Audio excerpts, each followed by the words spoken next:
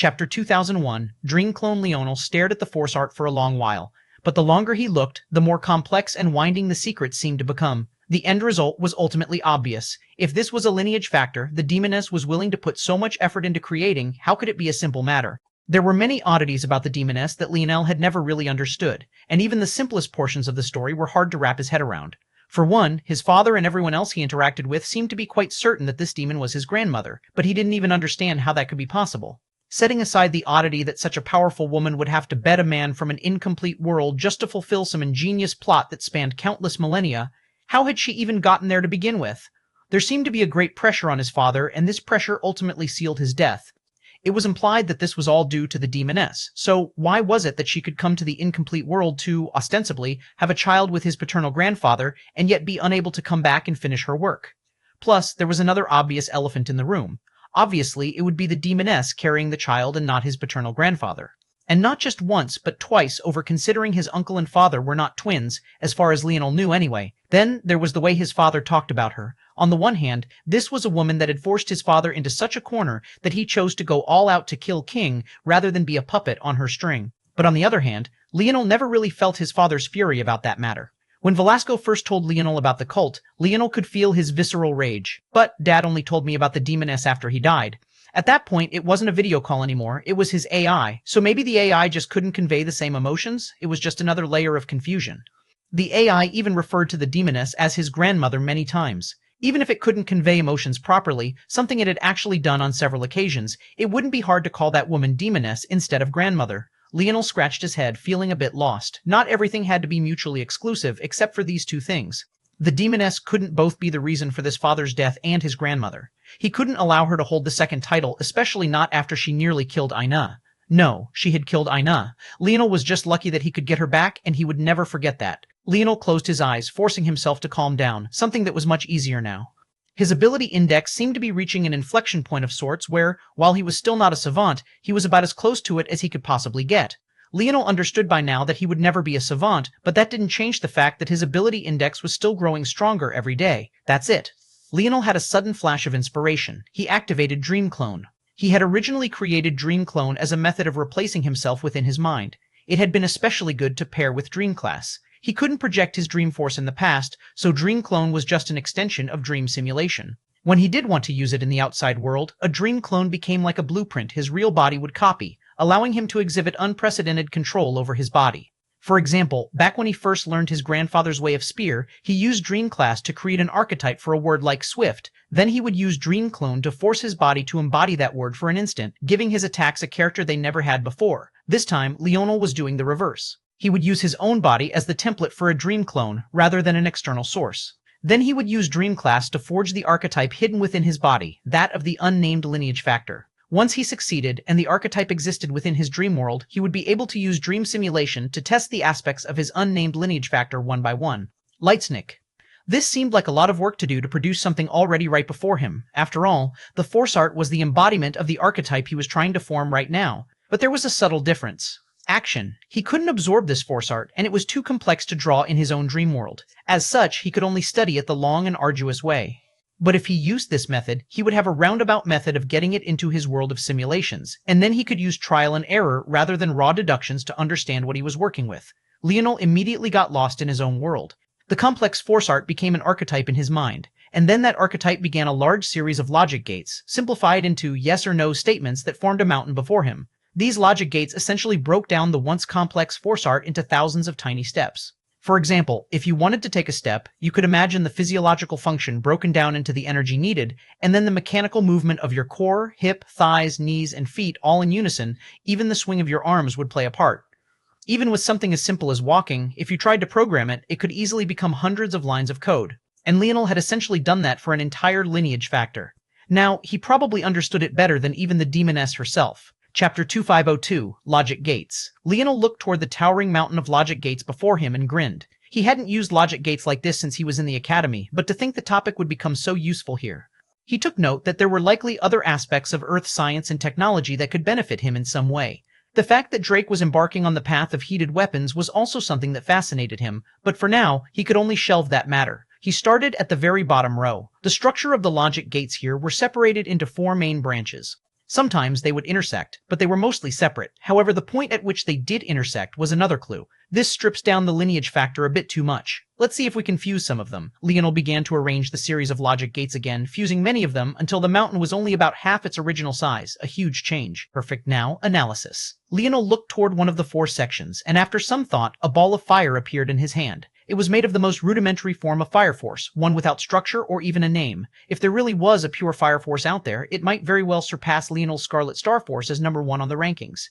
In this case, this fire force was more so the equivalent of neutral force. Neutral force was the most common force there was, and it was an amalgamation of all forces. Fire force was similar, but just for the fire elements. In this case, because it was impure, much like neutral force, it wasn't very powerful at all. What Leonel was simulating now was what would happen if he began eating flames, something that he had yet to try out. The logic gates began to light up one after another, some activating and others shutting down. Eventually, a result was produced at the end. Leonel nodded and then formed another ball of fire. This time, it was radiant force. Radiant force was a 6th-dimensional fire force that Leonel hadn't used in a very long time.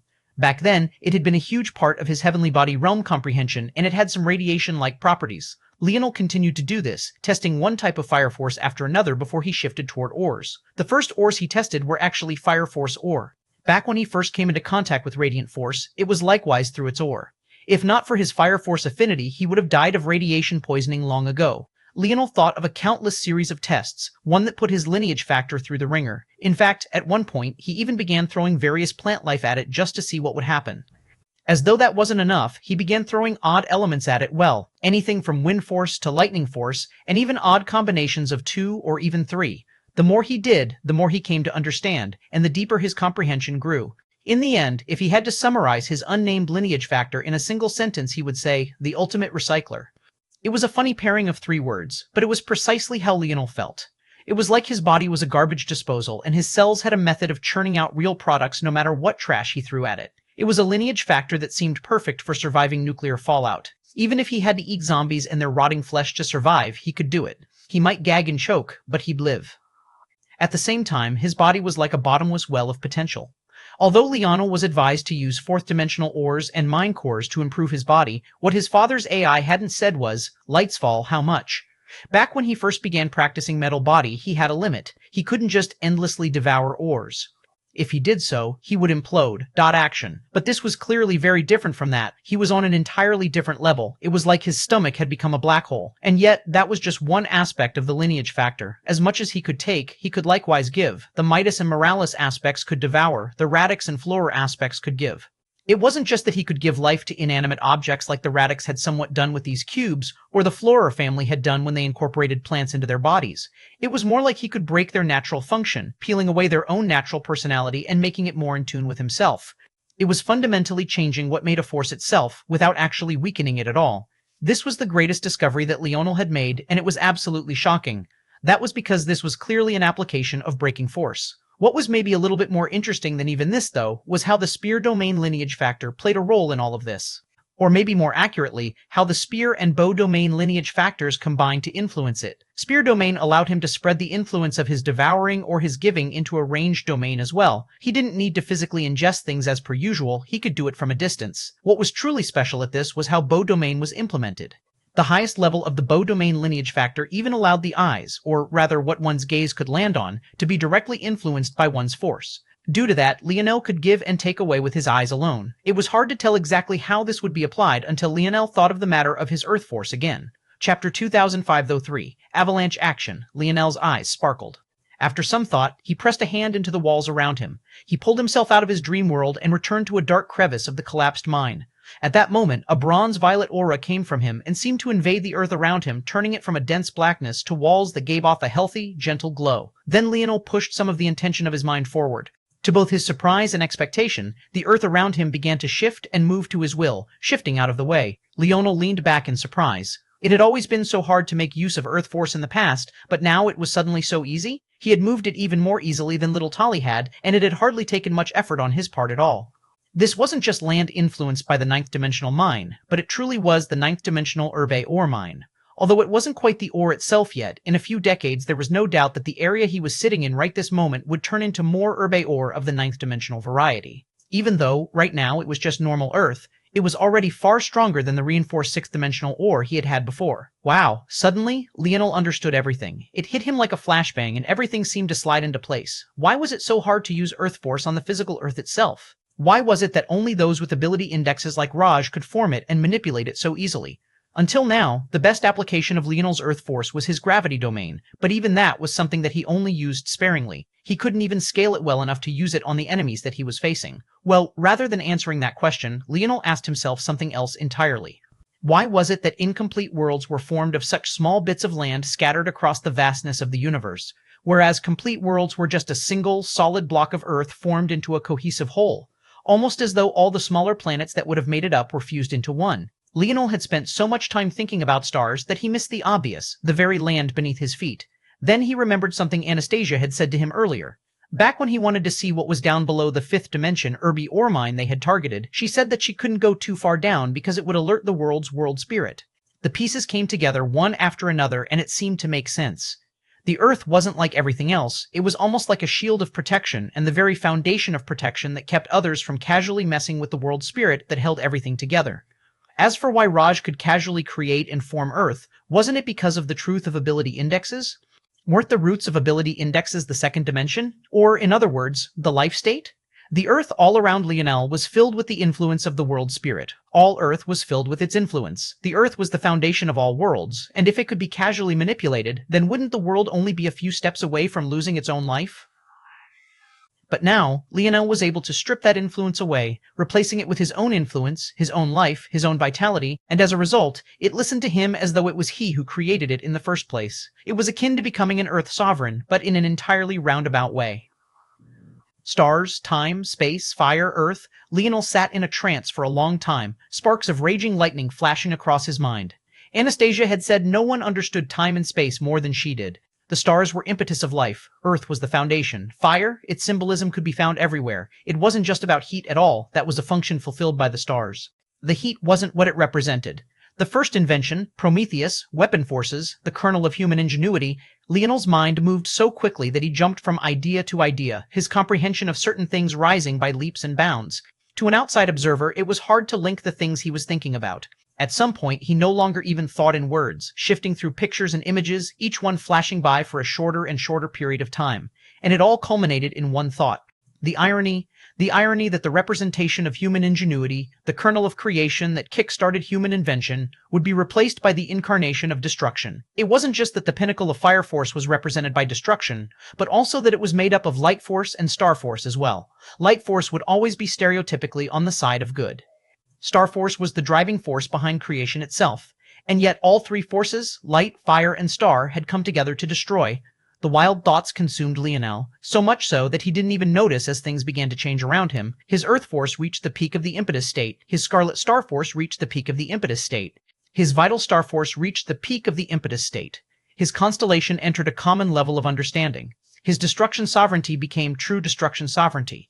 It was an avalanche of clashing comprehensions that only seemed to steamroll as they reached toward the end, building up higher and higher until it seemed that Leonel might explode with insight. The god-beasts of creation created so much that it led to destruction. Lights file, boom. Leonel's Scarlet Star Force comprehension entered the life state. Chapter 2004-4. Hollow Leonel's eyes opened with a flash, his presence causing the surrounding region to tremble mightily. However, the frown on his face hadn't vanished. He could feel the weight of a life state level of comprehension, and it was heavy, heavier than he expected. It wasn't that he felt like he was burning from the inside out. In fact, his innate nodes felt more in control than they ever had, and he even felt like he could finally begin using some of their true power. It was more so that it was like a veil on the world had been lifted, and he could feel some of that helplessness that his future self should have felt. He could finally see the top of the mountain, or at the very least, one of them, and yet it felt so hollow. It should have been an amazing accomplishment. He had done something that only a select few had ever done, and he was probably the first human since King, at least in these bubble worlds, to have succeeded in such a thing. There were probably humans scattered across other bubbles who lived lives mostly as slaves to much more powerful races. To such races, if a servant couldn't have at least this level of strength, they weren't worth much of anything at all. But aside from those poor souls, it could be said that Leonel's accomplishments were the highest of any other human in the lane of comprehension. Lights and Varl, it was indeed something to be proud about. It was just that he didn't feel that way. All this time, he had consciously associated his Scarlet Star Force innate node with his destruction sovereignty. But the truth was that while they were related, they were two separate existences, meaning the existence of one didn't necessitate that of the other. It was instead better to look at them like two wells of power that could form waves, waves that easily fused into one and doubled their sizes or more as a result. However, his father had implied that the existence of his Scarlet Star Force innate node was a result of the Demoness's experiment as well, so it made him wonder how much of his current path was truly his own. He had broken free of one shackle and felt that he was finally free, but he hadn't expected for there to be another one hidden within him. If he hadn't shed the thought that the Scarlet Star Force innate node and his destruction sovereignty were one entity, what kind of road would he be led down? Would he have fallen right back into that endless rage? He looked down at his hands, and a flickering flames that shimmered like rubies and gold appeared. It was the most beautiful flame he had ever seen, and for once didn't seem to give off an oppressive heat. In fact, it looked happy, filled with hope and vitality. It was completely unlike the flame Leonel had come to know all this time. It was pleasing to the eye, it was soothing, caring even. He didn't even know where his previous thoughts of wrath and destruction had come from. Wasn't his Scarlet Star Flame a bit adorable? And maybe that's why it's so dangerous. Leonel had come to retroactively understand something that other Scarlet Star Force wielders only came to understand only after they stepped into the creation state. This docile, adorable little flame was maybe the most dangerous existence in the world. Leonel flipped his palm and his wrist moved like a wave. Then he gripped at the air. Suddenly, his flickering flame became a solid spear. Unlike his emulation spatial force, his Scarlet Star Force didn't rely on his dream force to create, it relied on his comprehension instead. This spear was more powerful than any spear he could craft, that much he was certain of. It was as powerful as his middle impetus state sovereign spear force could match, and if you used them together, Leonel's other hand descended onto the spear's shaft, a light of silver and gold fused with the ruby and gold. The spear went from 2 meters long to almost 2.5. Its power doubled and space itself trembled around it. When his Scarlet Star Force and his emulation spatial force were used together, one carrying the intention of the world and the other carrying the intention of Leonel himself, their power was far more than just the sum of their parts, and it was in the power of creation that the strongest destruction came. Never would Leonel have thought that his Scarlet Star Force was meant to be used in this way, but now that he did, it just felt so natural. Even then, this was probably just the simplest and most straightforward way to make use of it. The fundamental ability of his Scarlet Star Force could be described in a single word: potential. The thing was that as much as it could use potential to fuel itself and create something beautiful, in doing so it would be stripping potential away from something else. When that potential came from Leonel, he could control it, rein it in. It was his innate nodes after all, it was his power. Within certain limits, it could no longer harm him. However, when that potential was snatched from others, Leonel pointed a finger up and the sturdy ground was ripped to shreds as a pillar of ruby gold flame shot into the skies like a beacon. It tore through over 50 meters of hard earth as though it was absolutely nothing. With a step, Leonel appeared on the surface once again, his expression calm as he sensed the demons rushing toward his location. His spear swept across the ground and countless stones of earth erupted upward. Each one was easily over 20 meters tall and flickering with flames that could make the heart tremble. The tip of Leonel's spear vibrated and he thrust it forward. The walls of earth suddenly shot down from the skies like streaking meteors. Chapter 2005, Target Dummies. The bull demons in the vicinity felt a sense of danger they hadn't felt in a very long time. No, it was the kind of danger they had only ever sensed from the sun and moon demons that they could only follow. Their fear didn't change anything. Their bodies exploded one after another. The heat of the flames so high that many of them directly burned to death even before the meteors of earth even landed. Leonel's spear spun in his hand. It snapped into place in his palms and curved in a graceful arc. A concentrated scythe of spear force, attached with a hint of something otherworldly, took shape and rushed forward. The instant the meteors landed, they were all sliced in half, anyone lost in an explosive retreat unable to react. They lost their lives without even truly understanding what had happened. Boom. Amidst the explosions, Kelgis and Adru landed, along with Elisa, Arisa, and Larkin. Their eyes opened wide, unable to understand this sheer level of destruction. It had to be understood that even their ninth-dimensional experts couldn't cause so much devastation to the land. Complete worlds were far too sturdy, and even cracking the earth was incomparably difficult. But Leonel had cut slabs out of the ground and even used them as weapons. And yet, at the same time, they were absolutely certain that his power output was less than that of a ninth-dimensional expert by quite a large margin. How could both things be true? Boom. The second halves of the sliced meteors crashed into the ground, kicking up a wall of wind that blew their hair back. Leonel's spear rested before him, pointed slightly toward the ground and hanging loosely from his hand. This was without a doubt the strongest spear he had ever used. It wasn't just the compatibility with him, but just in terms of raw grade. Auction Leonel had yet to parse the differences between life-grade treasures, though he was sure they existed.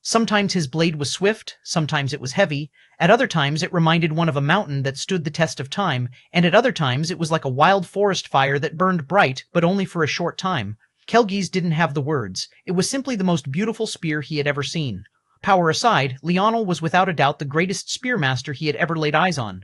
Better than the warriors of the sun demons. Better than his master. Better than even his own father. It was suffocating. Boom. The sphere cracked, and the duo were sent flying. Leonel's spear rose high into the air. So much power was fused within it, it looked as though it might collapse. It cracked at the edges, its blade trembling until it was forcefully steadied beneath Leonel's will. The reality was that the true strength of the life state wasn't something that Leonel's body could withstand. He couldn't even use the full power of his higher impetus state Dream Force, let alone a life state offensive force like Scarlet Star Force. However, for just a short time, in exchange for this beautiful spear dance, he could tap into just a small percentage of it. Run. The thought consumed Kelgis. He no longer hesitated. Grabbing onto Adger's hand, he pulled out a treasure and immediately crushed it. Leonel's spear descended. The region was the Vast Bubble. The Vast Bubble was the only one of the worlds that was not named after the family that ruled it, and the reason for that was quite obvious. It was instead the name of the Dream Pavilion, the true center of human power. On this day, it became the center of attention. Action. Large waves of dream force spread out in all directions, but all the common people could focus on was the confrontation in the skies. On one side, there were the four great families and some members of the Dream Pavilion. On the other, there was a cast of demons that seemed to suffocate the world in whirlwinds of harsh heat and bone-tingling cold.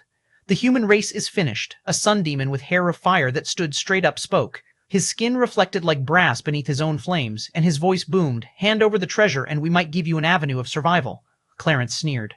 These fools had no idea what the Dream Pavilion was.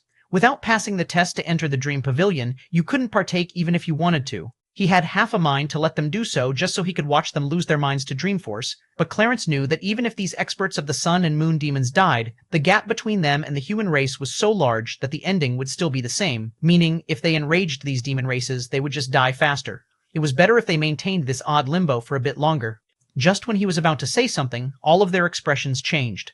"Master, save us!" A roar came as a portal was torn open. It was like a large wheel of spatial force had appeared in the skies, and through it, a pair of sun and moon demon lovers quickly flew through. But the fear in their eyes didn't vanish in the slightest. A tingling sense of danger filled the hearts of all of them as they saw the spear strike. Beautiful, regal, powerful. The sun demon that had just been sneering took action immediately, a spear appearing in his hands as he swung down. Finality. The words were soft, and yet they reached all of their ears with the ease of a gentle breeze.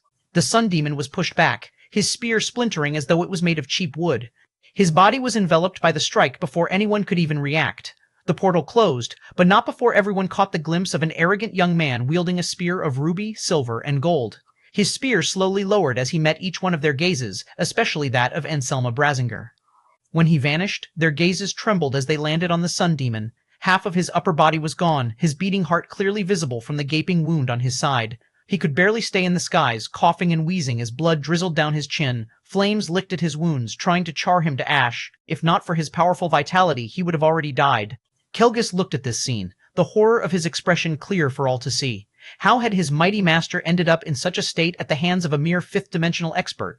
Violet blood drizzled to the ground, each drop playing on their hearts. Chapter 2007, Scram Exagu was a man that had stood at the pinnacle of Sun Demon society for hundreds of years. He had an unblemished record, and it could be said that he was a meteoric star from the time he was born. The only man to ever outshine him was the current patriarch of their race, Erlgon, a man that hadn't even cared enough about the proceedings to appear on this day. And yet, here he was, floating in a half-dead state. It was hard to tell if, even with his overwhelming vitality, he'd live or die. The demons were a bit late to react, but another ninth-dimensional expert eventually rushed forward in an attempt to help, but he was blasted backward. "Action! Don't touch me," Zagu growled. The sun demon steadied himself somewhat embarrassedly, but he also didn't dare to show any discontent either. Even in this state, the place Zagu held in their hearts was far too high. Zagu suddenly unleashed a roar, and a large amount of blood spurted out in all directions. This blood carried with it small tufts of flame that fell into the city below. The carnage it caused was not small, and the human experts frowned as it was their own people suffering now. But they had to maintain this defensive barrier, or else who knew what might happen? Zagu hacked and wheezed, his body swaying in the air. Of all those here, he was the one who could least believe what had just happened to him. Although he was a bit careless, it shouldn't have mattered even if he was snoring before a fifth-dimensional expert. How could they possibly harm a hair on his head? The only ones that could do such a thing were the children of gods, and that bastard most definitely not one. Coughing, hacking, and wheezing, Exagu barely managed to stabilize himself after several minutes. But the red orbs that were his eyes were blazing with fury. He was a man of flames, and yet flames had harmed him. He was an expert of the spear, and yet a spear had almost killed him. This was the greatest humiliation that he had ever faced in his lifetime. He turned toward the humans with a sneer. I see, this is how the human race likes to do things. The four great families, and the old man of the dream pavilion who looked like he had just been plucked out of a fairy tale, couldn't help but frown. They had nothing to do with that young man, and they had no idea how he had gathered up so much power. But they knew that even if they explained that much, it would be entirely meaningless. How were they going to explain that such a genius had nothing to do with them? Even if by some miracle they managed to do it, wouldn't that just make them more of a laughingstock? Not everything is as it seems, the old man with the long beard bristled. He was known as Deputy Gems, a man known for his temper despite his somewhat adorable appearance. Exagu didn't say a word. Logically, if this was a plan of the humans, they should be attacking to finish the deal now, but it was clear and obvious that none of them had such intentions. That made it somewhat clear that this truly had nothing to do with them, but that only made it more amusing. He would crush this genius. He's like to see if, bang, Leitzigvol M, the moment Exagu turned his back on the humans, Clarence attacked. It came with such force and such surprise that Zagu couldn't even react. He was so arrogant that he had turned his back on his enemies even when his heart was exposed to them all. Clarence only hesitated for a moment before he rushed forward, shattering his heart and ripping it out of his chest. Clarence didn't even look back toward his fellow humans. If they couldn't see the situation for what it was right now, they had no right to be the so-called last bastion of the human race. After Exagu left here, he would go heal himself. Then he would go all out in his assaults and become their living nightmare. Worst yet, he would go all out to kill Leonel. There were times to take a step back, and then there were times to move forward without hesitation. This was one of those times. Clarence, Gems roared. Hearing this familiar, agitated voice, Clarence didn't even react. Instead, he grabbed Kelgis and Adru, both of whom had been under Exu's protection. I suggest the rest of you scram now, or else I'll kill these two right here. I wonder how your mighty patriarch would react to the death of his son and daughter-in-law. The sun and moon demons froze, feeling a cold chill warp their spines. They knew that they couldn't allow this. If Exagu and Kelgis died, even if the human race did suffer later, it would be they who suffered first. But at the same time, if they allowed Kelgis to be captured, would their punishment be any different? Clarence suddenly squeezed Adru's throat. She began to struggle, her face turning white, then blue. Her legs kicked at the air and her body began to shudder. An expert like her could last quite a while without air, but her brain couldn't surface without a flow of blood and force. The longer she stayed like this, the worse it would become. When this didn't make the expert scram, Clarence sneered and began to do the same with Kelgis. The group of sun and moon demons shuddered before rushing toward the distance. They didn't stop until they were outside of city limits, but they didn't take their eyes off of Clarence, their gazes burning with a fiery hatred. They knew that no matter what, some of them would suffer for this. The question was, which of them was going to return to inform Erlgan of this news? Chapter 2508. Selfish. When Clarence finally looked back, he found the full brunt of the human race bearing down on him. They were, unsurprisingly, enraged. However, his expression was just the same. He had already resigned himself to death the moment he submitted the vast dream pavilion for the challenge. He acted without scruples, and while he wouldn't harm the human race on purpose, he also wouldn't needlessly hold back due to cowardice either. Do you have any idea what you've just done, Clarence? Gems's eyes were entirely red. It seemed that he was using all the self-control he had to not attack this man he had known for centuries. Clarence sneered. Why does it seem like you're more mad at me than you've ever been at those demons? Why are you trying to hold yourself back so much now? You seemed to be so calm just minutes ago while they were spitting in our faces. You? Oh, I get it. You're not holding back because of me at all. It's because of these little kitties in my hand, right? Even now, you give more respect to these children than you do your own race. How about some self-reflection, coward? Clarence's dream force ripped through the atmosphere, and his calm expression gave way to his own fury. You're still so selfish. The words came from a calm woman with a head of green hair and sparkling green eyes. She spoke quite softly. This woman was of the Crudis family and of the same status as Imperatress Anselma, Imesmai Crudis. Clarence shuddered slightly when he heard this woman's words, but after giving her a glance, he didn't say anything else and simply took a step and vanished. What was done was done. If they wanted to kill him, they were free to try. He was going to face off against the true experts of existence very soon. He didn't give a damn about what challenges these people might try to bring him. The Dream Pavilion will be holding a worldwide exam starting in 3 days' time. Those that feel they have an affinity for Dreamforce, feel free to come. All transportation fees will be handled by the pavilion. The voice echoed across the human bubble worlds, the booming echo of a ninth-dimensional expert drowning out everything else. Leonel looked up into the skies, hearing this voice much like everyone else. He had already been planning on going, but now the situation was more than just a little bit hairy. He hadn't attacked with the intention of harming or even killing that man. He had just appeared out of nowhere, forcing Leonel to use finality at the last moment. Had he not, the portal might have stayed open for long enough for the man to counterattack. As far as Leonel was concerned, if he had to choose between offending one more enemy and his life, the answer was obvious. Plus, he had already offended so many people, why should he give a damn? He didn't know what happened afterward, but he did recognize that world. That should have been the vast bubble, meaning he was correct about the demons having congregated over there. A surge of power caught Leonel's attention. He looked over to find little Tolly rushing out the ground, a spark of strength coming from him. Leonel could feel that the little guy had just entered the quasi-seventh dimension. One more half-step and he would enter the true seventh dimension. However, though this sounded like a small change, for Tolliver, this was nothing short of huge. Every step forward it took was worth far more than anyone else's. Which was why not only had it come out from the ground, but it had also come with 1 billion kilograms of ninth-dimensional reinforced Irby ore. Leonel grinned. Worth it. He rushed over and put a hand on it, sending it into the segmented cube. Perfect. Now I just somehow have to figure out how to do the same for the evolution ore. Anastasia, throw this ore into the ocean for me. Got it. Leonel had gotten into a habit of doing this with all the ore he got from this world. He had a feeling that not all ore was created equal. Depending on the world it came from, it could be tainted. That was why some bronze-grade weapons were far stronger than others, though part of that was also a craftsman's skill. Action Anastasia, though, would be his great equalizer. He didn't have to worry about low-quality ores because of her cleansing waters. By the time he was ready to use the reinforced Irby ore, it would be on the same level as reinforced Irby ore that came from exceptionally high-level worlds. Anastasia, I feel that I can protect myself to some extent now. Ignore all restrictions except for those in the demon bubbles. I need you to find me as many fourth-dimensional mine cores as possible. I want a map of them all. I'll make a plan starting from there. Leonel heard Anastasia hum her understanding. Lightsnivel. It wasn't that Leonel felt that he could defeat a ninth-dimensional expert. While Kelgus and Adru had been held back by his spear dance, a real ninth-dimensional expert, or even an eighth-dimensional one, could have closed in the distance long before he finished it. However, given the tools he had in his arsenal, he was confident in his ability to escape, or at least keep enough of a distance so that Anastasia could ramp up to her top speed. In that situation, Leonel felt he could be a bit more reckless with alerting others. That strike would have definitely been able to outright kill a human expert. They are lucky that a sun demon took it on for them. Leonel sneered. He felt that the time he would get back at these people for what they had put him through wasn't far off at all. I have a map ready here. Anastasia's voice came a few hours later.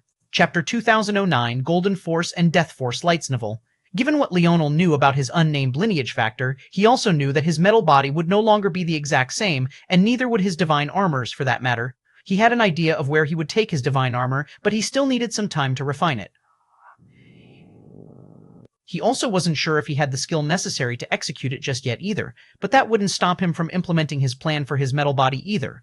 Ultimately, it was wrong to still call it his metal body. Leonel felt that a more accurate representation of what it was would be a vital body, or maybe a nature's body.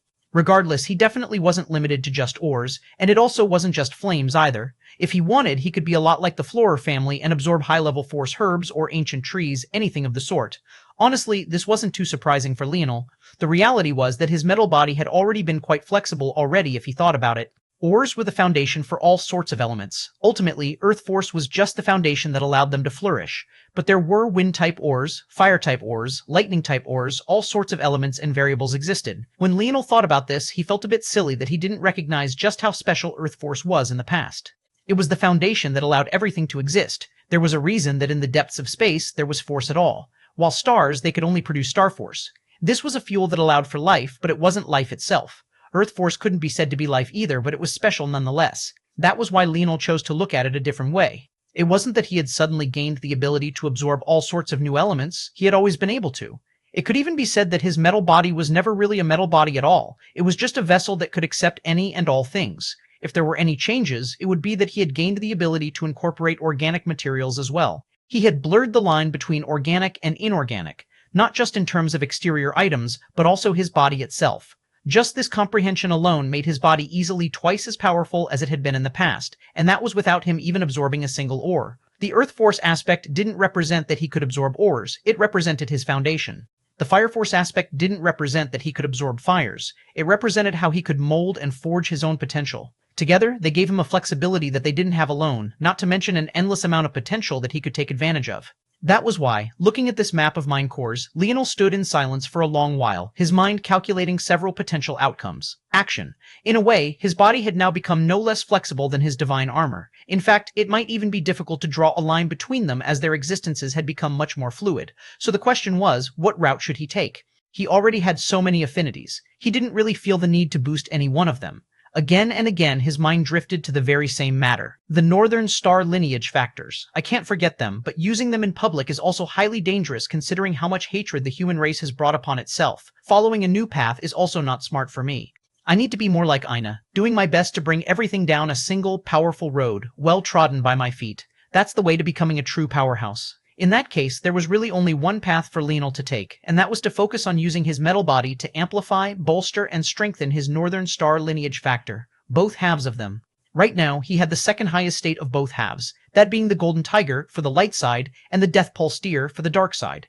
Leonel already had an advantage others didn't have. Because he had both halves, when he activated them at the same time, they were already hard to recognize. He didn't know if there were any other envoys that had ever managed to fuse the two in the past, because the side of creation and the side of destruction should have been at loggerheads. However, there was no harm in being a little extra cautious, especially when he was on his own in this world. The Death Pulse Deer used Death Force, Dark Force, and Star Force. The Golden Tiger used Golden Force, Light Force, and Star Force. If Leonel had been there when a certain spiritual's prince stole his father's innate node, he would have recognized it to be the very same golden force that the Golden Tiger used. It was known as the strongest piercing force in the world, a fusion of light force, spatial force, star force, and variant earth force. This variant earth force was the purest form of metal there was. Death Force had a lot of overlap with his destruction sovereignty and the abilities of his father's technique, Final Destruction. Likewise, Golden Force had a lot of overlap with his weapon forces. The question was how to use them both in a way where they didn't clash or become redundant, but rather amplified one another and played to one another's strengths. And then, he had to take those ideas and distill them down into a form that could be used to amplify his body. He looked through the map again and again. Although this was a weak world, all things told, when it came to the selection of fourth-dimensional materials, it shouldn't be much weaker than any other world. I think I've got it, Leonel thought. Chapter 2510, Bonus Enough. Bonus chapter courtesy of Fire Monster A316 Clarence, rose to the skies and entered the realm of the Dream Pavilion again. He casually threw Kelgis and Adger to the side. Quite frankly, he doubted it would matter whether he killed these two now or not, but in the territory of the Dream Pavilion, they wouldn't be able to do much of anything. The Dream Force here was so dense that it was practically a debuff for anyone who stepped onto these clouds. If you couldn't protect your mind, you could even end up dying. It seemed that these two youngsters knew that well, or at the very least, they had figured it out. Because the moment they sensed the assault of Dream Force, they forgot everything else and entered a state of deep meditation. For most people, unless you had a life state force or another method of protecting your mind, stepping into the Dream Pavilion was as good as being forced into a permanent unconsciousness for the rest of your life. This was part of the reason that Clarence had acted without hesitation. Of course, the odds that Erlgan had a life state force was probably quite high. But this passive dream force was just the least of what the Dream Pavilion had to protect itself. If not for the fact that most people who stepped in here would turn into vegetables, the Dream Pavilion would be the perfect place to host what remained of the human race. Now, it seems that waiting is all we have left to do. Clarence stood before a small floating cloud that had countless dots spread across it. These dots were the teleportation platforms he had spread, or more accurately, activated. These teleportation platforms had been around for a very long time and could be said to be a hallmark of the former glory of the human race. They had been shut down many generations ago because the number of Dream Force experts and the number of people who could protect themselves from the Dream Pavilion's domain had dwindled to the point that they no longer mattered. Now, however, he had activated this system once again. All that was left was to wait. There would no doubt be many who sent themselves to death because of his words, but he couldn't spare the sympathy for these people. At best, he could respect them for the attempt, even if it was made in ignorance. He closed his eyes and fell into his thoughts. These next few days to weeks would feel like an eternity to him. Explain it to me, Anselma roared. Blood ran down the corner of her mouth due to the exertion, but she didn't seem to notice it at all. She didn't care how agitated her inner organs became, she just wanted a damn answer. But she didn't receive one. The three remaining members of the four great families that had acted with her, including Imesmai, didn't say a word. Even when it seemed like she might truly go berserk, they couldn't bring themselves to care at all. Toward this reaction, Anselma laughed, almost a little too heartily. It didn't sound like a dark laughter at all, but it was rather a deep belly laugh. Come, come, look down on me more. Show me more of your true faces. Anselma. The man of the Aderna family barked, his blue hair and eyes shimmering. That's enough, Anselma sneered. When King was alive, you three wouldn't even dare to look me in the eyes. But now you've grown a pair of balls, huh, Gavinus? Action, Gavinus sneered. I suggest you say less. You're embarrassing yourself. Light's what you said when I insisted on stepping out to go and confirm if that child was dead. And how did it end? That strike could have killed any one of you. You're lucky the sun demon dealt with it, or else you would have gone to the afterlife feeling nothing but regret for having called me crazy. Gavinus's jaw clenched, and the others fell into silence. But soon he seemed to recover as his sneer deepened. Have you had enough now? Anselma's crimson gaze flared up again, but she managed to control herself when she felt that the gazes of the three surrounding her were truly all the same. Now that she thought about it, all four that had gone at that time should be just as heavily injured as her, but she was the only one running around while sporting all these injuries. The other three had focused on recuperating, even sending these three as representatives of them. In this situation, she was at a clear disadvantage. She had always seen the four great families as one unit, which was why she didn't really have her guard up. Although there was a lot of infighting, especially between the Brazingers and the Adernas, it never crossed that line. But there was something about the expressions of these three that made her feel like this might be in the past. Are you three trying to gang up on me? No. This time, it was Imasmai who spoke. Clearly, she wanted to cut the Aderna man off before he made the situation worse. However, Anselma, we need to make something clear. A lot of the ongoings have been pulled along by you and King. We do not care who you sleep with, and I can understand if Adam Rainiers. Don't you dare say that name in front of me, Anselma snapped. The dangerous light in her eyes had returned, and she was truly like a caged animal by this point. If his betrayal led you into a tailspin. However, enough time has passed, and it's time for you to let go. Are you all crazy? You think any of this still has to do with him? Of course it does. Would you have fallen so deeply for King if not because of these matters? You let a Dreamforce expert manipulate you so thoroughly, so much so that you forgot what our four families exist for in the first place. Chapter 2511, Bonus Prophecies. Bonus chapter courtesy of Fire Monster A326. Anselma was finding it harder and harder to control her emotions. They were quickly spiraling out of control. She knew at this point that it was her bloodline influencing her the most. The madness of the Brazinger family was something that was well documented, and she knew well of the trouble it could bring. But these people were making it very hard. Lightsnivel, our three families are very unhappy with you is the bottom line, Anselma. Because of you, we threw away our own experts. How was I supposed to know that he was so powerful? Did I not go and risk myself as well? And that's the only reason we haven't turned on you. It's obvious to us all that you were manipulated. At worst, that man was a variable we all had to take into account, but the only person he truly threatened was King. What's the difference between one king or one Velasco ruling over our heads? Is it not the same? It's only because your man feared for his life that he sent us down to deal with him, and look at the result. 4 of our best experts are heavily injured, and we lost 2 of the best protectors humanity had on top of that when we could have made do with just the loss of 1. That's enough, Anselma snapped. No, it's not. Imasmai continued just as calmly. I will remind you why our families exist. It's not to be the pawns of the humans, or whatever demons might be lurking behind them and pulling their puppet strings. Our one goal has been and will always be to survive. That it is. Nothing more, nothing less. Even if it means sacrificing the rest of the human race to do so, we must survive. Now this entire situation is spiraling out of control and you're at the center of it. None of us know why that young man is so powerful, but what we do know is that you've made him our enemy not because of a logical decision, but because you shared a bed with the wrong person. You put us in this compromised position, and you need to remember that before you go around trying to show off your strength everywhere you go. Anselma's chest rose and fell, but she didn't have a rebuttal. Survive. That was the very same directive they had all been given. They were the last hope of the human race, and one day this investment would come in handy. As for what they were waiting for, none of them knew, but they knew the importance of waiting. It was a prophecy even more important than any before it, of which there were 6, each one written on a different tablet, and of which 2 were intimately familiar to Leonel. The violet winds rise north, a union of light and darkness will reveal the 12-pointed star. This prophecy, though, was more important than all of them. That was because it didn't come from a bronze tablet or the unknown tablet the first came from. It came from a tablet locked in a holy ground shared by the 4 great families together, a tablet that radiated a rainbow of colors and looked to be carved of diamond, the only life-grade tablet in existence. The only thing that could force Anselma to come off her high horse and listen to the words of these three people she felt were wholly beneath her. The goblins have begun making moves we don't understand. The Dream Pavilion has suddenly unleashed something that is beyond our comprehension. It's time the 4 great families make a move of their own. This cannot continue like this. Erlgen was a man of few words. He only spent his time doing 3 things: fucking women, training, and eating. He had no patience for anything else. Of these 3 endeavors, he spent the most time on the middle pursuit, except for his son, who was a man without an heir. Even though he was the hand that held up the skies for both the sun and moon demons, every man was aware of their mortality. Unless he could one day reach that legendary level, he would one day perish one way or another. Where is Zagu? Erlgen said calmly. This question didn't seem to make sense given he had just been given a report of what happened. But the sun and moon demons looked toward one another. He has begun to gather, one said slowly. How many years? Erlgen asked again. At this pace, if your majesty is unwilling to help him, it will take about 200 years before he is resurrected. Wastrel, Erlgen said coldly, give his essence to a worthy 8th-dimensional expert. The sun and moon demons shuddered. This was essentially co-signing Zagu to a true death, but did they dare to levy a rebuttal, action? It had to be remembered that upon reaching the ninth dimension, true death could only be prematurely triggered by an act of a regulator or one surpassing a regulator.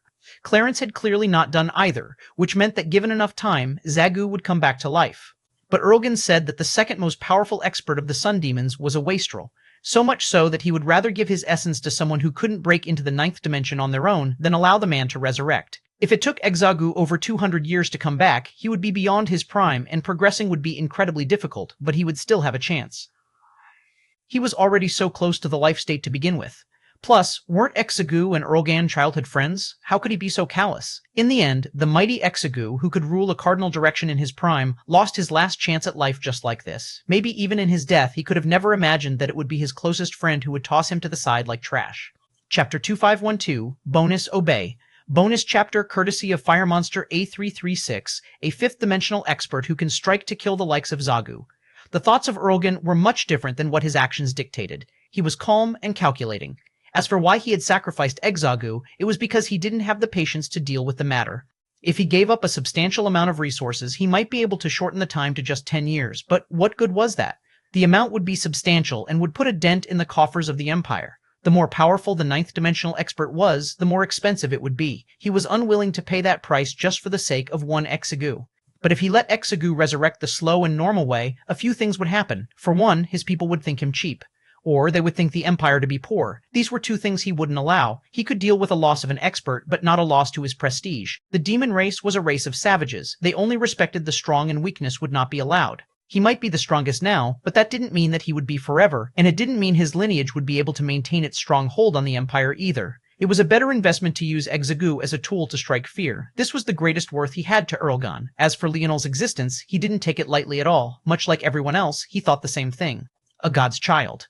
Either that or his was a god-child. There didn't seem to be any other explanation outside of this. In this time of crisis, the humans have produced a god-child, but he has yet to mature. I'll need to approach this with caution. If Erlgan knew how much effort it took for Leonel to output that level of power, he wouldn't hesitate to set out right this moment. Unfortunately for him, his son and his daughter-in-law, the only two that knew the truth, had been captured by Clarence. As such, he made the first wrong decision maybe of his entire lifetime, one that he would come to regret a great deal very soon. Leonel's path forward was a bit of a tricky one to decipher. He had all this extra talent given to him by his lineage factor, but it was difficult to maximize them normally, not without trying to invest in breathing all these new forces to the impetus state as well. But he already had far too much on his plate. Trying to handle them all at once would just stretch him thinner and thinner, so he chose a different path. The Snowy Star Owl had three main aspects to its lineage factor: speed, wisdom, and healing. Healing granted Leonel instant recovery, a great ability to have even now. Though with how deep his vitality was now, thanks to his vital star force, it was hard to say that he would ever need it. Speed spoke for itself. Back then, using his light force, he could cross great distances in the blink of an eye. It was largely for this reason he had never had to or bothered to learn a movement technique. Finally, there was wisdom. Thanks to it, his dream force broke through ahead of time. Back then, he had a mind that surpassed his dimension, much like he did now. From what Leonel could tell, wisdom and healing were the basic tenets of the lineage factor, both light and dark side. Regardless of which of the envoys he was invoking, they all had this foundation. What was different was the third aspect and how they manifested. The light northern star manifested wisdom as a boost to the person. The dark side manifested it as an oppression on the world. For healing, it was similar. The light used self-healing. The dark used steel healing, often using an enemy's vitality to heal yourself. When Leonel thought about this dichotomy, it was very similar to his unnamed lineage factor in that there was a give and a take portion. It played well with his strengths. Then there came the third aspect. For the Golden Tiger, it was known as the Slaughter Domain. For the Death Pulse Deer, it was known as the Pulse Domain. Both were ironically perfect killing formations. Both sides, whether light or dark, focused on the art of slaying the enemy. It was a lot. A lot of new abilities, a lot of new thoughts on how to use them, and ultimately, it was too much. Then, Leonel remembered what his greatest weakness was right now. What was holding him back wasn't just his dimension, it was the fundamental weakness of the human race. Why was it that he was so powerful when he activated his Dream Asura lineage factor? It was because his body was no longer that of a human. All of the previous limitations were lifted and raised to a level he couldn't fathom. Something similar happened when he transformed into a snowy star owl, or a starry-tailed fox, or a death pulse deer and a golden tiger. Action lightsful, so his goal was simple. Forget the domains. Forget the forces. Forget the techniques and complicated methods of using them. Forget the need for comprehension and the time and pain that would come with doing so. If his unnamed lineage factor could even force the unruly earth to listen to his commands, why could he not do so with his own body? If his ability index could impose its will onto his body and exhibit perfect control, why not use it? Why use the Northern Star lineage factor the way it was meant to be used at all? Why not use it to forcefully raise the level of his talent, forcefully raise the ceiling of what his body could handle at every level? And he already had the perfect pairing of partners to execute that wish. The unnamed lineage factor on one hand, his control ability index on the other hand. It was his body. It was about time it obeyed him. Chapter 25113, Bonus, his will. Bonus chapter courtesy of Fire Monster A346. So that was what Leonel did. He used his ability index to take stock of his body, understanding it to the deepest and darkest depths. Then, he used his unnamed lineage factor to take control of those depths, forcing them to accept a breath of outside power. They became like a vessel for his strength to leap forward by leaps and bounds. In a way, he was devouring his own body, its potential, using it as a conduit to cause his basic strength to soar. He didn't care what it was. So long as it was a mind core with some sort of light, dark star, or any related force to both sides of his Northern Star lineage factor, he devoured it. All he could think about as he moved was El Ryan. He could remember the sheer magnitude of his bodily strength. A single drop of his blood could destroy a void beast corpse he could hardly put a dent in. His body was so sacred that it refused to bleed even when he lost an arm. His vitality was so powerful that his language alone sounded like the roars of dragons and lions, and the claps of thunder and the strikes of lightning. That was the body he wanted. He didn't know how far from it he was, but he wanted it. He could feel that his body was like a bottomless well. It could take more, imposing his will on more, make more his own. Just the unnamed lineage factor alone was like an insatiable black hole. When the golden tiger and the death pulse deer were added to the mix, Leonel's body was truly akin to a brewing storm in a bottle. Lightning alone couldn't crack it. Every time he swallowed another mind core, his body would thrum with excitement. His blood would move faster, his heart thump louder. The air began to shudder and quake around him, as though his body alone had gained a will that imposed itself onto the world. More, more, more. Even after absorbing 100 mind cores, he didn't feel anywhere near complete. Even after 1,000, he felt like he could have far more. Even after 10,000, it felt like the world wasn't large enough for him. His body so far surpassed the levels he had been able to match in the past that it was hard to believe that it was him, and in the third dimension at that. The deeper he went, the more he realized just what kind of insatiable beast he was creating. If even tens of thousands of mind cores weren't enough to satisfy him, what would happen in the future? Right now, he could gather this amount only because he had several worlds at his beck and call, and he was only aiming for the weakest minds of them all. At this level, they were so numerous that many remained hidden not because they couldn't be found, but rather because they were worthless to find. By the time Leonel crossed the 100,000 mark, his heartbeat had slowed even more considerably. But every time it pumped, his blood would be akin to a tsunami, and the sound alone would cause ripples in the air. Action, the phantom images of a tiger's claws and a deer's majestic antlers projected out from him from time to time. Death pulse and golden force exuded from him not due to his comprehension, but almost as though he had become a mind core that produced them himself.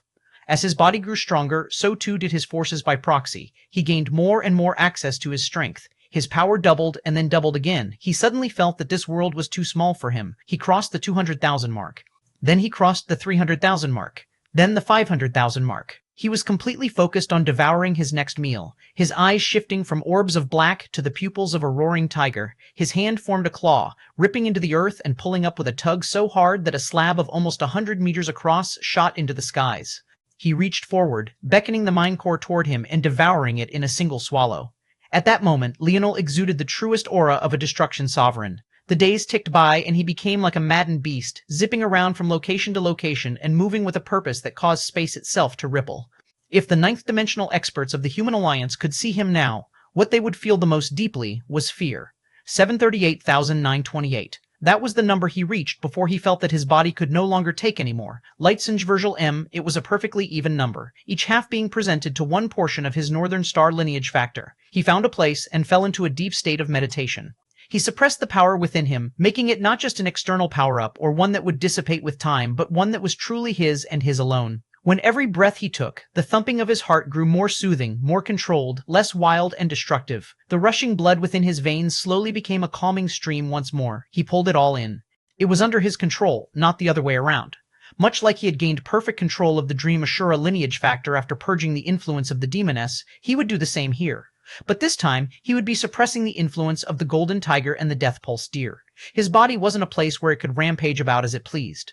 His body would always be under his control, never under anyone else's. His eyes opened with a flash. Bang! A crater of several hundred meters appeared around him. This sort of destruction was the kind that even ninth-dimensional experts couldn't impose onto this world. However, his will trumped all.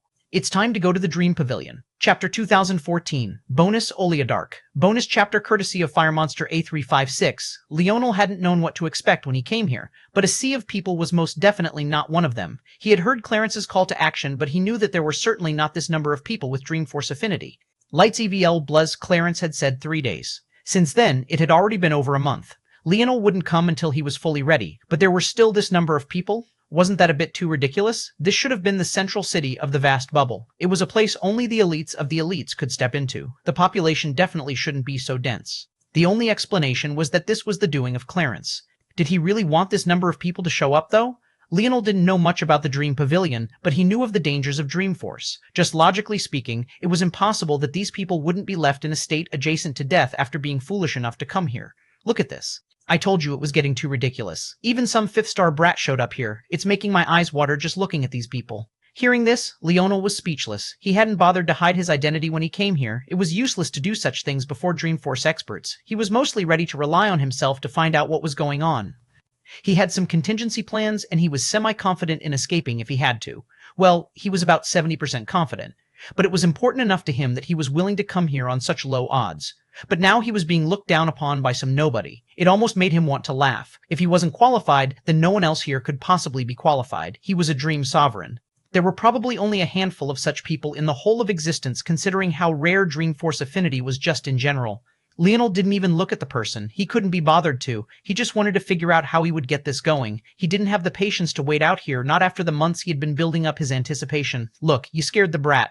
He didn't even dare to. Can you piss off? Leonel looked back. He didn't even put much effort into his voice, and yet it sent the pair flying back, blasting a large, cone-shaped hole in the crowd of people. Find something better to do with your time. If you're too scared to go up, just say so. What a waste of air. Leonel's actions shook many to their core. Immediately, he was given a large berth. No one was willing to come close to him, but that was just fine by him. He managed to cut through the crowd of people until he reached the front, and he managed to find out what all the holdup was about. There was a line of people from powerful organizations, some of which he actually recognized. They were some of the people that he had fought back during that demon-fighting event. He would have felt a wave of nostalgia if he cared enough to. His eyes moved, and they eventually landed on Mistress Oleodark. He was surprised this old crow was still alive and kicking. Then again, vindictive assholes like her tended to live the longest. By her side, there was her equally annoying granddaughter. But other than that, there was a pair of men that Leonel didn't recognize, but could likely put a name to. These two should be the missing husband and son-in-law pair. From what Leonel remembered, the two of them had been sent to battle on behalf of the 4 great families, and nothing was ever heard from them. Due to this, Mistress Oleodark began to move as though her husband and son-in-law were missing, even recruiting grandson-in-law candidates for her granddaughter. Unfortunately for her, there had been 3 of them, including Leonel, and Leone killed the other 2. Leonel only gave them a cursory glance before looking away. Like he had said, he wasn't here to waste time. But to them, seeing Leonel again was like being hit by a speeding truck. Back then, it was as a representative of the Oleodark family that Leonel had wreaked all that havoc. If not for the contributions of her husband and son-in-law, things that ended up sparing the family in the end, they would have been finished. The endless Twilight Pavilion head, Ophelia, had been thoroughly enraged by Leonel's words. She had wanted nothing more than to tear him to pieces. But because the seal shattered, she had been called away by duty. When she came back and found that Leonel was actually gone, she had nearly wiped out the Oleodark family in a fit of rage. Once again, it was only because of her husband and son-in-law that the family managed to be stabilized and changed. Mistress Oleodark couldn't help but feel a well of rage when she saw Leonel again. But it was actually her granddaughter that reacted first. "It's you!" Athre suddenly called out. "Daddy, kill him! He's the one that caused us all that trouble!" Leonel's steps paused. He had suddenly remembered something. He looked back toward the family. In the midst of the crowd, there should have been endless commotion. And yet, the world seemed to fall into silence. Remembering how willful this little girl was, he also remembered how far the family was willing to go. He had been willing to let go of the fact they enslaved him, but a memory flashed in his mind. Leonel raised a hand, and Mistress Oleodark flew into his hands so fast that no one was able to react. Her throat was being clamped down so tightly that in an instant her old, wrinkled face had turned blue. "Chef Luca, Kara, Ameri," Leonel said slowly. The more names he said, the more confused Mistress Oleodark was. She couldn't even remember what he was talking about. "You killed them, didn't you?" The esteemed Oleodark family couldn't possibly be caught going to such an establishment. It was only when he said this that Mistress Oleodark's eyes widened. "Wait, crack." Leonel shattered her throat and spine with a single squeeze. Chapter 2515, Bonus, Bonus. Chapter courtesy of Fire Monster A366 Grandma. Mother-in-law. The roars came at the same time, but Leonel never took his own eyes off of the despair in Mistress Oleodark's eyes. It was hard to tell how many people she had callously killed in her life. He wanted to make sure that she could see his indifference, how little he cared about her life, how he killed her not because he had to, but because it could, because it was convenient to him. You are worthless. Those were the meanings his eyes conveyed, and they were the last things Mistress Oleodark could think about herself as her consciousness faded and her body went limp. No one could believe what they had just seen. Someone had just killed, in broad daylight, in 4 great family and dream pavilion territory, and in front of so many spectators at that. It was such a shocking realization that no one could even have the time to register that it was a 5th star that had just killed a 7th star, as though she was a strung-up chicken, not worth more than the feathers on her body. Leonel flung Mistress Oleodark's body to the side without a care and looked up. To his surprise, the remaining 2 men hadn't attacked yet. The oldest of them, the man he assumed was Mistress Oleodark's husband, looked at him with red eyes, but the rest of his expression was as calm as they came. I hope that this has calmed the young sir's anger. My Oleodark family will take this loss. We have no intention of pursuing this matter. Leonel looked at the old man deeply, then at his son-in-law and his granddaughter. Then, without a word, he turned to leave.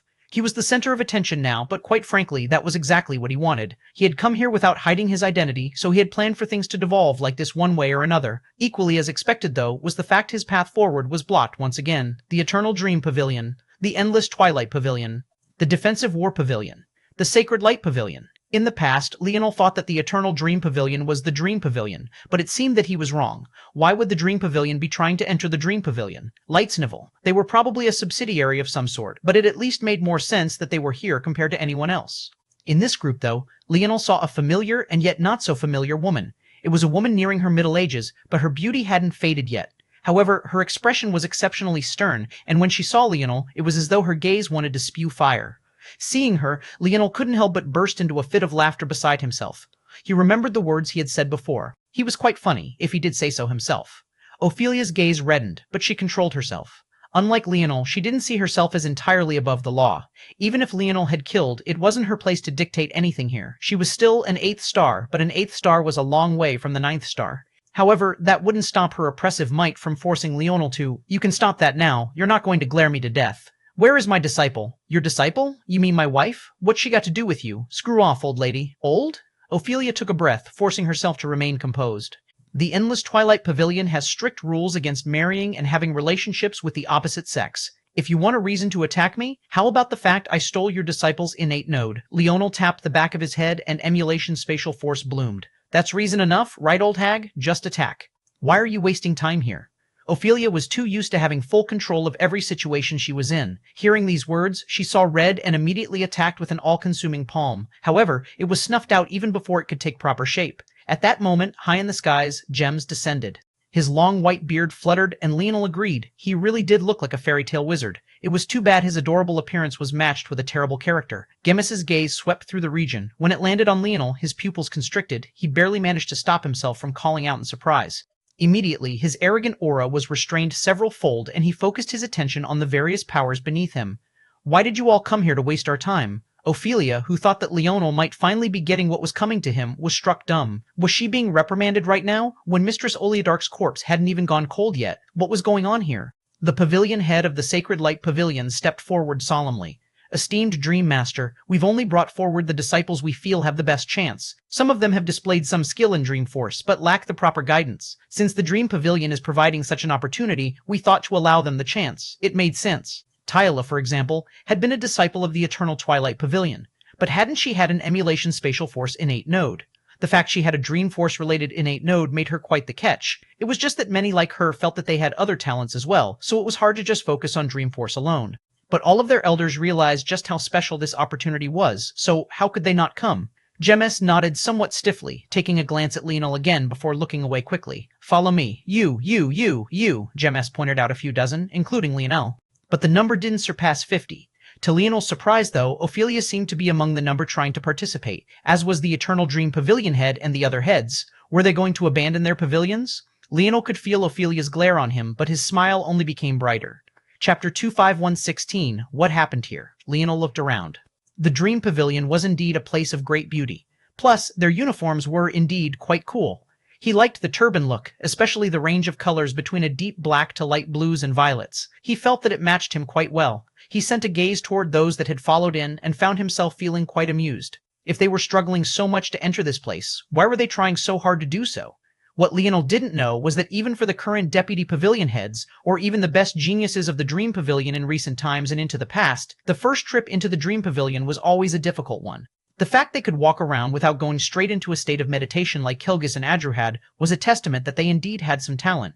The main problem was that the vast Dream Pavilion was a pavilion ranked near the top 100, and yet it didn't have nearly the talent to uphold that ranking. As a result, its environment was far more lush and vibrant than the norm. Usually, when you were approaching the top 100, the pavilion heads would have Dreamforce already surpassing the lower life state. Many would be beyond the middle life state as well. The environment, as a result, was something that could suffocate you if your Dreamforce affinity was only average, and if it was too weak, you could directly collapse. Gems, who was paying attention to Leonel the entire time, felt his eyes widen. From the start, Leonel didn't even waver. He took the step as though he was going from one sunny breeze to a slightly cloudy one. There was hardly a change at all. In fact, he was looking around and admiring the scenery. By comparison, the others were already slightly stiff in their movements. They didn't even have the presence of mind to notice how much easier Leonel was taking it because they were focused on themselves. If they lost their sense of self now, they might lose their minds forever. Their basic assumption was that everyone was struggling just like they were. Unfortunately, they were very wrong. Gemmis shook his head and looked away. In his heart, though, the waves had yet to cease. Clarence was very correct about this young man, but would it be enough? This is the vast Dream Pavilion, Gems said in a booming voice. The pressure you feel on your mind now is nothing but the ambient dream force concentration in the air. If you want a chance to make it to the real Dream Pavilion, you'll need to walk through this path. Leonel walked by Gems with a flicker and vanished. The so-called path was a snaking road of rainbow-colored clouds. If the path they had taken before was an appetizer, this was the real challenge. Lightsavel, technically, if you were strong enough and realized you couldn't take it after the first appetizer, you could still give up and go back now. However, it wasn't a challenge for Leonel. He was more interested in seeing what was on the inside, and Gems didn't stop him. After the old man had seen Leonel's casualness until now, he realized that there wasn't really a point in trying to stop it any longer. The others only now seemed to notice Leonel's casualness. They had been paying attention to the road because Gems was describing it, only to see that Leonel had already vanished down the other end of it in the blink of an eye. The pavilion heads froze. That momentary distraction almost cost them their lives. Leonel appeared on the other side of the road, looking around with an interested expression. "You've come." "Come up."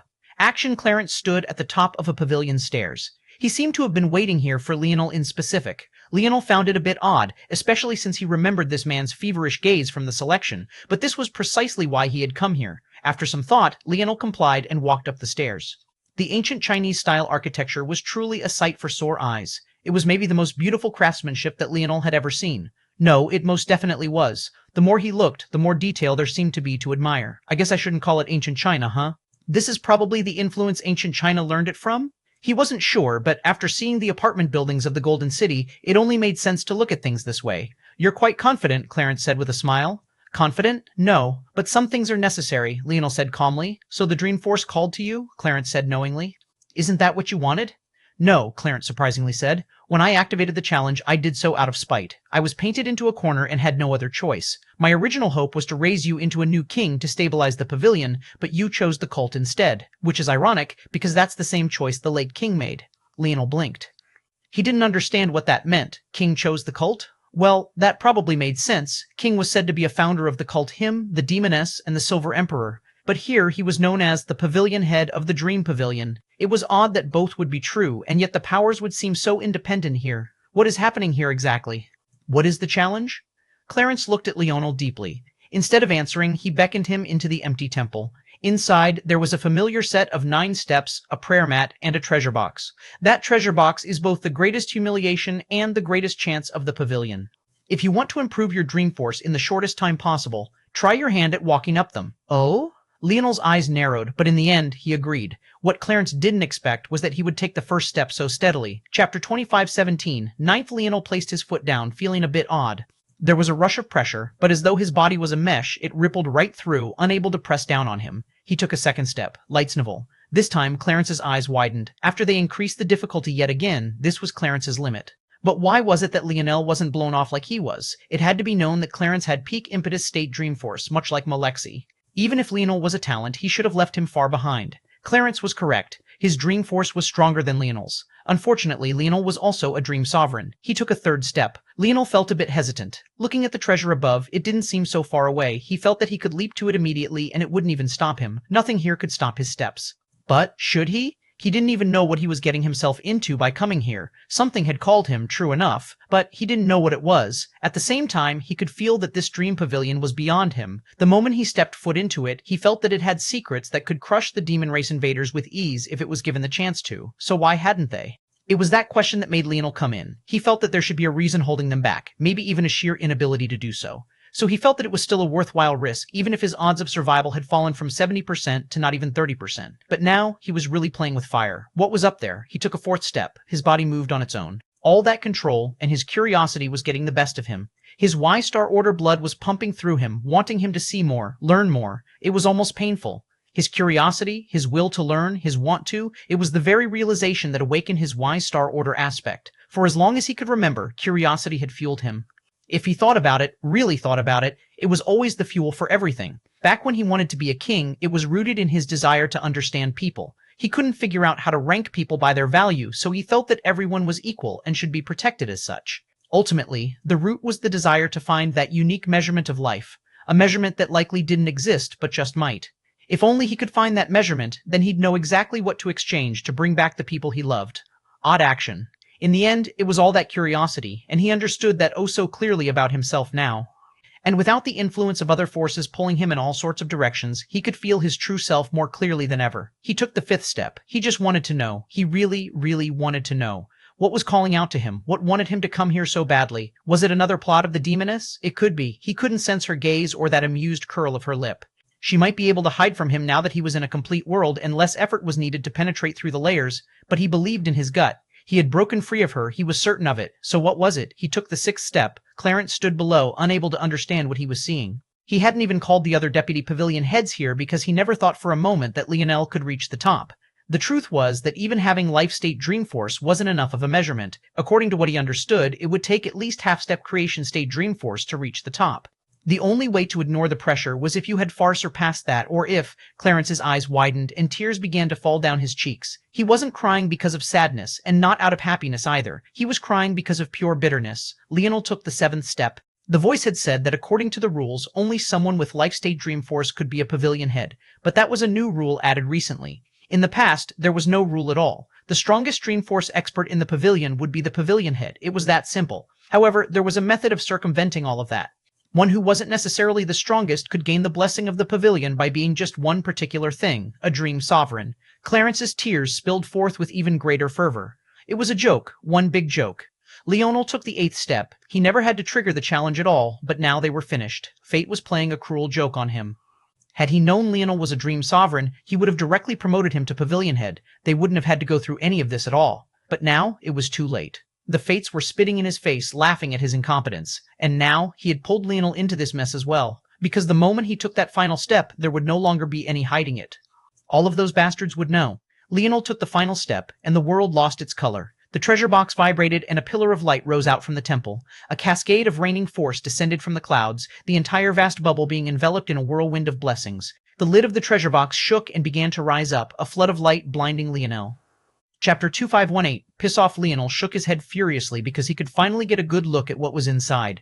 His eyes widened. It was a tablet, but it was completely unlike his silver tablet.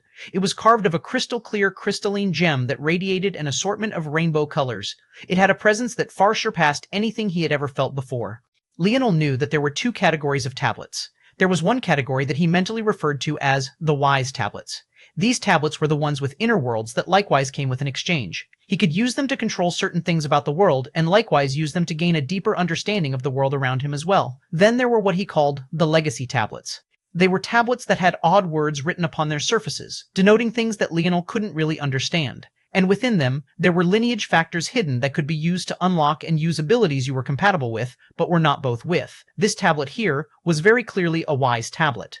It was the very kind of tablet he had in his possession, and it was the same tablet that Malexi had in her possession. Leonel had guessed that there were higher-level wise tablets, much like there were clearly tiers of legacy tablets, but he hadn't even started maximizing his silver tablet before this. Life tablet appeared before him. There were so many more secrets he had yet to unearth, and... bang! The life tablet suddenly shot out of the treasure box and right into Leonel's forehead. He only had time to widen his eyes for a moment before it collided with him. Action. He was sent flying back, but the life tablet was no longer present. Instead, it had fused into his ethereal glabella, taking up a large amount of space all to itself. It stood in the very position that his stars had once done because they were transferred to his destruction world. At that moment, his mage core, a lush tree of rainbow leaves and an ability he had all but forgotten about, was suddenly subject to a rain of colors.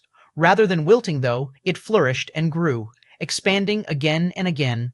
At the same time, the space within his ethereal glabella likewise expanded wildly. The life tablet took root in his body, and both the dark and light sides of his northern lineage factor roared with life. Leonel barely managed to take control before anything too wild happened. If he allowed this life tablet to make changes to the northern star lineage factors, who knew what would happen or who he would alert? Boom. A shimmering image suddenly appeared in the temple. It was a silhouette of a figure that Leonel couldn't make out, but the pressure they exuded was so great that he coughed up a mouthful of blood that sparkled with rainbow-colored lights. The figure didn't say anything, but Leonel could feel that its gaze had landed on him. Then, without a word, it vanished. One after another, like a long queue, figure after figure appeared. Their silhouettes were all different, but what remained the same was that the details of their features couldn't be seen clearly at all. Every time they did, their casual pressure almost destroyed Leonel from the inside out. Clarence himself had already been pressed so far into the ground that his cheeks smashed against the hard floors. Leonel's knees bent and looked as though they were about to scrape along the ground. Were they doing this on purpose? He wasn't even sure. Given the power of these people, a casual glance by them might really cause this much pressure. But that didn't make him feel any better. PISS. Off. A wave of pressure came from the life tablet, and the vast dream pavilion, which was suddenly under Leonel's control, seemed to close down. The next silhouette was blown to pieces, and none appeared after that. Leonel sucked in a large amount of air. After he had gained the Flora family's lineage factor, every intentional breath of his could already kick up hurricanes and tsunamis. But now that he had really been pushed to his limit, if it wasn't for the sturdy construction of the temple, it would have been blown off its foundation. Clarence, who was at the end of his rope, was even blown away like a leaf in the wind, the wild beating of Leonel's heart sounding like the raging of war drums in his ears. It took several minutes before Leonel finally began to calm down, but he was still pissed on the inside. He didn't know much about the Dream Pavilion or who these people were, but he knew basic etiquette. You couldn't just sweep your senses into someone's home just because you felt like it. Whether they were pressuring him on purpose or not, it pissed him off. Who were they to casually step by like this was a common market and not the last bastion of the human race? Lightsville. Each one of them had had a different shape and form, but he recognized them by this alone. The extra floating hands of the nomads, the ethereal presence of the spirituals, and then there came races that he could even understand or fathom. Races that exuded might not much different from El Ryan or Sean Ray. Leonel stood to his full height, finally having the strength to pull his back straight. His gaze was filled with a burning light. Even without understanding the whole situation, he felt Clarence's rage already. He had actually been so heavily injured by a few glances. Even now, with his vital star force, he had only recovered to about 50%. He would need a few more minutes before he could recover completely. He seemed to understand why Clarence would take this path. He raised his head, and at that moment, a flood of information entered his mind. Its origin, the pulsing life tablet. Chapter 2519. Easier. The flood of information came in such fierce waves that Leonel's mind nearly collapsed. If it wasn't for the fact he had experience with becoming a Dream Ashura and the extra flood of information and sensory overload that came with it, it might have truly happened.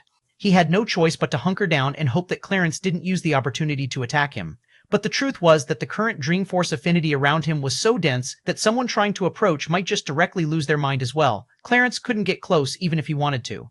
It wasn't until 3 days later that the flood of information finally stopped, and Leonel was able to open up a haggard pair of eyes. It looked as though he hadn't slept in years. His mind had really gone through what felt like centuries of living just now. It wasn't the kind of thing he wanted to experience again in a short time.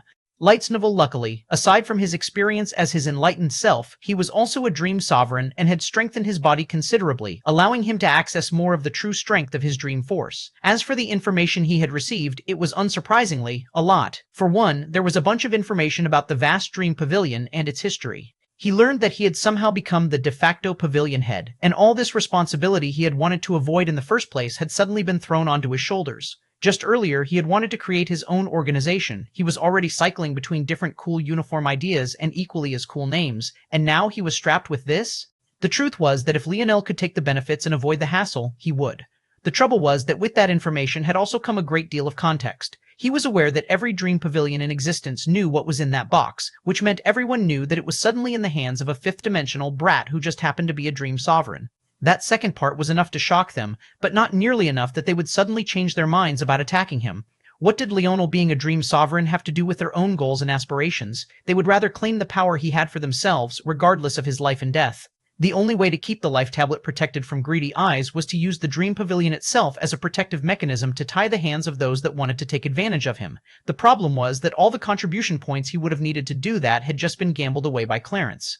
If nothing was done, the vast dream pavilion would plummet to 9999th place, and then all hell would break loose. It was truly the worst sort of outcome, and there was little he could do but play this game now. How fucking annoying. Leonel didn't even know how he would do this. It would probably be the most dangerous thing he had ever done, and that was saying something. He had just escaped the hands of two organizations flooded with ninth-dimensional experts as a third-dimensional expert, and after getting hundreds of times stronger, he would suddenly be facing off against enemies likely thousands of times stronger than the ninth-dimensional experts he had just escaped.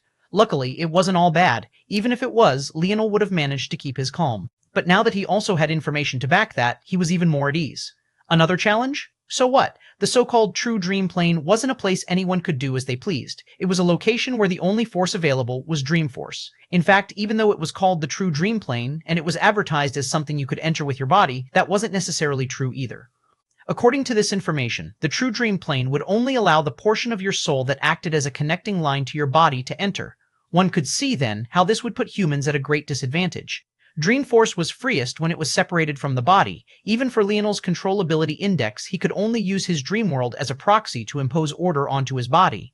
Humans who entered the True Dream Plane would find themselves fighting back against a great amount of cognitive dissonance. When that was layered with their already relatively weak Dream Force to begin with, it was a nightmare. Luckily, Leonel didn't have this problem, and there were many other things he would be able to take advantage of in that situation, especially when the life tablet was on his side and given the fact he was a dream sovereign. There wasn't much else left to do than prepare. He turned his attention to Clarence. The latter had already recovered and seemed to have been watching over him. There was a tinge of regret in his eyes, but also a hint of helplessness. Hindsight was 20/20. If he had known everything in advance, he would have never triggered the challenge sequence. But what was done was done. At this point, he could only say that they were lucky that Leonel had taken so long to appear. Thanks to that, their opponents were already locked in. If the higher-ranked Dream Pavilions had known of Leonel's existence, or the life tablet had been claimed earlier, they would have definitely entered this challenge as well. However, just because they couldn't enter any longer didn't mean that they wouldn't be able to influence the situation. There was no doubt that they were already moving in the shadows.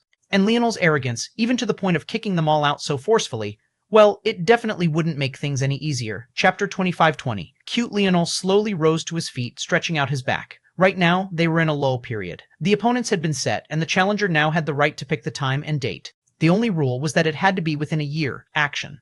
The smart thing seemed to be to drag it out for as long as you could, but Leonel knew that this was the exact wrong move. He had already thought of what Clarence had. There were a great deal of moves being made in the shadows right now, and he had already wasted 3 days. He couldn't waste any more time. However, it wasn't all bad. Existence was impossibly vast, and the dream pavilions were scattered all across it. Even with the greatest means, it could easily take years to move from point A to point B, and that was even taking into account large-scale teleportation platforms and things of the like. If he gave him a year, they might really find a whole host of ways to make his life a living nightmare. But there was no way he'd do that. Without speaking to Clarence, Leonel waved a hand and set the time. When Clarence got the notification, his eyes widened, but he didn't say anything in the end. This boy, Clarence looked at Leonel deeply. He had been there when Leonel escaped from the clutches of the Godlands. It might be because he was arrogant that he chose to do things like this, but Clarence didn't believe that to be the case. He felt that Leonel was bold, but only in the right areas. Even so, he was surprised that Leonel had set the date for just a single day from now. In fact, it wasn't even a full 24 hours. The Godlands sent a representative, Clarence suddenly said. Oh? Leonel smiled. I guess news spreads fast. They want the Godland Codex back. Tell them to kick rocks. Those techniques are better in my hands anyway. Leonel turned and walked away, leaving Clarence in silence. Soon, a grin spread across Clarence's face and his laughter echoed. He had been tired of the human race's way of doing things for a long while now. By this point, he was almost 100% certain that Leonel was the one that ruined their plans. From the very beginning, this inconspicuous boy had been pulling the strings from the shadows, and it ruined things they had been planning for centuries. He didn't even know how Leonel managed to trigger the fusion of 6 bubble worlds, and yet he was still certain that it had happened. Regardless, none of it mattered. If Leonel could pull this off as well, none of the rest of it would matter in the slightest. He might become a man truly worthy of the title of king. Lightsful Buell, a man a day from now? This human is different. The speaker was a nomad man. The gem on his forehead was particularly prominent, his turban carefully wrapped to allow it to shine through. Do you think the humans planned all of this? Another asked.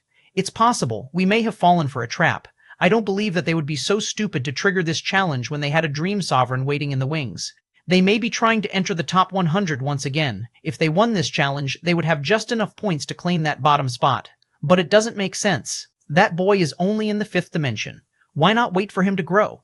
We all know how much of an advantage dream sovereigns have in that land. The advantage is even greater with the life tablet is in play. If they have 1 or 2 other treasures from the olden days to pull out, they might very well be confident in winning. A warning shot. Maybe even a petty jab. They've been ruthlessly suppressed by those at the top for generations now. Triggering this challenge right after they were given such a short timeline to find a new pavilion head, and winning, would really be a resounding slap to their faces. As he spoke these words, the calmness in his voice didn't transfer to the rest of his face. His expression carried a deep sneer. Mere humans dared to use his gem dream pavilion as a stepping stone? The crafted dream pavilion. At the top of a wide set of stairs quite familiar to the likes of Leonel and Clarence, a woman wearing a flowing dress of pink diamond sat. 2 wings, more white than a subtle pink, spread to her back, looking as though each feather had been delicately carved by a white gold leaf of metal. This was a woman that truly looked as though she had been plucked out of the sky from a world of deities. Everything but her hawk-like eyes and fierce brows were truly perfect. This was the pavilion head of the crafted dream pavilion. The gem pavilion was ranked 947th, while they were ranked 529th. It could be said that the Gem Pavilion only swept in to fill the numbers because between the 529th ranked Crafted Dream Pavilion and the 491st ranked Breeze Dream Pavilion, most of the contribution points had already been matched. One could see then how large the gap between the top echelons and the bottom rung was. The vast pavilion had to double their contribution points just to rise up 20-odd spots, while these 3 pavilions, despite being much lower ranked, were able to pool their resources together to match them. This wasn't too surprising, though. There was a line of demarcation every 1,000 spots. All those ranked between 100 and 1,000 were about the same. Upon entering the top 100, though, there was a significant gap with every 10 spots you moved up. Despite the fact there was a higher-ranked Dream Pavilion partaking, though, it could be said that the Crafted Dream Pavilion was by far the most dangerous. They weren't ruled by the Nomad race like the Gem Dream Pavilion, nor the Spirituals like the Breeze Dream Pavilion. No, they were ruled by a demigod race. A race of men and women descended from the once mighty Minerva race, the Owlin race, also known as the Sages. The woman on the throne curled her beautiful lips into a smile. Cute, she said softly. This was truly amusing to her. Chapter 2521. Belief. Leonel planted a kiss on Ina's forehead, cupping her cheeks with a smile on his face. Though she smiled during the action, she frowned soon afterward. What are you going to do this time? Leonel grinned. Just wreak a little havoc, nothing too big. You're a terrible liar. Leonel laughed. Objectively, I'm the perfect liar. If there was a competition of liars across the world, I would probably be number 1. I'm Captain Liar, King Liar, Emperor Liar. Ina scrunched up her little nose, the adorable action causing Leonel to stop and laugh. You're beautiful, you know that? Ina blushed at the sudden words. What are you talking about all of a sudden? Are you trying to sweet-talk your way into my bed? Keep going, it might work. Lights of ill-common Leonel's smile bloomed even brighter. He felt that he was really lucky to have a woman like this. Although they hadn't had the smoothest path to getting here, he felt that every moment was worth it. Just know, Ina, nothing can keep me from returning, I promise. Those pair of radiant golden eyes stared up at him, carrying a hint of something Leonel hadn't seen before. It was belief. It wasn't shrouded by sadness, darkness, or even the slightest hint of doubt. She just believed in him. And for some reason, that made Leonel feel stronger than he ever had before. Goosebumps raced across his skin, and he was suddenly intoxicated by the gaze of this woman in his arms. He kissed her. It wasn't their spiciest kiss, but it was probably their truest. Ina's eyes were a hint misty when they pulled apart. Do you want to? She asked softly. She had never been actually serious about gatekeeping their bed. Who knew how long it would take for Leonel and her father to make up? If it took years, wouldn't she be suffering too? Save it for me, Leonel said with a grin, giving her ass a little pinch. I'll rock your world when I'm back. Ina laughed. Save those big words for if you actually manage to defeat me. According to my calculations, my win percentage is near flawless, Leonel said righteously. Is that so? I seem to remember a certain virgin quickshot. Ina's eyes blinked innocently, as though she was asking Leonel to confirm if that was true or not. What she received in return, though, was a devious grin. All right, you win. Ina's clothing suddenly exploded apart, floating into the air like wisps of ash and smoke. She was too stunned to react. When had Leonel gotten that ability? Plus, they were in the middle of a forest right now, her preferred training spot. But there was nothing stopping someone from suddenly walking in on them. Whenever they were in their room alone, Anastasia knew not to peek, but this wasn't their usual safe zone. The sudden anxiety made her heartbeat quicken and her face and body flushed red. However, there was nowhere to escape to. Her delicate back found itself pressed against a tree with Leonel looming over her, fully clothed. Leonel pressed a palm by the side of her head, grabbing one of her breasts with his other. It felt so soft in his palm that it almost reminded him of melting butter. It was a feeling he could get lost in for all eternity, but he was here to tease this future wife of his. Ina shuddered at the sudden touch. Beneath his tense nerves, her body flexed, revealing the subtle lines of power she hid beneath that delicate figure. The faint abs that moved beneath her heavy breathing, her rippling tall breasts, those wide hips that flowed out from her narrow waist, every inch of her was perfect. She was as tense as she could have been, and yet Leonel only continued to play with her one breast, ignoring the other and the rest of her.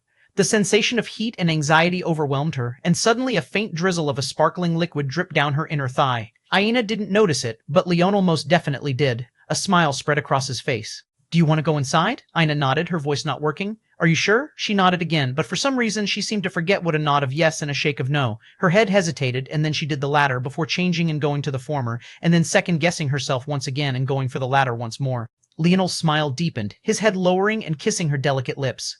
Aina shuddered as she moaned beside herself. She couldn't even control it and didn't have the time to feel embarrassed that she had entered such a state from a mere peck on the lips. Leonel's hand left her breast, trailing down her toned torso and grabbing her thigh with a strong palm. The current Aina was standing on her tippy toes, too uncomfortable to place her feet on the ground, or maybe it was just that she really wanted Leonel to kiss her again. The strong hand, though, made her knees feel weak. If not for how tense she was, she might have already collapsed. Leonel looked into her eyes.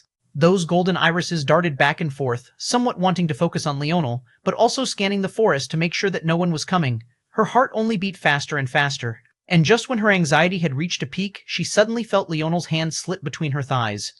Action! Her hands shot downward, grabbing Leonel's forearm with both hands.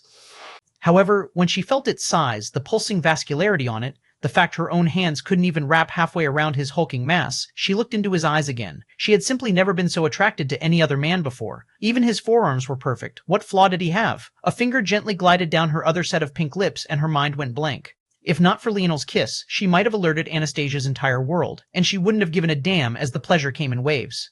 Chapter 2522, 37. The Leonel tightly wrapped the last band across his forearm and made sure that his turban was in place. He looked like quite the Arabian prince right now, if he did say so himself. According to the system of the Dream Pavilion, the different colors of turbans represented different things, but truthfully he couldn't be bothered to give a damn. He had suddenly become the pavilion head and none of that other stuff mattered, so he just took a black turban for himself. His wrists and ankles were tied by matching black fabric, and there was also another matching piece of fabric in the form of a cloth belt around his waist. Other than that, his clothing was quite loose. A set of white linen that felt so light that it truly might have been made out of clouds. There were some faded images of clouds floating across it, but Leonel had chosen a far more subtle option. With that done, Leonel stepped out from the temple. However, down below, there was only Clarence and no one else, causing Leonel to sneer. The challenge was something that Leonel didn't really have a choice but to participate in as the pavilion head. This was the case even though the decision had been made without his consent. However, to everyone else, there was technically nothing forcing them to go. Although Leonel could make them with his powers, they probably thought he didn't dare to. Truthfully, Leonie just didn't care to. What good were these burdens to him? He had stronger dream force than everyone but Clarence, and even then his dream force was stronger than Clarence's in this case because of his dream sovereignty and the life tablet. Clarence sighed helplessly. "I tried, but we don't need useless members," Leonel said with a wave of his hand. What he didn't say was that if not for a certain rule, he would have kicked them all out directly. Unfortunately, the Dream Pavilion not only needed a pavilion head, but they also needed a certain number of members to continue being a pavilion. However, Leonel would have a method of dealing with Gems and the others very soon. "Let's go," Leonel said. With a step, he vanished and appeared on the highest clouds of the Dream Pavilion. Almost the moment he did, a swirling portal appeared. Within it, he could see the shadows of several groups, 3 to be specific. 2 of them had numbers of 2 or 3 dozen. One, however, looked much more similar to Leonel's own group. Even so, they had more people than Leonel did, as there were 3 of them, each one with a pair of wings on their back.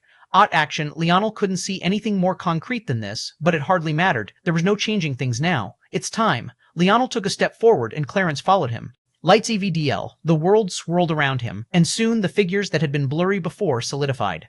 The location could only be described as a trial court, except this time, instead of just 2 defendants, there were 4, and instead of them facing a judge, they faced each other, each one taking up one of the cardinal directions. This time, Leonel got a good look at them all. Nomads, spirituals, and owlins. The highest ranked were the spirituals, and yet Leonel was fairly certain that they weren't even half as dangerous as the owlins. After he swept his gaze through them, he no longer looked toward them at all. His expression was calm and unhurried, his state of absolute focus reaching an incredibly deep realm. The air around him felt solid, and even those that tried to probe him couldn't make any progress at all. Before, they were certain that he was in the 5th dimension, but now they weren't so sure. In the end, they could only chalk it up to the life tablet. They knew that thing was a ticking time bomb. If not for the fact Leonel had claimed it at the last minute, it wouldn't have been their turn to claim it. The best they could hope for was to claim it and then pawn it off to a higher-ranked pavilion in exchange for some rewards. They knew better than to wish for something that was beyond them. At that moment, in the center of the courtroom, a shadowy figure appeared. Its form was large and imposing, just its presence alone, even partially formed, made those present want to bow their heads.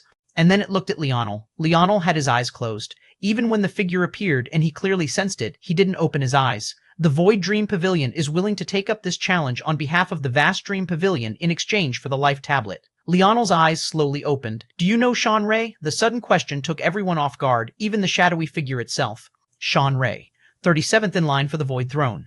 Unmatured. Leonel nodded. When you go back, be sure to tell her that I remember her quite clearly. In the future, she won't be so arrogant. Silence fell. The fact that the figure knew Sean Ray at all was a truly shocking matter. This meant that this junior had an exceptionally high status.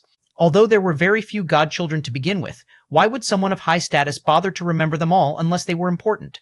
37th in line for the Void Throne was even more shocking. This meant that this junior was the 37th most talented of the Void race, regardless of generation. So long as you weren't of the eldest generation, you were qualified to be on this list, even if you had just been born.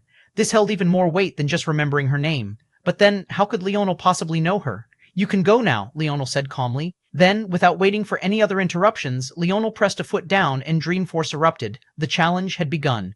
Chapter 2523, A Child. No one expected Leonel to begin the proceedings so abruptly, least of all Clarence. But at the end of the day, he realized that being subservient at this point would do them no good. It would only kill their own momentum for little to no reason. The more mysterious and all-knowing Leonel seemed, the more they would benefit. He could already sense the shift in the gazes of the participants, some of them even sporting frowns. Seeds of caution sprouted in their hearts as they all vanished. Void Dream Pavilion. A man with skin that looked like reflective glass, displaying the stars and galaxies within, slowly opened his eyes. He didn't seem enraged, but the expression of such a race was hard to read to begin with. If one really wanted to know, all they had to gaze upon were the rising number of supernovas dotted across his body. But soon, even those calmed. According to the rules, Dream Pavilions in the top 10 had special privileges, one of them being replacing a willing party in a challenge event. He had chosen to take action on this matter. He wasn't the only one to think of it, but he was the fastest to react. The time Leonel left them was indeed too small to affect the situation on any sort of wide scale. He wanted to call Sean Ray here, but unfortunately he couldn't just casually do so. She was a junior, but she wasn't a junior. He could order around as he pleased. Her status was too high, but his status wasn't anything to sneeze at either, even though Dreamforce wasn't a strong suit of the Void race. Even so, it could be said that the only reason they had a Dream Pavilion in the top 10 was that it was a matter of status. So long as they existed, it would be fine and even ignorable. If they didn't, it would be a matter of humiliation. This was the power of the God races. Even when they weren't suited to a force, they would still have experts related to it, even if those experts weren't taken the most seriously. Lightsavel. In the end, the Void Dream Pavilion head did nothing. This would expose a matter of great humiliation, and he shouldn't be worried about a minor character like Leonel anyway. The Life Tablet would be of interest to the Void race, but only insofar as they didn't want to have to deal with it falling into the hands of a God race that could actually manage to use it. The fact that it was in Leonel's hands now was a bit of a problem, but that was only because they felt it could be taken away by someone else at any time. The Owlin race should take victory in this matter. They have been making small moves all the while, but they're trying to be subtle about it. If not for this, they would have come back to the top 100 long ago. It's likely that they're worried about the shadow of the Minerva race weighing them down, so they're choosing to lay low for now. However, the Life Tablet is too great an enticement for them. If they can get it, they will confidently rise again, and they might make an attempt to become a new god race and wash away their demigod status. After analyzing the situation, the Void Pavilion head felt much calmer. A new fish in a large ocean wouldn't really move the needle for the Void race. In fact, the more variables and the more diluted the resources, the better. That way, replacing the Pluto race as the true emperors of existence wouldn't be far away. Even so, that Leonel Morales had better not appear before him, or else he would teach that child that there were things worse than death. Leonel's gaze cleared, and he found a world that felt like a copy and paste of the vast Dream Pavilion, but far larger and lacking the temples. In place of the temples, there were instead mountains of crystal, exuding rainbow-like colors of a wide range, not too dissimilar from the Life Tablet in his mind. In fact, it even felt like they were carved of the same material. Odd action? Leonel immediately leapt back. His body, right now, was shrouded in a willowy cloak of white and gold fog, his previous clothing having seemingly covered up. Above his head, there was a crown that hovered about 3 inches from his scalp, releasing the same foggy energy. Beneath this cloak and crown, the clothes he remembered wearing were underneath, but even they felt slightly ethereal. The feeling was odd, almost as though he was controlling his soul to move around in his head instead of controlling his body directly. As for why he had leapt back, it was because a willowy wisp of a creature had suddenly attacked. It was exuding similar foggy colors, but much more muted. It took the form of a small little fox of barely 3/4 of a meter tall, 3 tails waving around to its back. Starry-tailed fox? A child? Yep, the starry-tailed fox attacked again, this time even swifter and faster. Leonel felt a suppression around him. This creature might be small, but much like the god races, the power it exuded was incredible despite its youth. It didn't even make sense to check for its dimension. What made the most sense was checking for its threat level, and that was high. However, it was greatly restrained here as well. Its main force was Dream Force and Dream Force alone. The golden lights it was giving off were nothing more than a mirage. Down, Leonel thought, and a wave of Dream Force manifested like any other. The world was twisted and controlled, bending to his might and slamming the little fox to the ground as though a gravity domain had just been activated. Leonel reached forward and picked it up by one of its tails. Chapter 224. Advantage. These were the dream creatures of the true dream plane. Upon entering, they were all sent to random locations, and even Clarence wasn't by his side any longer. The purpose of these dream creatures was both as a challenge and an opportunity. You were meant to kill them and take the bundle of dream force they left behind. This dream force was unique in that it gave you access to 2 paths. The first path was the path of the creature itself, and the second was your own, action. To make a complicated matter simple, you could either use the kernel of dream force as a conduit to use the abilities of the creature in question, or to access one of your own. However, there were obviously trade-offs. If you chose the first path, you might not be used to the abilities of the starry-tailed fox. However, if you chose the latter, the starry-tailed fox might not be used to your abilities, and as a result, it would be limited in how much of said abilities it could help you to access. Without these creatures, the only force one could use here was Dream Force. Manipulating Dream Force in this world was akin to manipulating Wind Force or any other ambient force in the outside world. You could quite literally use it like a bludgeon, a blade, or anything of the sort. In fact, maybe the best way to think about it was akin to a telekinetic ability that only worked in this place. The higher your Dream Force comprehension, the more Dream Force you could mobilize in a single instant of time, and as a result, the stronger you would be in this world. The problem then was obvious. No one used Dream Force like this in the real world. Even Lionel, who had a rare ability to project his Dream Force out of his body, used it to create things and manipulate the world. Using Dream Force so crudely wasn't something most were used to. As such, even if one had a high force manipulation, it would take a hit in this world. Obviously, much like everything else, ability indexes were useless in this world as well, as were lineage factors. It could be said that you were stripped down of almost everything but what you could take. And that was why Leonel felt he had a chance to make it out of here even amidst all these godlike beings. Not only did he have a chance, he had a huge advantage. First, as a Dream Sovereign, his natural ability to wield Dream Force was beyond just his comprehension of it. It was almost an ingrained instinct. As such, he felt no awkwardness using Dream Force like he just had. Lights of L2, his life tablet allowed him a far more solid connection with his original body, but that was only the least beneficial thing it could do for him. The most important was that every one of these creatures he killed would have a larger well of Dream Force to pull from as less of it would dissipate after its death. Well, that and one other thing. Hey, little guy, be obedient. Yip, Leonel flipped his palm and he went from holding the little fox by its tail to it balancing on his forearm and looking into his eyes. The little creature was quite adorable, and under the influence of the life tablet, it was completely suppressed. The life tablets were originally meant to control and trap the God-Beast envoys. Well, the tablets in general, that is. Under its influence, it could only listen. This wasn't extremely useful in the normal sense. Every second he controlled the creature was another huge drain on his Dream Force, especially since it was using his real body. So, unfortunately, using an army of creatures like this wasn't in the cards. But what was in the cards was, "Where's all the good stuff?" Leonel asked with a grin. There was one goal more important than anything else here. This challenge obviously wouldn't just end with the death of all but one group. That would be too bloody. In fact, a death here wouldn't be a true death unless someone was exceptionally sinister and wiped out every drop of your Dream Force. Of course, Leonel wouldn't be banking on the kindness of his enemies to save his life. Considering the angst everyone had against humans, how could they not kill him? That aside, how would they get the life tablet that had fused with him if not by killing him? It could be said that everyone could live but him. This was all to say that the goal of this challenge wasn't killing. Those mountains in the distance, all child's play. There was only one mountain they needed to pay real attention to, at least when it came to victory, and that was Dream Mountain. It was the largest, located on the highest cloud and disappearing into the skies above.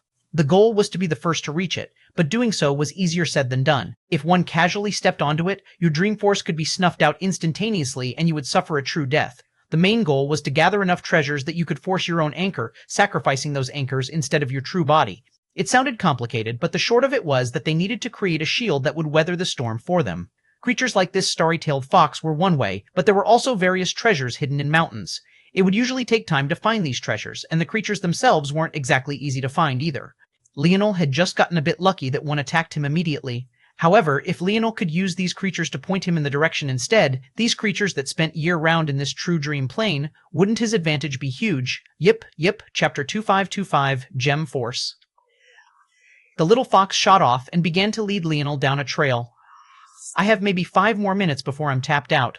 I hope this place is close or else I'll have to call it. Action, luckily it was. Or, more accurately, Leonel realized that he could move through this world quite fast. He didn't just have to use Dream Force like a weapon, he could use it as an auxiliary amplifier to his real body as well and almost swim through the air instead of running. When he realized this, he picked up the little fox and shot through the air. It seemed that escape and maneuvering would have to be something he focused on in this round. Soon, he spotted what the little fox was pointing him toward. Then, forming up a large concentration of force, he trapped the little fox in a box and shot toward the distance. The fox would only listen to him for as long as the life tablet suppression stuck around. Any longer than that, and it would become a danger to him. He thought about just killing it directly, but it was hard to tell when he'd find such an easy-to-control guide again. Leonel glided to a stop, shrouding himself in Dream Force to hide his presence. On his way here, he had noticed several things about this world. The most important of which was that internal sight didn't work the normal way either. One's internal sight became more like echolocation than a secondary extension of your senses like it should have been. As a result, what others were sensing wasn't your body, but rather the interaction of your body with the dream force around you. If you shrouded it well enough, you could become like the rampages, entirely immune to detection through internal sight. I still wonder how they do that. Leonel allowed himself a fleeting thought before focusing on the situation at hand. In the distance, there was what looked like a scepter. It hadn't been spotted by any humans, but there was a pair of white stone elephants nearby, and they looked like they were grazing. It was odd considering this world didn't actually have any grass to speak of, but he didn't question it. They had to survive off of something, and that something was likely Dream Force. Although white stone elephants were ranked beneath starry-tailed foxes, this wasn't the metric Leonel was using to weigh their threat. For one, the ranking of the light northern star lineage factors had much less bearing on the actual strength of the creatures themselves. That wasn't to say that there wasn't a gap between their strengths, because there were. It was more to say that a god beast in joy was a real danger no matter what rank they were. Leonel's run-in with the Shadowtail should tell anyone everything they needed to know. And secondly, these elephants were clearly not as infantile as the little fox had been. They were more mature and thus had far more strength. Of course, they weren't as large as true white stone elephants or any of the other god beast envoys for that matter. Lightsville M. Just, according to the visions Leonel had seen, those beasts could swallow entire planets should they want to. These elephants, though, were only about 4 or 5 meters tall. They were juveniles as well, though not as much as the little fox.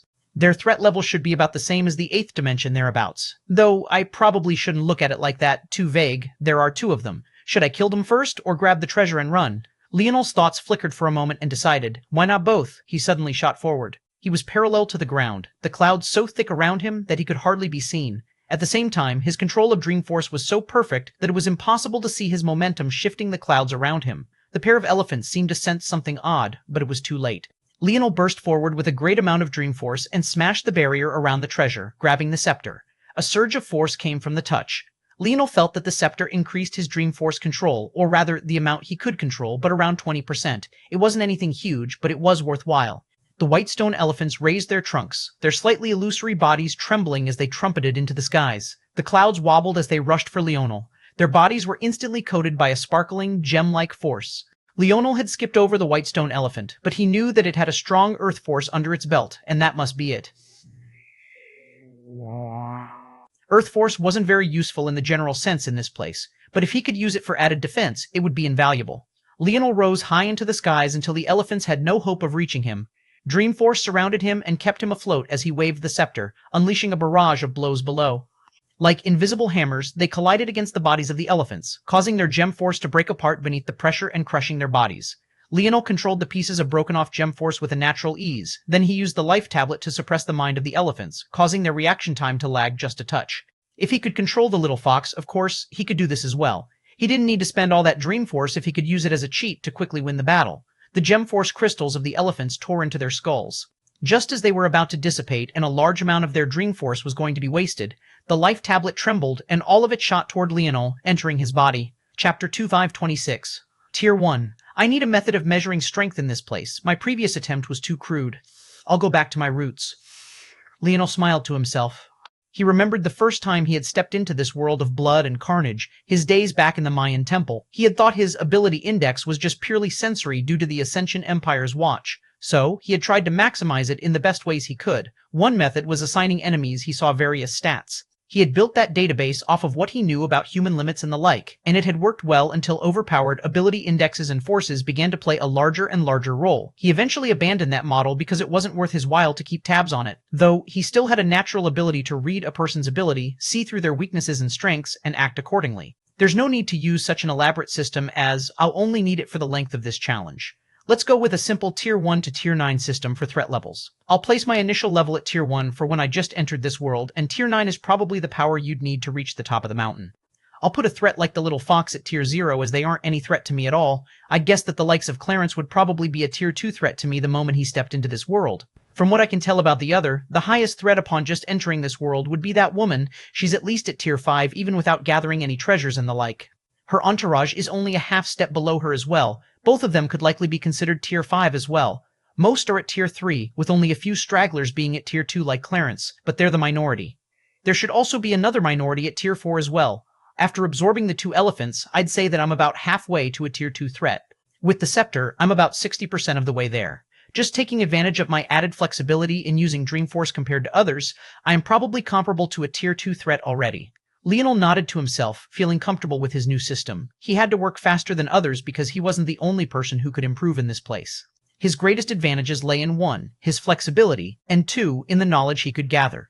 The fact that he was already halfway to Tier 2 with such a poor treasure and just 2 Tier 1 threats like the elephants just went to show how great his advantage was. By his calculations, another person would have to absorb what amounted to 20 elephants of similar strength to make as much progress as he just had. Leonel returned to the little fox. It was close to breaking out of its box and bared its teeth the moment it saw Leonel, but Leonel had already used the elephants and the scepter to mostly recover by now. He released the fox and brought it under control again. With the help of the elephants, he actually felt that the amount of Dreamforce he had to use to keep it under control had lessened a bit. He could keep it up for 7 or 8 minutes now. That was perfect. Lead the way. The little fox did as it was told, and Leonel was pulled around the mountain. He didn't allow the fox to pull him toward the other mountain ranges, choosing to limit it to this mountain alone. Of course, that was also a detriment to Leonel as well. The little fox was too weak to move around much more than the bottom ranges of the mountains, so it didn't know much of anything about what was going on up above. That said, that detriment probably also benefited Leonel as well. He was too weak to rush to greater challenges right now. The weakness of the little fox was exactly what he needed. Even so, sometimes Leonel had to outright ignore some of the locations the little fox led him to. Twice, in fact. One was for a sword, and the other was for a pair of boots. He ignored the sword because it was of little use to him. He didn't kill the creatures around it either because, even though it would benefit him, it might also let someone else take cheap advantage of the situation, though he was fairly certain that there was no one else in this mountain range but himself. The boots, however, had another problem, and that was that he would need at least Tier 3 strength before trying to claim it. That was because it was perched at the top of a large crystalline tree embedded into the side of the mountain range, a tree that was guarded by a snowy star owl. Lightsavel, the tree was easily over 200 meters tall, and the owl that called it home was easily over 5. That owl was the first Tier 4 threat that Leonel had run into. Still, none of this stopped Leonel from quickly reaching Tier 2. Even at this stage, the scepter still gave the same 20% boost. It seemed that the strength these weapons and treasures gave were consistent and didn't change. By this point, Leonel had gathered a cloak, a belt, and a necklace. Their boosts didn't stack or multiply, they were instead additive. The scepter and belt gave a 20% boost, while the cloak and necklace both gave 10% boosts. In total, Leonel's Dreamforce abilities were amplified by 50% total. Although it should have been 60%, it seemed that there was a drawback to the treasures after all. Chapter 2527U. From what Leonel could tell, the scepter and belt were on the same level and as such didn't restrain one another. However, they took precedence over the cloak and necklace, suppressing their strength by half. Leonel realized then that he would have to likely balance his treasures out in the future. Even if he ran into a treasure that gave a large boost, he might have to abandon it depending on what effect it had on his weaker treasures. Seeing the hidden layers of complexities of the challenge, Leonel noted them and didn't mind them too much. Even with this drawback, he was still only a hair away from Tier 3, and not even an hour had passed. Unless one was of much greater strength than himself, it was impossible to move so quickly. But the gaps between tiers were also harder and harder to bridge with the creatures he was targeting right now. Leonel killed another and finally felt that he had closed the gap on Tier 3. It was time to target that Tier 4 snowy star owl. He let the little fox go. He already knew the general location of the other treasures it wanted to point him toward, that being the ones in other mountain ranges. And, since killing it wouldn't do him any good, there was no need to do so. Although he was pretty sure that these creatures weren't actually real, and were instead just echoes of Dreamforce, it still didn't feel good to kill such an adorable little guy, even if it wanted to bite his head off every time his suppression over it loosened. Leonel chuckled to himself as he neared the region. He was still flying, soaring through the miasma of Dreamforce as though he was swimming through the deep sea. Light Smallville echoes of Dreamforce, huh? He felt that he was subconsciously correct about this. It felt like something his dream sovereignty was telling him. It was the subtlety of his advantage in this place. Ninth-dimensional existences couldn't truly die, at least not before their time. They would leave behind echoes of their force comprehension. Leonel imagined that these creatures were much the same in a way, except the creatures they came from were so impossibly powerful that maybe the world simply couldn't sustain them anymore, instead breaking them up into these little pieces. The snowy star owl appeared. It was a beautiful creature. Wings of white underlaid by gold, a proud head, and claws that sparkled like gems and yet carried the same level of danger as it did beauty. It was also the creature that Leonel was the most intimately familiar with. Before it even noticed him, he pulled at it with his life tablet, disorienting its mind and affecting its will. Then he sprang forward. Although he could fly, fighting while doing so wasn't something that he was used to. He pointed his scepter forward and a dream force flared around it, forming the shadow of a spear around it. At the same time, arrows appeared in the skies all around him, targeting the snowy star owl from all sides. Leonel used his weapon forces as though he was still in the outside world, moving with such fluidity and calm that one wouldn't think that they were restricted at all. If one looked closely, it would also be possible to see that somehow his bow force had regained its sovereignty. But Leonel wasn't surprised by this in the slightest. Action of all the forces that one should strive to use in this world, relying on slaying creatures to reform a connection with your original body, weapon forces were without a doubt the highest priority because they were so in tune with the second dimension and one's dream force to begin with. Weapon forces weren't natural, they were the product of human ingenuity, and it was people that sparked their life. In this world, they were the perfect tool. And when paired with Leonel's dream force, they seemed to have gained wings. He wasn't filtering it through some other concept or understanding. No, he was powering it directly with his will, a step beyond what his grandfather had managed to accomplish. The arrows collided with the wings of the owl just as it wanted to rise and surge toward him. Many shattered off of its body, but they continued falling, hitting the same spots over and over again as Leonel closed the distance. The first few could only delay the owl, but the next few made it feel real pain until the following few finally tore through its hard exterior, just in time for Leonel to close in with his spear. Man and bird erupted into battle, harsh winds threatening to slice Leonel apart and blow him back all at once. He wielded Dream Force, sending the wind sifting around him as though he had begun an aerodynamic machine. At the same time, he took advantage of this split to thrust forward, a spear dance erupting. Bang, bang, bang, bang.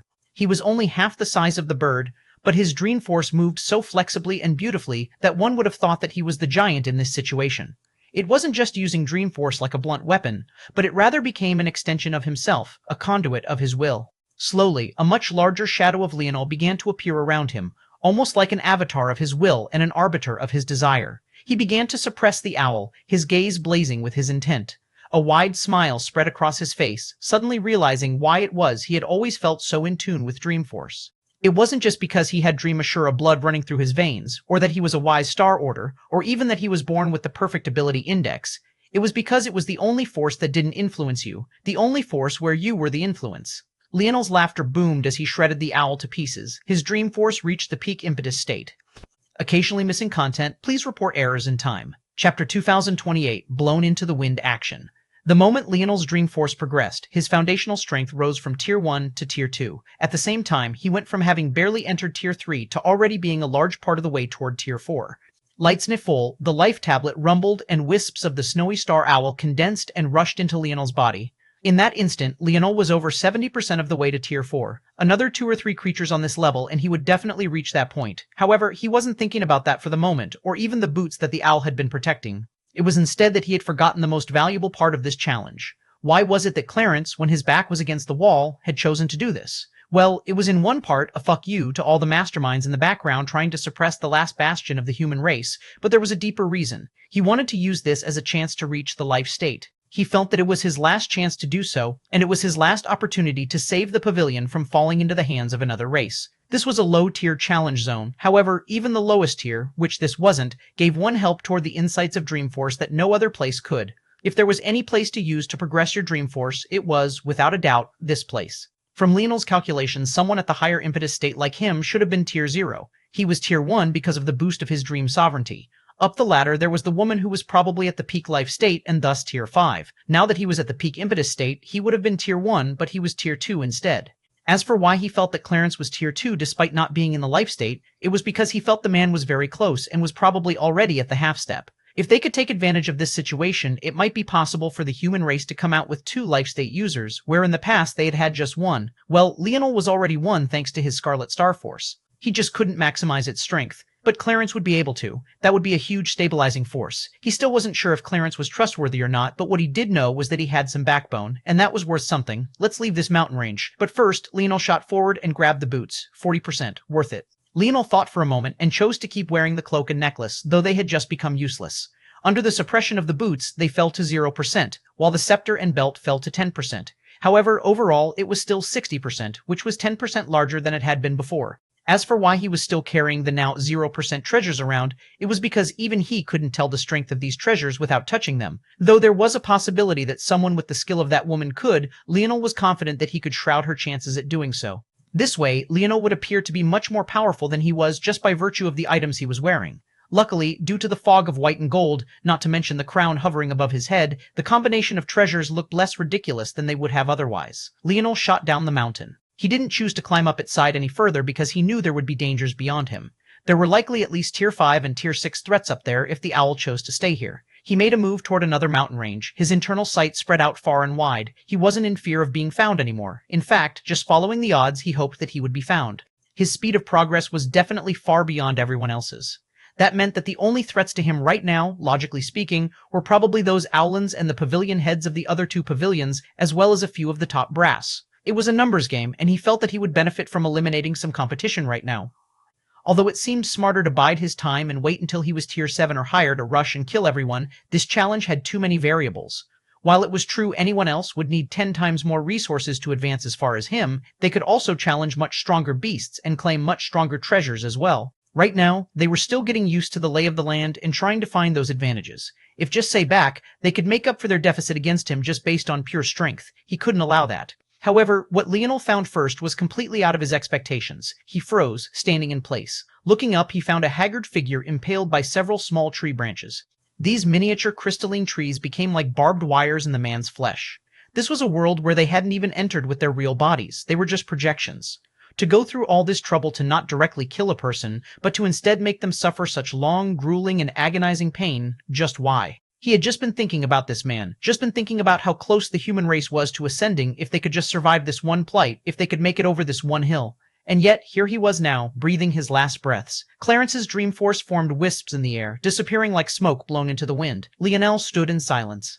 Occasionally missing content, please report errors in time. Chapter 2529, Bonus Huge Roll. Bonus chapter, courtesy of Mr. Ham E316 Leonel, didn't move for a long while. If one observed his expression, it would be hard to tell that he could feel anything at all, let alone what he was feeling. Sometimes his analytical abilities were a bit of a curse. The human response would be to rush forward. He didn't know Clarence very well, but he had done more for the actual sake of humans than anyone else Leonel had ever met. It wasn't that fake, pompous, uppity path those powers tried to take, sacrificing those they thought to be lesser than them and trying to herd them like animals. He had put himself on the line, like a true man of humanity should have, like a true leader should have. Compared to the likes of Vivek, or Molexi, or any one of the great families, he was leagues beyond. In the end, the Dream Pavilion hadn't been under his control. The decisions that they had made earlier had all been King's, and the decisions made afterward could only be jointly decided by the several deputy pavilion heads, even if Clarence was the strongest of them all. He was a man worthy of respect, even though he hadn't immediately had all of Leonel's trust. However, Leonel didn't run to what was left of him. His mind knew why. Clarence would be gone in 4 to 7 seconds. It would take him, even at his fastest speed, 5 to 2 seconds to reach him. In that last 0.5 seconds, it would feel like an eternity. Such a small segment of time to a third-dimensional existence might as well have been an impossibly vast chasm to someone with his strength, and only made worse by his speed of thought. There was no reaching him. There was nothing he could do, even if he did. Clarence hadn't just died. He had died in humiliating fashion, and then he was forced to slowly eke out the rest of his existence, a shattered remnant of what he had once been. With his dream force shredded apart like that, even if his accumulated comprehensions came back together to reform him, he might not even be the Clarence of old, his previous memories, mannerisms, and personality having been lost. At that point, was he even still Clarence any longer? He was already dead. So Leonel stood there and watched. He didn't pay much attention to the world around him, and in those last moments he felt that Clarence was barely able to notice him. His eyes, or what remained of them, were slightly blurred. Deep within, there was still a light of madness, a slight hint of a fighting spirit that hadn't quite faded just yet. That light only wavered when he saw Leonel, replaced by a regret, not for the loss of his life, but because he felt that Leonel's fate would likely be not much different than his own, regret that he had caused maybe the last hope of the human race to fall here just due to something as stupid as a mistimed decision. And then he was gone. Leonel waved a hand. The life tablet moved, and the kernels that remained of Clarence's dream force were forced to condense once more. Leonel had hoped that maybe he could save some of it, that maybe if Clarence had a chance to come back at some later date, that he would at least have a piece of himself remaining to assimilate with. But it was still useless.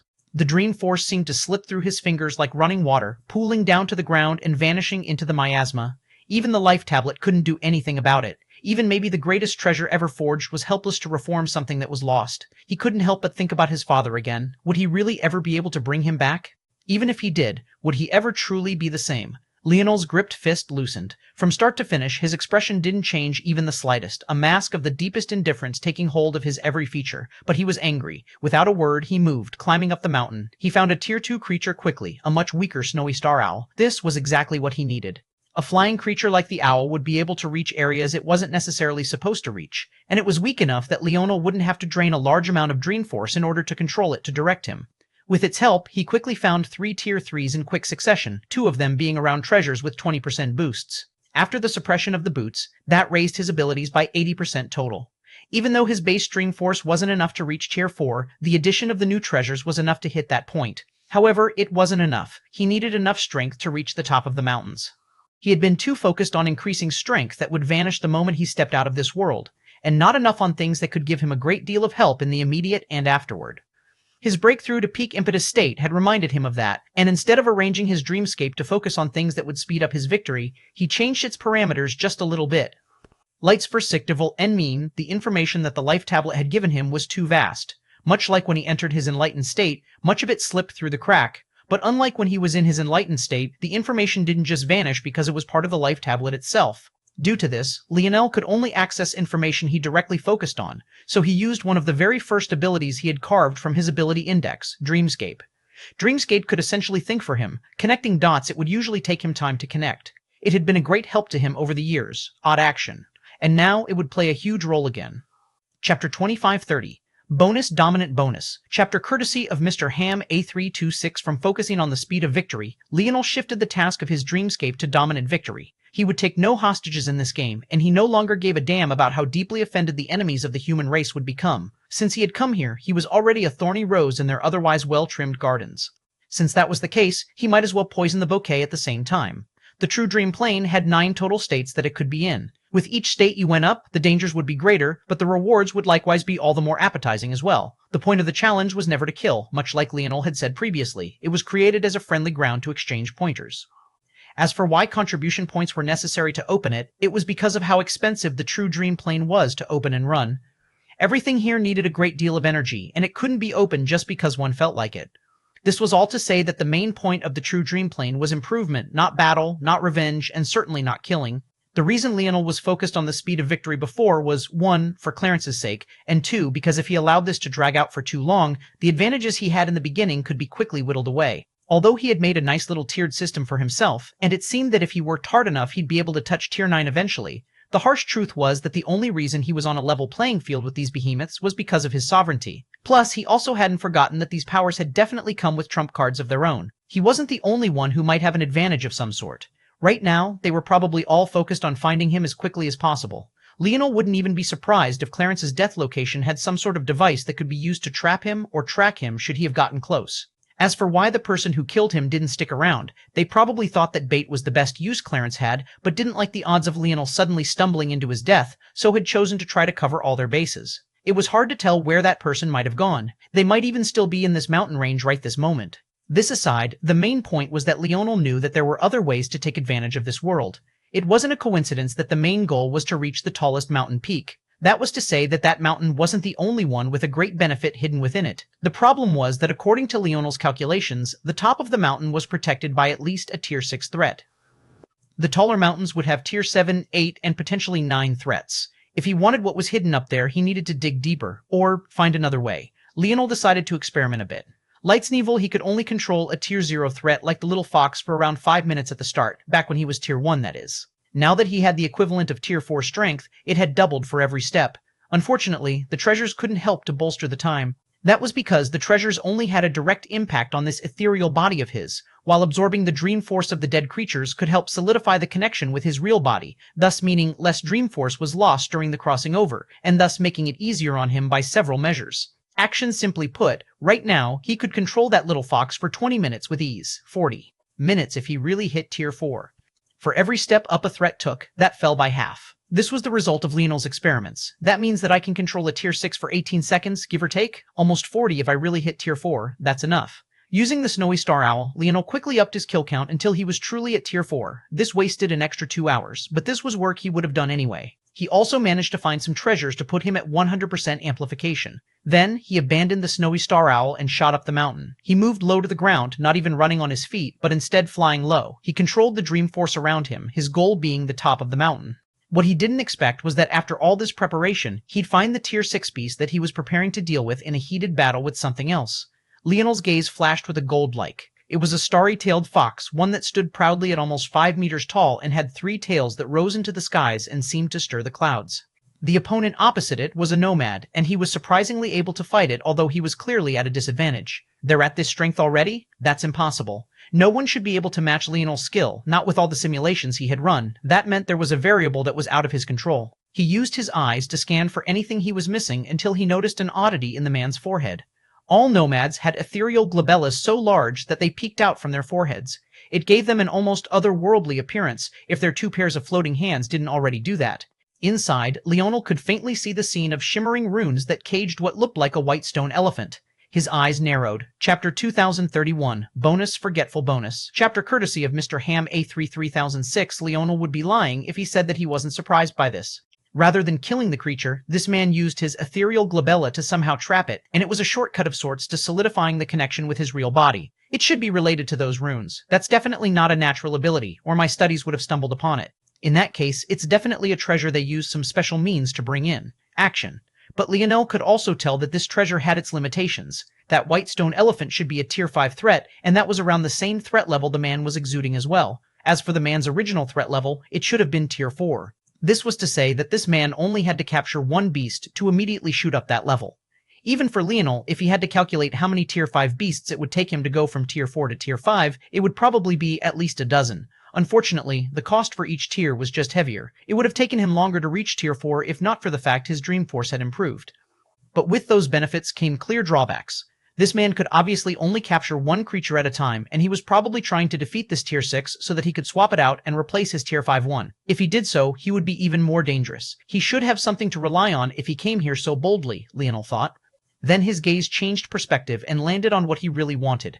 At the peak of the mountain, there was an altar. On the top of that altar was an orb. According to what he knew, these orbs were the greatest treasures of this world, with the best of them being on the highest mountain peak. It was said that passing on your comprehension to someone else was impossible, but these orbs had condensed kernels of truth that could open one up to different avenues of thought. They were known as the Forgetful Orbs. This sounded like an odd name for a supposedly useful treasure, but its effects were magical. It did exactly as it said, erasing your memories.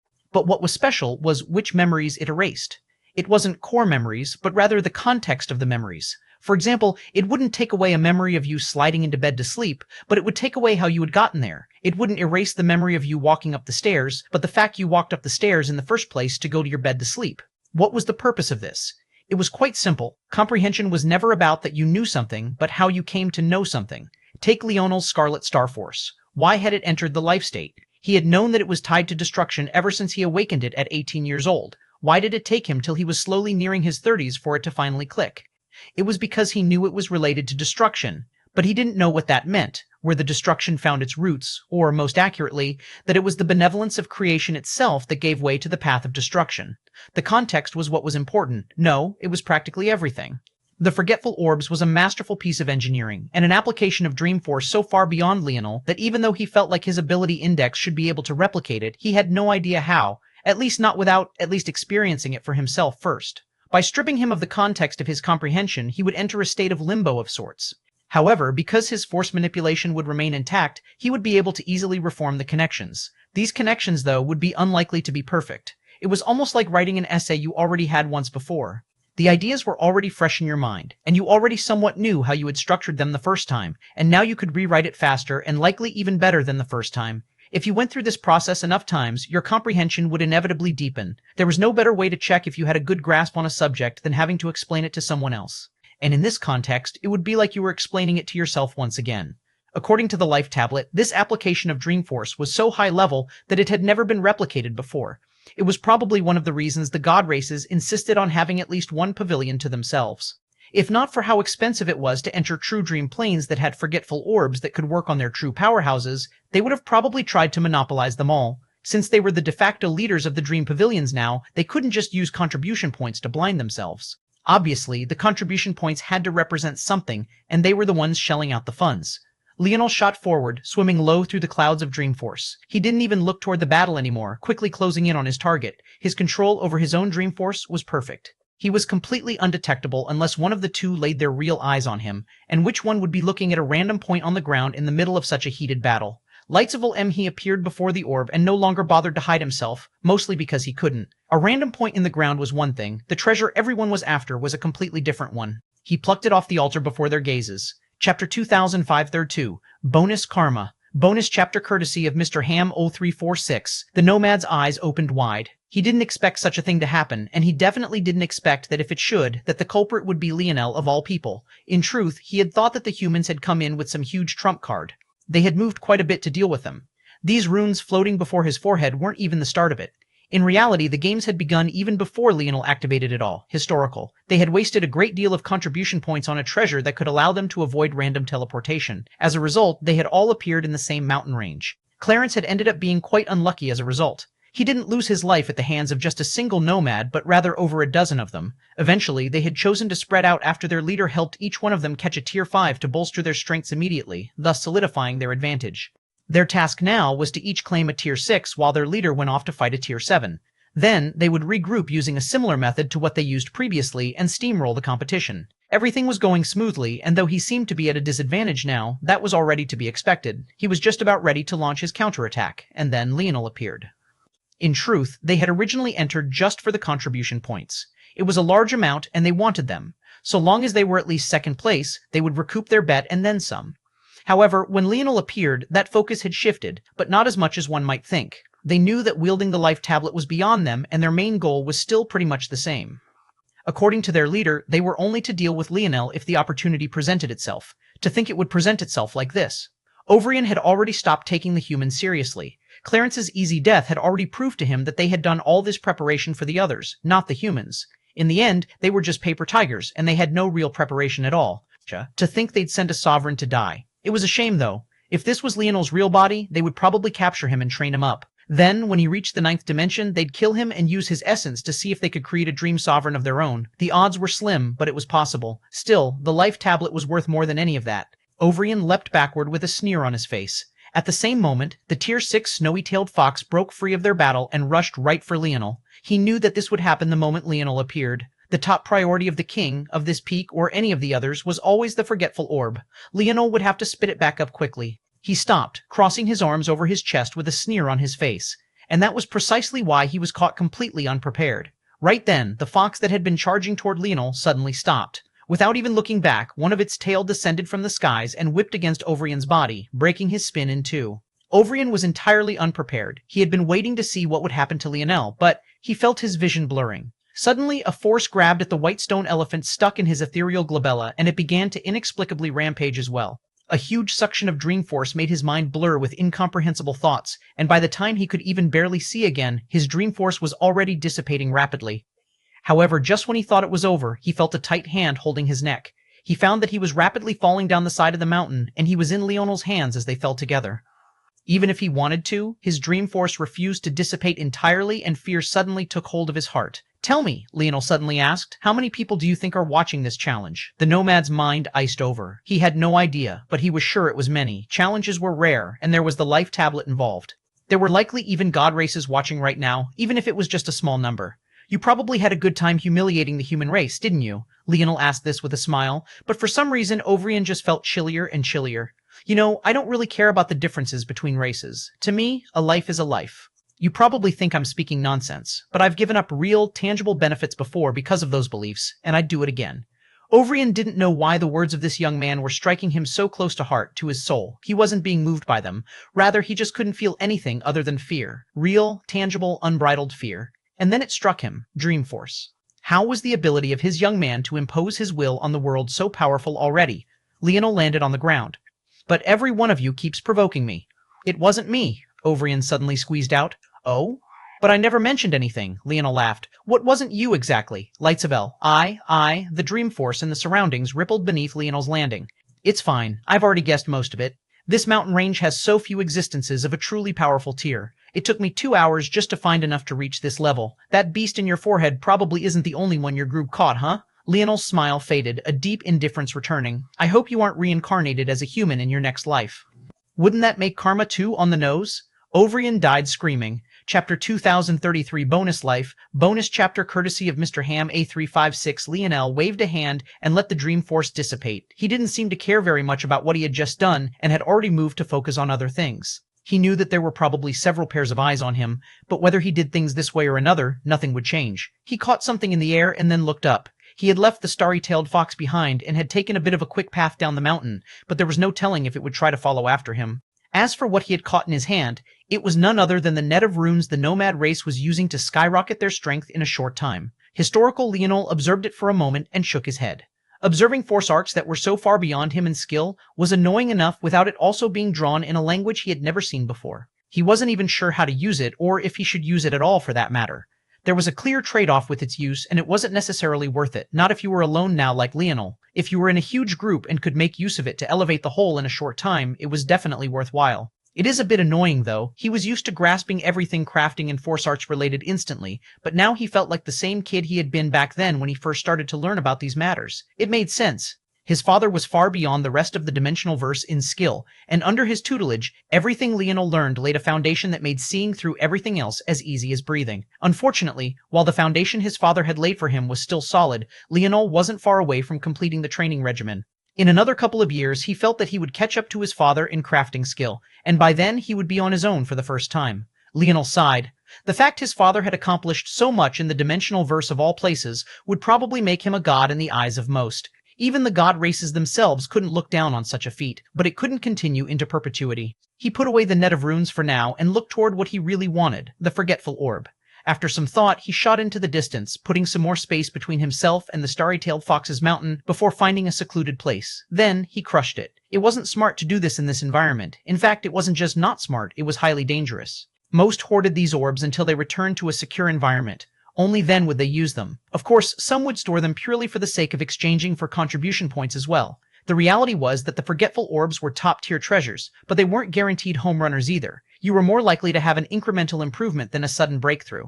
But that was also because most weren't using them properly. For one, forgetful orbs were most useful when used in conjunction with the true dream plane. This place was filled with Dream Force, and it acted in ways Dream Force didn't act anywhere else. It was the fault of the new higher-ups that these challenges had become bloodbaths instead of what they had once been, causing many to deviate from the path they had originally taken. And second, well, no one had the life tablet.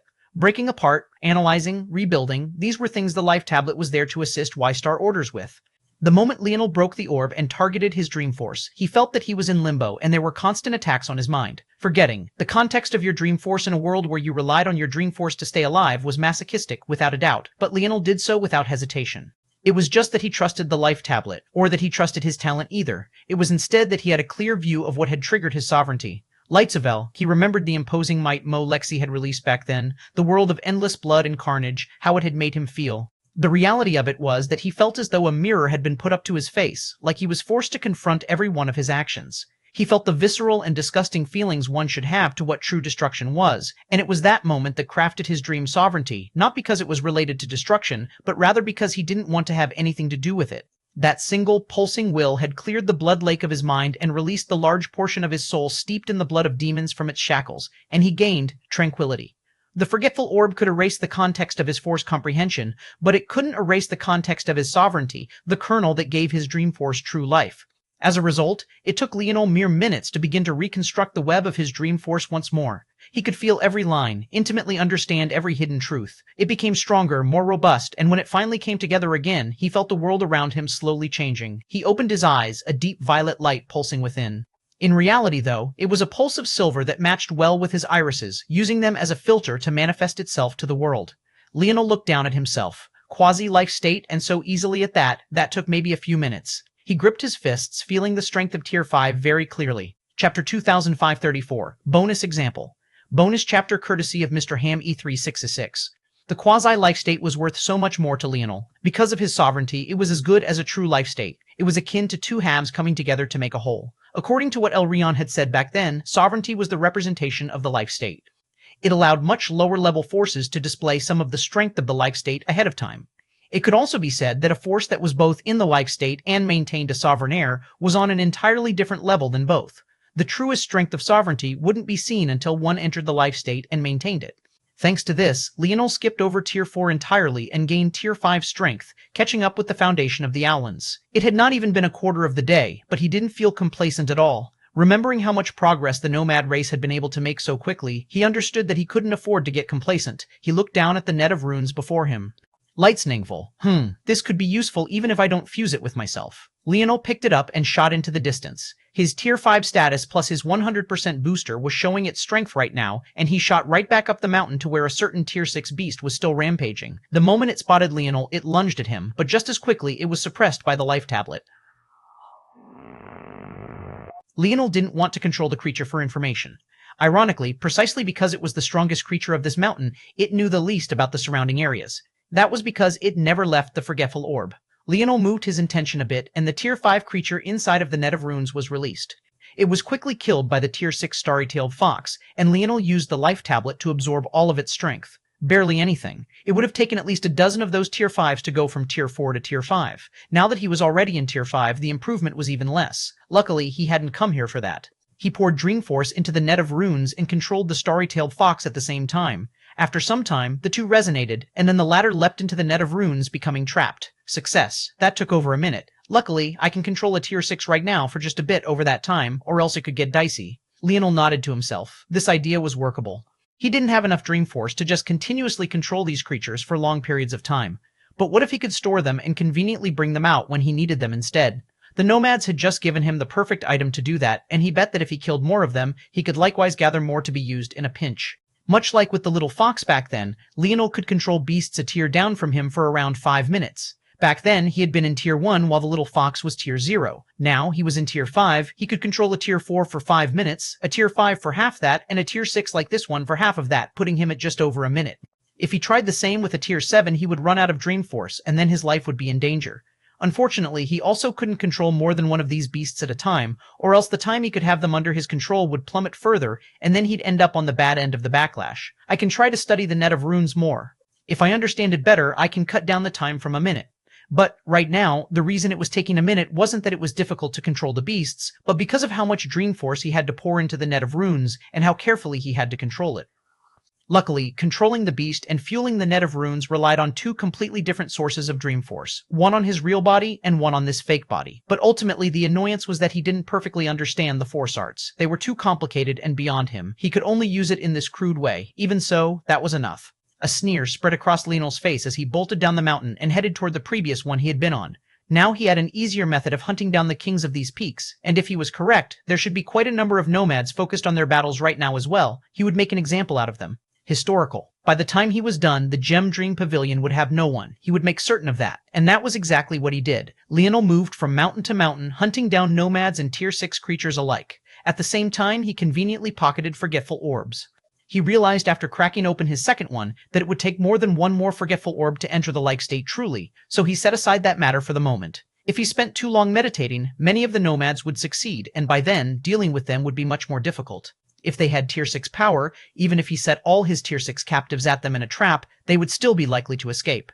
The world watched as a seemingly pitiful human, the weakest ant they had maybe ever seen, massacred a race of beings supposedly so much better than his own. And they could do nothing about it. Chapter 2535, Spotted, Human, Historical. The roar was filled with rage and fury. And yet, the response it received in kind was the complete opposite. "That's not my name, you know." Arrows blanketed the skies, and yet the Nomad could do nothing to deal with them directly as a Tier 6 threat bore down on him. He was suffocated from all sides, the pressure reaching a level that stifled him entirely.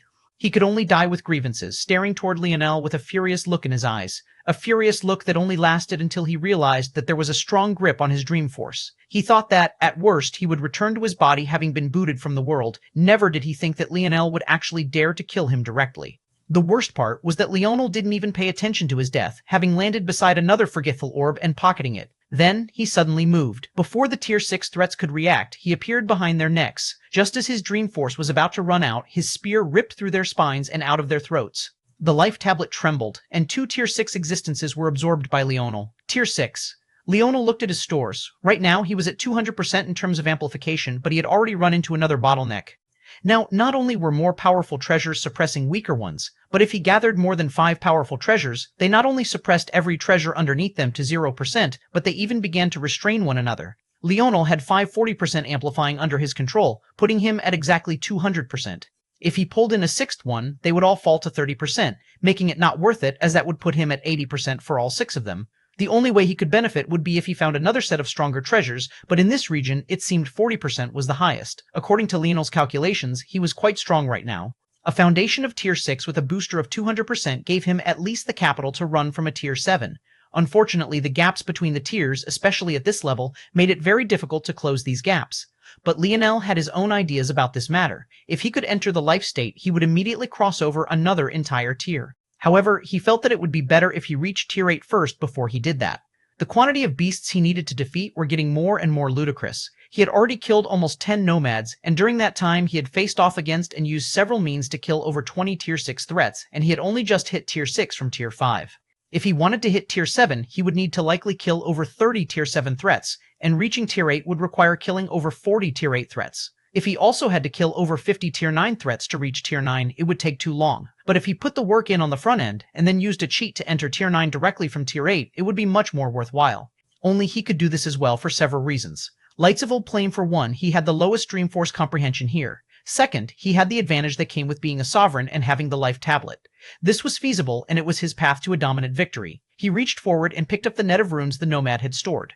This one had already managed to kill and snatch a Tier 6 existence, but Leonel had still been confident in defeating him thanks to the 200% boost and the fact he was so close to Tier 6 to begin with. This ability of the Nomads to immediately jump to the strength of the beast they captured was excellent, but the drawbacks were also considerable.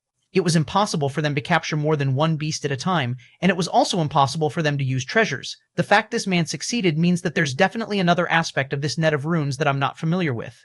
I think I have the confidence to observe the next one for a bit longer now. Every time he caught one of these fights ahead of time, the Nomads seemed to be biding their time in order to unleash something to catch the much stronger enemy off guard. It had to be remembered that their pavilion head only helped them to capture Tier 5s, and then they went off to battle Tier 6s on their own. Why did they have so much confidence against an enemy so much stronger? Leonel targeted the next mountain range, moving even faster than he had before. By now, he had a total of 9 rune nets. All but 2 were empty, though. The Tier 6s had been more valuable for raising his own strength, especially since he could only easily control one at a time anyway. Storing them away when he could only make use of one at a time in most situations would be an egregious oversight on his part. However, now that he was Tier 6, he should be able to control a Tier 7 for just long enough to make it work. He would just have to find one first. He had yet to see even a single Tier 7 or above. They were likely in the stronger mountain ranges. But if he went over there, the odds of him running into stronger enemies would likewise increase. For now, it's only a matter of time before they feel that they've leveled enough and conclude that a 5th-dimensional expert like me will probably be stalling in these weaker areas. As Leonel finished his thoughts, he appeared on a new mountain range once more and soon spotted another nomad. Chapter 2536. Yes. The nomads had made it too easy on him. Each one had spread out in the mountain ranges immediately around the location he had found Clarence's corpse in. Leonel didn't even need to waste a lot of time looking for them. He didn't even need to capture a guide anymore. He simply followed the chain of mountains one by one. Clearly, after killing Clarence, they thought that he wasn't a threat, and they could have never imagined that Leonel was just in the mountain range one over from their original starting position. This time, the nomad in question was battling a white stone elephant. Now that Leonel thought about it, he had yet to see any creature ranked over a starry-tailed fox.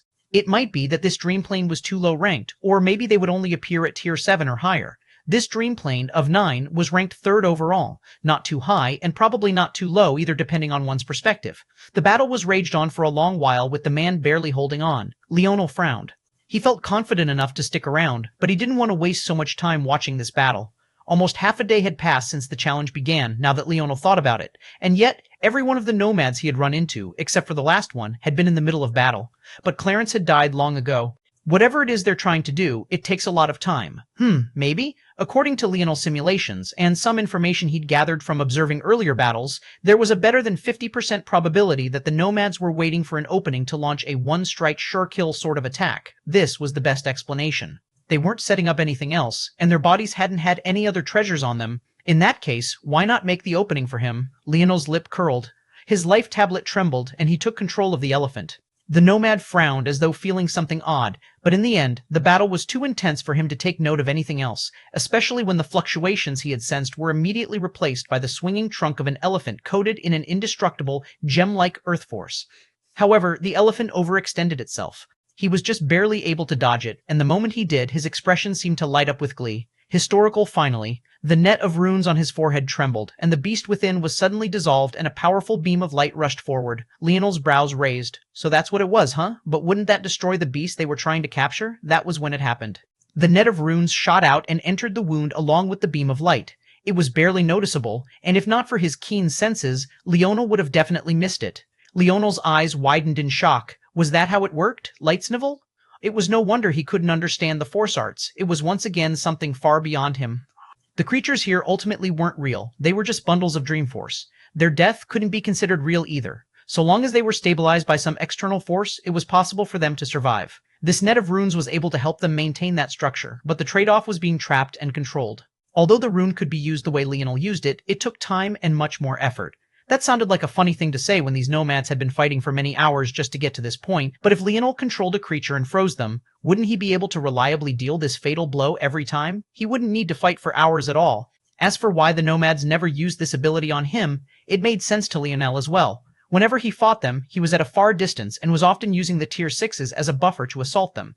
They could only use the ability once, and he was often far enough away from them to dodge it easily. Second, although they were fighting to keep their lives, they never really felt that they were in danger either. Most of them thought that they would obviously survive in the end because they didn't think that Leonel dared to kill them. Unfortunately, he did dare. Suddenly, he moved. Just as the net of runes was about to return to the nomad, he caught it. Right now, without the net of runes, the nomad had returned to tier 4. Its speed in this world was too far inferior to Leonel's own. The nomad, was speechless for a moment before he regained his bearings. He immediately dismissed Leonel, thinking that he had only not managed to sense him earlier because he was too focused on battle. The nomad's eyes narrowed when he saw the net of runes in Leonel's palm. Return what isn't yours, and I can let you leave here alive. Leonel gave the man a glance. Raising a finger, Leonel pointed to his own forehead. Your race's forehead is so large, blinding even, so why are you all so stupid? The nomad's eyes widened. What did you just say to me? Bang. The nomad froze, looking toward one of his arms, only to find that even the shoulder it had been connected to was gone, let alone the arm itself. A simple, concentrated blast of dream force left him in this state? How was that possible? Fear began to creep up in his heart. That blow just now didn't just injure him, it eviscerated all of that dream force as well. If it hit his head, wouldn't he? Really think about what you're doing, he said slowly. Do you want to offend? Yes, Leonel said with a smile. Bang, the nomad's head vanished.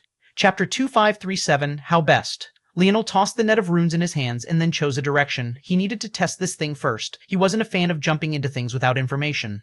Soon he found a tier 5 to target, as it would take heading to a new mountain range to find another tier 6, and he had already run out of lower tier mountains to take advantage of. The next few were all guarded by tier 7s at the peak at worst. It was more awkward than he expected, but he finally got the hang of it. Plus, it was also much faster. It only took about 20 or so seconds now to get it to work, whereas before it had taken over a minute. On top of that, he had dialed in the power. Essentially, it could explode forward one time with a strength just 1.5 tiers above the creature trapped within it. If the target was in a vulnerable position and exactly 1 tier above the creature within, then it was almost certainly a surefire kill every time. Light's nonvol. With Leonel's control abilities, he should almost certainly never lose in that bet. The only drawback was that it seemed to take about an hour or so for it to be able to repeat this feat, but that was, once again, not a problem for Leonel. Didn't he now have 10 nets of runes? Well, he had 9 now, with 1 on cooldown, and of them, only 2 had actual creatures within any longer. With the third one, he had just used only having a tier 5 within it now, but this was still a huge advantage for him. According to Leonel's calculations, because he was in tier 6, he could already control a tier 9 creature for just under 20 seconds. That was just shy of what he needed to succeed, but even if there was a tier 9 in front of him right now anyway, he would still need a tier 8 creature that he had previously trapped in order to take it out. As for a tier 8 creature, as a tier 6, he could control one for just shy of 40 seconds. He already had the capital to capture one. Now, the only thing holding him back was finding these creatures, and his first target would be a tier 7.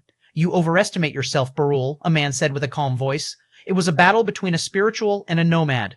Dreamforce flew about in a flurry of exchanges, but the two men stood across from one another, separated by hundreds of meters, without even the slightest intention of closing in the gap. There was a creature trapped between them, a tier 7 that didn't even have the option to retaliate. It could be maybe considered the first time someone might actually feel sorry for one of these gorgeous creatures. It was a starry-tailed fox standing at over 7 meters tall. It was a powerful and majestic beast, but right now it was no different from a caged animal, unable to find a way out from the strikes of the two men. It was clear that both of them had their eye on this starry-tailed fox, but what was interesting was that the nomad, Burl, already had a tier 7 trapped within his shimmering ethereal glabella. You spirituals always think yourselves to be better than you are. You're stuck here along with the rest of us, and you're no better than us mere mortals. Who do you think you are to speak to me like this? Burl sneered. The spiritual, Regnier, didn't seem to react much to these words, his calm remaining just the same. It was this indifference that could really drive a man mad, and yet Barul, who wasn't well known for his good temper, chuckled. I wonder, if you saw the state of your fellow spirituals by now, how indifferent could you remain? How many of them are left, do you think? Regnier frowned, his eyes flickering to that net of runes fused with Barul's ethereal glabella. He had been observing all this while, and he felt that there was something off about it, but he couldn't quite grasp just what it was. Why are you trying to hide it? I know your Breeze Dream Pavilion has a method of tracking all of your other members. Why don't you tell me how many of them are left? Regnier didn't respond, mostly because using that treasure required his concentration. If he diverted his attention now, then he might suffer. Historical. From a long distance away, Leonel watched this scene. He had already captured one tier 7, and he had the support of now 3 tier 6s on top of that. He had come here to capture yet another tier 7, swapping them out for his current tier 6s. But he didn't expect to run into a battle of pavilion heads. It was obvious to him that Regnier couldn't immediately dismiss Barul's words because he hadn't actually been able to check whatever that treasure was. As for Barul, he believed that his fellow nomads were still alive and that all of them had the strength of tier 6s by now, so he was confident that in a battle between the nomads and spirituals, he would come out on top. In truth, he would have been right had Leonel not already killed all of them. Unfortunately, the tier 7 that Leonel had just caught was still on cooldown. It would still take more than 50 minutes before he could use it to attack, and that left him out of his depth in the battle that was going on below. But the tracking device on the Regnier really intrigued him. In this battle, there was a better than 80% probability that Barul would be the victor. It was definitely a victory the latter was looking forward to, as the Breeze Dream Pavilion was ranked above his own. But now Leonel was thinking about how best to take advantage of this without actually having the strength to do so. Chapter 2050-38. None Leonel took stock of what he had, and ultimately he felt that his odds of success were too low. However, he had a different idea. He focused his attention on the spiritual Regnier. Regnier was clearly a wind spiritual. Although his innate node hadn't come in with him, Leonel could very clearly feel that he had one just by the way he manipulated the dream force around him. The spiritual pavilion head was using a method that many others had used before It was too much of a waste of resources to use the dream force one got from killing the creatures to establish a firmer connection with your real body for the sake of using forces you were more used to. So instead of doing that, a novel sort of martial art was created with dream force as an outlet and your favorite force as the foundation. Essentially, rather than forming a connection with their original force, they used dream force like they would have used their original force. Although this made their dream force manipulation slightly weaker as a result, the benefits they gained from the experience and ease made up for it in spades. To make a complicated matter simple, Regnier was essentially using Dream Force now no differently than he would use his Wind Force. Some forces were better used in this manner than others, and Wind Force was clearly one of them. They didn't rely on explosive power like a Fire Force might, and were instead more used to pulling and pushing at things, a more ideal way of using this Dream Force. Due to this, though, Regnier was a bit dangerous to deal with, although he was at a very, very slight disadvantage against Burl. Burl was very clearly using Palm Force, a rare variation of a weapon force not much different from Fist Force. However, because it was so close to him, it was even more effective than Leonel's bow and spear force were in this world. Unfortunately for Burl, he wasn't a Palm Sovereign, and as such, he lost out in that just a touch as well. Unfortunately for Leonel, Burl's Palm Force was powered by years of experience he didn't have. Luckily though, it wasn't quite in the life state just yet. This went to show how difficult it was to progress into the life state. Even a powerhouse like Burl was likely to only have one force at this realm. Leonel shot into action when he felt that he had observed enough. At that moment, the Tier 7 beast trapped between the two of them began to move oddly. Originally, it had been worried about its own injuries, but in that instant it made a suicidal action as though it had lost its mind completely, rushing toward Barul without regard for the injuries it would accumulate. Barul was caught off guard, but instead of panicking, he laughed. Inwardly, though, he was pissed. He just wanted Regnier to think that he was happy about this turn of events. In reality, he had already caught one Tier 7 threat. He didn't need another one. It was just that the Tier 7 threat was the added variable that stopped Regnier from running away. If it and Barul suddenly attacked him at the same time, he could suffer, so he had no choice but to put his full attention onto the battle at hand. Now that the beast was suddenly running toward Barul at the cost of heavy injuries, this would not only distract Barul, but it would give Regnier ample room to run. Although he could use his net of runes to kill it instantly, that would put his trump card on cooldown for an entire hour. Who knew what could happen in that time? No, I can use this. Regnier might not have the time to think about it and might assume that I can use this attack more than once. He might even assume that it's a proximity thing. If I use it now, he will be highly wary of me and might battle more cautiously than he should, giving me an opportunity to take advantage. Barul's thoughts moved like lightning, worthy of a ninth-dimensional powerhouse. A beam of light shot from his forehead just as the starry-tailed fox came in close. The creature was torn to pieces as Regnier's eyes opened wide. What was that just now? Regnier's focus was entirely on Barul. When he saw such a sudden attack, and even how the Tier 7 threat was somehow trapped and returned to Barul, his mind was on high alert. He had to run. He turned to do so, but his heart jumped. When had this child appeared behind him? Leonel didn't hesitate and took the initiative. In fact, the attack was already before Regnier before he could react. Historical Regnier didn't even get the chance to register the fact the attack wasn't a threat to him before it landed. Because he was so high-strung, he treated it as a real and tangible threat, retreating to get out of the way. Dreamforce pooled around him like hurricane force winds, ready to shred apart Leonel's attack. But at that moment, Leonel reacted as though nothing was there. He stepped through the Dreamforce as though it wasn't there. No, it was there, but when it entered Leonel's sphere of influence, it turned silent. Regnier's eyes widened as Leonel's spear flickered. This time, it wasn't a scepter-turned spear, but rather a real spear, flickering with a silvery light. The speed, the skill, it tore Regnier's clothing apart and left cuts all over his ethereal body. The avalanche of shock left him frozen, and he only barely managed to register that Leonel was also somehow slowing down his speed of thought. No, he was suffocating the link between his real body and this projection, making his thoughts run much more like a mortal than the mighty expert he was. Lights evil Belen, but then it clicked. Leonel was great, a genius even, but he was doing no damage. Chapter 253-9, Go to Hell Historical. This thought snapped Regnier back into focus. He abandoned using Dreamforce like the wind. It was causing the Dreamforce around him to fall into Leonel's sphere of control. How could a junior possibly pull away a force he had been using for longer than Leonel had even been born? However, the instant he did so, Leonel suddenly retreated. Regnier frowned, wanting to follow. But the moment his thoughts started to move with their normal fluidity, he thought of many things all at once and remembered that there was an even larger threat to his back. He could only keep Barul at bay when he used his force like the wind, but if he used it like the wind, Leonel would suffocate him. He had to extricate himself as quickly as possible. The feeling of danger already enveloped him to his back as he sensed that Barul was already gearing up to attack again. Remembering the power of that heart-shuddering attack, his own almost stopped beating entirely. It seemed to him that Barul had to be close for it to work out, so he had to keep his distance no matter what. And that was when it happened.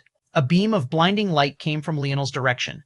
The feeling and essence of it were exactly the same as what had come from Barul. This time, the speed of thought Regnier had regained was to his detriment. He could feel every inch of that beam, and each movement, every breath, even the runes that flickered into existence through the air, were exactly the same. He couldn't find even a single exception aside from the fact that it was weaker by a tier. Damn it! Regnier lost his cool and switched back to using Dreamforce like the wind. If he didn't, although he was sure he wouldn't die, he would be injured enough that it would affect his clashes with any other pavilion heads. He couldn't allow that. On the other side, Burl wasn't sure what was happening. His vision had been obstructed by his own attack, and all his internal sight picked up was Regnier fighting with air?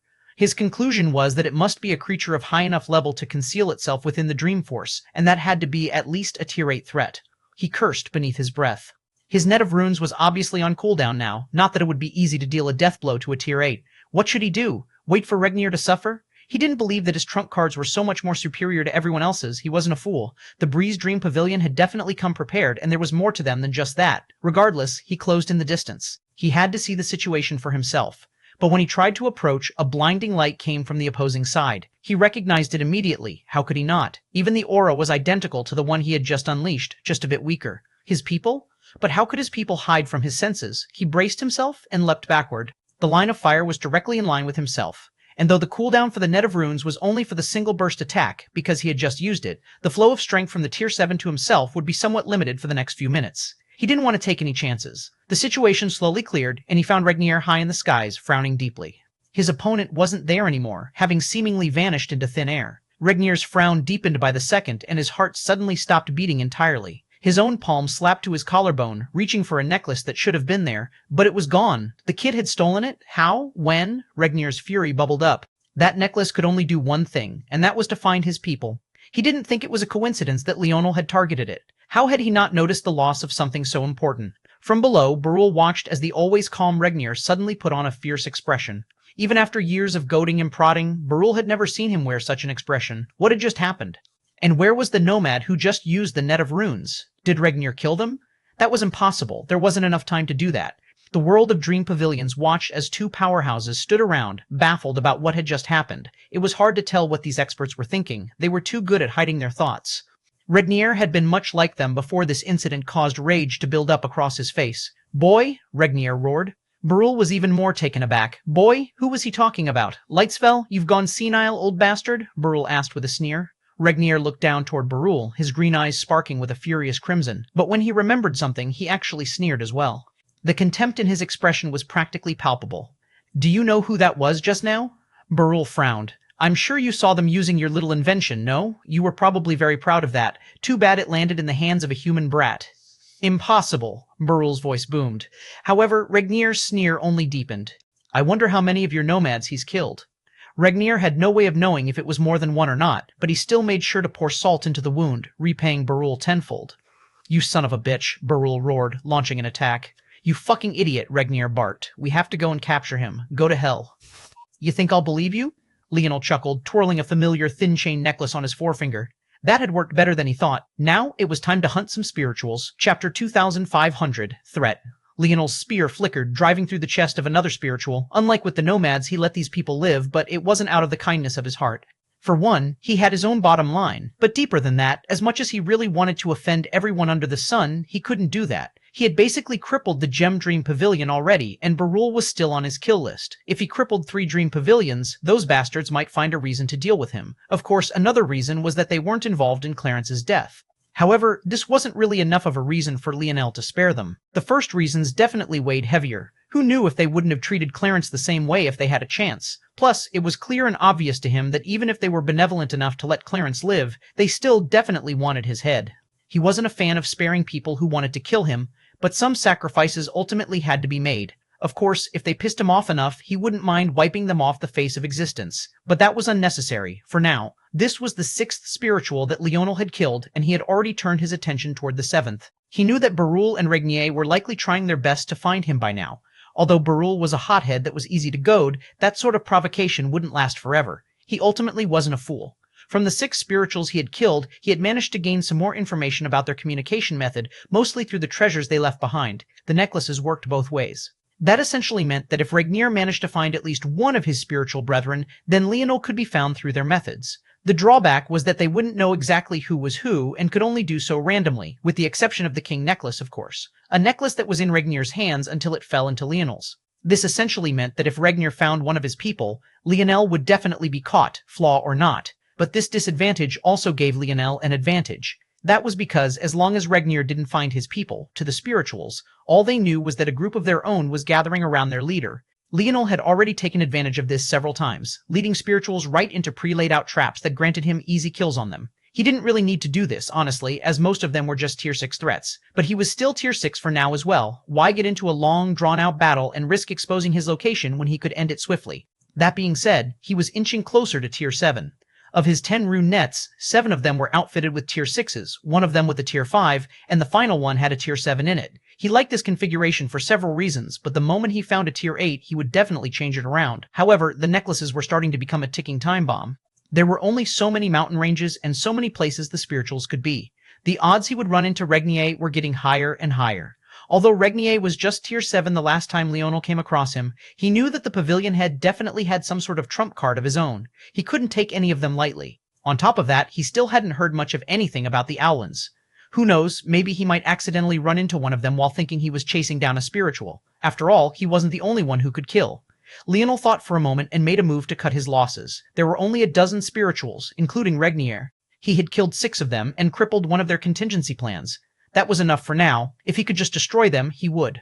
Unfortunately, he didn't have a reliable way of doing so. Lights of Elzamam, these treasures all seemed simple, but they were forged of materials beyond him. The rune nets were just one example, but he had to remember that these were true powerhouses.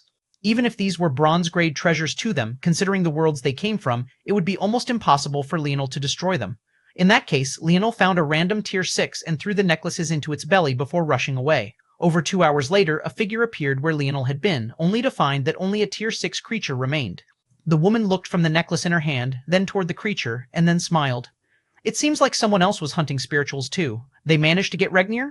That shouldn't be the case. Regnir is much smarter than Barul, and there doesn't seem anyone else who could do it. Was it the miss? But that's impossible as well. She wouldn't abandon the necklaces. She would welcome them with open arms. The only explanation seemed to be the humans, but that felt ridiculous as well. Historical, if 7 spirituals have been dealt with, I guess that's enough. The mist said to forget all the hunting and just go to the main mountain. I guess I should do that now. I should be able to complete the final breakthrough on my way there. The beautiful woman casually threw the necklace in her hand at the creature. She seemed to know that it would have some use, but didn't care to follow through on it at all, as though it was meaningless. And why wouldn't it be? Ultimately, the Owlins would win. Bang, the creature exploded. One would have expected the necklaces Leonel had thought to be indestructible to be left behind, but there was nothing left at all. The woman didn't even bother to absorb the dream force. If Leonel was there, he would be certain of only one thing, Tier 8 threat. Chapter 2541 How? Leonel didn't regret his decision.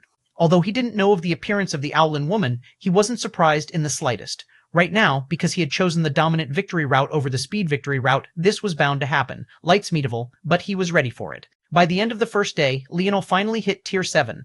At this point, the forgetful orbs were looking extremely enticing to him, and he had collected 22 of them. This was definitely more than enough to reach the lower life state. As for the middle life state, he wasn't too sure. It might even be unlikely. This true dream plane was on the lower end, so while it was acceptable for Clarence to want to use it to enter the life state, anything beyond was asking for too much. Plus, his dream force was actually a second priority to him right now in comparison to reaching Tier 9. What he wanted most was this victory. Progressing through the life state was something everything else found to be such a daunting task, but it was hard for Leonel to feel the same when he had casually accomplished the same after a random bout of meditation. This wasn't to say that he was arrogant about it, but instead rightfully confident. These orbs were also of great value to his people as well. Since there was no guarantee of reaching the middle life state, wouldn't it be better to save them? With a forgetful orb of this tear, he could definitely help several reach the impetus state and catch up to him quite swiftly. Who said they could only be used on Dreamforce? Leonel exhaled a breath, putting away his 23rd forgetful orb. The rune nets were good, but they could only be used so much. If he wanted to actually have a chance to absorb the dream force the creatures released and improve, he couldn't use the rune nets because the default setting on them was to absorb the creature they attacked.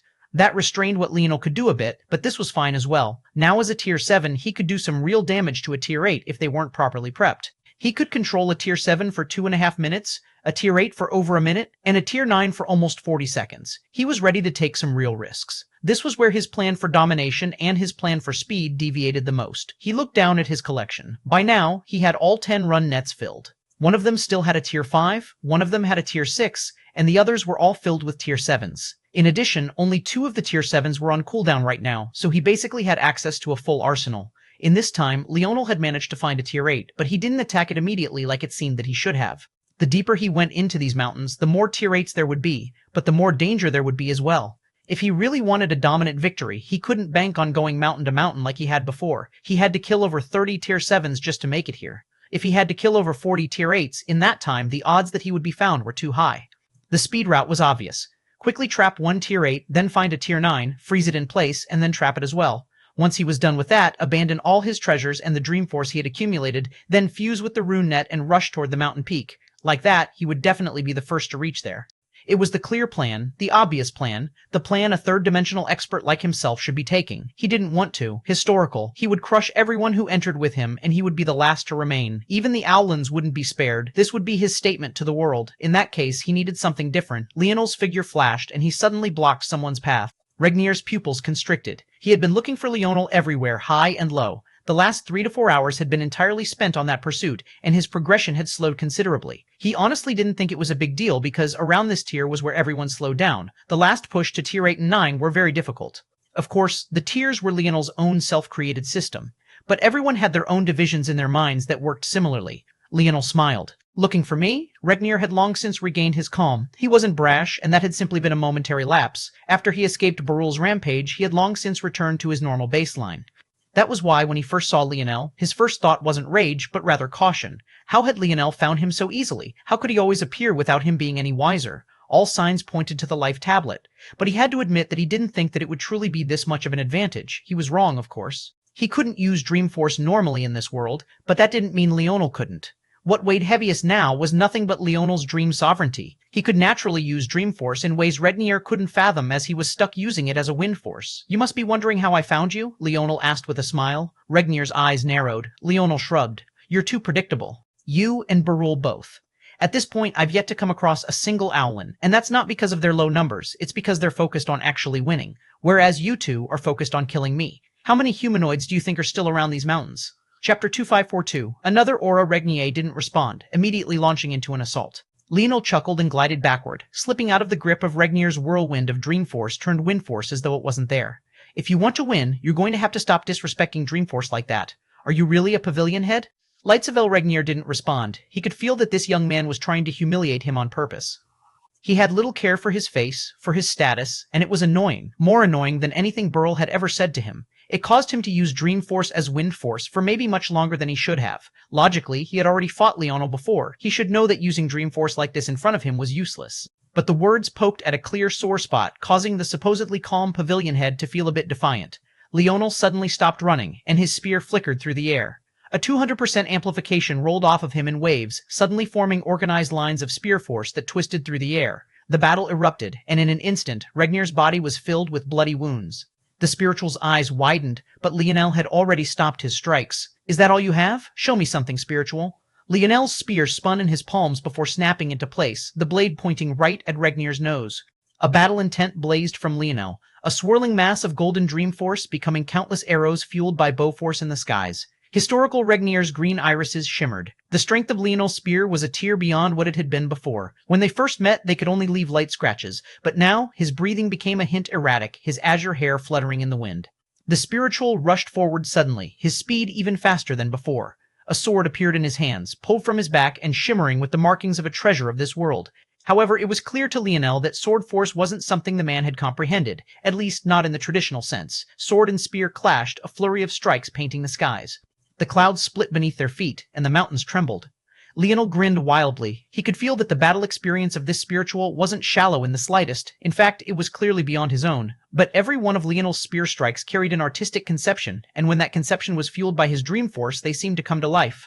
He shifted his stance constantly, going from embodying swiftness to heaviness, then from the light pitter-patter of a light rain to a heavy downpour following a tsunami. Regnier had never seen a youth with this level of skill with a weapon. It felt truly transcendent. And then the dance began. Regnier felt as though he was trapped in a cage. Lines of silvery gold spear force drew meteors across the air, radiating a heart-rending might. The spiritual's eyes widened as it hit him like a truck. Leonel didn't just have one quasi-life state force, he had two. No, he had three. His hair stood on end as he watched the bow force descend. How was that possible? Regnier hurriedly retreated, the wind enveloping around him. One aspect of his mind turned his attention toward using Dreamforce as it was meant to, the wind becoming nothing but a support to increase his retreat. Monster, this was the thought he had. It was said that the humans were the perfect experimental subjects for the god beasts because their potential could be branched into an endless number of streams. Many didn't understand this. After all, weren't the demons and nomads the same? Chaos demons were the embodiment of chaos itself, capable of starting a completely new branch or clan of demons all on their own. As for nomads, they were capable of absorbing all sorts of outside influences and making them their own. What about the cloud race? Wasn't their foundation built upon mimicry in the first place? Not many understood what made the humans so special. There were countless demigod races that could fall into the same categories. There were even some god races capable of similar things, though many of them were said to have reached the peak of potential. There was something special about humans, and that was rooted in how typically unspecial they were.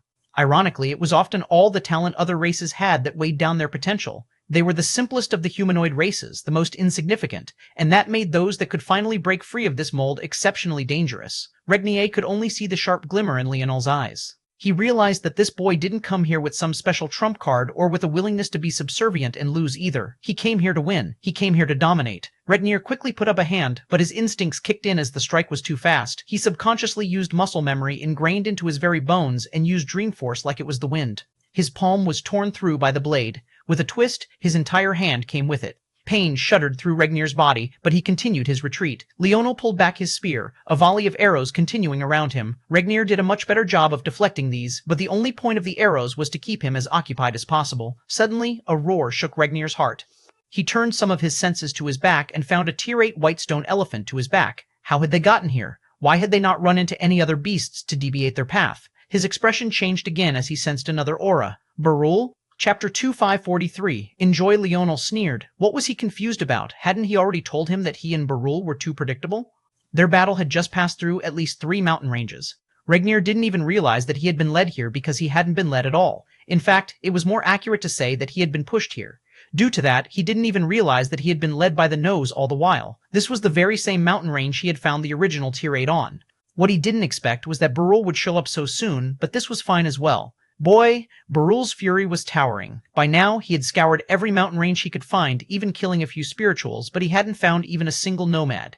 It was obvious what happened. Regnier hadn't been lying. Leonel had indeed killed his people. Regnier was a bit taken aback by Barul's level of rage. He was a hothead, but not to this extent. He was still scheming and intelligent. He knew where to pick his spots. Back then, Regnier had only exaggerated Leonel's feats a little. After all, he could only confirm that one rune net had been stolen, and he wasn't even sure if one had to be killed first to have it snatched. Hadn't Leonel taken his necklace without him dying? But this, Light's Evil Regnier didn't have the right to be distracted. The flurry of strikes from Leonel was absolutely relentless. Barul was coming in from the side, and the spiritual pavilion head was immediately on guard against him, although Barul seemed to be focused on Leonel, who knew what this conniving bastard might do. Then there was the tier 8 threat to worry about on top of that. Regnier felt like he was being overloaded with sensory information, and the grin on Leonel's face was only becoming brighter. D.I. Barul swept in from Leonel's side, a palm force capable of shaking the mountain descending. Leonel pulled back his spear. Spinning it in his hands, several scythe-like blades formed and shot in the direction of the 2 pavilion heads. Leonel's spear force and bow force were beyond that of Barul's palm force. He shredded the latter apart as though it didn't even exist. Your comprehension of weapon forces is weak, old sack of shit. What did you just say to me? I don't like repeating myself for the mentally disabled. To an outside observer, their conversation would have only been funny due to the facial expressions. As Dreamforce experts, it didn't matter what language the other was using, they could immediately translate it. Regnier's language was particularly harsh and grating on the ears. It wasn't as bold as the Pluto race's language, and was instead filled with endless hacking, wheezing, and snorting. It only made Leonel want to make fun of him all the more. ROA. The tier 8 had had enough of the encroachment on its territory. Barul and Regnier were already on guard against one another, and only sought to put more distance between them when this happened. But Leonel only sneered. In one movement, he dispersed his rain of arrows into the surroundings, enveloping their retreat routes. At the same time, he took subtle control of the tier 8. Gem Force sprouted and formed mountains that blocked their retreat. Once appeared behind Leonel as well, though this was purely for show. Barul and Regnier were forced to stop their retreat, and Leonel's smile suddenly vanished as he relinquished his control over the elephant. An all-out battle royale ensued. Barul and Regnier tried to focus their attacks on Leonel, but it was hard for them to do so when such a powerful creature wanted them all dead. In the end, the trio was even somewhat forced to band together to stop the elephant from killing them off one by one. Leonel knew that these two would prefer to get a distance, but if he allowed that, this battle would drag on forever. The reason he had taken this risk was because he wanted to end it right here and right now, and he would do exactly that. Barul's expression flickered as he felt that this was a great opportunity. These two were basically fighting with him, but only he had the ability to deal a sure kill strike on a tier 8. With 3 fighting at once, that opportunity would come much sooner than he thought. No, the kid might have captured a powerful enough creature to deal a fatal blow to the beast as well. He definitely has a dream net as well. I'll need to react faster than him. From time to time, he would launch a sudden attack on Leonel, really wanting to kill this kid, but he had already become half-hearted about it. The only purpose of these strikes was to keep up his facade as a madman, and to make sure Leonel kept some distance away so that the coming opportunity would be his. Suddenly, his gaze sharpened. There! Leonel's spear struck down, slapping the elephant's trunk into the ground. At the same time, Regnier's hurricane force wind knocked into its side, knocking the creature almost off balance. As it was trying to regain itself, Barul's forehead erupted. Barul saw Leonel taking out a dream net, but his sneer deepened. That was absolutely perfect. He would be first. Bang! Barul froze, looking down to find that his legs and torso had been separated from one another. The white stone elephant died at the same time, Barul's beam tearing through it.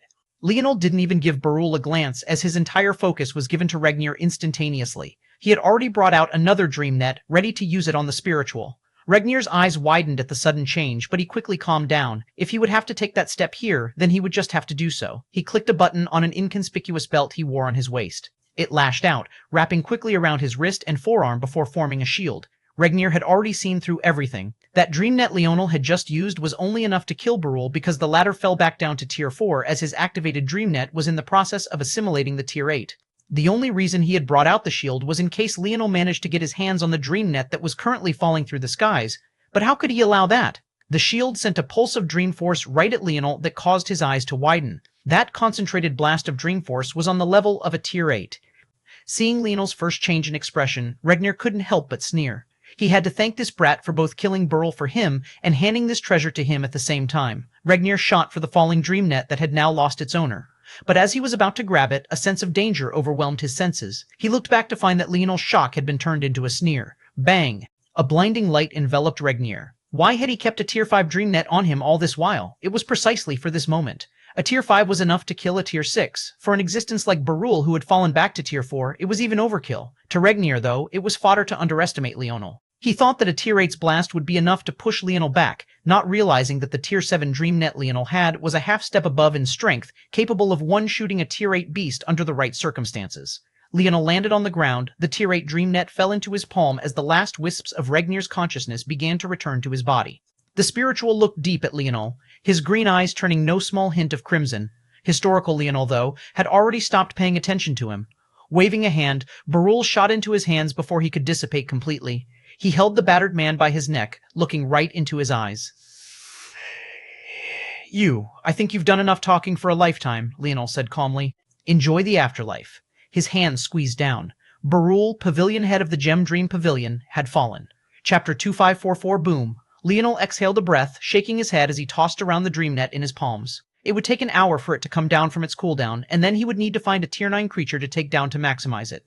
His mind had already moved on from this situation, and he was already thinking about how to deal with what was next. The fact he had just dealt with 2 pavilion heads, thoroughly killing one of them, didn't seem to fill him with any sort of pride at all. It just felt natural. This time, it wasn't a confidence that came from some mysterious force from the future, but rather one that was all his own. These were victories that he had claimed for himself, and they weren't tainted by things that hadn't happened yet or might not happen at all for that matter. He was the perfect image of calm and collected.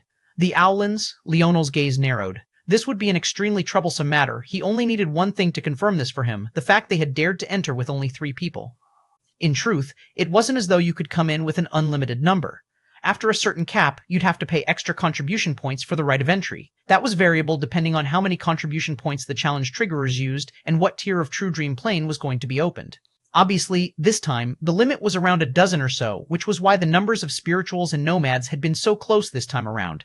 It made sense that Clarence and Leonel had entered on their own. There was no one else who had the guts to come. But the Owens definitely had more people, so why 3? There were only really 2 explanations that Leonel could think of. The first was that they were extremely confident in their victory. Neither Regnier nor Barul, or any of their people for that matter, seemed surprised by the choice of the Owlins, and they even clearly treated them with a healthy dose of respect on top of that. The second possibility was that they had a special treasure not much unlike Regnier's shield or Barul's dream net. It might even very well be both. Leonel had pretty much run into everyone by this point, except them, and he felt that that wasn't a coincidence. If they were as confident as they portrayed themselves to be, they were probably waiting at the base of the final mountain, ready to take his head. In that case, the only reason they wouldn't have just gone up to claim first place for themselves was because of the life tablet in his mind. Leonel looked up into the skies. The last challenge, huh? He stretched out his back and looked at the belt-turned shield that Regnier had hidden for so long. Leonel was curious why he would do so. If it was used as a normal weapon or accessory to combat, what was the need to hide it? It wasn't like it was a great trump card like the DreamNet, right? These were Leonel's initial thoughts, and even after inspecting it for a while, he still felt that it was the same. Even so, he wasn't convinced. Regnier couldn't be that much of a fool. After seeing the trump card of the Nomads, there would be no reason for him to hide this thing if this was all there was to it. But then again, if this wasn't all there was to it, then what was Regnier's excuse for not using it when his life was on the line just now? Lightsavel, my plan was pretty good, if I do say so myself. Leonel tooted his own horn a bit, so it's possible that he just couldn't react. It's also possible that he planned to use whatever that true trump card was only after securing the Tier 8 rune net. After all, just because he had the rune net in his possession didn't mean that he'd know how to use it, so he would still have to deal with me at the end of the day the normal way. Leonel felt that this was closer to the truth. During their one-on-one fight, Regnier had been firmly on the losing end and had only survived for so long because Leonel needed bait for Barul. Under such circumstances, stealing a weapon he didn't know how to use wouldn't help Regnier in the slightest. He would need something else to deal with Leonel. Taking another step back, the fact Regnier used that pulse attack would also lull Leonel into a false sense of security, not much unlike what Leonel had done to Regnier. Even now, didn't he still mostly assume that there was nothing else special about the shield? What if Regnier suddenly burst out with a counterattack he wasn't expecting? Historical. Of course, that wouldn't work Leonel, considering he had already deduced that there had to be something else hidden within it. But the point was still a valid one. Leonel sighed. He felt like a broken record, but these force arts were really too complex. At least with King's formation, if he had enough time, he might have been able to find something to take advantage of. But here, then we'll just have to do it the crude way. Pour force into it and hope something that doesn't kill you happens. Leonel strapped the shield to his left arm and then began to pour his dream force in slowly. He came across the first bottleneck and pushed through. A pulse echoed. It was much weaker than the tier 8 strike that Regnier had unleashed earlier, but Leonel didn't mind that. He was looking for something else. He eventually came across a second bottleneck and his frown deepened.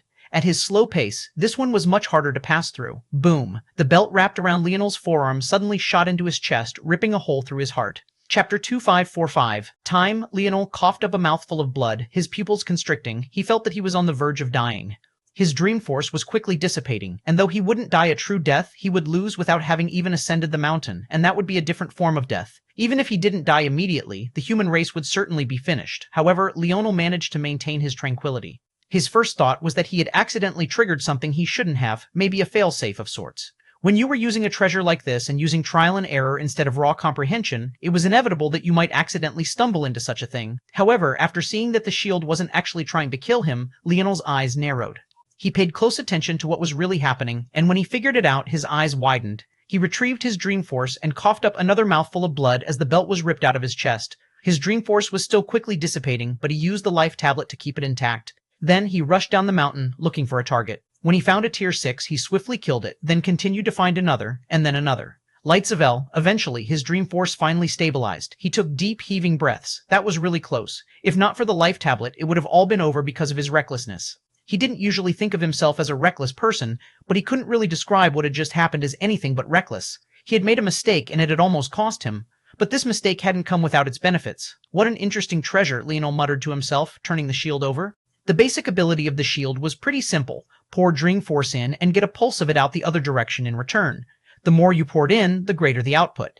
At the apex, Leonel could release a blast at tier 8 just like Regnier could, but his understanding of the treasure was limited, so he could only do it once every 10 seconds. In addition, if he was correct, even if he reached tier 9 would still be the best the shield could do, though he would be able to conjure it faster. This made sense because this ability wasn't the main ability of the shield at all, it was just the cover used to hide its true ability, and that ability was obviously related to the hole that had just been a part of his chest. Historical, there was a purpose behind that action just now that went beyond just a failsafe against those that didn't know how to use it.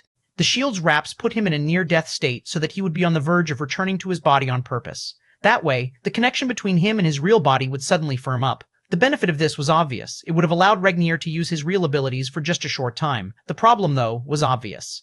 The moment you activated this function, you would be on a ticking timer. And since you would have to be in a near-death state to make it work, the time was most definitely not long. If you could get a few seconds out of it, it would already be excellent. Leonel, however, had an advantage. Regnier didn't, and that was the life tablet. According to that first experience, Leonel felt that he could last about 3 minutes total if his dream force was endless. Unfortunately, making use of the life tablet wasn't exactly all sunshine and rainbows. Without an endless supply of dream force, he could only last for a little over a minute. And, after that minute was up, he would obviously need a large amount of dream force to stabilize his body again to stop himself from dying. To make matters worse, this minute of time would be even smaller if he used his dream force to do anything else, like controlling a beast or anything of the like. Luckily, the dream force he was referring to here was that of his real body, which was separate from the dream force this avatar was using. But it was still something to note regardless. Leonel flipped the shield in his hands and it returned to the form of a belt that wrapped around his arm. Thoughts swirled in his head. Reach tier 8, so that was what Leonel did. He ignored everything else and began hunting tier 8s. He was much more cautious, knowing that the owlins were likely nearby. But to his surprise, or maybe his expectations, they never appeared before him. The more Leonel killed, the deeper his sneer became. This sneer didn't appear on his face, but the contempt in his heart was rolling like waves. He knew why the owlins were doing this. They were arrogant. They probably weren't waiting for him in specific. They were waiting for whoever it was killed him in the end. Ultimately, there was only one way out of this place, and it was up that mountain. They would sit there, prim and proper, beautiful and unblemished, ready for their rewards to be delivered to their laps. However, he would make them regret that choice. Maybe if they pressed him, tried to suffocate his advantage, they'd have a chance to win. In fact, the reason Leonel had originally chosen the speed-win aspect of things was that he felt that too many people would be hunting him. But if they wanted to shoot themselves in the foot, he wouldn't stop them. They were just laying out the path for his dominant victory. All of the pavilion heads would fall into his hands. Leonel's aura flourished, and he entered Tier 8. It's time. He quickly found a secluded region, ready to break into the life state for the second time. Chapter 2546, Bonus O. Bonus chapter courtesy of Mr. Mostert A316. Leonel looked at his haul. He had over 50 forgetful orbs now. He felt that he would at most need 20 to reach the life state, and that was if things went horribly. He should be guaranteed to succeed now. He crushed the first one, and that familiar feeling of forgetfulness came back. It was like that moment just after you woke up in a new place. What was familiar had suddenly been replaced by something else, and you lay there confused for a moment, wondering what had happened to the world around you. Even so, the confusion wasn't deep enough that you felt fear or trepidation. You were sure that there was a reason you were in this unfamiliar world. A reason for these soft bed sheets that were just a tad different from what you were used to. A reason why you were staring at a door when usually you would be staring at a window. Why the shading and lighting wasn't exactly what you were used to, despite the fact your internal clock told you that you should have woken up at around the same time. Leonel basked in that feeling, and then he caught on to something new. It was actually a hint of fear. This fear didn't come from his situation, but rather that feeling of loss that came with much of the context of his dream force being stripped from him. His dream force wasn't just an external force, it was him, and its rise in strength was the anchor that allowed him to find himself, his true self. Lightsavel, to him, dream force wasn't just a means to an end, it was the ends, and the context around how he had reached this stage wasn't just a casual enlightenment here and there, it was him, his true self. Every step he had taken carried with it the weight of the person he was now, and there was a certain beauty to that. But it was likewise the reason he suddenly felt a hint of fear using this forgetful orb. What if he couldn't bring it back? What if it would be lost to him forever if he took one too many? What if he would lose a piece or twist one far beyond recognition, that he would lose a part of himself? That uncomfortable feeling sunk in heavily, and it was hidden deep within the core of himself. Did everyone that comprehended a dream sovereignty feel that tranquility he had? It was a sudden and random thought, one unlike the fear-laced ones he had had until this point. But after some thought, he didn't feel that they were as disconnected as he had originally assumed. Wasn't that tranquility part of how he had found his true self? How he had purged the influence of the demoness and become Leonel Morales, the real Leonel Morales? Why was tranquility such a huge piece of his sovereignty? It was because that was the first feeling he had back then, but was that all there was to it? Maybe you could use several words to describe it. Tranquility, confidence, peace. Then he remembered something else. The first few times he had used the forgetful orb, this being the 4th time overall and the first of this sitting, his sovereignty had become an anchor. Why did it feel different this time? This fear wasn't there before, or maybe he hadn't noticed it? No, it definitely wasn't there. He had dug up as much as he could, he was certain, but he had barely gone far when he sensed the fear this time. Leonel seemed to finally understand. His sovereignty was slipping away. It was being tested. Maybe it was being refined. Whatever it was, he could feel it getting further and further away. If it was the first thing, he already felt close to it slipping free of his hands. If it was the latter two, whatever was happening was failing. Leonel could feel it quite clearly. It seemed the fear wasn't coming from his dream force itself, but rather it losing its anchor.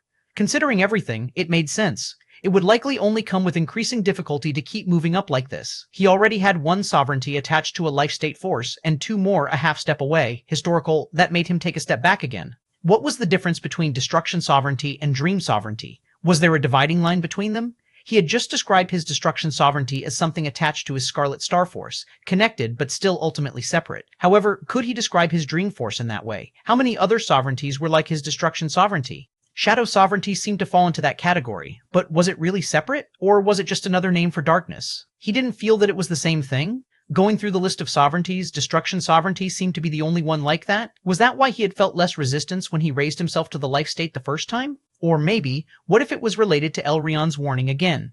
An innate node was probably a shortcut to grasping a sovereignty, though that was oversimplifying it. Regardless, the reason he had wanted to find a Vital Star Force innate node in the first place was that he could access a hint of the life state with it as well. That way he could save Aina right away instead of waiting. The understanding settled in for Leonel. So it was because existence tended to set up barriers when one was trying to enter the life state more than once. Those barriers were even more stringent when you were trying to keep your sovereignty at the same time. Oh, so that's why, when Leonel understood the reason for the fear and grasped that it wasn't something coming from himself, he smiled. In that case, piss off. If this mysterious force wanted to use fear to stall him, it was going to have to do a better job than that. His dream force was his sense of self. It couldn't be so casually swayed, not now, and hopefully never again. Chapter 2547 Bonus Break. Bonus chapter courtesy of Mr. Mostert A326. Leonel felt his strength soaring by leaps and bounds, large amounts of dream force gathering around him as though it had a mind of its own. Akin to Mother Nature amidst a flock of birds, the plumes of golden and silver clouds gathered around him. His crown glowed stronger, the robes that were draped over his shoulders becoming more prominent and detailed. The strength of a Tier 9 flooded through him. Leonel had thought that it might take 20 to break through, but he hadn't thought that he would succeed after just a single one. Still, he felt that there was a hint of serendipity involved. That was the result of a sudden rush of insight coming together with a helpful outside sort. The moment he felt his sovereignty slipping away, he actually felt that he could break through. But that odd fear had helped him back, making him wonder just what was happening and why exactly it was happening. If he had broken through back then, due to the fear, he might have let his sovereignty slip away, and unlike his weapon forces, he wasn't nearly as confident in getting his dream force sovereignty back if it were to slip away. It was something that he could feel consciously, as though weapon forces were in a separate category of their own, and that made sense. If it had been any other force type, would the Godlands have been able to form a quasi-true version of it? When Leonel really thought about it, he didn't think that it was possible for any other kind of sovereignty. There was something special about weapon forces, and that was probably how flexible it was. Two spear sovereigns might have two completely different interpretations of it and paths they could take. For Leonel, whether it was his spear sovereignty or his bow sovereignty, it was based in creation. He understood that quite clearly now, which was why his bow sovereignty had broken back through so clearly the moment he entered the true dream plane. Lights of El. Because Leonel had built his foundation on his grandfather's way of the spear, everything about his own way of the spear now was rooted in artistic conceptions and exuded the power of words, images, phrases, feelings, and everything beyond. This was why his spear dance evoked so many feelings of awe in people who saw it. Some who weren't familiar with the spear might even believe that he was the best master of the spear they had ever seen. While that might not necessarily be untrue, it was just the nature of his spear to pull out the emotions of others, because what they were watching wasn't his spear, but rather the feelings it was channeling, whether that be a word, a powerful phrase, a meteor falling from the skies, or even an endless plain of ice in all its finality. It could be said, at the same time, that the flexibility of his dream force had also given him quite a bit of luck in breaking through. The moment he realized where that fear was coming from, he was able to shatter it with a thought, because he also knew where his dream force sovereignty came from. It was tranquility, but now that by itself. It was rather that the root of his tranquility came from a confidence in himself, one built on the certainty that so long as he had a chance, he could break free of any trouble and come out on top in the end. In a lot of ways, it was the truest form of sovereignty there was, and it was likely this was the very same form of it that his future self had comprehended. That was the reason it had reverberated back through the walls of time, impacting even his current self. That was both warming and yet concerning. If he was taking the same path he already had once before, could he be certain that anything would change at all? Wouldn't he end up in the same rut? Historical Leonel stared out into space for a long while, trying to grapple with that question. When even becoming the most powerful person to ever exist wasn't enough for a happy ending, what should you do then? Leonel's thoughts flickered toward Ina and his mother, then his brothers, what was left of the Morales family, even Noah, his grandfather, and his grandmother. Would he have to watch them all die again? He really wanted to say no, absolutely not, that confident surge from his dream force sovereignty shining like a bright beacon, but he ignored it. It had been there before, and it had been able to change nothing. What good was a steady reign of confidence if it couldn't change anything? He suddenly remembered a class he had had back in the Royal Blue Academy, a random one on psychology. It described stress as an evolutionary necessity. It was related to fight or flight, and it put a person in a state to take swift and immediate action. His sovereignty was so natural and soothing, it came to him instantaneously. It was as natural as breathing to him. When he met a stressor, he reacted with confidence to deal with the situation. If he took another step back, what had triggered his stepping into dream sovereignty in the first place? Wasn't it Molexi's name and that land of carnage? The stress she placed on everyone back then was so great that many of them directly died, their hearts and minds unable to take it, and yet he had shrugged it off like it didn't matter. He looked down at his hands, really trying to understand himself. He was good at reading the emotions of others, and even deducing why they might feel that way. But did he really understand why? Is my dream sovereignty not really the core of my being? Is it influencing me as well? I don't think I want it. Leonel felt something break inside of him. Chapter 2548 Bonus Respect and Persistence Bonus. Chapter courtesy of Mr. Mostert A336. Leonel continued to sit there, staring into space. He didn't really feel depressed, he just felt a bit empty. And then the anxiety came. What was he doing? Facing off against ninth-dimensional experts like he was on the same playing field as them? Was he insane? These weren't even normal ninth-dimensional experts either. These were ninth-dimensional experts that could take someone like Clarence and turn him into a prop-up toy to be skewered and humiliated before the masses. The moment Leonel had this thought, he felt disgust. This wasn't him. But why did the lines feel so blurred?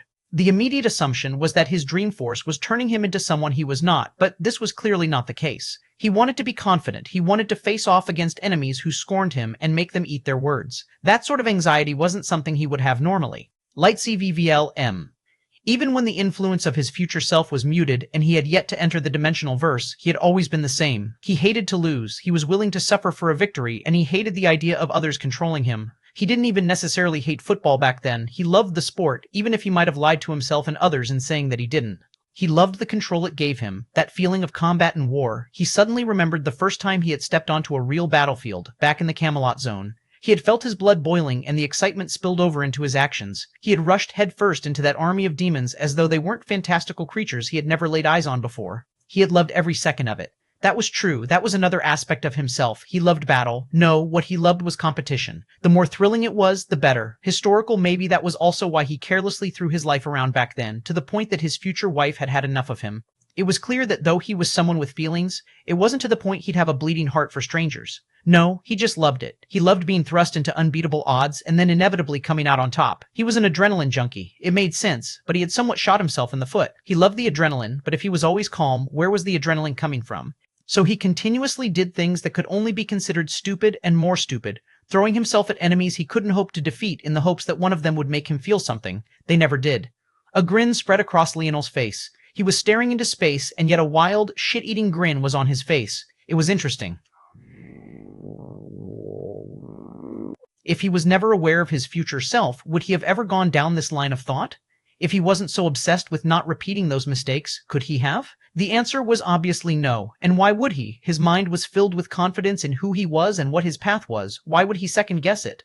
Maybe the only person that could have corrected his path somewhat was his father, but he had already long since passed away. Then there was that other man, the man he had only called master in his final breath. But if it took him so long to acknowledge him, could it have shaken him free of that path? The Leonel of today wasn't aware of the story between Y-Star Order and his future self, but what he did know was that he had a streak of completely ignoring his mentors aside from his father. When old Hutch told him about how he should use his spear, he completely brushed it off. It wasn't until years later that he took bits and pieces of those teachings and finally gave his spear a life of its own. But how long had that taken him?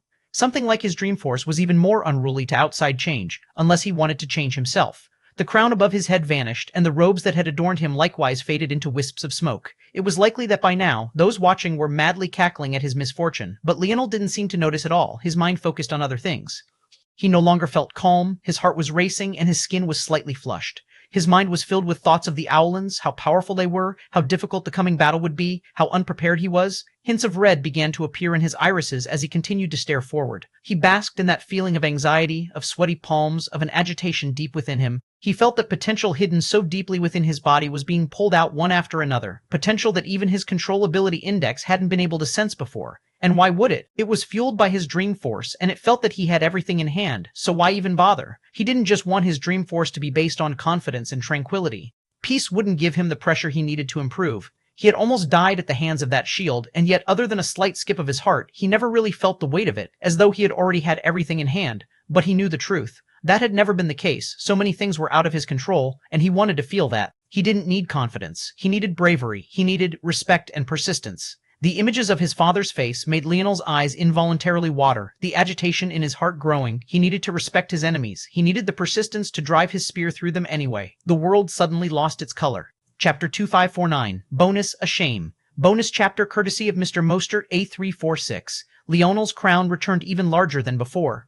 The surrounding dream force swirled so violently that the mountain range he was within, and the surrounding mountain ranges, all trembled, being stripped of their dream force one valiant step after another. It all gathered into his robes.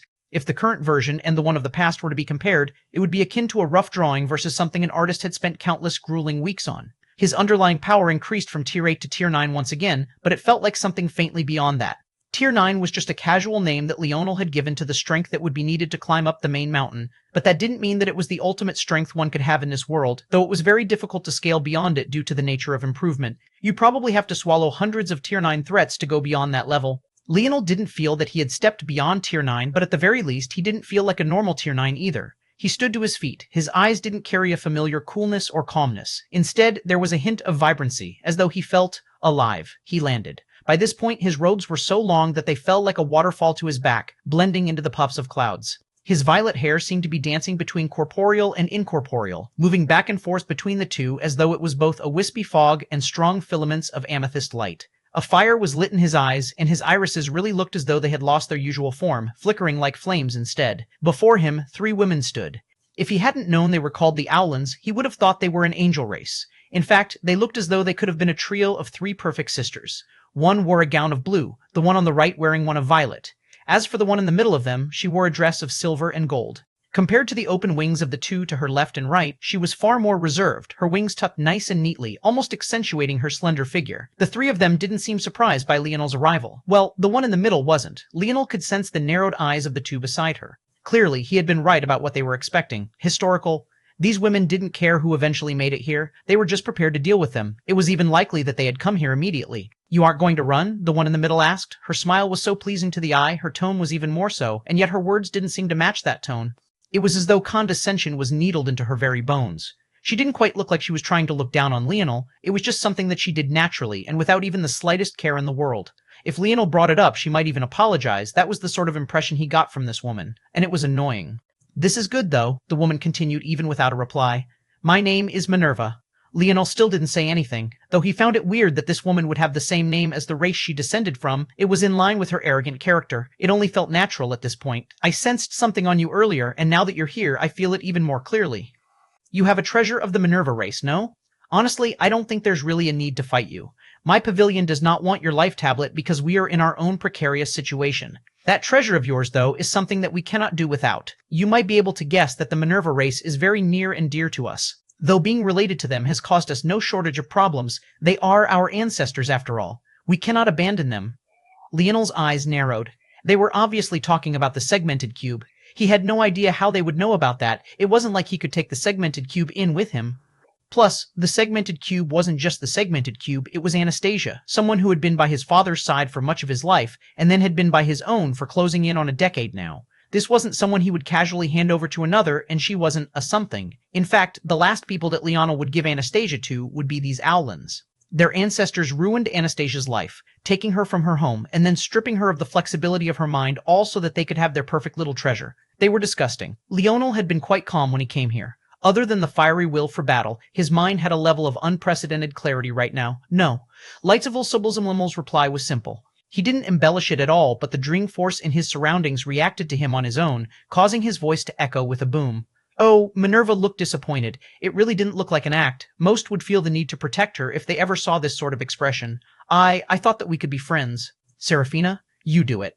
The blue dress-wearing Owlin took a step and suddenly vanished. Chapter 255D. Bonus enough? Bonus chapter courtesy of Mr. Mostert A356. A tiny fist appeared before Leonel's chest in a flash, and he didn't even seem capable of reacting in time. The fist collided, that slender form packing the strength of a meteor's explosion. It didn't even seem certain that Seraphina's strong suit was the fist, but it didn't seem to matter, Leitznavel, until she realized that Leonel hadn't moved. "Don't use dream force like that," Leonel said lightly. "You'll only embarrass yourself." Seraphina blinked and then suddenly smiled a beautiful smile. "You're saying such harsh words to a beauty, don't you feel bad? You're not nearly as beautiful as my wife. You'd be better off being a vulture with those wings of yours." Historical Seraphina was stunned into silence. She had never heard anyone talk to her like that before. She didn't even know how to react, until the rage came. Her white gold arcs gained a tinge of pink as her anger flared up. She stopped using dream force like fist force. She hadn't even comprehended fist force in the past. She just thought that it would be more than enough to deal with Leonel. Her wings spread out. As though embroidered in golden leaf metals, they shimmered, slashing down with menace and murderous intent. Leonel's spear, still aimed toward the ground, suddenly flickered. Bang, bang. Seraphina's 2 wings were deflected as a shield suddenly appeared on Leonel's left arm. It swung down with its own undisguised menace, bashing against Seraphina's head and distorting her beautiful face into an assortment of flying teeth, blood, and a severely broken nose. She shot backward, barely stabilizing herself after 20 or so meters due to her flapping wings. Leonel stood in the same place, his irises still flickering like flames. He raised his spear, pointing it at the 3 women. "There's no one else coming. I've already killed them all. It'll probably be best if the 3 of you acted together." Seraphina's eyes blazed with rage, and the beauty actually snarled. "Seraphina." The voice was like an ice-cold plunge. Seraphina felt her soul rip out of her body, only to be deposited right back. She took a shuddering breath and looked back toward Minerva, her eyes flickering with a hint of fear. Minerva smiled. "Your use of dream force is not bad. Successfully attacking the mind of an Owlin without her even noticing is without a doubt a feat to be proud of." Another condescending statement rolled off her tongue as though it was nothing. She was truly an annoyance. But there is also no need to lie. How can any wife of yours be more beautiful than an owlin? Those of my race would never marry a human. Our bloodlines have unfortunately been too diluted already to take the risk. She sighed, her tone light and full of air along with even a hint of cheer. Leonel didn't respond immediately, looking at the woman. It was a dense sort of silence, only somewhat buffeted by the rolling winds and heavy breathing of Seraphina. Is that long enough? Leonel suddenly said. Minerva's eyes narrowed only for a moment before they went back to normal, her cheery self returning. I just wanted to make sure you know that I was going to shred you to pieces now, not because your dream force is something impressive, but because there are just some things you don't say. Leonel's spear remained steady, pointing right at Minerva's perfect nose. The Minerva race was made up of nothing but hacks and whack jobs with delusions of grandeur and god complexes. It seems that while you didn't gain their strength, you certainly gained their unwarranted arrogance. Oh, and I meant what I said. My wife is much more beautiful than you.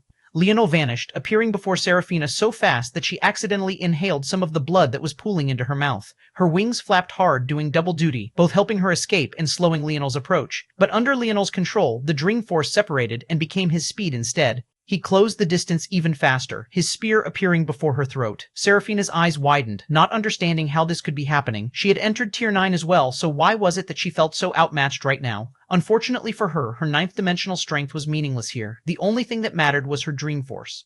In the past, Leonel had been lagging quite far behind.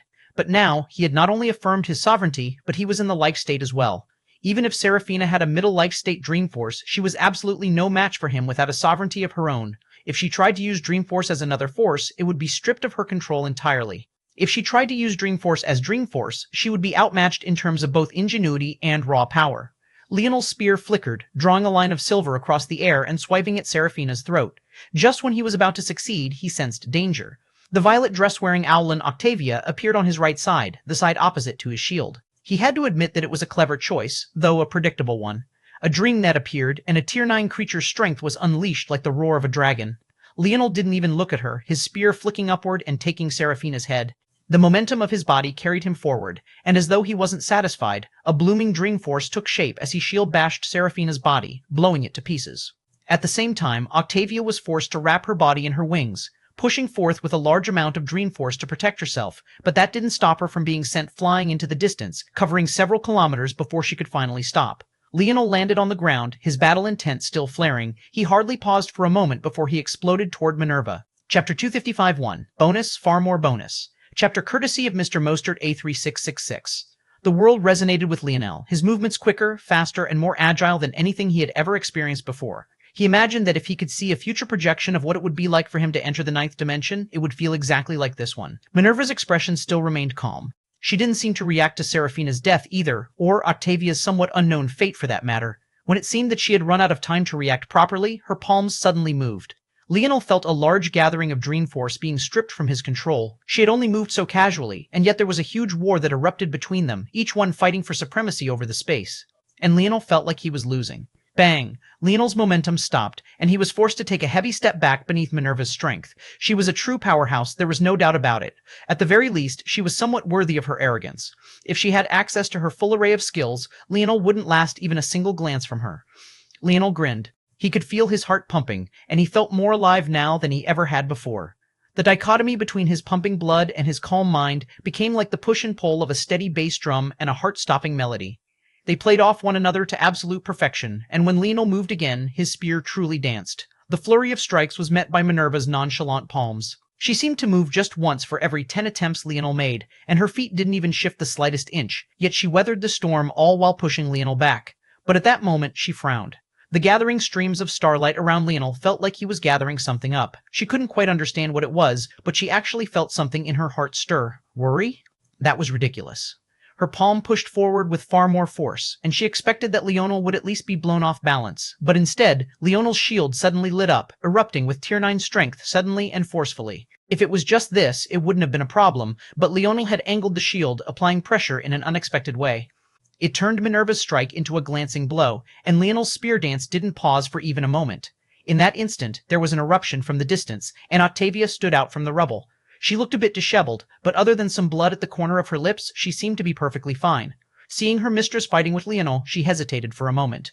On the one hand, she knew Minerva's temper, and she wouldn't like interference in her battle. But could she really stand to the side without doing anything? Without a choice, Octavia burst forward. It would be better to be scolded than to look like she was slacking. Leonel's spear didn't pause, but he noticed Octavia's approach instantly. With calm movements, he continued to grace the skies with his blade, his movements flowing from one to another. As the momentum increased, Minerva found that she couldn't withstand them as casually as she had before. At the same time, her control over the dream force in the area was being stripped away. Octavia swept in just in time, this time fully prepared and attacking Leonel's back. Leonel sneered. What a cowardly race. Lightsema World's P.M. Octavia felt her heart skip a beat. There was nothing Minerva hated more than someone insulting her race. What she hated even more was one of them giving an outsider a reason to do this. Leonel was obviously targeting a weak spot on purpose, and unfortunately for them, it worked. A dream net appeared behind Leonel, and it roared with life. That slightest of hesitation sent Octavia flying once again. Leonel's wild grin bloomed, his spear strikes becoming faster as he suppressed Minerva from all sides. A beautiful formation formed beneath him, complex runes formed of spear force shimmering with life. Enough, Minerva said, her folded wings finally spreading out. In that moment, a strong wave of dream force descended, and runes began to glow on Minerva's wings. It was the natural ability of the Minerva race and the Owlin race, for that matter, to form a world around their wings. This world gave them unprecedented control over forces of all types. The problem was that this was the true dream plane. No one should be able to bring outside abilities in. And yet it was happening here. Historical Leonel felt that his forces were being stripped from him. His sovereignty seemed useless in front of an ability Minerva was simply born with. His spear force was the first to go, and his spear dance seemed moments away from being nothing but bluster. This was the difference between races, a huge, unfathomable gap. She didn't have to train a single day in her life to grasp this ability, and the treasure she used to bring it into this world was probably something handed to her on a silver platter. That anxiety was boiling through Leonel's veins again. He could feel every inch of this moment as his mind stretched every second into what felt like hours. Boom. In the instant before all of his forces were stripped from him, the shield straps pierced right into his heart. The spear dance he was completing here was nothing but a cover. In fact, his real body had already completed it. It could even be said that he was making an attempt to layer two spear dances into one. The first spear dance suddenly resonated with the second, the two solidifying one another and resisting Minerva for a moment. If Minerva hadn't been so arrogant, she would have noticed that something was wrong almost immediately. If she hadn't been so arrogant, she would have likely been able to react. But her mind had been influenced by Leonel on her watch. Leonel's spear gained a hint of something different. Universal force descended. Domain activated. Universe activated. Finality activated. Scarlet Star Force bloomed. A spear blade tore right through Minerva's chest. She was still standing there arrogantly, her arms crossed over her chest and her wings spread out wide. She seemed to think that she had already won. When she looked down slowly to find flames dancing in the new hole that went through her, her eyes could only widen in shock.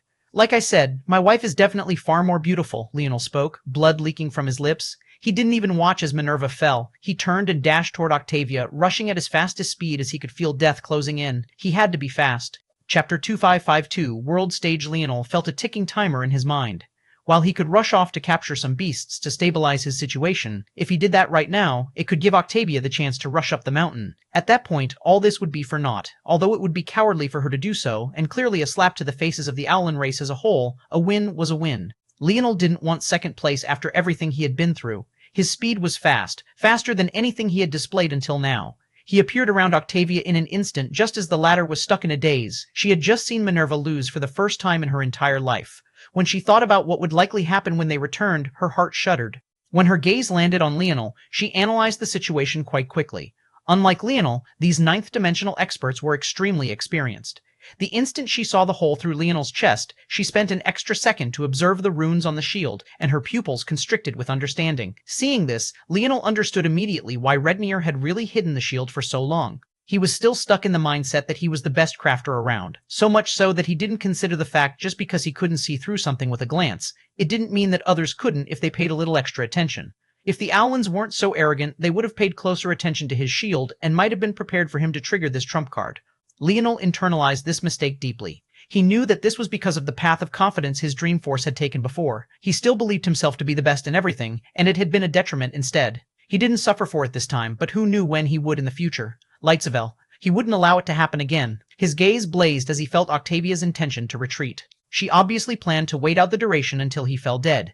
And unfortunately, Leonel wasn't immediately prepared for this outcome. However, he reacted quickly. His heart thumped in his chest, feeling his body and mind being brought to their absolute limit. Dream nets suddenly appeared all around him, 6 in total, completely surrounding him and Octavia. Octavia's eyes widened. What was he doing? If he released these, he would do too. Boom. 6 beams of thick golden lines, all of them forming an encirclement around Octavia, roared to life, swallowing them up completely. After seeing Minerva's abilities, Leonel understood how Octavia had managed to survive 2 near point-blank blasts of the Dream Net. Minerva had the ability to completely nerf another's Dream Force in a wide range, but Octavia and Seraphina could only negate force that directly touched their wings. Due to this, the defensive and attacking abilities of their wings were absolutely frightening. It could even be said that Leonel was lucky to have only clashed with Seraphina's wings a single time, and that he had done so with an actual weapon instead of just his forces. But this was also why he had no choice but to attack Octavia from all sides, even though he would get caught up in the blast. Although Octavia was the one surrounded by the Dream Net, there were 3 of them facing in Leonel's direction, and there was no way Octavia would block them for him. He would definitely have to deal with the blast as well. He roared as the blast radius rocked the world, enveloping both himself and Octavia. Leonel pushed himself to the limit, trying to split the wild raging energies. His mind was unprecedentedly focused as his body was pushed to the brink. Historical, all tides split beneath my blade. His gaze sharpened, his violet irises flickering like dancing amethyst flames. His spear blade expanded, and the crown above his head shimmered. The world bent to his will, and he could feel King Alexander's ability index more clearly now than he ever had before. In the past, he was arrogant, his dream force shunning the world because it was confident in itself. But now, he could really feel the world. He had opened himself up, and the world had likewise embraced him as a result. When he spoke, it listened, and in that moment, his dream force and spear force seemed to truly become one existence, causing their strength to explode forth with a majesty even beyond the spear strike that eliminated Minerva. The world split in 2. Leonel stood there, huffing deep breaths as he stared at Octavia's frozen figure. She shuddered for a moment, and then fell into 2 pieces. Her wings simply couldn't protect her from all sides. When she wrapped them around herself, it would reveal the space between her shoulder blades. She could only blame herself for trying to run away earlier. He met her gaze in those last moments before they disappeared and grinned. His laughter boomed into the skies, large amounts of dream force shooting forward from the surroundings and pooling into his battle. This felt good. It felt better than any victory. His blood pumped through his veins as though gasoline lit ablaze. Every reverberating thump echoed through the skies, his vitality rushing into the surroundings in waves. As he laughed, the true dream plane seemed to resonate with him, shimmering and shining beneath his jubilation as though it too was happy for him. A dominant victory, a truly dominant victory. If there was one part of him that hadn't changed at all, it was the love of this sweet taste. He almost forgot that there was a hole in his chest at all as he basked in the light. It only made it feel all the better that it was his dad's spear that guided him. Take this as the return of the human race to the world stage. Chapter 255.3. Top 100. Leonel rushed to capture some creatures to stabilize his situation, and once he was done, he didn't rush up the mountain yet. Instead, he went to every mountain he missed, plucking away every forgetful orb that he could find. Between the ones he took away from the corpses of Deputy Pavilion and Pavilion heads, and the mountain ranges he had yet to visit, he gathered over 300 of them. This number was a huge boon to him. He could help a large number of people progress through the impetus state. Aina didn't really need it. Just with her soul clairvoyance alone, she could probably walk through the impetus state blind and with her limbs bound. The real question was the others. Leonel was worried about how long they might take to catch up. He gave them as much help as he could, and it wasn't like they were slow compared to everyone else, but it just wasn't enough. He didn't have the time to allow them to slowly grow. They needed strength now, and this was the only way to ensure that it could happen. He almost wished the true dream plane was harder so that he'd be able to gather more. However, he pushed down this thought. This was too dangerous. If Minerva had a different sort of temperament, or he didn't succeed in his breakthrough, or any number of other little things didn't go just right, he wouldn't have been able to succeed like this. When Leonel was finally done, he met the tall mountain with a smile on his face. Then, he began to walk up it. The pressure of the dream force washed over him. It felt not too dissimilar to the stairs he had to walk up to reach the life tablet, but this time, it didn't seem to care that he was a sovereign. Usually, this mountain was meant to be walked up in a tandem. This was a race to the end, not a fight to the death. However, Leonel, though not the first to do so, was a minority in what he was doing now. Taking on the pressure of the mountain alone was something only some had managed to do. Of course, this number wasn't exaggeratedly small, especially since this was among the weaker true dream planes. Even so, Leonel did so with a smile, basking in the waves of pressure. It almost felt like a massage for his mind. He paid attention to the different quirks of the dream force, and he seemed to be able to feel the subtle differences as he progressed. It somehow felt to have character, and yet completely free from restrictions at the same time. It was a peaceful time. He didn't even notice when he had already walked to the top of the mountain. If it wasn't for the fact that there was simply nowhere else to go, he might have just continued walking without a care. Before him, there was an extremely large orb. It didn't look like a forgetful orb, though they shared a similar shape. Instead, it looked like it contained countless fluttering golden runes inside, each one shaped into a flying butterfly. The movement of the runes was erratic and difficult to grasp, but it was beautiful nonetheless and had a weird sort of order to it. It was the same feeling he got from the dream force around him, having endless potential and yet didn't feel flippant or unorganized either. He reached forward and touched the orb. The treasure seemed to sense that Leonel was the only one left, and the world rumbled. At that moment, the vast dream pavilion suddenly moved. From the 9999th spot it shared along with the 3 other dream pavilions that had entered along with him, it shot upward, blazing back into the top 1,000 and appearing near the top 100 in an instant. The steel trembled, and then, under everyone's astonished gazes, the vast dream pavilion moved up one more spot, firmly taking 100th place, while the former 100th place dream pavilion, the rushing stream dream pavilion, fell to 101st. The gap between 123rd and 100th was indeed so wide, but no one thought that the vast dream pavilion would take such a commanding victory. Even if Leonel had been first, if there had been a 2nd, 3rd, and 4th place, the challenge points would have been distributed in a tier system. 4th place would probably still fall out of the top 1,000, but it wouldn't be a problem for the rest to remain. Historical, in that case, Leonel would have at best moved up 5 to 10 spots. But this time, this was a huge deal. The divisions in the rankings were as follows. There was a dividing tier for every 1,000 spots, where both the strength and contribution points leapt forward considerably.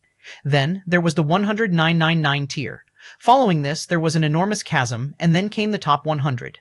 There were special benefits provided to the top 100, and there was a further large leap for every 10 spots you moved up.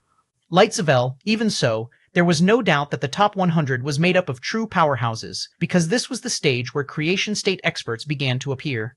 There was no doubt that Leonel had truly poked a hornet's nest this time. But he wasn't thinking about any of this right now, as he had been ushered into a world that felt eerily similar to the world of rewards he used to enter after clearing zones back in the dimensional verse.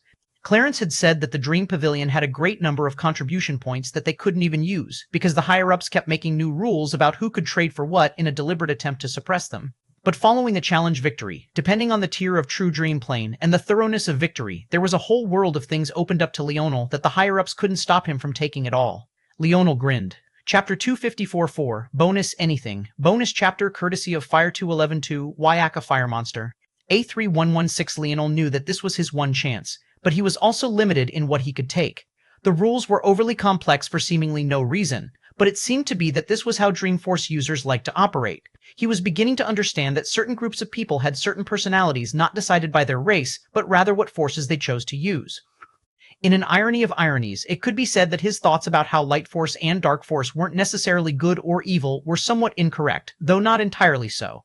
Clearly, by the personal choice he had made with his Dream Force, it was possible to deviate that path somewhat using sovereignty. But, just as obviously, not everyone could grasp sovereignty. This was all to say that the rules of the Dream Pavilions were overly verbose and filled with caveats and subsections for subsections. The rules themselves would take a lifetime for a mortal to read, and they might not even make it part of the way through. Even for the current Leonel, it was impossible for him to grasp them all. Much like a lawyer, he could only focus on certain subsections of the rules at a time. But also much like a lawyer, he wasn't very worried about this. Let alone Leonel, most members of the Dream Pavilion were just as obtuse about the scale and scope of the rules. They could only pick and choose their spots as well. That meant that it would be harder to take advantage of Leonel, especially since he had a database of the rules in his mind right this moment, something the others couldn't boast. If the time came where he had to defend himself based on some arbitrary rule, he was sure he could do it. Though it made him feel uncomfortable that he wouldn't likely be able to prepare for it ahead of time, at this point he didn't really have much of a choice. The question was, with this one loophole he had left to take advantage of, what should he do with it? Should he trade for a large-scale protective formation like the one that had protected the human race all this time? They would really need it soon, not just because of the demons, but the pressure they might face later. He wasn't unaware of the number of people he offended. He would have just killed them directly, if that would have changed anything. Slaughtering the entire Nomad Pavilion was fine because they had acted first, but the others would be troublesome. Even if a child could tell they had come in with the intentions to kill him, plausible deniability was a powerful tool in the world of legalese. Plus, killing them wouldn't really change much. He was just one person, and they had entire powers backing them. Every Dream Pavilion wasn't just a power locked away in the vacuum. Much like the vast Dream Pavilion, there were entire networks of organizations and powers that relied on them as well. Sending a message to the Nomads was fine since he was firmly in the right, but if he did the same with everyone, the problem would eventually become much too large to deal with. As much as he wanted to be willful and arrogant, this wasn't the time. Lights, he had already made his decision quite clearly when he deviated from the original path of his Dreamforce sovereignty. He wanted something more. He wanted as many people to survive as possible. This wasn't just about him. Historical, a large-scale formation? Or maybe something to help raise the strength of everyone else as quickly as possible? Or maybe I should maximize my strength instead. Me and Ina are probably the strongest cards the human race has to play right now. Leonel mulled over a ton of thoughts, so much so that he almost didn't notice when someone appeared behind a floating counter of glass, the latter of which seemed to have only just appeared as well. Leonel's eyes landed on the spiritual race lady. He wanted to describe her as beautiful, but at this point, it felt like every powerful woman he came across these days could be described as such. Maybe he should update his standards. He laughed to himself. If he adjusted everyone based on Ina, would he start calling every woman he came across ugly now? Jokes aside, the woman, even on that scale, would be considered average. Leonel was quite biased when it came to Ina, but the objective truth was that she was a woman with beauty beyond compare, especially after her brush with death. Her body had been entirely reformed, and she seemed to have taken the opportunity to refine everything to perfection. Honestly, he didn't think that Ina had done it on purpose, though it was possible. It was just that her body clairvoyance had reached an entirely new level, and she couldn't help edging toward perfection even if she didn't consciously want to. So for this woman to be average on such a scale, that was certainly saying something. Her hair was actually a rainbow of colors, looking more like motes of light than filaments of hair. Her nose was small and pointed, much like her ears. She had rosy cheeks and freckles that added to her charm. She was the type of woman one wanted to protect. Pointed ears? Leonel blinked. He knew that this was a spiritual, but why'd she look like an elf from those tales of Earth? Leonel's mind shifted, and he found some information. Pure-blooded spirituals? What does that even mean? How can you be pure-blooded anything when you're born a soul? Leonel looked toward the woman again, his mind drifting through the information he had just read. These pure-blooded spirituals were apparently as close you could get to being a demigod without actually descending from a god. Hello, she finally spoke in a sweet tone. Please tell me what you would like to exchange from. With your performance, you can have anything. Leonel frowned when he heard the suggestion in her last words. Chapter 255 Bonus Honey Trap. Bonus chapter courtesy of Fire 211-2, Aka Fire Monster, I-326, a honey trap. Leonel almost wanted to laugh. Truthfully, sending a pure-blooded spiritual was quite sincere of them. Most of these people thought that humans were scourges to existence itself. Trying to lure him with a pure-blooded spiritual meant that at least some of them weren't so set in their ways. A pure-blooded spiritual couldn't be created in the traditional sense. In fact, a pure-blooded spiritual could be born even from a pair of parents without the pure-blooded title. In this way, they were completely analogous to the chaos demons, and they were creatures on the same exact level. With that sort of comparison, one could imagine how highly regarded they were. Rednier was probably seething that his people were actually trying to do this after he was so publicly destroyed. Unfortunately, even if this woman was more beautiful, which she wasn't, it wouldn't be able to change even a single thing. Of course, Leonel was likewise reading a lot into the simple action. The words were benign enough, and the woman was dressed quite conservatively. Not even her shoulders were exposed, and her sleeves even covered much of the back of her hand. Lightsavel. It was just that Leonel's Dreamforce was on a completely different level now than it had been in the past, and they had sent a girl that was of the junior generation for obvious reasons. From his probes, she was only the 7th dimension, and hadn't even formed a life-state force yet. How could she hide her intentions from him? Since the girl wasn't too overt with it, Leonel felt that there was no reason to be too rude to her, but he also didn't play into it. He had some sympathy for the girl because it was doubtful that this was her choice, but at the same time, it was obvious whose feelings he'd choose between a stranger's and Ina's. He would rather be a little colder to draw a clear line than to harm Ina even superficially. Plus, these people were idiots. Had they not clearly heard him insult several demigod women for the sake of his Ina? What was sending a pure-blooded spiritual going to do? Then again, maybe this was the highest rank of people willing to lower themselves like this. Either way, to the girl's words, he only nodded and went back to his thoughts. The girl maintained a polite, though a hint of relief and disappointment flashed in her eyes. They were the same rainbow color as her hair, changing colors and moving like the clouds. In the end, Leonel sighed to himself. If I don't trade for it here, where else would I trade for it? There's no way I'd be able to find it in the human bubbles, and if I venture elsewhere, I might die before I know what was happening. I've made my decision. Please exchange a mature 9th-dimensional evolution or mine for me. The young woman's eyes flickered with a hint of surprise. This wasn't a low-cost exchange, certainly not. There were probably only a few thousand such deposits in the whole of existence. There was no doubt that this was a valuable exchange. It just wasn't as valuable as they were probably thinking. It made her curious about what Leonel was trying to do with this mine, but it wasn't really her place to ask. She wasn't even really supposed to be here. Her pavilion had pulled some strings and caused this to happen. After fumbling around a bit because she was clearly unfamiliar with using these controls, she eventually found what Leonel wanted and exchanged it for him. Soon, Leonel had an orb with a world inside of it and was ready to leave. The girl gathered up her courage, speaking before Leonel left. It seemed that she had to say these words, or else her elders would scold her for not trying hard enough. My name is Lyra Emberheart. It's nice to meet you. I hope to see you at the gathering. Leonel planned to give the young woman a glance before he left without a word, but the mention of a gathering caught his attention. He went through his information and he frowned. This gathering was known as the Gathering of Kingdoms. It was a weird name considering only a small fraction of those participating could actually be considered as such, but it was one steeped in tradition, so no one changed it. The first Gathering of Kingdoms had been held by the god beasts many years ago, and their purpose was for the sake of finding the subjects they wanted to take in to pass on their bloodlines to other creatures. This had, of course, created the Northern Star lineage factors. These days, it was a method of balancing power. The so-called kingdoms were being powers not ruled by gods or demigods. Historical, everyone knew that existence was running on a finite clock, and many were taking steps to try and manage that. To take a complicated list of rules and make them simple, the harsh truth was, those that lost this gathering had their bubbles destroyed and turned into energy that dispersed into the wider world. This chance would also give those beneath demigods to forge demigod-level worlds, and thus evolve their race. Essentially, the largest hurdle to a race becoming one of the gods could be boiled down to the environment. God bubbles were simply on a completely different level. Of course, this wasn't the only thing that was needed, and there were a few powers with demigod worlds that weren't ruled by demigods at all. That said, all demigods were created from demigod worlds, even if not all demigod worlds had demigods. All of this said, the human race was actually immune. The Dream Pavilion was like a badge of protection, and they didn't need to partake in this culling.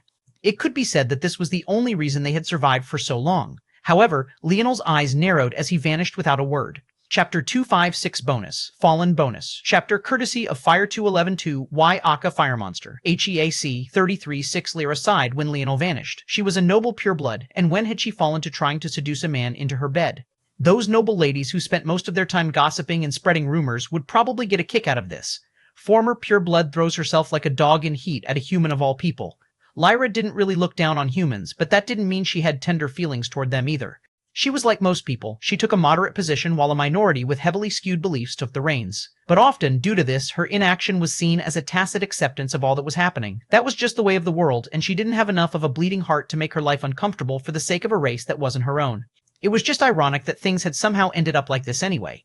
It seemed that talent was talent, no matter what you look like. And for the pure-blooded spirituals who had been just a step away from demigodhood for who knew how many generations now, this seemed like a good gamble to take. Lightsmeasels of Sirs and medium still, throwing her at a man with a wife was really too crude. She knew the real reason why they did it. In Leonel's opinion, throwing her at him when he had just insulted an Owlin's beauty to her face was foolish. But there was another way to look at it as well. If the man who rejected the Owlins, a race of beings known for their beauty even more so than the spirituals themselves, how much would that elevate the status of Lyra and her people?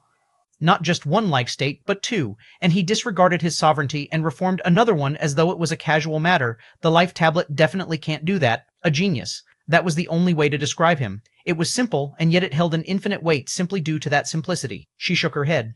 She couldn't stay here forever. She would eventually have to return, and once she did, she would have to face those questions. One way or another, even if Leonel didn't want to give up his wife, he would have to. He was extremely talented now, but he was weak. A genius was only worth something if they could grow up, and there were quite a few now invested in making sure he couldn't grow up unless he was tied to one of them. Even for the pure-blooded spirituals, jumping out like this was a huge risk. It was just that they believed they had enough foundation to weather the storm that might come with it, and they had also calculated that the gods would be unlikely to care enough to take personal action. But if Leonel was alone, historical death was the only path that remained. Leonel's eyes cleared, and he appeared in a familiar courtroom. Several gazes filled with rage landed on him, but he didn't seem to sense them at all as he turned to his side. There, seated in meditation, Clarence's corpse sat. He was rigid and unmoved, but it was clear he didn't have the slightest breath of life left. All this considered, this could be both the worst and best way for a ninth-dimensional existence to die. It was the best because his intact body made it so his forces had an obvious place to congregate. Unlike with the death of Exegu, Clarence didn't need an external treasure to act as his anchor. In organizations like the Sun and Moon Demon Empire, their experts left behind items with portions of their soul attached to it. That way, even if their bodies were completely destroyed, they would reform back in their homelands. However, this process was longer and more arduous. On the other hand, Clarence's soul had been completely shattered to pieces. If the Dreamforce came back together, it would be in an unrecognizable blob. Even if he came back to life, he wouldn't even be the same person, just a new soul in the same body. Leonel took a breath, then exhaled. He looked up and only managed to feel a slight hint of satisfaction from the fact the nomads were in the same state. That was exactly what they deserved. His gaze swept over the Owlins and the spirituals. Obviously by now, Regnier had found out that most of his people had been killed by Leonel as well, and looking at the state of the nomads, only one thing could have happened.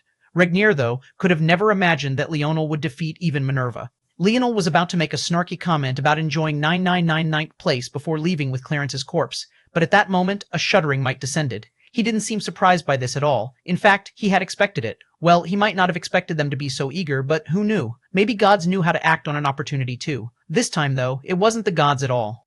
The purebloods were relying on the indifference of the gods, so would they really be so involved in this matter? But that was a confusing statement to make. If not the gods changing around these rules so often, then who? The truth was that the so-called higher-ups were just various dream pavilions dotted across the top 100.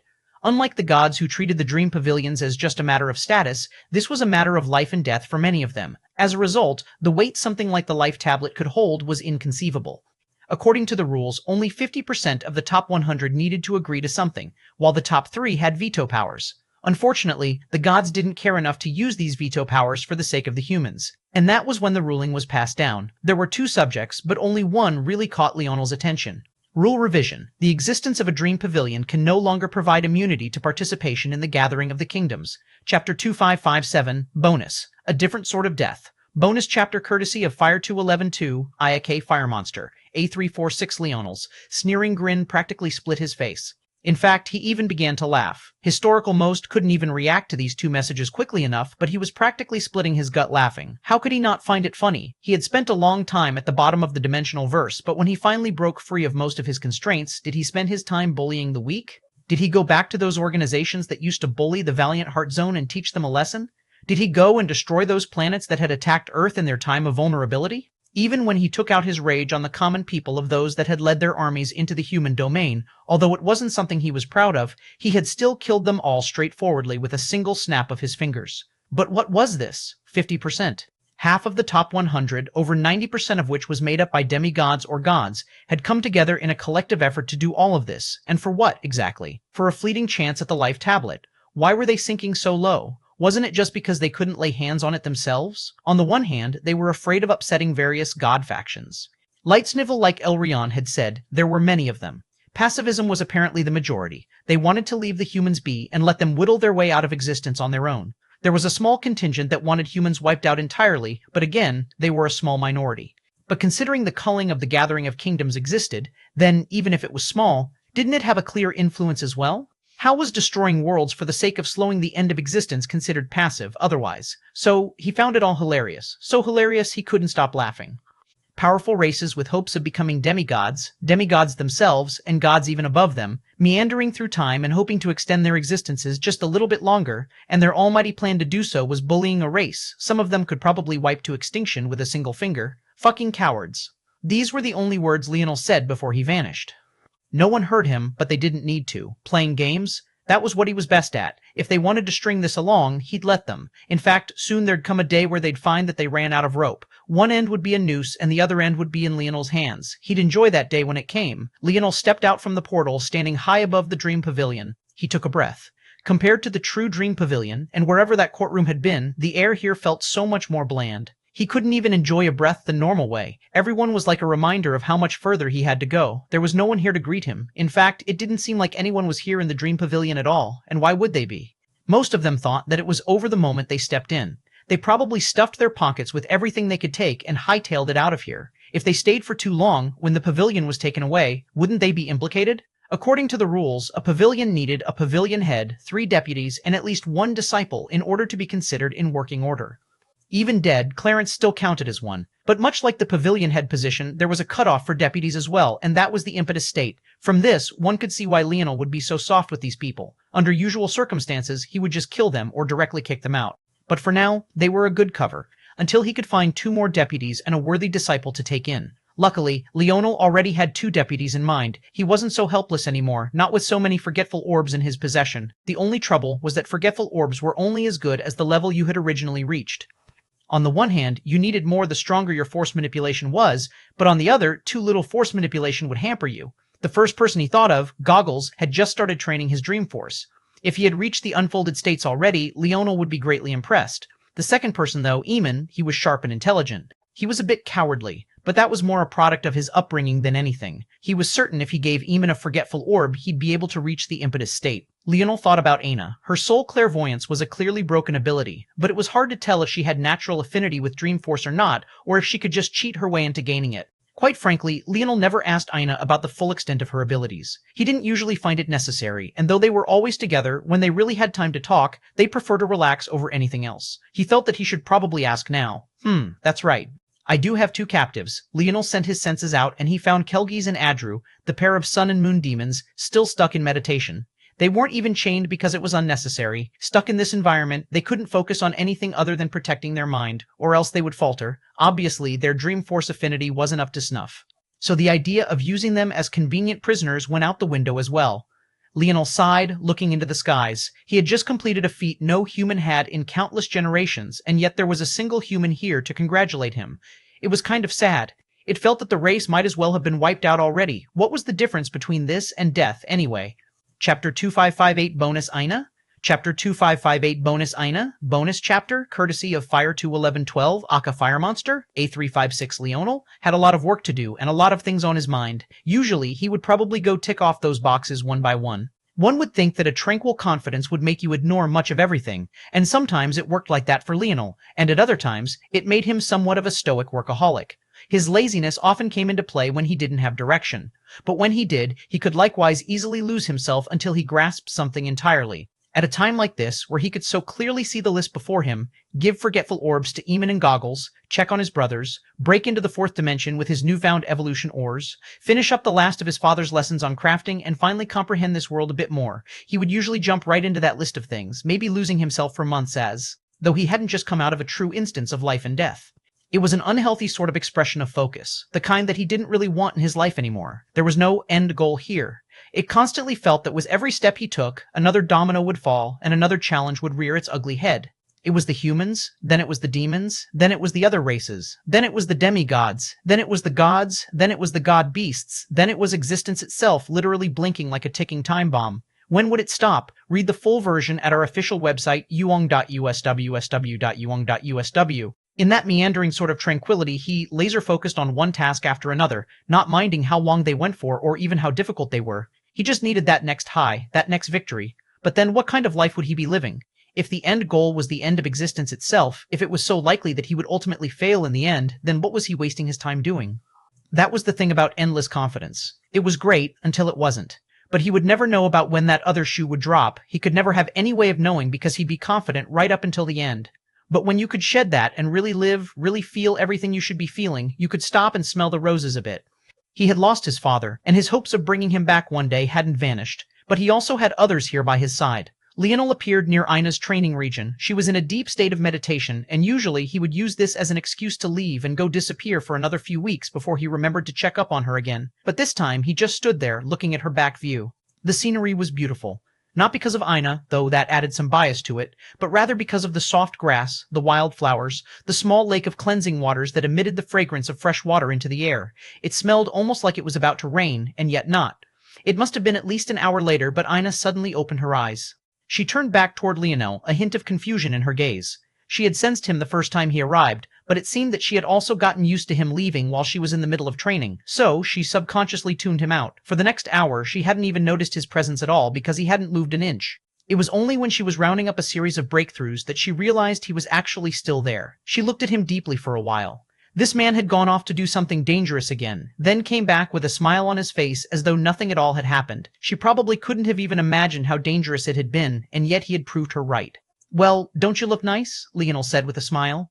Aina looked down at herself. Her clothing was pretty simple nowadays. She just wore one of Leonel's oversized white t-shirts and alternated between a choice of shorts or leggings. She still very much preferred Earth style of dress, and she wasn't the biggest fan of formal dressing. Why the people of these bubbles didn't know what casual clothes were was beyond her.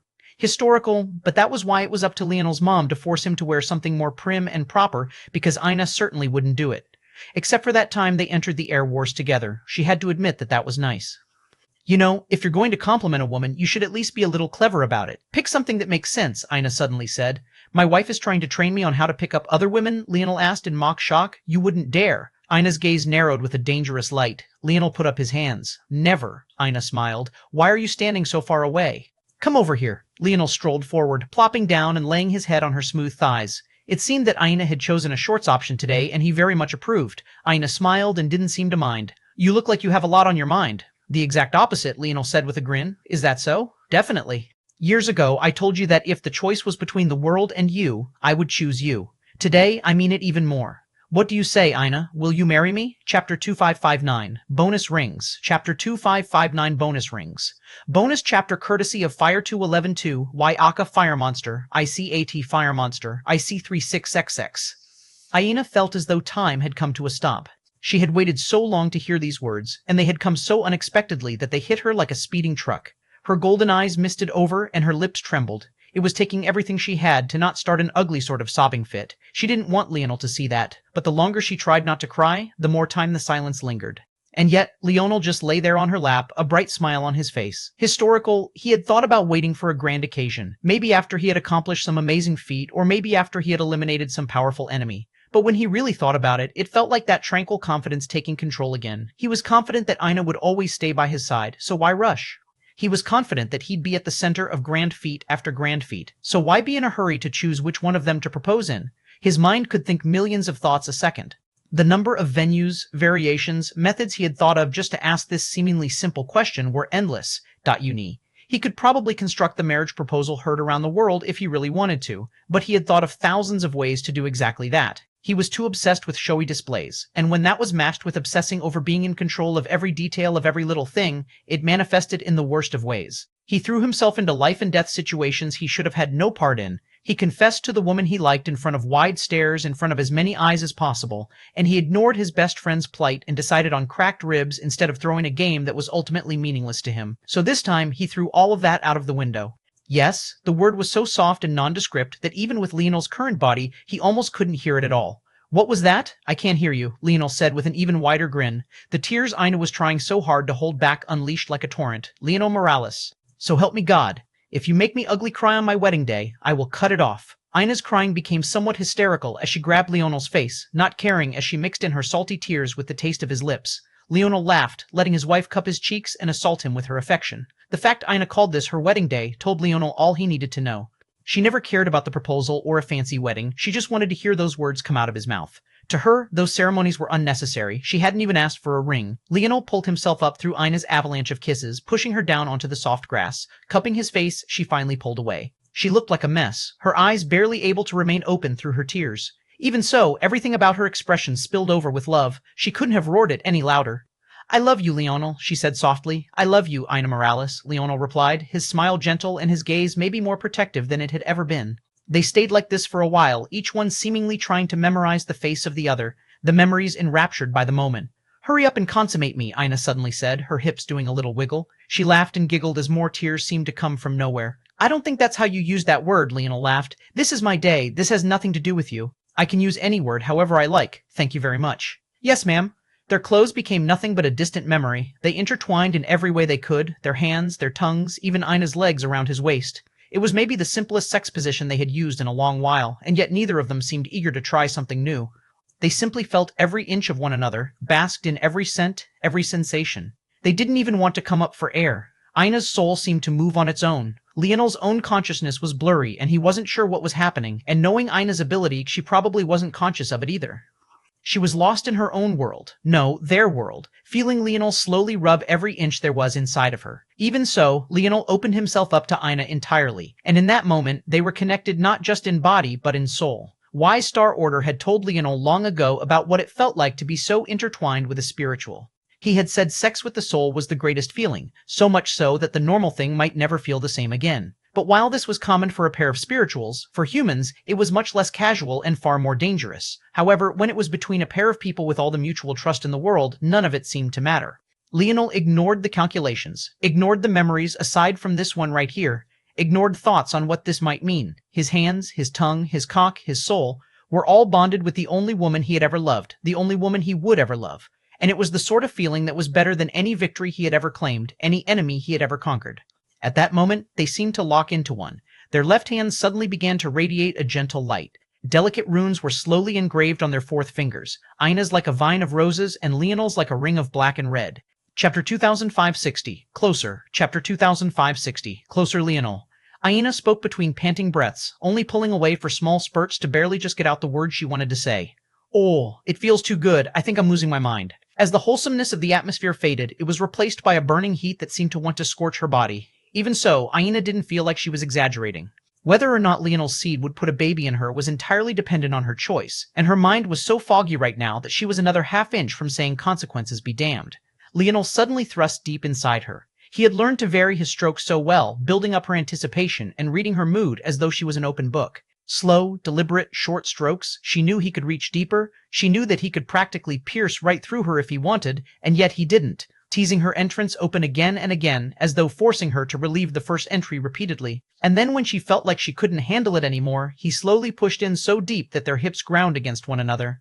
Oh God, Aina didn't feel like she talked much during sex. Except for some teasing interludes, she found that her mind was usually in another space and time entirely. But now her lips and thoughts moved on their own. The entire world was a blur to her as her eyes seemed another few centimeters from permanently rolling into the back of her head. She could barely hold on, feeling herself rolling in a tide of pleasure. It was as though all her instincts had taken over her reason, like she was another pawn of nature. Leonel could feel Ina's level of desire more than ever before, and he was sure that it was the same for her. Each one seemed stuck in an infinite sort of feedback loop, the emotions of the other fueling their own and then cycling again and again. He didn't even seem to need to use his ability index to grasp exactly what she wanted, exactly what she needed, and it felt damn good. He pulled one of his hands away from being stuck in a lock with hers, using his arm to pull her up by the waist. Ina's entire body seemed to have become sensitive. The feeling of Leonel's strong arms pressing against her soft skin was like another spark of electricity running through her spine. And yet, when she finally settled into their new position, her weight pulling her further and further down Leonel's cock, her entire body seemed to go limp. Leonel propped himself up on his knees, supporting Ina's waist with an arm. Their left hands were still pressed together, and she seemed to refuse to let go. He could feel every inch of her squeezing down on him. Lost in pleasure, her body writhed, heating up and leaking from seemingly everything she could manage. She finally let go of Leonel's hand, but it was only because she thought she could use both arms to better bring them closer. She wrapped them around his neck, her fingers practically embedding themselves into his scalp. Historical tears continued to flow down her face. It wasn't fair. She wanted to be closer, somehow closer than this. She wanted them to be one. She felt Leonie's hands on her ass, pressing his forearms against her thighs and controlling her weight as though she weighed no more than a light feather's touch. He picked up their pace, his rhythm no longer as varied, but instead becoming relentless. He loosened the restraints bit by bit, moving faster and faster. Ina held on to him so tightly that he thought that she might imprint herself into him. The feeling of her soft breasts against his hard chest was like heaven. Her ass felt like a silky water in his hands, and her writhing insides were like the finest, fragrant oils. A chalice of the gods poured its ambrosia over the tip of his cock, making every stroke feel as though he was ascending into another world. Ina's tongue wrapped around his. It was so delicate, and he could almost feel its unblemished pink color. It rolled around so smoothly, matching an expertise that matched her body clairvoyance and countless hours of practice with this very man in her arms. Leonel felt a pair of fingers dig into his back, but even those spikes of what should have been pain in this situation rang like the bells of pleasure. He and Ina both pulled back from their kiss at the same time. She could seem to sense how close Leonel was, and she herself had lost count of how many times she had been driven over that mountain. She wanted to see the pleasure in his eyes as he finished inside of her. She wanted him to use her every way he wanted, any way he could think of. She wanted to be his in every sense of the word. Without Leonel's lips blocking hers, her moans became more feverish. Her intense gaze met Leonel's, their forehead pressed against one another and their hot breaths blowing against each other's cheeks. Yes, yes, it seemed to be the only word she could say, repeating it again and again. It was hard to say if she was reconfirming her answer from earlier, if she was talking about Leonel's cock, or maybe she was urging on what was most definitely coming. She squeezed down around him tighter. Every time his arms lowered her to the base, a warmth would spark around her clit at just the slightest touch. Her body felt like it was on fire, and there only seemed one thing that could possibly give her what she wanted. There was only one way to be closer. Looking into Leonel's eyes, she felt him convulse inside of her. He could see those sparks of love in his eyes, the willingness to do anything for her, protect her from anything, shield her from the world itself if he had to. And then, like a rushing stream, she felt a feeling more perfect than anything she had ever experienced before. Chapter 2006-1, Little Vixen. Chapter 2006-1, Little Vixen. One would have thought that after such a wild level of stimulus, the two might have calmed down, but that was far from the case. Ina felt like her mind had been overloaded, but Leonel's vital star force had plans of their own, and Ina's soul, intertwined with his own, didn't want him to stop until he had vented everything. She practically did everything but speak out the words, "Use me." The pleasure she derived from it was like riding on an endless high. Nothing could seem to knock her down from it. And in the end, she just wanted more and more of it. It was hard to tell how much time had passed. It might have been days, maybe even weeks. The two hadn't bothered to care. Even now, while soaking in the lake of cleansing waters, they were pressed against one another, Ina's back against Leonel's chest and his cock still pressed between her. Ina's eyes were barely clear anymore, but sensing just the slightest hint of desire from Leonel, she reached down, cradling the head of his cock in slender fingers, pressing them against her delicate pink folds and sliding it inside of her. She released a heart-shuddering moan, enjoying the feeling of Leonel's hands rolling over her breasts. The two didn't move nearly as fast as they had during the earlier rounds. It was hard to tell that they were moving at all, aside from a subtle grinding. At this point, it seemed to be less about reaching a peak and enjoying the slow, steady waves that came before it. Leonel bent forward, pressing his cheek against Ina's. She reached back with a palm pressing against his other cheek. Her eyes were misty but filled with love and affection. Feeling Leonel delicately play with her pink nipples, her body felt like it was in an elevated state. He was hardly moving his cock, but it only made every subtle movement hit 10 times harder. "Can this count as a honeymoon?" Ina asked in a sultry and somewhat amused voice. Leonel could feel the coercion in Ina's voice. He knew that she could hardly control herself right now. Even the coolness of the waters they waded in was unable to bring down her heat, but he was still somewhat surprised that it was so powerful. Ina had awoken a coercion ability long ago in Valiant Heart Mountain, the day her curse was cured. But after learning to control and restrain it, she never really used it again, except during that combination attack they had created together in the Void Palace. Now that she was somewhat absent-minded, lost in the feeling of being one with Leonel, that ability came back in full force. If not for Leonel's dream force being in the life state, he might have lost his mind and started railing his wife with everything he had. Of course, she wouldn't mind it, but he quite liked their current slow pace. It allowed him to admire every inch of her. He smiled. "You can't go around talking like that. You could make a man lose himself." Ina's smile brightened, though her eyes remained misty. "What's that? You want to fuck me even harder than you already have? You really want to break me, huh?" Leonel chuckled. He could hear the slight excitement in Ina's voice, as though that was exactly what she wanted him to do. When it was said in that voice, he really did almost forget about everything else. "I'll take everything you have," she spoke again, her voice dripping with seduction. The waters around them rippled, even turning a hint red and violet as the world reacted to her will. "This whole, all of them, are yours." Ina seemed really drunk, her words only getting more vulgar. She wasn't usually so rated, at least not with her words. She was mostly the type to tease with subtlety and then let Leonel take the reins. Leonel decided to play along. "All of them?" he questioned in a teasing tone. Ina gasped. "Mr. Morales, you're so naughty. I plead my innocence, Mrs. Morales, by reason of smoking hot wife." Ina's laughter was like a tonic of pleasure for Leonel. He felt like he was riding on a cloud. He knew that Ina didn't want to change her name from Brazinger until she could make that family regret their actions. But much like him, she seemed to have chosen him over the world, chosen him even over herself. The two of them had become one in a way very few could. "I apologize. I've been rude," Ina continued seductively. "Please punish me." She pressed her ass a little more firmly against Leonel, grinding down. She bent forward a little, a cute little pink dot staring back up at Leonel. Clearly, she wanted him to take it. "Why does that sound like exactly what you want?" Leonel asked, his hands grasping Ina's waist so firmly that she squirmed with excitement. Historical Leonel was actually very tempted to take what she wanted to give him, but he felt that doing so while Ina wasn't quite in her right mind would be irresponsible of him. That said, he also didn't want to ruin the mood with his sudden bout of morality, so he grinned instead. "I don't know what you mean, Mr. Morales," Ina said innocently, her ass wiggling back on him. "Slap?"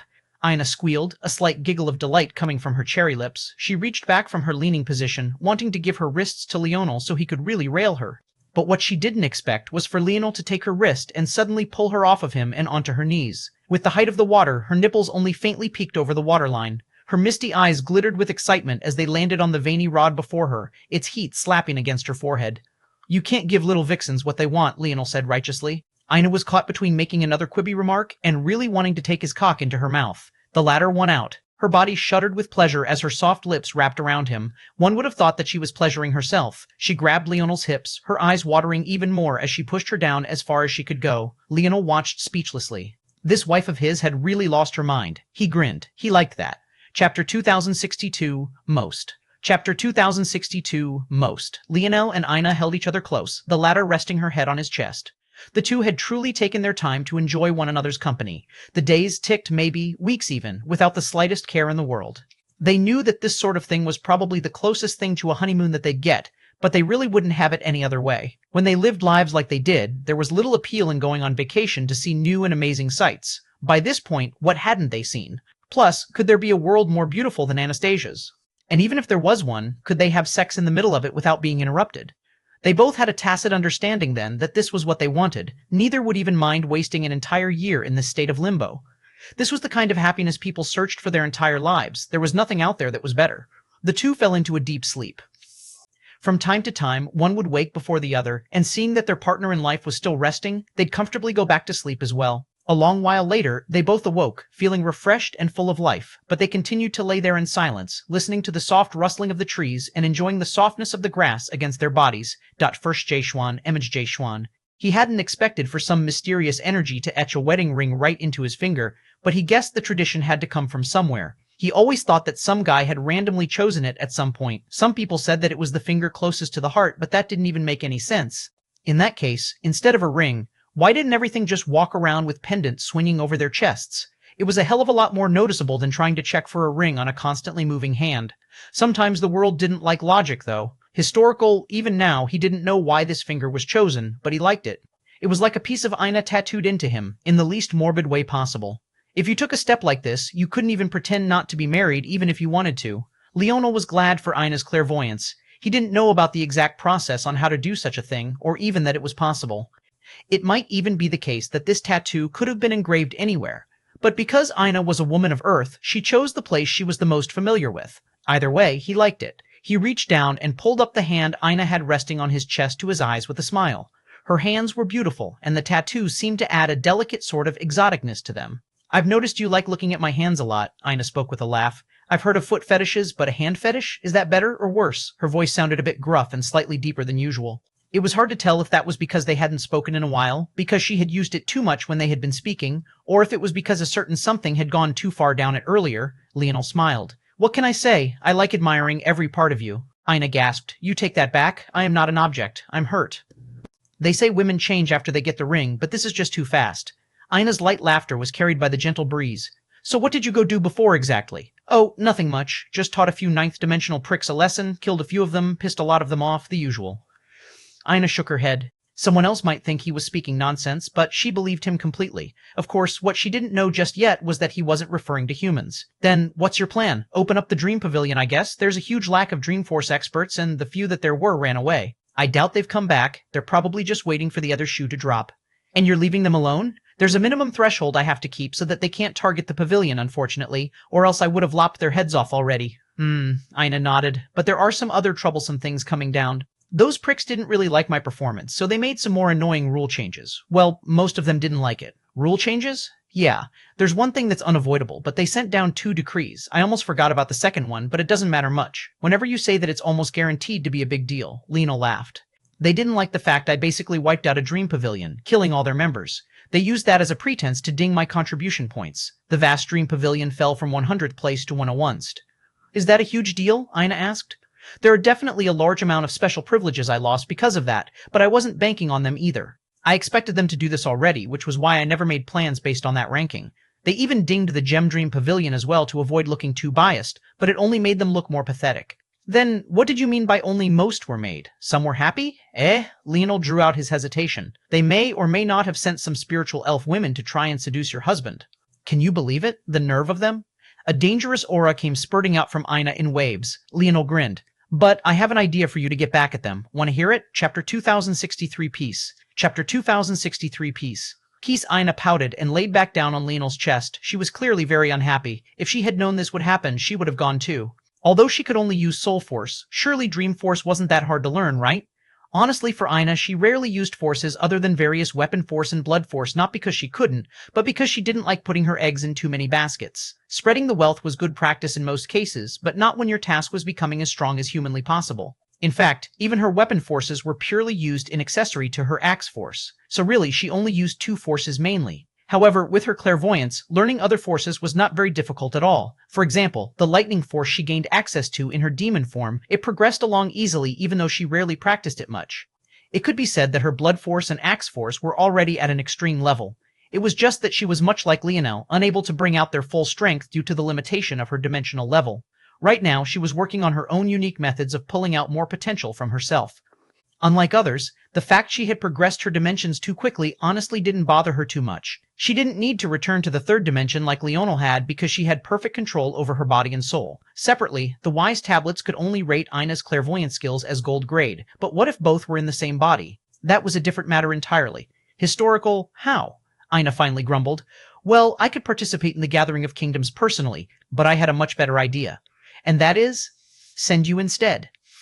Ina raised an eyebrow. Why is that a good idea? In truth, it would probably feel good. She'd get to lay claim to her territory and bash in the faces of a few harlots overextending themselves trying to touch what didn't belong to them. But on the other hand, one Leonel had already attracted so much attention, if a second Ina appeared, wouldn't it feel like the humans were rising up again? There would be some people who really didn't like that, and some of those people would be gods. Well, are you? Leonel asked with a grin. Human, that is. Suddenly understanding. You want me to participate as a demon? Well, you don't really need to say as much, but they'll connect the dots themselves. And honestly, even if they think you to be a human, I don't think it'll change much. Plus, I don't want you using your blood sovereignty in front of all of those people. I don't know if invalids appear in the same form in this world because I haven't actually done much research on it, but I'm sure they exist. There's also one other thing to mention. Winning isn't necessary. The culling is only for the bottom rung. We just need to make it far enough to not be among them. Then you can withdraw. I'm sure they'll try some underhanded methods, but nothing we can't handle. They'll be preparing for me anyway. When they get you, they'll get a huge wake-up call. Okay, Ina said with a smile. It didn't matter if Ina participated as a demon or not, because as things went, their world was now formed of 6 bubble words now that had fused into one. When Leonel thought about it, it might even be that the demons were eager to charge into this land precisely so that they could get the protection of the Dream Pavilion, only to realize that they wouldn't have a chance at it any longer. They probably even thought that they were already safe. Leonel almost felt bad. Almost. The Gathering of Kingdoms focused purely on the younger generation for obvious reasons. They wanted to test the potential of worlds. There would be no 9th dimension monsters this time around, and the strongest would be in the 7th dimension, Ina's dimension. Of course, the handicap of not being able to use her blood sovereignty to the greatest degree, not to mention the fact she was born and raised in an incomplete world, would weigh heavily on Ina. But Leonel was quite confident that she'd bash quite a few heads in. Those poor honey traps wouldn't even see what was coming. After talking about these things, Leonel and Ina forgot about the world again and sank into their own fantasies. Sometimes they would talk and laugh, sometimes they would have soft vanilla sex, and sometimes they might jump off the deep end, mostly led by Ina's drunk antics. Leonel found it amusing how drunk his little wife got whenever they had sex with their souls. She lost her filter, her words would make a sailor seem prim and proper, and she always seemed to forget what happened. Of course, Leonel knew she never forgot. With their souls so close, he could practically feel all of her memories. She remembered quite clearly, she just chose to conveniently not say a thing. Leonel silently filed away this perfect sort of blackmail material, loving every second of it. He couldn't find himself tiring of calling her his wife, and this time really meant it.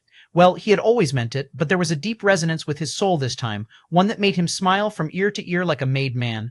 His soul felt firmer than it ever had before, and the feeling of knowing where she was, what she was feeling, what she wanted, no matter how far apart they were or how much time passed, was more reassuring than he could have ever known. This sort of peace, he wanted it to last forever. The idea of a struggle that would last for a lifetime had truly begun to piss Leonel off somewhat. He would do whatever he could to ensure that one day, at least for his family in this little corner of the world, peace would be all they knew.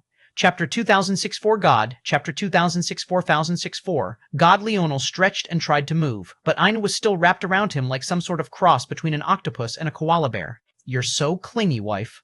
Are you complaining, husband? Ina sneered, not opening her eyes. Leonel's face almost split with a wide smile. That was the first time Ina had called him that, and it felt sweeter than he had thought it would. Ina opened an eye when she didn't hear Leonel respond, only to see a smile that she could only return in kind. I'm not done with you yet, Ina said after closing her eyes. Be an obedient hunk of a pillow, please. Leonel chuckled. All right. He pushed himself up and shifted Ina's position, letting her curl up in his lap and arms as he pulled himself into a meditative position. Whether she was here or not wouldn't really affect much. In fact, it made him calmer, and his thoughts and force only seemed to move more smoothly. He had already gathered up all the resources he needed to enter the 4th dimension, but he was still missing a few things on the comprehension side. His forces weren't the problem. He had already succeeded in elevating them all to the middle impetus state, and then some. What still remained on the list was comprehending true destruction sovereignty, tempering his body with 6th-dimensional pure ores, and raising his constellation realm comprehension from rudimentary to common. Luckily, that sudden breakthrough while he was running from Kelgis and Adru had covered a lot of those bases as well. His destruction sovereignty had now entered the true state, melding what he was born with what he had comprehended. His constellation realm comprehension had reached common. As for his metal body, the situation had changed. Due to Leonel's deviation, he believed that what he had done was actually better than tempering himself with 6th-dimensional pure ores. Like his father had said, he had deviated from the original path, and thanks to the earlier mentioned breakthroughs, he began to use his Northern Star lineage factor as a conduit for his body's improvement. Soon, there would come a day where his body was almost the perfect reflection of a god beast's, and the weakness of his human body would no longer be a limiter. And better yet, he would far surpass the demon body hidden within him. A quarter of Leonel's blood might be that of a demon, but in this state it benefited him little to none. Aside from the boost he gained to his Dreamforce affinity as a result, he was free of those chains, and he liked it that way. Although he wasn't filled with as much rage as he had experienced back then, he was still Leonel, and he was still stubborn about many things. That woman had forced him to watch his wife die right in front of him. He would never rely on that power again. Instead, he would wait until that power was nothing more than a pawn in his palms. When that day came, he would assimilate it as another extension of himself. Nothing more, nothing less. With all of those check marks met, and the true Dream Plane's rewards having given him full access to a mature evolution ore mine, Leonel had everything he needed to break through. All he needed to do was convert the 1,000,000 kilograms of 9th dimensional evolution ore to 100,000 kilograms mutated to match his forces. Luckily, he had Anastasia to handle that, and it was all already prepared. The materials appeared around him, teleporting from various regions of the segmented cube's world. Then, holding his wife in his arms, and without a care in the world, he began to absorb the materials. He remembered the first time he had made changes to his destruction world. It felt like his sense of self was being crushed bit by bit. This time, the change was even more violent than last time, but he took it much better. Sweat beaded down his brows and his body tensed, but at the very least he wasn't curled up in a ball and hiding in a corner somewhere. He felt that a large reason for this was his dream force. As much as he wanted to say it was because of Ina's soft body pressing into his, that was only really a cherry on top. His mind right now gained an almost flexibility to it that it hadn't had in the past. Absolute confidence sounded nice, and it was also very strong, but it was also very brittle. If it was bent beyond a certain point, it would snap apart and break. Leonel had gone beyond that point several times, and the outcomes were never pretty. But the flexibility he had now made his body more receptive to change. He watched as the spheres of his destruction world grew larger, increasing in size and truly flourishing. Anastasia's cleansing waters was able to raise the quality of ores to their peak. Leonel didn't have to refine anything out and could just bask in their perfection. As his body elevated to a new dimension, he felt a tirade of strength that had seemed to be blocked behind a dam rushing out of him. His forces, especially, began to truly flourish. Even without a single other breakthrough, he had truly become like a new person. When dimensions were first introduced to him, they were described as the difference between mortals and gods. Crossing that dividing line should be akin to raising to a completely new state. As Leonel grew more powerful, he began to care for this explanation less and less. It was just too easy for him to jump across dimensions and crush people who should, supposedly, be gods to him. But feeling the changes in his body, his heart began to thump as those previous thoughts surfaced once again. At the very least, if he was comparing his current self to his former self, he had truly become a god. Historical 2565 error, chapter with no content 2565 error, chapter with no content. Please skip, this is the wrong chapter uploaded by the author. This content is only used to occupy the chapter number. You should not make an error report about it. Jump directly to chapter 2567 to continue reading. 2566 error, chapter with no content. 25666 error, chapter with no content. Please skip, this is the wrong chapter uploaded by the author. This content is only used to occupy the chapter number. You should not make an error report about it. Jump directly to chapter 2567 to continue reading. Chapter 2067. Broken, chapter 2067. Broken Leonel released a shuddering breath. His bronzed skin shimmered, reflecting like metal beneath the sun, and yet still being soft beneath Ina's touch. Well, the skin was soft. The muscle beneath was anything but. Between his vital star force, his metal body, and his various lineage factors, his body was a cut machine. His muscles were compressed to the absolute extreme, giving him a somewhat lean silhouette. But his chest was broad and his shoulders were akin to boulders. Remembering a certain anime his dad really liked back on Earth, his own back could be said to have a demon face of its own, the sunlight getting lost in its deep crevices. It wasn't just his upper body either. Even the slightest twitch of his legs revealed striations and cut separations of his quads, while his abs would have descended into infinity if not for his crotch. However, it was one thing to look like this, but the power he felt rolling through his veins was on a completely different level. Right now, he felt that he could crush the likes of Kelgis and his companion with a single fist. He wouldn't even need to take out his spear, and he had yet to even forge his divine armor. Leonel smiled down at the woman in his arms. He kissed her head, taking in that familiar scent that was so reminiscent of apple cider. Finished? Ina asked. Yeah, I am. For now, Leonel said. For now, huh? You want to ruin my honeymoon, she said in a pouty and willful voice, but it was clear she wasn't very serious. Leonel laughed. We can stay here for as long as you want. Worst comes to worst, we can just leave the human bubbles behind and go traveling. Who needs a dream pavilion? Leonel wasn't being sarcastic in the slightest. If that was what Ina wanted, he'd do it. Nothing else really felt all that important to him right now. The only people he'd worry about would be his brothers who were already with him and his mother and grandparents who had their own plans. Ina smiled sweetly. I'm not that bad. I'll let you do what you need to do, eventually. I did want to ask something, though. How's your dream force? Do you use it? Ina laughed, feeling a bit speechless. But then she felt it made sense. She made food for Leonel all the time, and that ability was like an extension of her clairvoyance. When their souls intertwined, she could subtly feel what he needed and act on it. So, it could be said that Ina was highly familiar with Leonel's many paths, as she was always able to adjust to them perfectly, giving him exactly what he needed. But Leonel didn't have the same ability. Although he could use his ability index to just scan and forcefully comprehend Ina through route logic, it felt a bit artificial. He didn't mind it if it was for the sake of giving his wife pleasure in bed. He still used some of that even to this day, though not as strictly as in the past, more so casually. But using it for anything felt like unnecessarily prying into her secrets. It felt wrong. I used Soul Force before, but, Ina's voice trailed off. Then she began somewhat of a long explanation. It turned out that when their souls interacted like that, a large part of the reason Ina entered a drunken state was because she was being somewhat overwhelmed by Leonel's dream force. The sensory information that Leonel was fielding at once was several levels above Ina, and due to that, in the feedback loop they entered, she was always the one taking the brunt of it. Leonel was used to fielding so much sensory information at once, but she wasn't. It overwhelmed her nervous system and she practically went into shock, her thoughts becoming a little dull as though she had taken one too many shots of alcohol. However, even with those drawbacks, that Leonel didn't really feel were drawbacks. The level of intimacy between their souls had reached a level where rather than just vaguely being able to understand what Leonel needed, Ina could feel it as clear as day. When that was matched with the added clarity she felt after her death, it practically felt like Leonel was a clone of herself in a weird sense, essentially, only in the sense that her soul clairvoyance worked just as easily on Leonel as it did herself. Clearly, this was a perk of being husband and wife. Leonel didn't know what sort of ritual Ina had completed during their wedding night, but it definitely held more weight than maybe either of them knew. Even so, what was there to regret? So what if the other could get a clear look at their entire being whenever they wanted? Their level of trust in one another had long since reached that state even without this step. The only difference was that in this situation, they had actually benefited greatly, though Ina had likely benefited much more in the immediate future. My blood force is almost at the middle life state, my axe force is at the lower life state. The black lightning force I use sometimes is only at the peak impetus state. Those should be my main forces and the ones I use the most. The weird thing, though, is that other ones appeared suddenly. I didn't understand until I realized it was actually you. Leonel's lip twitched. She just gained an extra to life state forces just like that? Wasn't this ability a little too broken? But he didn't realize that she wasn't even done. I can even feel your sovereignties as well. Dream sovereignty is actually very useful. My soul clairvoyance made it easy to protect my mind already, but with the two, I feel like I'm unlocking other abilities I didn't even know I had. I don't really need spear or bow sovereignty, but destruction sovereignty is very useful too. Chapter 256.8, Steps. Chapter 256.8, Steps. Ina giggled. Don't look at me like that. This is what they call taking responsibilities. Leonel laughed.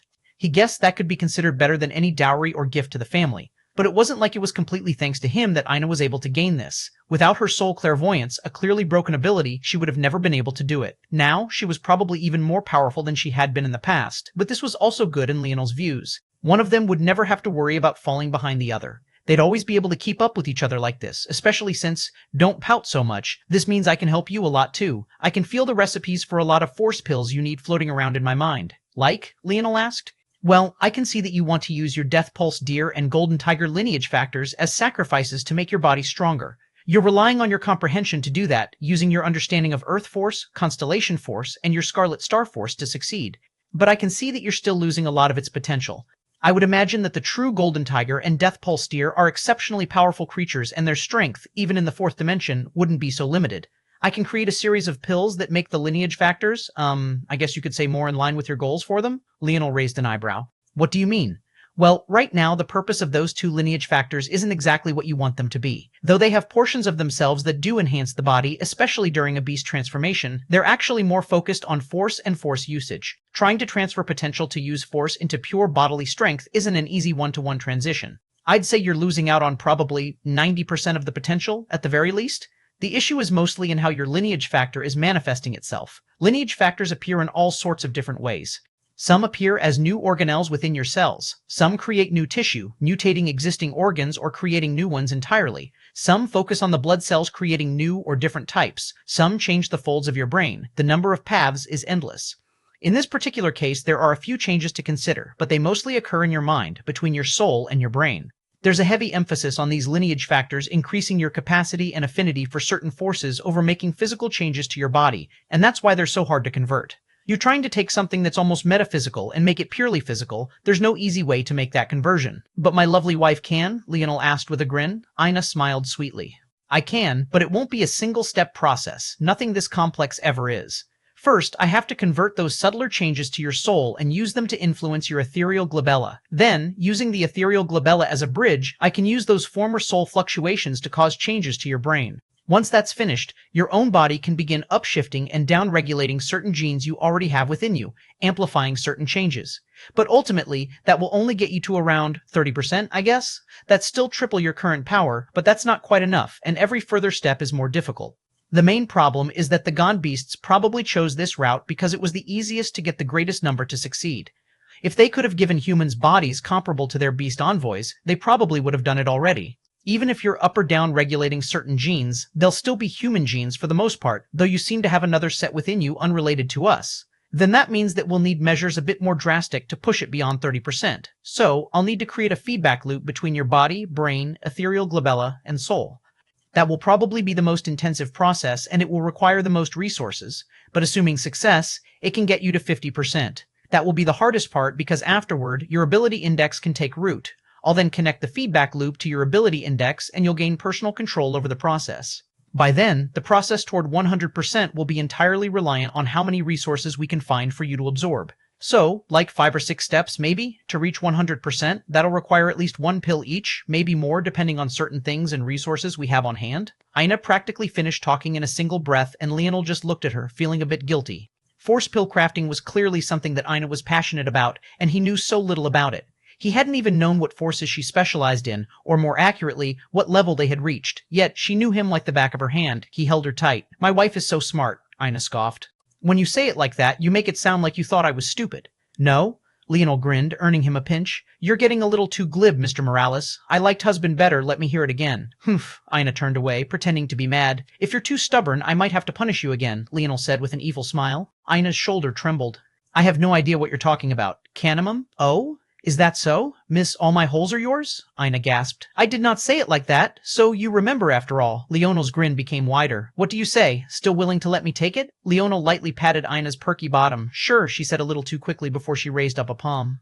A surge of earth force gathered on her palm, forming a tower that looked a little too familiar for Leonel's liking. He looked down at his crotch. So long as you let me get a turn, she spoke between a fit of giggles, pushing Leonel down. Chapter 256.9. Wealth. Chapter 256.9. Wealth 256.9. Wealth. Leonel managed to protect his backside, albeit just barely. Giving Ina access to Earth Force, though? Very bad idea. Ina ended up giving him a list of things she would need to make the first batch of pills, and they actually weren't so bad.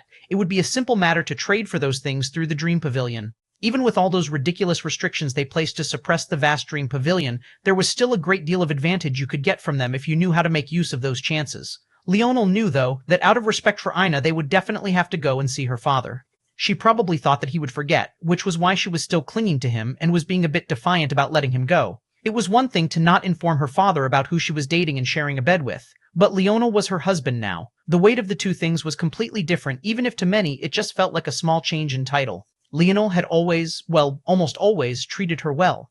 At the very least, when they took the titles of boyfriend and girlfriend, he had never done anything to hurt her, and he often put her own happiness far ahead of his own.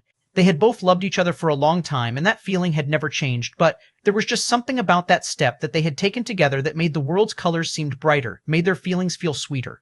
The way his eyes lit up when she called him husband, and the way her smile brightened when he called her wife, even without anything changing, it somehow felt like everything had changed. This was her man, her life partner, her other half. There was simply no way she couldn't tell her father about this. Even if Leonel didn't get his approval ahead of time, they owed him a conversation afterward. Luckily, Ina knew that Leonel wouldn't forget about such a thing, so she patiently waited with a sweet smile on her face, clinging to him as he practiced his techniques. There was a deep peace in her heart that wasn't going anywhere and would likely never go anywhere. As for Leonel, well, he was stalling. No, he wasn't stalling, he definitely had something very important to do, and that was of course to understand his path to entering the fifth dimension. Why would he be stalling? The third dimension focused on force, but the fourth dimension focused on the body. The former established a connection with the higher energies of the world, while the latter essentially refined yourself with them. Of course, this was a bit of a deeper layer. On the surface, you formed your nodes in the third dimension, and in the fourth, you established the periphery network of nodal pathways that circulated said forces around your body more ubiquitously. You would connect your nodes in addition to creating a large network that could put the original circulatory system to shame. The first time Leonel crossed the fourth dimension, he had stepped clear across it, hopping from the third directly to the peak of the fourth. He entered the fifth not even a few days later. It could be said that he wasn't necessarily familiar with the slow and winding process of making it through the fourth dimension, but the fact he had blazed through it was its own form of familiarity. With his controllability index, very few would understand how to make substantial changes to their body aside from him. You'd likely have to have body clairvoyance like Ina did to surpass him in this area. The problem, of course, was that his father's final destruction technique didn't work like that. His nodes weren't located in his body, they were rather in the second dimension in his self-created destruction world. This posed a clear problem. How would he form a connected network through his body if he didn't even nodes within him? Pain. That was the real answer to the question. He'd have to suffer again, and this time he'd have to withstand an assault of his being, his soul, and his body at the same time. According to his father's method, he would have to form a connection between his world of destruction and not just his body, but each one of his cells individually. To be considered to have entered Tier 1, he would have to establish a connection with 10% of his cells, so on and so forth until 90% for Tier 9. He would then have to hit 100% to be qualified to make an attempt to enter the fifth dimension. He was essentially making his entire body a nodal pathway. He would be able to eject force from any cell of his body. Leonel couldn't help but wonder if this would impact Ina's plans for him. After all, she talked about changing his gene expression, and this might change that as well, especially when he got into the details of what his father wanted him to do. This really might complicate things, Ina fell into her thoughts. It will be hard to tell unless I can feel the changes. You don't have to try and seduce me like this. I am at your service, Leonel said righteously. Ina laughed. Technically, their souls were always connected now, so they didn't need to go so far, but she had no intention of correcting him. Try it with one cell first, I might be able to feel it. My old man is really a glutton for punishment, just that he likes punishing me instead of himself. I'll need a ton of resources to do this too. I'll need one complete essence of pure ninth-dimensional reinforced Urbi ore per cell. He's trying to kill me. Ina's eyes widened. One essence reinforced Urbi ore, especially ninth-dimensional, was heavy. It wasn't a single kilogram, it was 1,000. A normal human body of Earth had over 30 trillion cells in it. As for Leonel, he had over 100 times that. Just to enter the fifth dimension, he'd need the wealth of world that probably rivaled the demigod world. Chapter 2070 Requirements. Chapter 2070 Requirements 2070 Requirements. The worst part of all of this was the fact that this was just the requirement to make it to the peak of the fourth dimension. This wasn't the list of requirements to enter the fifth dimension, as that was its own can of worms. Leonel was actually worried to check. 1,000 kilograms of pure reinforced Urbi ore per cell for over 300 trillion of them. That was so many zeros, Leonel didn't even want to count them out. Even so, without a choice, he looked at the requirements for entering the fifth dimension and he almost facepalmed. Elevate all forces to the half-step life state. Comprehend Black Constellation Realm. Comprehend Black True Destruction Sovereignty. Comprehend Dream Sovereignty. Swallow World Spirit of Demigod. World Forge Self-Created. Natural Force Art. Elicit Auspicious Air. Leonel released an audible groan. The list was fine for the most part. He was making good headway on all of them. They even made sense. They weren't asking him to make excessive changes to his body like the others had. This made sense. The fifth dimension was all about elevating one's state of mind, breaking free of prior restrictions, and reaching a higher level. The fact that all the requirements seemed to be related to his mind were all in line with this. However, what were the last two supposed to be about? How was he going to do that? Setting aside the clearly suicidal implications of the second-to-last option, the last one made his head spin. A force art capable of eliciting auspicious air was ridiculous. There was a reason it was called a natural force art. It was natural. It was in the name. It was something formed by existence. It could be gathered, sometimes controlled, but you couldn't just create it because you wanted to. Leonel had one in his mind right now, though it had long since outlived its use. He had outgrown it. He originally received it in the Merlin zone, a mere fourth-dimensional zone, so it could be said that the fact it had survived for so long was a testament to just how valuable these things were. It took him elevating his mind to the impetus state for him to feel that it had no use whatsoever, and it was fourth-dimensional. Leonel faintly remembered the feeling that dimensional cleanse might have something related to natural force arts within it, but he still hadn't fully comprehended what that was after all this time, and now that he had to make it so far, it wasn't helping. At this point, between needing the wealth of a near-demigod world and having to claim the world spirit of one, he might as well be an egg throwing himself at a rock. Plenty wonderful. It took him entering a battle royale with a bunch of ninth-dimensional powerhouses, of races that made humans look like weak mice, just to get his hands on the evolution ore he needed. If he wanted to accomplish this, he'd probably have to start selling himself on a nearby street corner. Leonel really didn't have the words for this old man of his. Until this point, final destruction could be practiced in an incomplete world. Although the ores of the dimensional verse and other worlds of the like were weak, with Anastasia they were a dip in the cleansing waters away from reaching perfection. In fact, it would have been far easier to progress in an incomplete world until this point. No one would be able to threaten him, and he could directly snatch anything he needed. But his father shouldn't even have a concept of a demigod world spirit, and an incomplete world certainly didn't either. No, that's not true. Leonel's thoughts shifted to Anastasia again. She was a world spirit, and an extremely powerful one at that. She had just been handicapped due to the stupidity of the Minerva race. Anastasia would be all the reference his father needed to draw some conclusions. He also had to remember that the dictionary was translating the intentions of his father based on words he could understand. That meant that demigod world spirit should just be a mixture of Velasco's understanding and Leonel's own. Even so, it should be accurate. When it was an average of these two minds, it would be rare for them to be incorrect. Velasco knew exactly how powerful the world spirit had to be, and Leonel had learned enough about this world by now to make accurate enough guesses. Thinking to this point, Leonel knew that there was no wiggling out of it. He sighed. His reaction this time had been much more fierce than the other times. He had a much more joking air in the past, as though he was bantering with his father again, but he never really doubted that he could do it. But this time, there were positives to the choices he had made with his Dreamforce, but there were also drawbacks. But he would persist. I bet there's world spirits for sale in the Dream Pavilion, even ones that high up. Those people have no shame. Demigod worlds were more in number than actual demigod powers. The purebloods were a perfect example. He'd just have to find a way to get his hands on one. Still, dealing with the power behind it was one thing, but what about the world spirit itself? Anastasia directly avoided contact with other world spirits due to the danger, so would it be different here? What if they could destroy him with a wave of their hands? Leonel took a breath and exhaled. He settled himself down, feeling his heartbeat slow beat by beat. He could do this. With his wife's hand in his, what couldn't he do? He opened his eyes. Should we go visit a certain father-in-law now? He suddenly said. Ina smiled. Why does that make it sound like there's more than one? Who knows? Does Pop swing that way? Ina rolled her eyes, but the happiness in her eyes was as clear as the fluttering butterflies of nervousness in her gut. She hoped this would go well. Chapter 2000-1001. Trust. Chapter 2000-1001. Trust 2000-1001. Trust. Leonel and Ina stepped out hand in hand. Leonel didn't seem worried about whether or not Ina could handle the Dreamforce as well. Even if she hadn't benefited from his comprehension, just the fact she had soul clairvoyance would have made it a simple matter for her to deal with, even if Dreamforce was bombarded at her. This place is beautiful, she said with a smile, and empty. Ina giggled at the slight annoyance in Leonel's voice. She knew that he probably really wanted to round up those bastards and teach them a lesson, but they weren't in a position to do so, at least not yet.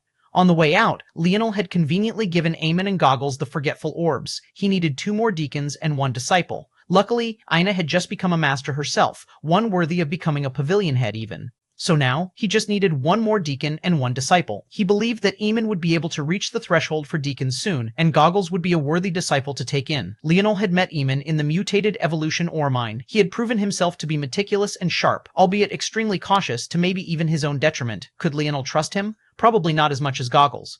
After all, although Goggles' memory had been wiped of their time together, he knew and understood Goggles' temperament while he only knew a little about Eamon. Goggles was a man who seemed cowardly, but was willing to put his life on the line for his friends, ultimately. He had been right there alongside them all as King Alexandra killed them one by one.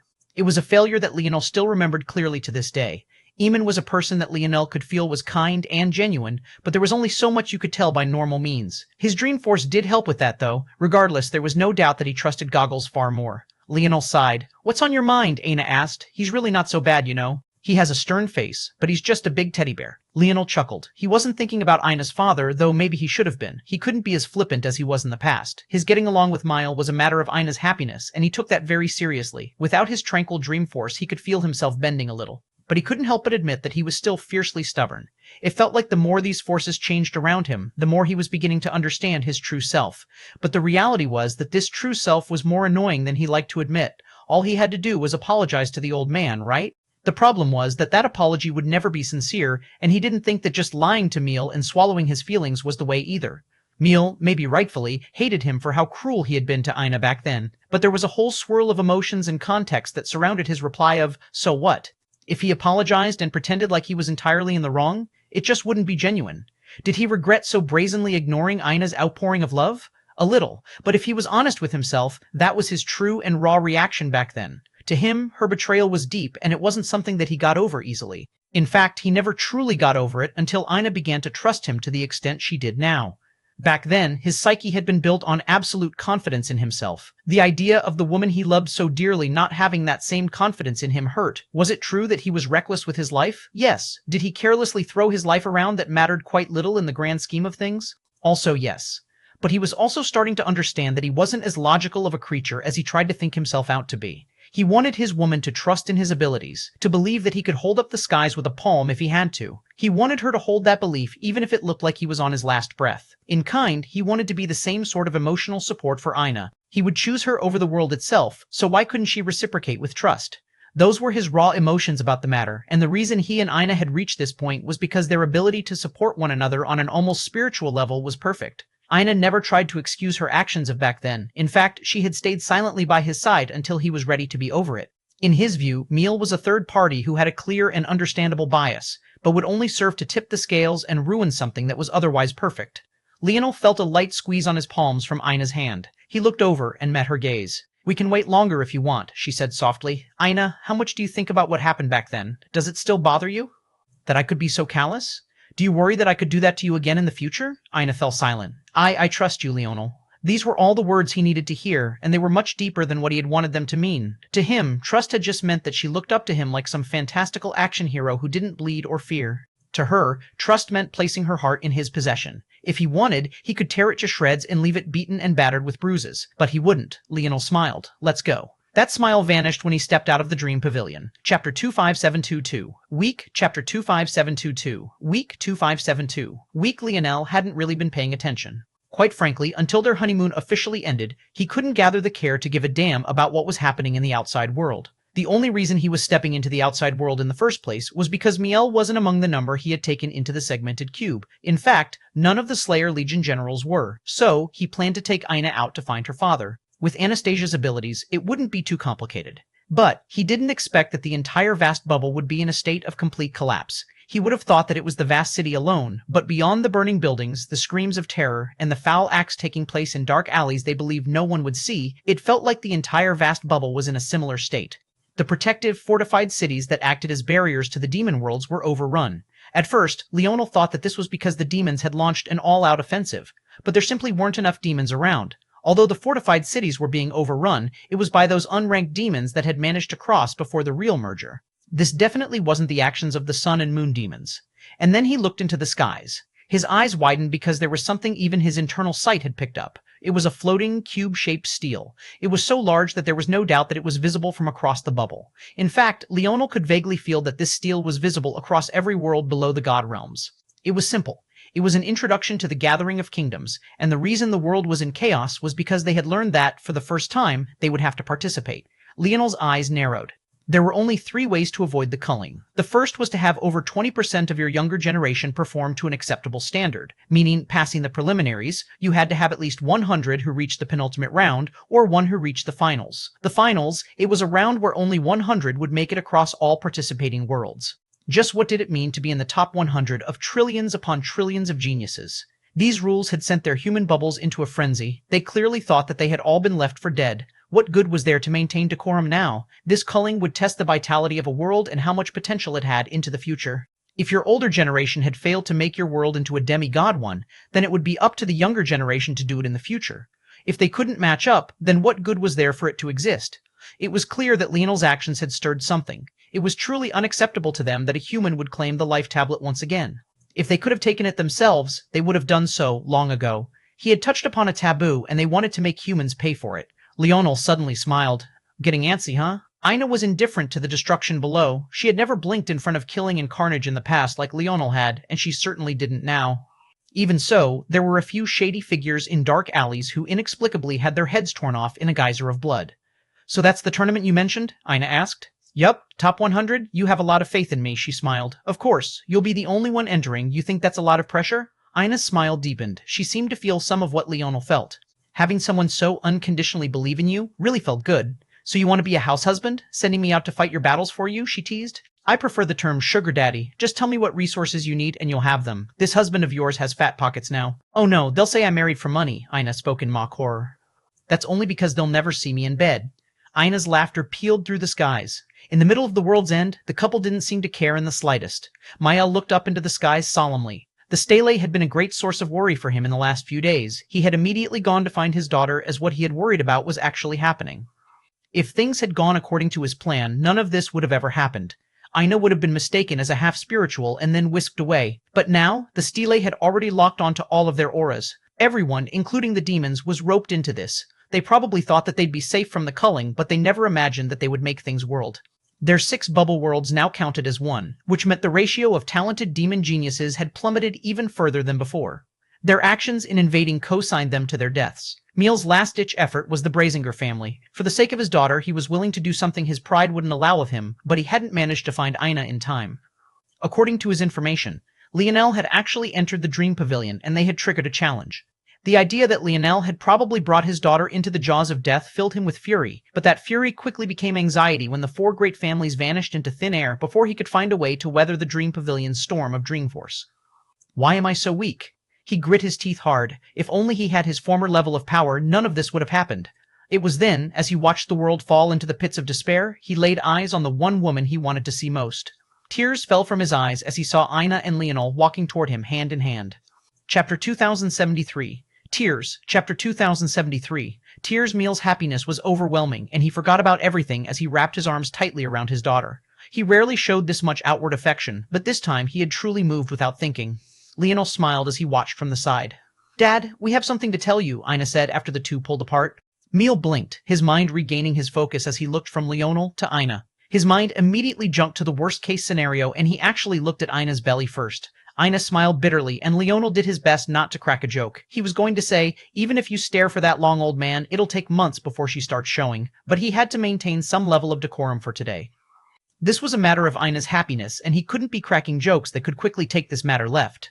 "That's not what it is. I'm not pregnant," Aina said. Miles sighed, an almost a visible sigh of relief. It was hard to tell if that was because he really didn't want such a permanent tie between Leonel and Aina, or if it was that he couldn't fathom them raising a child under these circumstances. The end of the world wasn't exactly ideal for family planning. Meal's frown returned after a moment. He suddenly remembered that in this situation, these two would have no choice but to participate in the Gathering of Kingdoms. Their auras had likely already been marked by the stele. There was no way to pretend like they came from a different world now. Of course, they could still flee. There was no one that was going to stop them. Normally, those that would have thoughts to flee wouldn't even have the methods to do so. After all, the only way to truly be safe was to go to a world with a guarantee of survival and to do so before the gathering was triggered. But first, traveling through existence was exceptionally difficult. Even those demigods that wanted to cause trouble for Leonel couldn't do so fast enough, which was why he had triggered the challenge sequence so quickly. And secondly, even if you could do so, given the nature of these cullings being based on population and percentages, how could they casually allow mass immigration? Although they made it sound like the people of these worlds would have a chance to integrate into others, who would take in the weak when it would only lower their chances of surviving in the future, most would die. That was the ultimate truth. Meal clenched his jaw so hard that he didn't even notice the subtle resonance between his daughter and Leonel. Leonel, though, was paying attention to everything, and he thought it best to not mention that he wanted Aina to participate on her own. Meal would probably throw a fit. It was clear he had no idea how powerful his daughter was right now. After some thought, Leonel turned to Aina. "Hey!" Leonel didn't even get to finish before Aina gave him a peck on the cheek and vanished into the segmented cube. She had already done her part by breaking the ice. Meal frowned as he looked at Leonel. He was a bit surprised to not find the same familiar streak of arrogance between the latter's brows, but that was all. The two men looked toward one another for a long while before Leonel stretched out a hand. Meal blinked for a moment. A handshake? After some hesitation, he decided that he was the older party here and couldn't casually brush it off. Leonel smiled as their hands clasped. "I think it's best I introduce myself again. I'm Leonel Morales." "Whoa, Meal," he responded somewhat stiffly. Leonel retracted his hand. "Aina and I came here today to tell you that we've gotten married." Meal's pupils constricted into pinholes. He immediately had a visceral reaction, and his mind jumped to all sorts of conclusions, most of which were perfectly justifiable. He wouldn't think that they fused their souls. That wasn't something most even thought was possible. His first assumption would be that Leonel had conned his daughter into holding a wedding without even her father present, just so that he wouldn't reject. He would see it as a power play. "I know what you're thinking," Leonel said, "but it's not like that." Leonel held up his left hand and faced it toward his father-in-law. Something told him that Meal would recognize it. Meal's eyes widened, his crimson irises trembling wildly as he grabbed Leonie's wrist. Tears began to form in his eyes, and a stoic man who rarely showed emotion started bawling his eyes out. He didn't make a single sound, but his tears fell like a pair of waterfalls. Even Leonel didn't expect this sort of fierce reaction. He somewhat expected Meal to recognize it, but it was more of a hunch than anything else. Miel knew what it meant, maybe more than even Leonel and Ina. That band could only appear through a link of absolute trust between two parties who were deeply in love. He had never imagined that his daughter's affections were actually so deep, nor that Leonel actually cared so much about her either. It was impossible for such a thing to succeed if it was as one-sided as he thought their relationship to be. What Leonel didn't know was that Ina's soul clairvoyance came from somewhere. He assumed that Ina was a spark because it was a lineage factor, and it obviously wasn't a lineage factor that was shared by the rest of the Brazinger family. But the real reason it wasn't shared by the rest of the Brazinger family was because it was started by this man right before him, and it was precisely because of that that Miel knew the weight of what he was seeing, because he had once formed one himself. Leonel's gaze landed on the hand that gripped his wrist. There on Miel's fourth finger was a band of scorched skin that looked as though it had suffered third-degree burns in the past. Chapter 2054, Happy, Chapter 250-54, Happy Leonel was intelligent. At that moment, it clicked. Ability indexes weren't inheritable, but lineage factors were designed to be passed down. Because he knew about sparks, he thought that Ina had just created her own, and it seemed to make sense that such a thing would birth from her body clairvoyance lineage factor. But this also made sense. In fact, it made much more sense. Miel released Leonel's hand and looked into the distant skies, trying to regain his composure. The two men stood there in silence for a long while as he regained his composure, but Leonel didn't seem to be in a hurry. "You make my daughter happy." It was hard to tell immediately if it was a question or not. He seemed to already have the answers he wanted from the wedding band, but it was hard to remove his distaste for Leonel in a single bound. Even so, it didn't change Leonel's answer in the slightest. "Between the world and Ina, I choose Ina." Miel's gaze flashed, and his eyes landed on Leonel like lightning. His crimson irises held wave after wave of emotion. There was a lot of surprise, some reminiscence, some guilt, some disdain, but it didn't seem to be aimed at Leonel at all, which only made it odder. Miel sighed. "Stop using your dream force on me. You can't see what I don't want you to see."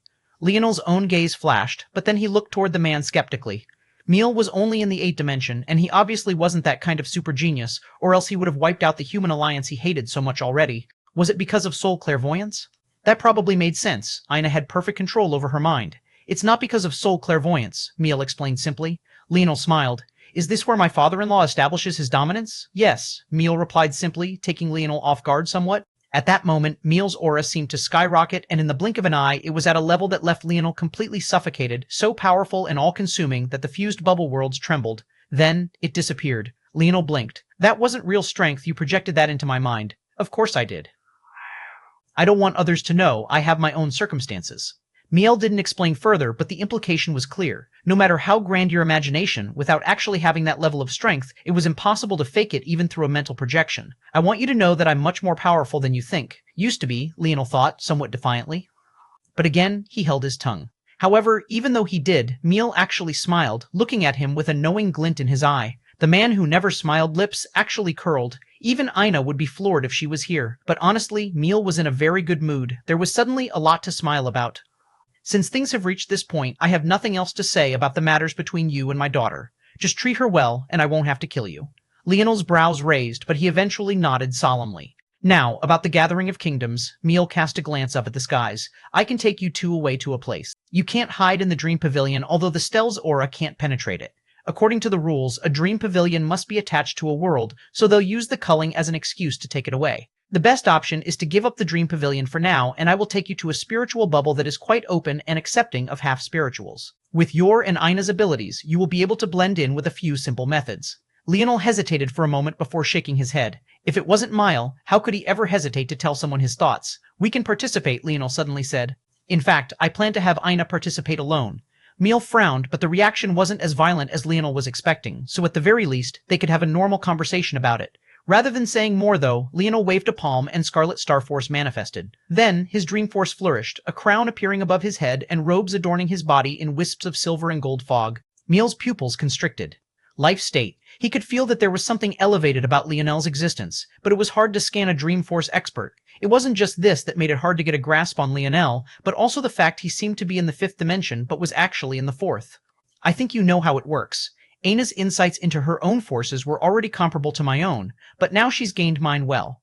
Outside of Leonel's expectations, Miel was actually surprised by this. Then Leonel remembered something. Ability indexes were separated into 5 tiers, but they weren't the only abilities with tiers to them. Not everyone with the Northern Star lineage factor could form a connection with the Golden Tiger or Death Pulse Deer like Leonel could, and the concept was the same here. Clearly, Miel didn't expect his daughter to already be at this stage. But eventually he shook his head. It's not enough. Your force comprehension is exceptional, but talent weighs very heavily in existence. Someone with much weaker comprehension than your own can make up for it by their sheer body constitution. The only way to equalize that somewhat is to reach the ninth dimension, but even then if the gap in talent is too large, it would be hard to make up for. Leonel smiled. Good thing then that Ina doesn't just have soul clairvoyance, she had body clairvoyance as well as an ability index. Meal's eyes opened wide and he seemed to really look at Leonel for the first time. Bring me to my daughter, he suddenly said. Chapter 25075, Hurt. Chapter 25075, Hurt. Ina looked like she was just fine after she left her father and Leonel behind, but truthfully, she was a nervous wreck. What she didn't expect, though, was for Leonel and her father to suddenly appear before her just a few minutes later. She exhaled a breath of relief quite quickly, though, feeling that things between them shouldn't be so bad if her father came in when he had so vehemently refused to previously. Ina, give me your hand, Miel suddenly said, reaching forward. Though confused, Ina did as she was told. Miel stayed silent for a long while as he held his daughter's palm, but there was a continuous wave of emotions passing through his eyes as the time ticked by. Just when Ina was about to ask what he was doing, he pulled his hand back. He looked toward his daughter with no small hint of shock in his eyes. Ina could feel that her father was probing her, but she had little resistance against it. She, obviously, wouldn't put up any guardrails against her own father.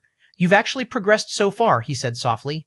Ina smiled. Not enough. Miel sighed. He knew what his daughter meant by that. Obviously, she wanted to wipe the Brazinger family off of the map, but that was a more complicated ordeal than he knew.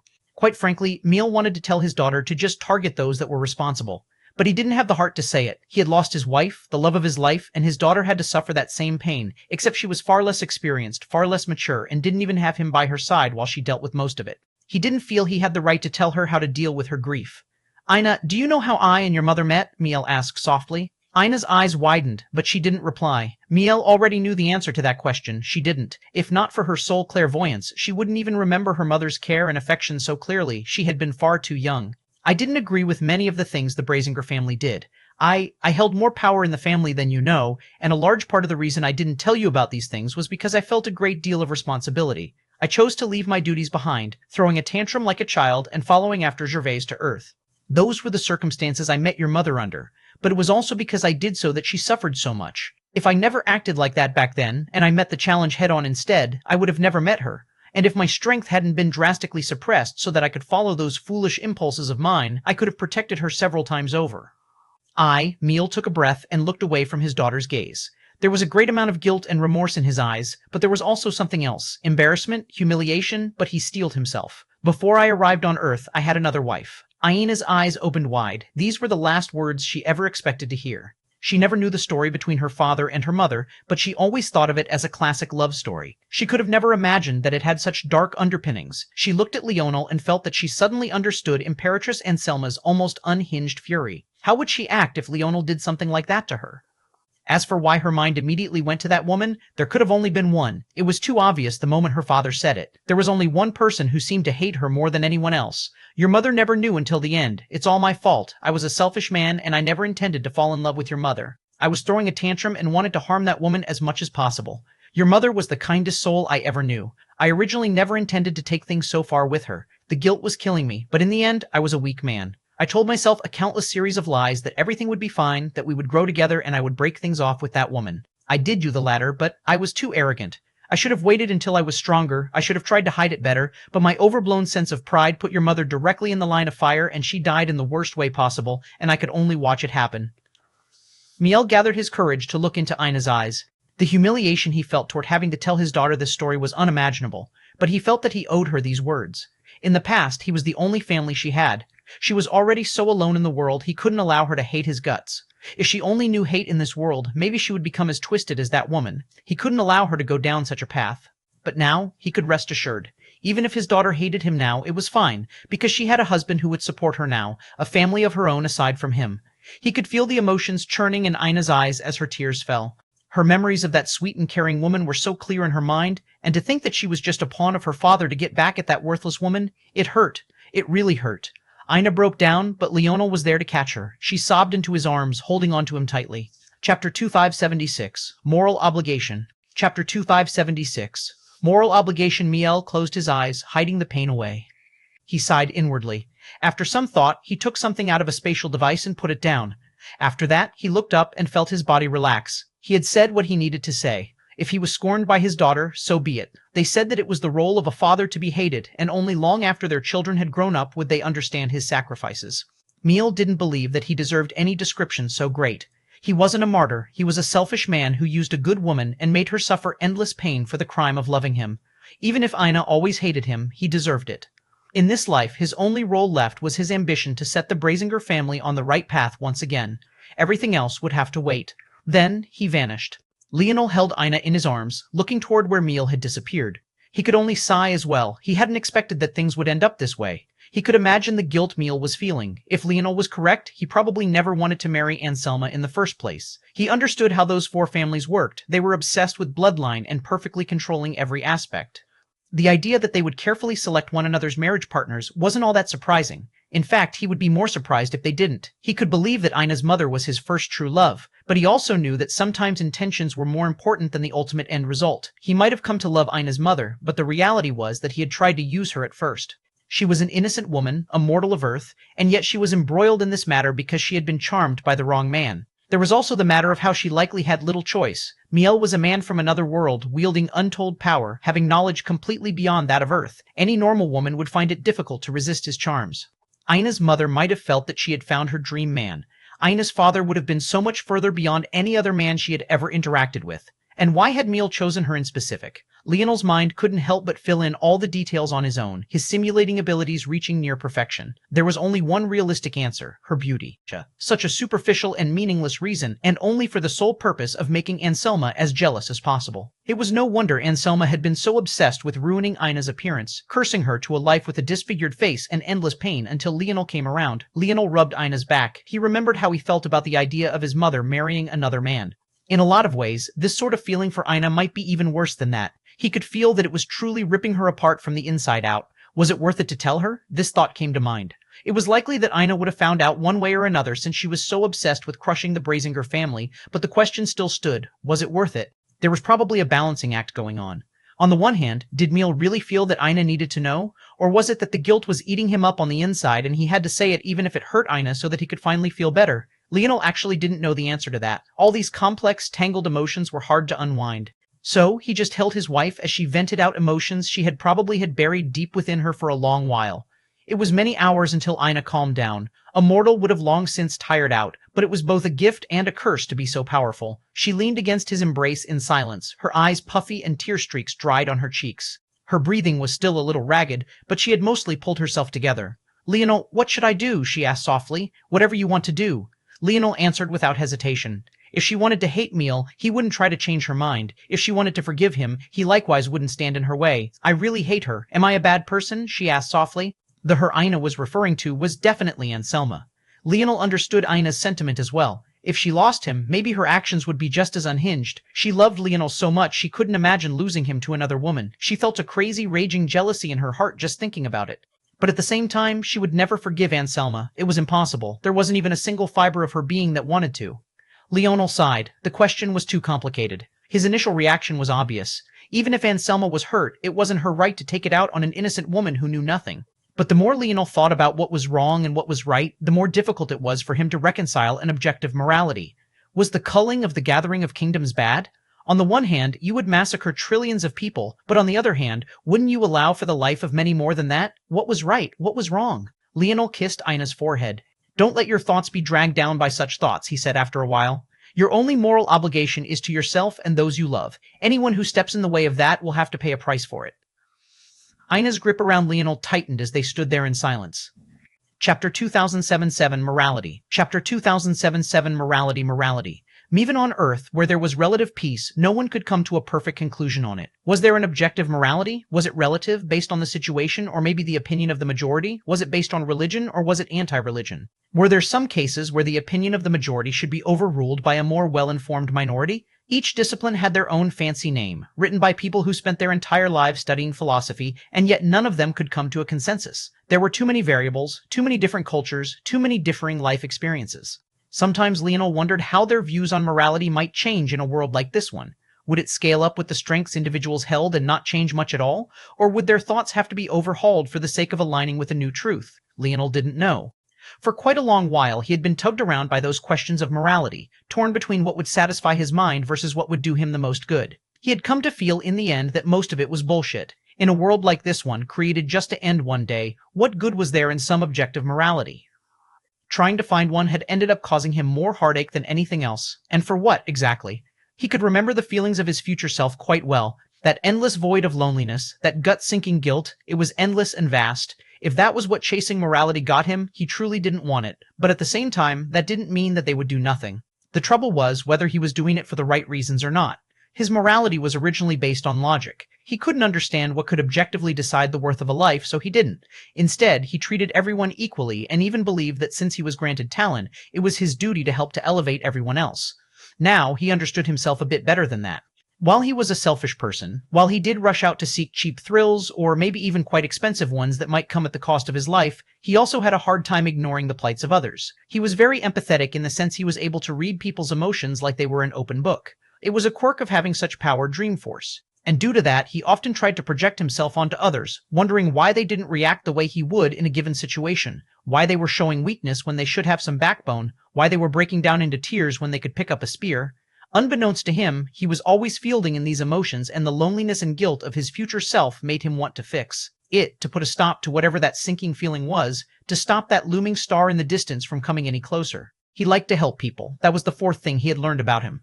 But even then, it was a complex web, much like it was for everyone else. A person's character changed by the hour, let alone by the days and years. The constant weaving and push and pull of these base principles that built your personality was what it meant to be human. And as such, that fourth principle of his lost out to the very first. He was selfish. He wanted those that made his wife cry to pay. He wanted to see nothing but her happy smiles, smiles that could light up his world, and he would make sure to work toward that. He rubbed Ina's back as she sniffled, seemingly feeling much better than she had earlier. She could feel that Leonel wasn't lying to her. What she maybe feared the most was Leonel thinking less of her for still hating Anselma. However, with how connected the two were now, she could clearly feel her husband's thoughts. There wasn't an ounce of him that felt that way. It made her feel at peace, like she was protected while enveloped in his embrace, and after a long while she released a gentle smile. "When does the Gathering of Kingdoms start?" she suddenly asked. Leonel chuckled. "So eager?" Ina's little nose wrinkled. "I really want to bash some faces in. Who are they to try and seduce my husband?" Leonel laughed uproariously, picking Ina up in a bear hug and swinging her around. The two smiled, and the chilled atmosphere gained its own bits of warmth. "Are you going to tell me why you really want me to participate now?" Ina asked. "Can't I just want to show off my wife? I think that's valiant enough." "Maybe, but I doubt that's why," she replied with a sweet smile. She knew Leonel too well. Showing her off was probably the last thing on his mind. He'd probably prefer to lock her in a basement somewhere, only he could admire her. Hey, what are you thinking right now?" Leonel said defensively. "Am I such a person?" Ina blinked innocently, pretending as though she had no idea what he was talking about. Leonel grinned. "It's just a little gamble on a snotty-nosed brat." Ina raised a brow in confusion, not quite understanding. Leonel also didn't necessarily have to hide things from her anymore, either considering the recent breakthroughs, but he seemed to still have the habit. Leonel looked to the side and found the distraction he was looking for. With a wave of his hand, the item meal left behind flew up and he tossed it at Ina. She caught it with a flickering light of complexity in her eyes, but ultimately, meal was her father. So, she opened the ring up to see what was inside. Chapter 2578 4th, Chapter 2578 4th Ina took out what looked like a polished jade. It was completely flat and it had an oval shape to it. From some angles, it looked quite milky as the light reflected off of it. At others, it looked like a pearly white, and at others, it gave off the subtlest pale jade color. Leonel could tell immediately that there was something inscribed within it, but he let Ina sink her mind into it first. Several hours later, she came back up with a frown on her delicate brow. "It's a technique called soul reincarnation. It feels like a very high-level spiritual technique, but humans shouldn't be able to execute it unless they have soul clairvoyance," Leonel guessed. Ina smiled and tossed the technique at him. He unceremoniously took a look at it as well, but unlike Ina, it only took him a few minutes to go through all of it. When he pulled his mind out, he too had a frown on his face. "Show off," Ina scoffed, causing him to laugh. The technique allowed one to do exactly as it said, reincarnate the soul and return to a weaker state, but it was also highly dangerous. In fact, it could be said that only Ina and her father would have any sort of confidence in succeeding, and that was despite the fact it was a spiritual technique. What he was frowning about wasn't the danger. He felt that Ina had a near 100% certainty of succeeding. What really had him frowning was the fact it felt so similar to, Leonel's hummed, feeling his mind churning something together. This technique was basically a chance at a redo, returning to a weaker state to reforge your path while carrying the understandings you already had. But there were drawbacks even beyond the difficulty in succeeding without soul clairvoyance. The first was that your comprehensions would be sealed away. It was similar to the forgetful orb, but far more exaggerated because it didn't just remove the path toward comprehension, but even the comprehension itself. The point was to follow the same path you already had, coming to understand things you already had once before. Then, when everything came together in the end, memories you had forgotten would fuse into one, and it wouldn't just be an additive improvement to your power, but a distinctly exponential one. Depending on the success level of the technique, even a thousands of fold increase over previous strength wasn't impossible. This was for a spiritual using this technique. For Aina and her father, it was much the same, except they could remember the feel of how powerful they had once been, which was why Miel was able to project that strength directly into Leonel's mind. Now that Leonel thought about it, Miel had already returned to the 8th dimension. Didn't that mean that he was already close to returning to his former strength? Didn't that also mean that very soon he would have an explosive increase in his power? It seemed that Miel had taken following his grandfather to Earth as an excuse to finally try this technique out. The scariest part of soul reincarnation, though, was the fact that there was literally nothing stopping Miel and Aina from using it again and again. For every success, they would have yet another explosive growth in strength. Wait, who's to say that this is only the first time Miel was using it? Given what he understood about soul clairvoyance, it shouldn't have taken Miel the almost 30 years Aina had been alive to only just finally reach this point. Even a decade was probably stretching it. At the same time, if he had read the details of the technique properly, then every time it was used, it would take longer and longer than the last time to succeed. Even if he was being conservative, this would probably be Miel's 3rd attempt, maybe even likely the 4th. How powerful would he be once he returned to the 9th dimension? Even with all of this said, this wasn't what was on Leonel's mind. Obviously, he was thinking about his own return to the 3rd dimension. Were the two related? Was that also why Miel didn't ask any questions about his regression and just trusted his daughter to him? But there were some very clear differences. For one, Leonel clearly remembered all of his comprehensions. None of them had been forgotten. There were some other minor differences, but none were as important as this one alone. Are they unrelated? Is it just a coincidence? Maybe the methods are derivative of each other? But why did I have to be unconscious for one while the other is actively practiced? Weird, Leonel couldn't really understand it, but what he did know was that he and Miel weren't the only ones to have regressed in strength. His grandfather had almost certainly experienced the same. Then Leonel thought about something else. The one lineage factor that had yet to come back after he began to progress and entered the 4th dimension was his King's Might lineage factor. Could it be related? King's Might gave him so much control over the souls of others. Could it be? It hit Leonel like a bolt of lightning, the simulations rampaging in his mind until he came up with one that had a better than 80% chance of being true. If he was correct, that either Miel or his grandfather had spent a great deal of time in the spirituals world ending up with this technique. One way or another, his grandfather got his hands on it and used it as a framework to create what could only be described as the 4th crown techniques of the lineage factor. If in the past breathe, assimilate, and arise had been alone at the top, he was willing to give this new method a seat along with them. It was no wonder it wasn't in the golden tablet. His grandfather had created it.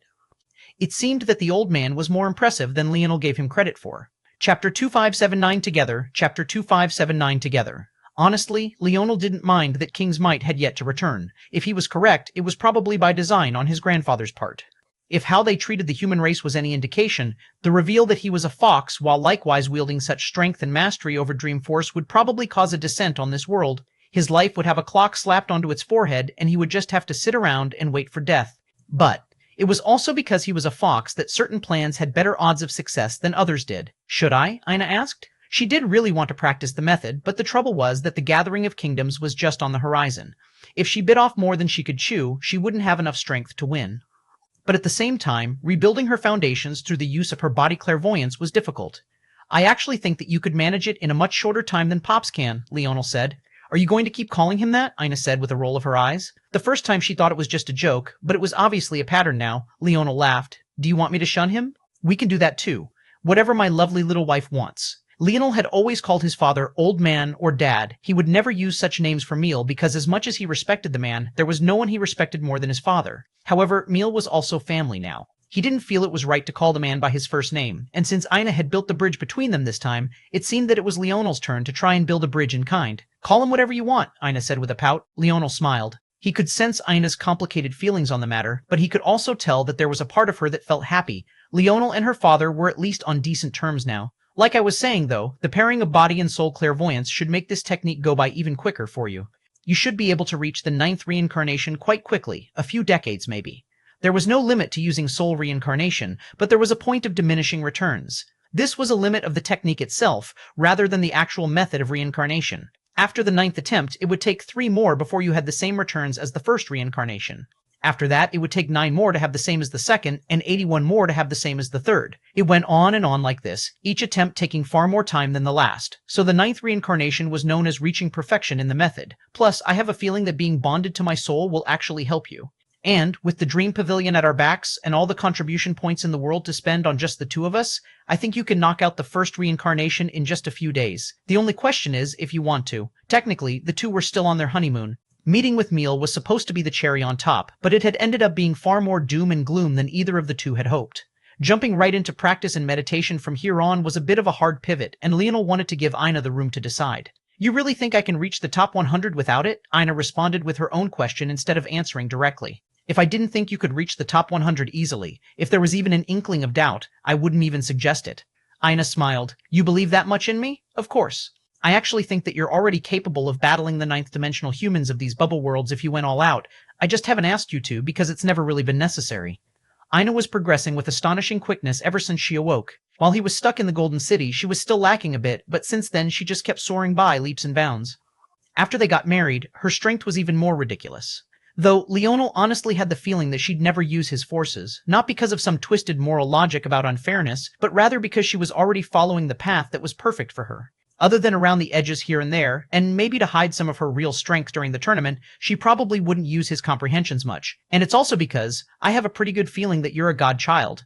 A godchild? Ina blinked in confusion. Leonel explained what Elrion had told him, and Ina's eyes flashed with recognition. So that's why? That voice that was always in her head only finally disappeared after she was revived. And honestly, it could be said that part of the reason she always had a sheer masochistic form of training was because it was the only thing that quieted that voice somewhat. Yes, Leonel nodded.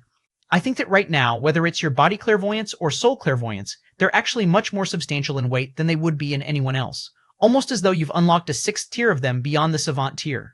Ina blinked, lost in thought for a while before she smiled. Okay then how about together? Together? Leonel asked.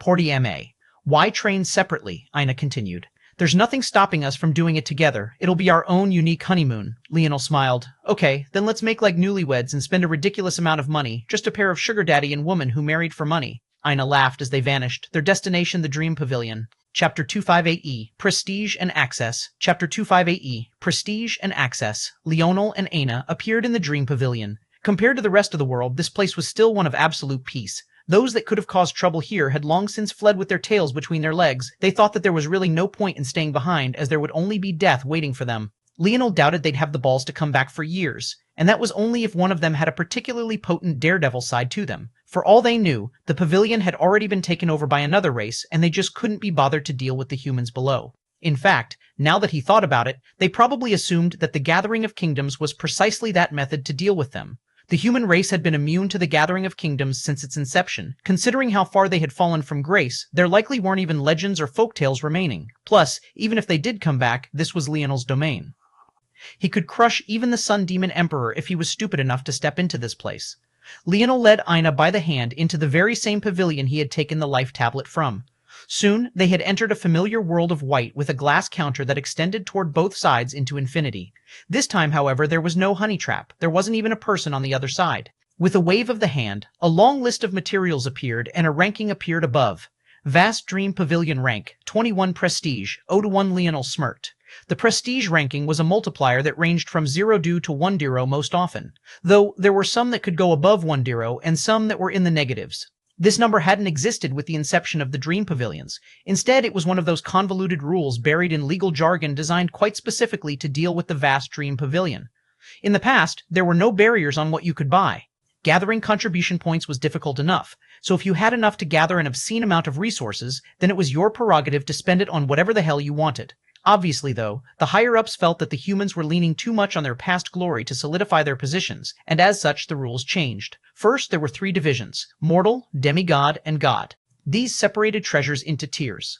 You could trade for a mortal treasure in almost any case. For a demigod, you would have to have a prestige of 04 at the very least, and for god, you would have to have 07. However, these were only the surface-level rules. As Leonel had said many times, these Dreamforce experts loved to drip their rules in complexities as though everyone would forget how smart they were if they didn't. What you had to look out for wasn't just prestige, but rather the formula they tagged it with. The graph looked like a normal exponential curve. The problem was that the formula was so long, you'd probably need several mortal textbooks to stuff it all in. Prestige was on the x-axis, so the higher your prestige was, the greater the chance you had of your access. Shooting to the skies, and the lower your prestige was, the greater the chance you'd be stuck on the slow growth side of the graph. The question was, what was the rest of the formula made out of? The first was time, not in terms of how long the pavilion had existed, but rather how long it had been since said contribution points were earned. It took an average of all the years and plugged in a single number. Unsurprisingly, the vast Dream Pavilion got the short end of the stick. Even after this recent success, half of their points were still earned countless generations ago, causing the graph at 0-1 to not even look like it was moving at all. It just looked like a flat line infinitely close to zero axis on the y-axis. But that wasn't the only thing plugged into the formula. The list was so long and convoluted that Leonel couldn't be bothered to go through them all. But there were even things like number of disciples, how talented said disciples were. Then there was a plug-in for current strength of disciples versus potential strength. Then there was yet another just for current strength. Each one was yet another ding that caused the unique graph of the vast Dream Pavilion to be by far the worst, maybe in the existence of this system. Essentially, if Leonel were to summarize, prestige was just a surface number while the real important metric was access, which went from 0 to 9. And right now, the vast Dream Pavilion's access wasn't even 0-1, and as a result what they could trade for was frighteningly limited. There was also one other thing to mention, and that was the fact that prestige was also a multiplier for the worth of your contribution points. Having 0-1 prestige meant that everything they bought would cost 10 times more than it should. Quite frankly, Leonel was surprised they didn't go with something even more exaggerated than this, but it was probably because they felt the rest of it was enough of a kick to the balls. Still, Leonel looked at the obscenely long formula with a sneer on his face. The thing about exponential graphs was that you didn't need to go very far before your returns were suddenly far more than you bargained for, but that was a thought for another day. It didn't matter much to Leonel. He could trade for the lower-level mortal items and then use Anastasia's cleansing waters to raise them to god items. Although he couldn't trade for any elaborate high-level stuff right now, raw resources wouldn't be a problem at all. Chapter 2581, Simulation, Chapter 2581, Simulation. What do you think you need? Leonel asked Ina. For you? I mean for you. If there's something you need to complete your first reincarnation and I can't trade for it, it would be bad. There shouldn't be a problem, but better safe than sorry. Ina blinked and suddenly smiled meaningfully. What? Leonel asked, confused. You're underestimating me a little too much. What happened to you believe in me so much? Leonel said in the best Ina impression he could muster. Considering his ability index and Dreamforce, he might as well have been her in those first few seconds. Ina rolled her eyes. My methods work on a higher level than that. I can even find unconventional paths where others wouldn't see them. I react to the resources that are on hand, not the other way around. So long as there's a decent enough selection, there won't be any roadblocks. Oh, so why did it sound like you had a perfect plan laid out for me already? Because I do. But what's important isn't necessarily the resources themselves, but rather the steps.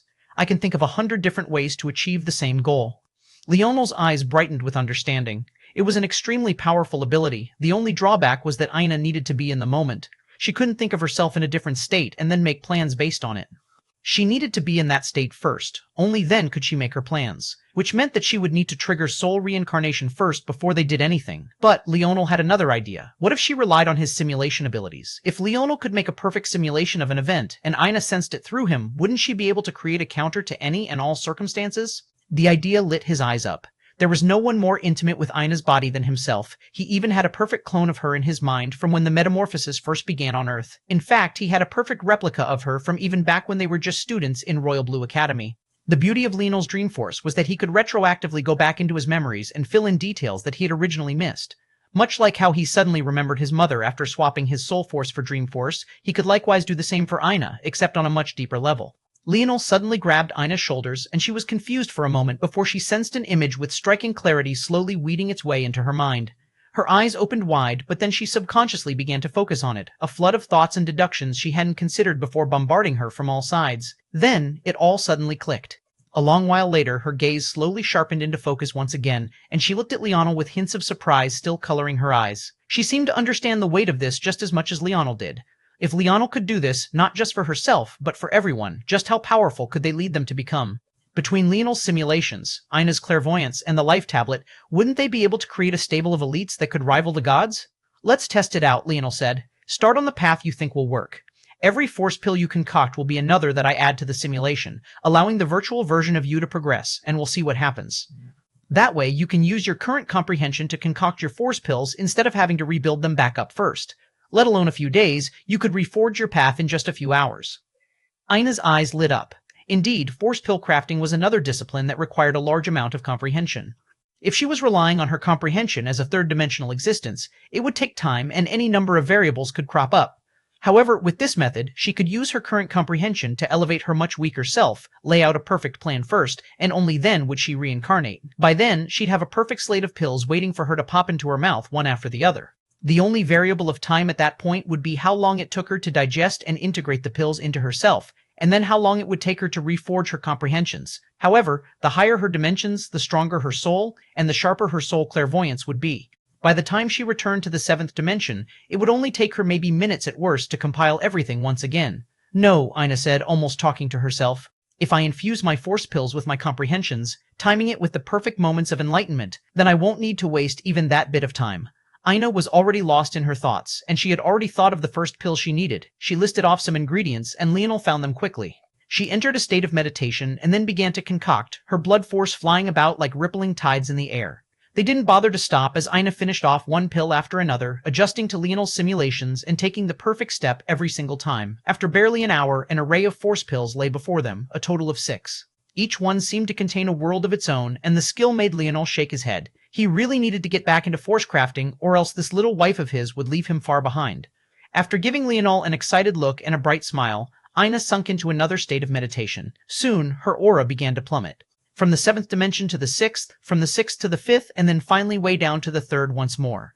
Chapter 2582, Blood Sovereign Path. Chapter 2582, Blood Sovereign Path. Leonel watched as Ina took the first pill. He could practically feel her progress. The locations of her force nodes stayed pretty similar, but with his senses he could feel that they were just a little skewed and their size was just a little bit bigger. It was a slight change, but there was no doubt that it would continue to roll forward. What shocked him, though, was that when Ina entered the 4th dimension, something interesting happened.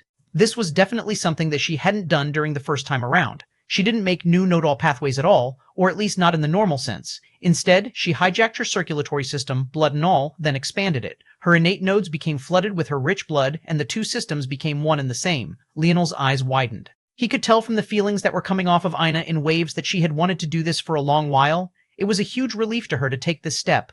Regrets she had harbored in the past disappeared into the wind, and she truly relaxed, her blood force becoming even more potent. At the same time, the strength of her body increased by leaps and bounds. With just a single pill, she had returned to the peak of the 4th dimension. She reached forward without opening her eyes and popped the second one into her mouth. Boom. Waves of pressure came from her as the nodal pathways, or blood vessels, or maybe just both, began to worm their way into her brain. Thick veins and arteries began to take shape in her brain, but they were so cleverly folded and precisely controlled that rather than her actual brain matter shrinking, it actually multiplied several times over. She popped a third pill in her mouth as the effects of the second were just beginning to calm. Boom! Cracks began to appear along Ina's ethereal glabella. Leonel felt his heart lurch, but he stood in place. If there was anyone he should trust with understanding her own body, it was Ina, and that she did. He had already seen it all happen in the simulation, but who could blame him for worrying about his wife? Ina's blood flowed into her ethereal glabella, filling it was a lake of blood. At the same time, her blood vessels began to worm their way into the cracks, fusing and becoming one. Soon, it didn't even look like the ethereal glabella had been cracked at all. Instead, rather than being a foreign object in an otherwise normal organ, it became part of the organ, the two becoming one and the same. Oddly enough, Leonel could feel that rather than separating her soul from her body as seemed customary for power, Ina was actually doing the opposite. She was bringing her soul and body closer and closer together until they overlapped in the same place. It seemed to make her more human, and yet something beyond human at the same time. Leonel's eyes widened with hints of surprise and even more pride. Everyone said that having your soul and body as one was nothing more than a detriment. His wife was probably the only one who took it in a completely different direction. Compared to him, it could be said that she was a true champion of the human race. She was taking maybe the greatest weakness of the human race and forging it into a strength.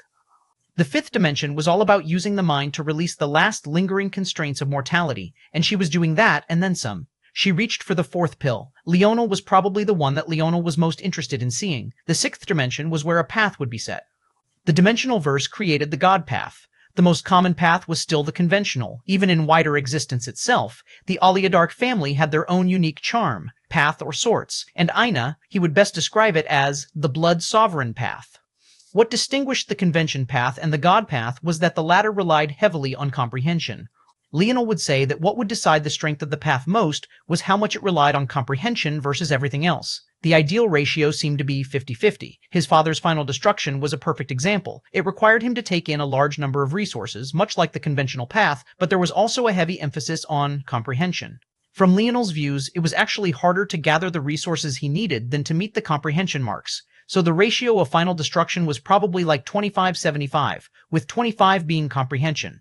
However, what closed in that gap was dimensional cleanse, which was pretty much all comprehension. The two were made perfectly to be used with one another and reached a perfect balance.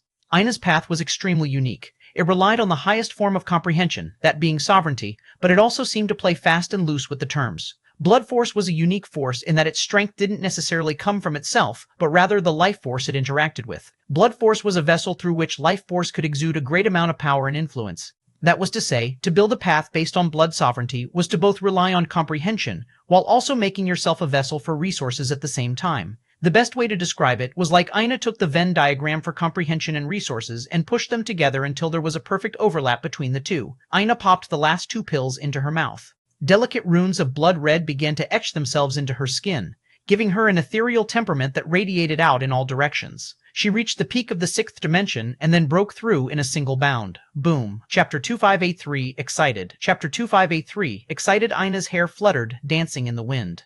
The first time Leonel saw her break free of her curse, Ina's hair had grown to the point it was practically a river of its own, long to the point it graced the ground. Quite frankly, Leonel really liked Ina's long hair, though she herself preferred it short mostly for maintaining peak efficiency in combat. Even so, she had always kept it long thanks to him, though not as long as previously. Right now, her hair reached the small of her back, but that was still more than enough for it to be akin to a sea as it was carried around by the wind like that. Soon, her aura settled down, and she exhaled a breath. She opened her eyes, and a blinding flash of gold rippled before it too settled down. "How is it?" Leonel asked, observing Ina. Obviously, she had succeeded in the technique, but he wanted to know the details.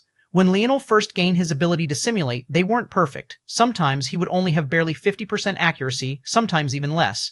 Although it was still a great help to him even in those situations, he knew that it could be much better. By this point, he was no longer the Leonel of the past, and as such, his dream simulations were truly top tier. It was even more so when all the variables in question were just the single person before him rather than some wide-ranging event with countless variables. However, it was truly impossible to form a dream simulation with 100% accuracy. Doing so would be akin to him reading the future or predicting it.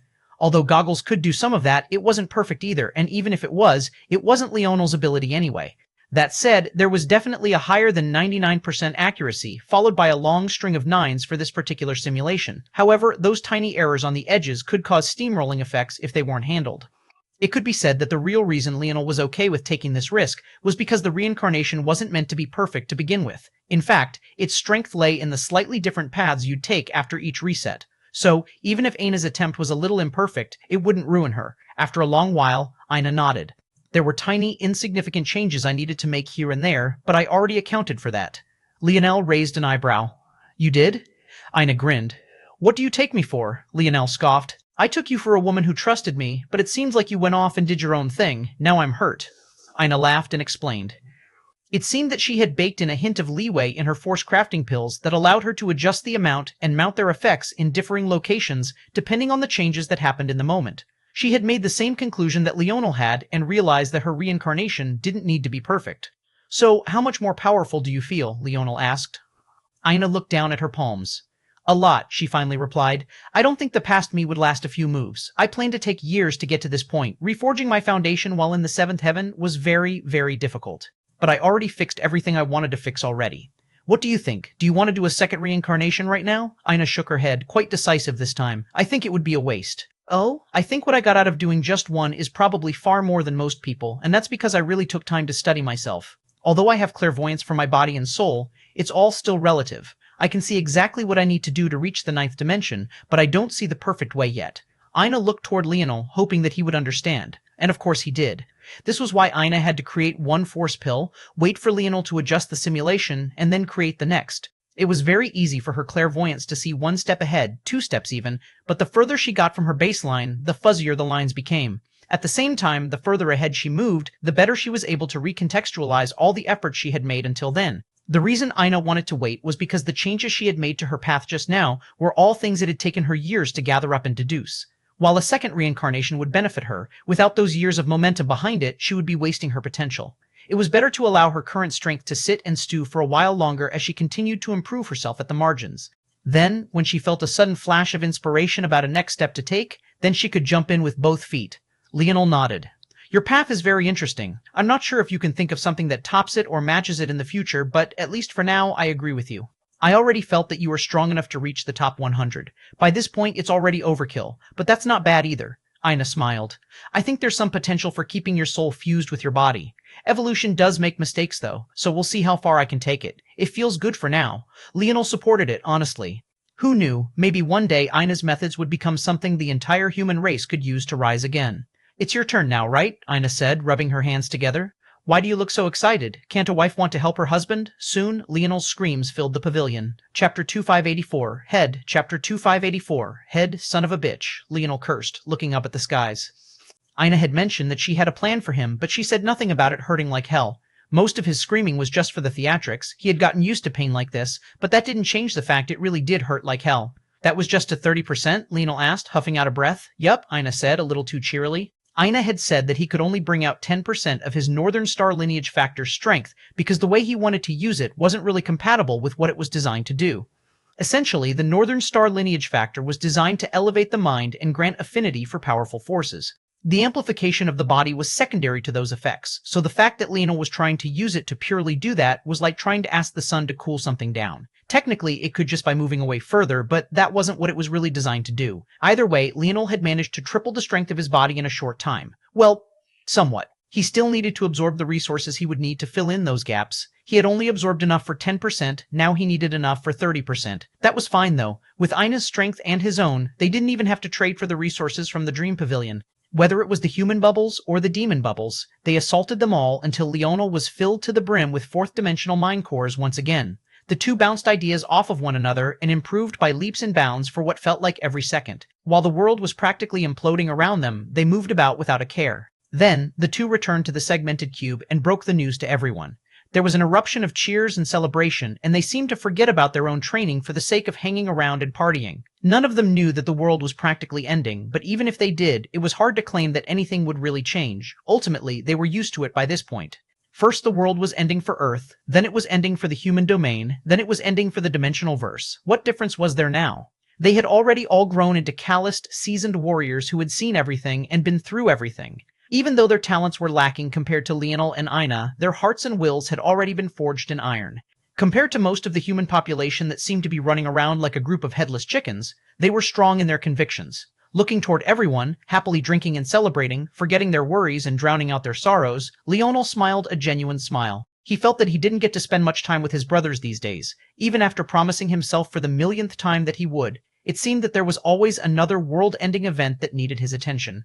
But hopefully this time, with Aina and his methods brought together, they could truly change their lives until it wasn't just he who stood at the frontier protecting all of them, but it slowly became something that they could all do together. The next few days were ones of peace until it finally seemed that the humans, or maybe it was the demons, had finally gotten themselves together. Their plan, though, was something that Leonel had already thought of. In fact, he couldn't even say it was a bad one with how the human race had reacted to this, and that plan was obviously complete genocide. Since success was based on percentages, they would skew that percentage as best they could in their favor. They started to march onto human cities, slaughtering every human they could find. Leonel shook his head and sighed when Anastasia informed him about what was happening. Honestly, he couldn't even drum up the motivation to be enraged. Even the so-called human alliance was entirely silent on this matter. Maybe they had expected this to happen as well, and had just holed themselves up in their protective little barriers, hoping that the demons would do all the dirty work for them. Genocide, huh? I would call you all cowards. But at this point, even the gods themselves are cowards, so how can the mortals be blamed? Leonel looked up into the skies, lost in thought, while Aina reclined in his arms. They both wore white like a true pair of newlyweds, basking in everyone's happiness as they did their own. Hey, wife. What do you say to killing a few demons as a warm-up? Aina, who didn't even open her eyes, grinned. I thought you'd never ask. Leonel didn't react as Aina suddenly vanished. He kept leaning on the tree, looking up at the beautiful blue skies and listening to the jokes and jeers of his brothers. In a pit of mud not too far away, Milan and Arnold were locked in a very tight skinship. Well, they called it wrestling. But if you closed your eyes and listened to the grunting, it sounded like something very much different. Leonel laughed to himself. Kiss already. Fuck you, Cap. Milan grunted as he was suddenly swept off his feet and his back careened into the muddied ground.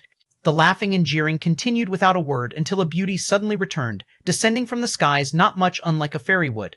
The only difference was that she held a bloodied head in her hand. Somehow, that head, even within how grotesque it was outside of the dripping blood, didn't take away from her grace at all. She just threw it to the side and returned to her husband's arms. As for the head, it was none other than Erlgan's, the Sun Demon Emperor. Chapter 2585, The Best. Chapter 2585, The Best. Leonel stretched as he and Ina stepped out of the segmented cube. Up above, a ticking timer was already about to hit 0, and the chaos of the world had suddenly become an eerie silence as people just looked up at it. After Ina killed Erlgan, Leonel hadn't really bothered to check on the situation, and since Anastasia hadn't said anything about it, he assumed that nothing of real importance had happened either. And honestly, what could they do? They probably sat there, despairing their outcome. Ina had killed Erlgan quite publicly, or else it would have never stopped the tirade of the demons. Most didn't even know who she was, as Leonel had been at the forefront of pretty much everything until now. As for the humans, they hadn't even been present at the time, so all they knew was that an extremely powerful woman suddenly descended and put a stop to the chaos. At that point, they could only sit there and hope that things would be different. The timer continued to tick down while Leonel and Ina rose into the skies. From the looks of it, it really did seem that they were the only group with any intention of entering while everyone else was hoping for a miracle. Or so it seemed. At the very least, one ship came flying in from a distance, stopping not too far away. Out from within it, a familiar old woman stepped out, Molexi. Her gaze landed on Leonel, a flicker of emotion dancing through her old eyes. Leonel himself raised an eyebrow. There was an age limit for the Gathering of Kingdoms, and she certainly didn't meet it. If she tried, she could end up getting minced to pieces as she stepped through the portal, so he didn't really understand why she had come at all. So it was you, she looked at Leonel, and then shifted her gaze to Ina. Arn, and you didn't die. Seeing how the two were standing high in the skies, wearing white, holding one another's hands, and looking as though they didn't have a care in the world, Molexi felt that she had truly been missing something. You, Molexi's eyes widened. It was you. You did all of this. The realization came tumbling out from her. If Ina survived, that meant that she could have only been bait to lure her attention away from Leonel. And if that was the case, it couldn't be a coincidence that everything that happened following that occurred. He had destroyed everything. From the very beginning, it was him. You destroyed everything. The old woman seemed to have aged considerably. Although she looked old before, she never really acted her age. Her eyes were bright, her personality was somewhat sharp and oddly cheery despite her murderous streak, and she always had a pep in her step even though it came mostly from pissing off everyone around her. But now, she truly looked old. She felt like life had passed her by and her era was long gone. They said that your father was the greatest danger to us and that he had to be eliminated. Maybe we should have listened and treated you the same. Leonel looked at her, then his lips slightly parted. Whether you did or not wouldn't have changed anything. Molexi felt her heart shudder and almost give way. She could sense the confidence in those words. No, it was something deeper than confidence. It was one, an acknowledgement of their strength, and two, a conviction to blow by any obstacles they might have put in his way regardless of what it was.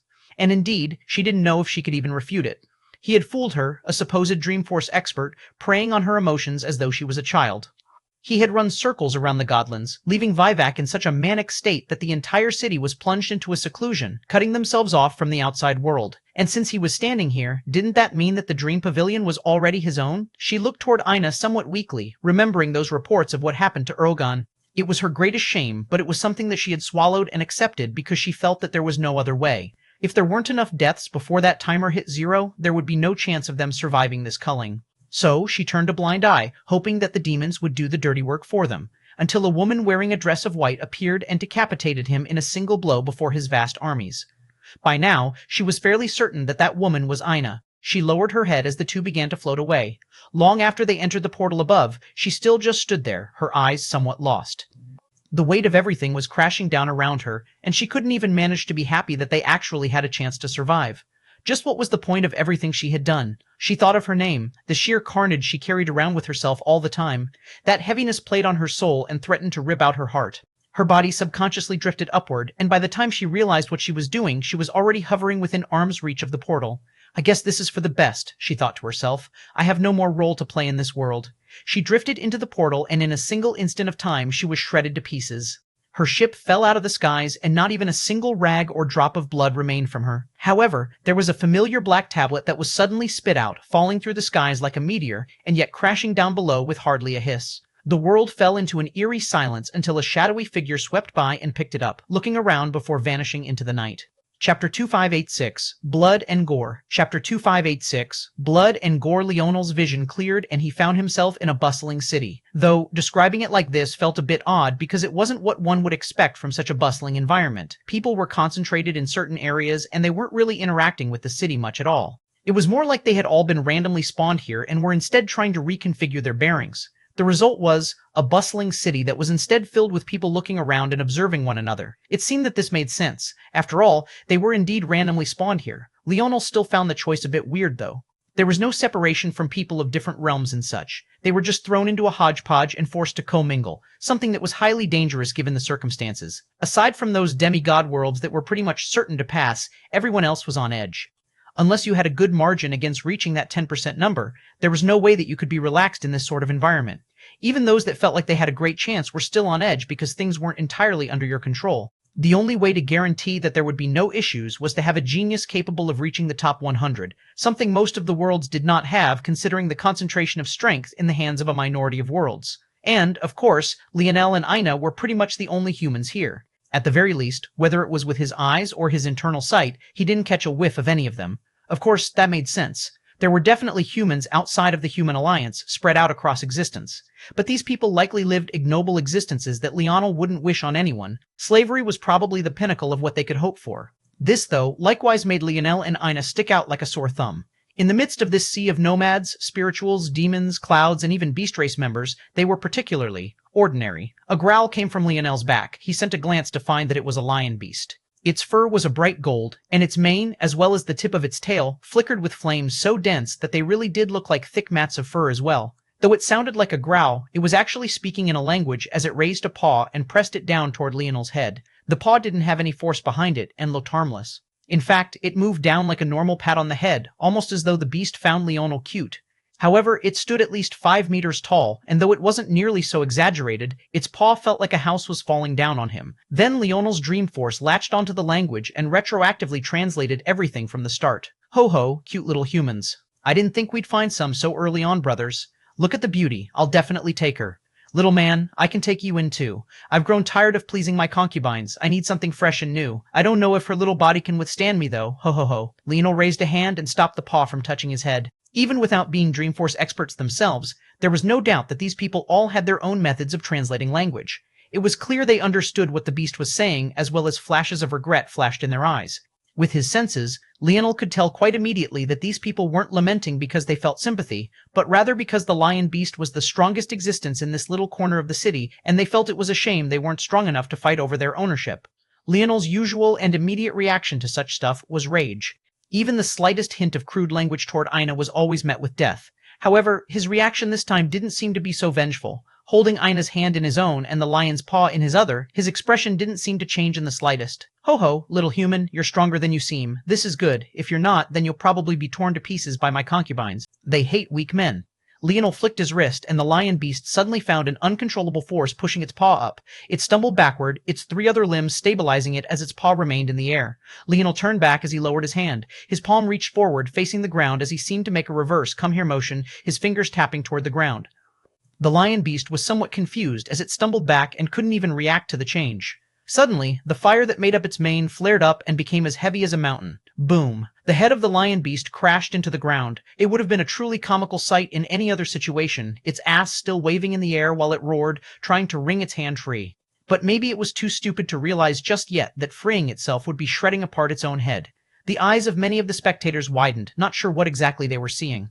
However, they didn't have long to react before the roars of the lion beast were muffled as its flames covered its entire head, covering it in a smooth surface of red that was barely transparent, just enough to allow one to see its expression of roaring agony. At that moment, Leonel's fingers flickered across the air again and the flame on the beast's tail flared up, becoming solid as well as it grew into a tower at least 1 meter tall and a half-meter thick. Then everyone looked away as the tail rushed down, driving into the lion's backside. Blood and gore filled the skies. Chapter 2587, Weakness.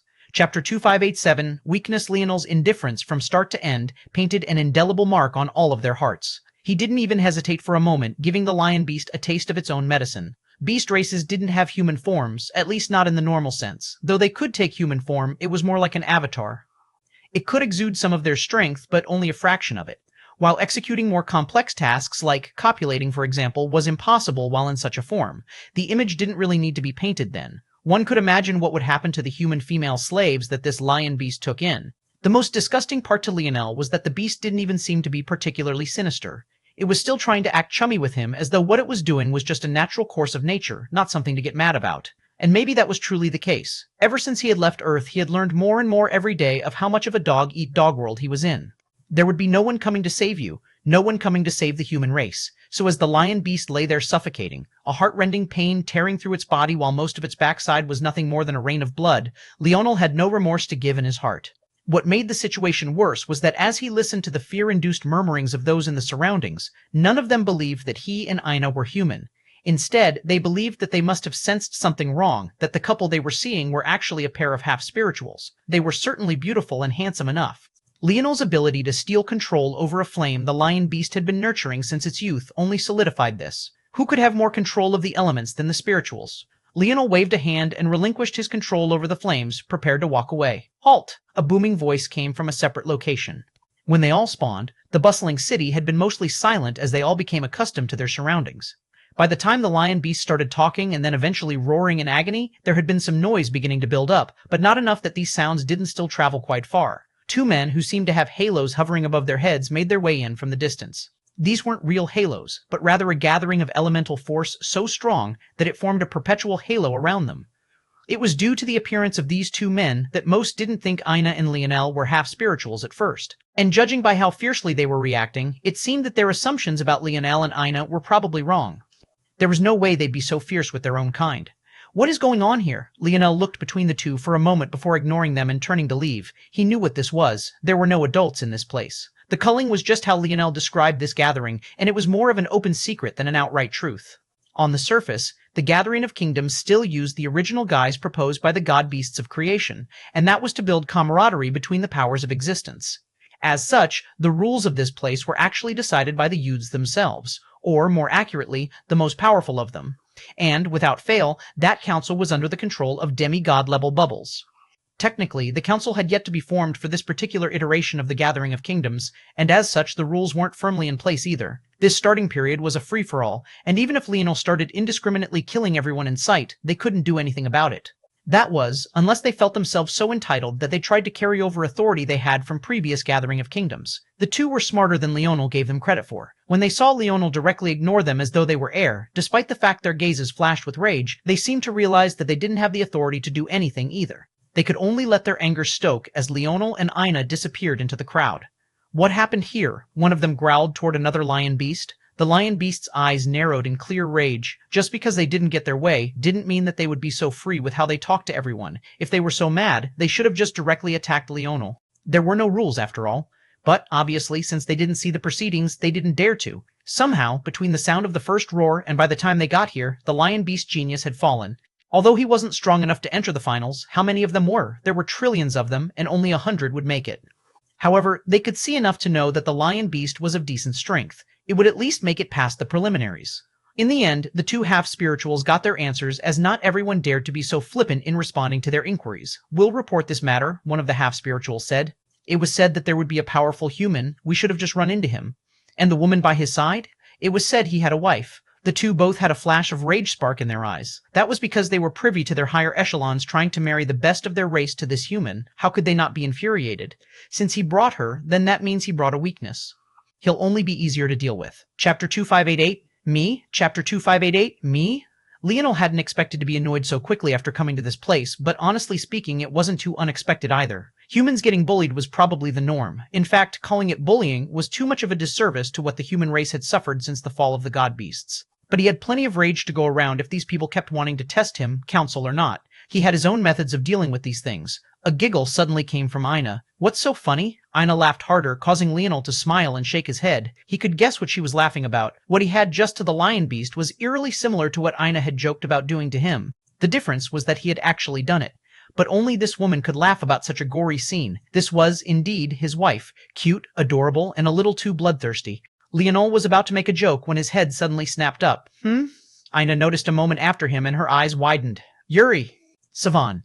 Ina's eyes reddened with excitement as she flashed forward, practically hopping onto the two women. She was so fast that those two couldn't even react. They didn't even realize who was hugging them until they saw the familiar Leonel, and it clicked for them. Inwardly, watching this scene of the three women hugging and crying in each other's arms, Leonel actually sighed out a breath of relief. There was only so much that Leonel could do as Ina's husband. Although they were also each other's best friends, there were sometimes Ina might want to spend some time with someone other than him. Unfortunately, he had no idea what happened to Yuri and Savan. He just made the assumption that they were swept up in whatever plans his grandfather had. But it seems that they got swept up in Meal's plans instead. By Yuri and Savan, there were two men that Ina had directly ignored. Leonel doubted she did it on purpose, but honestly, even if she had noticed them, she still wouldn't have cared very much. Yuri was practically bawling her eyes out. She was certain that Ina was dead after her near fallout with Leonel. She hadn't expected that she would end up randomly running into her like this. The women sniffled and finally pulled back from their bear hugs. However, one wave of tears was soon replaced by another as Ina held out her left hand and wiggled around her fingers. Yuri and Savan's eyes widened before the waterworks started again. Leonel had been about to interject, but he chose to hang back again. He compared the difference between his brothers and Ina's sisters and couldn't help but laugh. One had ended up in a wrestling pile, and this one had ended up with more tears. However, it brought a smile to his face when he saw the pride in Ina's side profile. It made him feel guilty that he hadn't just done this earlier. How much happier could he have made her already? What the hell is that supposed to be? A tattoo in place of a ring? One of the half-spirituals seemed a bit ticked off for whatever reason. He didn't speak very loudly, but Ina's eyes had already flashed with murderous intent so potent that the skies shuddered with sparks of red cracks. However, neither she nor Leonel got to do much of anything before he was slapped in the back of the head by the other half-spiritual. Idiot. Do you not recognize a soul bind when you see one? What wedding ring is more valuable than it? The irritated half-spiritual grabbed the back of his head, rubbing it. What the hell are you doing? Stopping you from doing something stupid. If you see a woman with a soul bind, give up. There's no point in being jealous. She would rather die than be with you. Get over it. What are you talking? The half-spiritual gave him a knowing glare as though he could see right through him, causing the one who started it to blush with some hints of shame and unwillingness. Anyway, it's nice to meet you two. My name is Zephyr. This is my idiot kid brother, Sylvanus. Don't mind him. He hasn't seen much of the world and his mouth speaks before his brain thinks.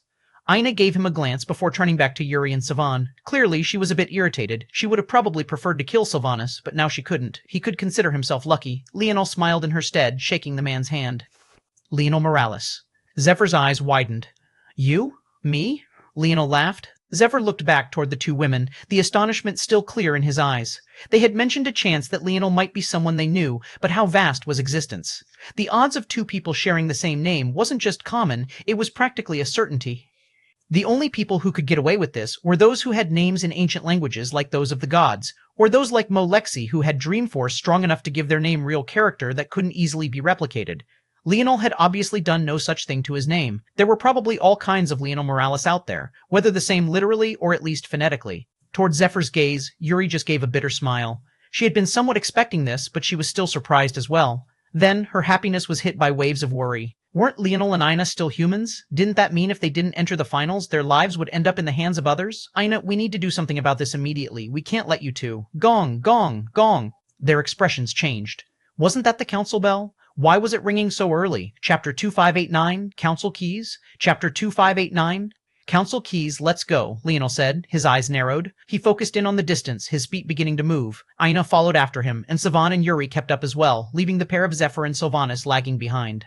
What the hell was that supposed to be? Sylvanus snapped at his elder brother with a deep hiss. What happened to a united front? Am I even your brother? What are you choosing outsiders over me for? I didn't even say anything that bad. Zephyr pinched his brows. Nothing that bad? If someone had said that about you and your woman, what would you have done? So what? Can't men fight? You're so naive. Fight? Some people would prefer to kill over words. Who would do something that ridiculous? People who've gotten used to having to scratch and claw for everything, instead of being born a pompous little prince like a certain someone. Zephyr gave his brother a pointed glare. Sylvanus snarled. And so what if he had the intention to kill? Would it make much of a difference? Don't tell me you actually believe all those rumors. You think demigods make up lies just for the heck of it? Zephyr raised an eyebrow. Even then, it was in a world they could only use Dreamforce in. Their talents were useless. You can't seriously believe that he's a threat in the outside world. He's only here because he has no other choice, and if he wants to survive, he's going to have to rely on one of our families to do so. Do you think they're going to allow his wife to just strut around by his side? Sylvanus didn't even consider the idea that Ina wouldn't be accepting of it in the first place. In his mind, she didn't have much of a choice, so the one being rejected was Ina, not who they thought would be Leonel's soon-to-be wife. Zephyr fell into silence. He knew his little brother well. The man definitely hadn't thought so far before he went out and ran his mouth. But even so, Zephyr had to admit that he had a point. If those families found out Leonel had a soul bond, they would definitely react fiercely to it, and Ina would definitely have to at least be out of the picture if not dead. At that point, maybe any seeds Sylvanus laid now would bear fruit in the future when Ina went from a newlywed to a freshly minted divorcee. Even so, the soul bond wasn't a one-sided affair. It was impossible to form unless both parties had a certain level of trust and affection for the other. Even if Leonel was forced to give up Ina for his survival, that didn't mean that he'd allow another man to touch her. His brother was playing with fire. Making an enemy out of a Dreamforce sovereign might be the last thing you do in your life, Sylvanas. Think with this. He poked his brother's forehead instead of that thing. Sylvanus jumped out of the way of a kick to the nuts. Hey, Zephyr laughed, beginning to walk away. You're doing a lot of talking for a man pining after her sisters, Sylvanus muttered. Zephyr laughed. Unlike Ina, Yuri and Savan are single women. Sylvanus snarled again. Of course, Zephyr had no idea that this wasn't true at all. Unfortunately, Raj didn't have nearly the strength necessary to fight for Yuri the same way Leonel could fight for Ina, at least not for now. Leonel's attention wasn't on the two brothers to his back. All things considered, they weren't terrible people if his scale was this twisted world. But that was to be expected. There was no way Miel would send his daughter and adoptive daughter to a place that wasn't mostly safe. Either way, Leonel was more interested in those Geoongs. Soon, they have come to a public square, filled to the brim with all sorts of people and races. Some even sat atop of buildings, and it was quite clear that those people above had a level of status above those below. Some who tried to casually stand on a building themselves found themselves kicked down. Usually, Leonel would probably immediately start fighting for a spot himself, but he found that his temperament was much more mellow these days, not that his run-in with the lion beast was any indication. More than these people reclining and lounging atop of buildings, though, Leonel's gaze landed on 10 figures who were all standing atop of 10 pillars that took up the center of the public square. In their hands, each held out a key as though they were unlocking an invisible lock. Their wrists twisted as Leonel's disdain deepened.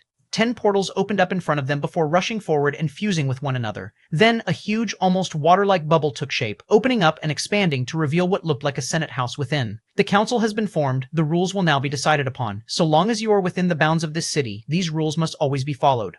The punishment for failing to meet this criteria will be banishment from participating in the Gathering of Kingdoms. Shocked gasps spread through the crowd. There was no way a council of brats would have that much authority, right? Things definitely didn't work this way in previous years. At worst, the council could enforce their rules with jail time, but even then, a person would have to be released for the sake of participating in their matches. Something like being able to banish people for not following the rules was like putting the life and death of countless worlds at the whims of a few. That was unacceptable. Technically, there were no limits on what kind of rules the council could enforce, so long as they were unanimously decided upon.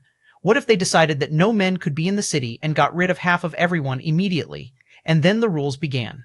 Chapter 2090 Rules. Chapter 2090 Rules. They started off extremely benign to the point that many relaxed. Maybe they were overthinking things, and this sudden rule change was only really a method of making sure they stayed in line. In the past, even with rules there, with the only real punishment being confinement, many terrible people would flout them and accept the jail time. Considering they would be released for their matches, and would obviously be released after the gathering ended, why should they care? There were a fair share of the week that had been directly killed for offending the wrong people or even looking at them the wrong way. The worst part was that often the people they had offended wouldn't even act themselves. Instead, they would pay someone else to do it and take the jail time for them. Sometimes it was life-changing money on the table, so who wouldn't jump at the chance if the only punishment was staring at four walls for a bit? By the time they got to their level of strength, something like solitary confinement wasn't worth too much in the grand scheme. By the time most of the rules had been read, the crowd actually relaxed and began to feel that this was a good thing. The only people that didn't really like it were those who were looking forward to flouting these very rules. No combat outside of designated areas. No killing regardless of region. Property damage wouldn't be tolerated, and unless one could pay the fee for repair, they would find themselves banished. Coercion or attempts at it were strictly prohibited. Grudges couldn't be taken outside of the arena. They were all normal rules, and yet Leonel could hardly stop himself from sneering as he listened to them. Even before the other foot dropped, he could find a million loopholes to these rules. Property damage had to be paid for? If two people were fighting, who would decide who had damaged what? Coercion was banned? Who was looking? What kind of case could you even bring forward in such a case? Or if you did bring forward a good case, would you be accused of taking grudges outside the arena? What a vague and mind-numbingly useless rule. It could be applied so broadly, and it was based almost entirely on the personal judgment of whoever was doing the judging. But this was to be expected. It had all been a farce from the very beginning, right from the moment they took out those keys. Those keys were what gave them the right to become members of the council. They were supposed to be so well hidden that it should have taken weeks for them all to be found. Leonel hadn't even thought to look for them because the moment he appeared, he was beset by that damned lion, and then they met Yuri and Savan seconds later. Then the Geoongs went off. There wasn't any time to do a thing, even if he wanted to. It was all too amusing. He felt the urge to laugh again. He had known that this would happen, which was why he never had the intention of participating himself. While he could control his temper and keep himself calm, swallowing the insults until he could beat the shit out of whoever slighted him in the arena, why even bother? He didn't have patience for it, and quite frankly, he didn't want to have the patience for it. Then the other shoe dropped. Housing is limited in the city. In past years, the first few weeks, especially while the council keys were being sought after, would be utter mayhem as people fought and vied for position. We want harmony, so housing will be decided based on strength, and since the point is to avoid pointless fighting, this strength will be decided by one's dimension and force output. If you want to apply for housing for more than one person, your performance will be divided based on the number of people you are applying for. If you do not meet a certain standard of dimension, we will have to ask you to leave and camp outside of the city. There will be tents and accommodations ready and waiting for you. The woman speaking had illusory wings behind her back. But rather than being real, they were most definitely a treasure. Not that most could tell at a glance. If she wasn't a descendant of the Owlins, Leonel probably wouldn't believe it, but her gene pool was definitely much thinner than that of the others. It was no wonder she was participating in this event. She was known as Lumina. As she finished speaking, another began to. He was a nomad with a familiar turban wrapped around his head, only providing space for his bulging ethereal glabella to shine through. As you all know, the need for privacy is a must in the city, as there will often be much improvement between rounds as participants are forced to their very limits. As a proud user of Dreamforce, I will willfully take a step back and allow a universal suppression of Dreamforce within city limits. He was known as Caspian. When he was finished, yet another spoke. This man was clearly a spiritual, one that radiated a wild and boundless might. He also happened to be a man that Leonel had seen, but couldn't be bothered to give a second glance. In Leonel's eyes, since he had appeared here, he was as good as dead. He was the very spiritual that stole his own father's innate node. Rangal. For the sake of more fairness, Rangal began, wagers will be removed. No longer will one be able to exchange for items and such from the outside world to do trade within the city. Instead, we will be implementing a social currency based on your merit and your merit alone. Everything will be decided on this form of credit. Starting from the first tier of the 6th dimension, one will receive 1 credit, doubling until the peak of the 7th dimension. If you want to increase your credit or gain them, simply wager your current credits, betting on yourself, others, testing yourselves against the various training facilities of the city, so on and so forth. Fair warning though, social credit cannot be traded amongst individuals. Once your credit hits 0, you will be out of luck and be forced to live off of what the city provides for free. It was a cute little rule that left Leonel with exactly 0 credits and apparently no way out of it. Chapter 2091 finished? Chapter 2091 finished? Rangal's gaze seemed to fall on Leonel, however all he saw was a pair of tranquil eyes. He planned to look away, but Leonel suddenly smiled. Finished? The sudden voice that wasn't amongst the 10 council members caught many off guard. It wasn't like there was a rule against speaking, but at this point, the only people that they weren't allowed to offend were these 10, or else they would be playing with the lives of not just themselves, but their families, their friends, their entire worlds. Good. Leonel nodded when he didn't receive a response aside from sneers and gazes of derision. Then, he suddenly vanished. The 10 council members couldn't react before Rangal's throat was suddenly in Leonel's palms. Boom. Leonel drove the spiritual prince back with such speed and ferocity that lines of buildings were destroyed and a deep trench was dug into the hard cobblestoned roads. The eyes of several individuals widened considerably, but at this point the only thing most could see was Leonel's tall back as he ripped something out of Rangal's hands. Rangal's expression was entirely ice cold. If Leonel could hand the man anything, it was the man's calmness. However, if it was a competition of stoicism, he was far outside his depth. And nothing in that cold gaze was able to stop Leonel from taking the key from his hands. Leonel had simply moved too fast. It wasn't just that he moved so quickly, but also that his dream force warped their senses, making them think he was still standing still when he very much wasn't. The rule on the restriction of dream force had just been explained and had yet to be enforced, and it had cost them. Taking the key will do nothing for you, Rangal said coldly as he stood to his feet. Leonel twirled the key in his fingers. I think you've misunderstood something. I didn't come here to partake in your little games. I came to kill you. The key vanished, and Leonel pulled out his spear, pressing his hands together and pulling them apart until a gorgeous shaft of red, gold, and silver took shape. His aura flaring to the point it shrouded the entire city. There wasn't a single soul that couldn't feel his quasi-life-state spear force. Rangal's eyes only had time to sharpen for only a moment before the spear suddenly appeared before him. The elements swirled around him and formed a shield of rainbow as Leonel's spear descended. Bang! Rangal slid backward, a slight grunt coming from his lips as he barely managed to stop himself after crashing into the side of a building. Leone's wrist flickered, his spear streaking like silver meteors through the air as he attacked Rangal from all sides. The spiritual prince could only barely manage to defend, and yet he was doing so. Leonel had felt the toughness of his neck when he grabbed it, and had he held on to it for any longer, he had felt like his hand would be minced to pieces. Rangal was an archer, Leonel knew that, but this archer seemed to have also gained the body of a person who was nothing short of a pure berserker. And yet Leonel didn't care. Suddenly, Leonel swung an arm backward and a spurt of force in the shape of a soaring bird was cut in two. Without missing a beat, his assault on Rangel continued until suddenly, boom, the shield of force Rangel was using to defend himself suddenly exploded, the fire force within rampaging and being torn out of his control as he was sent flying backward once again. This time, a spurt of blood came from his mouth, his upper robes being burnt to ash as he crashed into another building. "Show me something more," Leonel said calmly. "You were so strong and mighty when I wasn't there. What is the mighty spiritual prince going to do now?" Despite the blow to his gut, Rangel's body reacted much more like metal than flesh and bone. His fair skin, radiating hints of gold, looked far more like a metal that had just been tempered by steel than flesh that had just been burnt. Rangel coughed again, slowly standing. He looked back toward the council members who had only sent out a superficial attack until just now and didn't seem eager to do much of anything else. The reason he had said that Leonel could do nothing was that the rules were already set in stone the moment they had spoken them. In order to change any rules, you needed the same stamp of approval that the rule itself had initially gotten, meaning unanimous. So unless Leonel was planning on fighting 10 of the strongest geniuses beneath the demigod level all alone, it was a pipe dream. Emmy. Even if he had the strength, whether he could actually accomplish it was up in the air because there was no way he'd have to just fight the 10 of them, not to mention the variable of the keys itself. He knew why Leonel had taken the key. Without the resonance of all 10, the enforcement of the rules was impossible.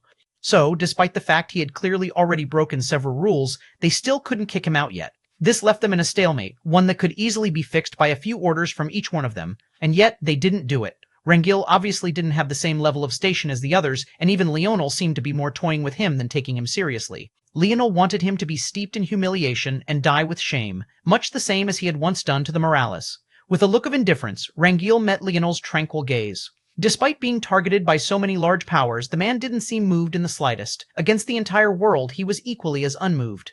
"I'm going to enjoy killing you," Rangel finally said, something different from his usual indifference, the elements in the sky shaking as though in reverence of someone, that someone being Rangel himself. 10 points of light shone from beneath his skin. Chapter 2592, Faster. Chapter 2592. Faster. Leonel pointed his spear toward the ground, a calm expression on his face.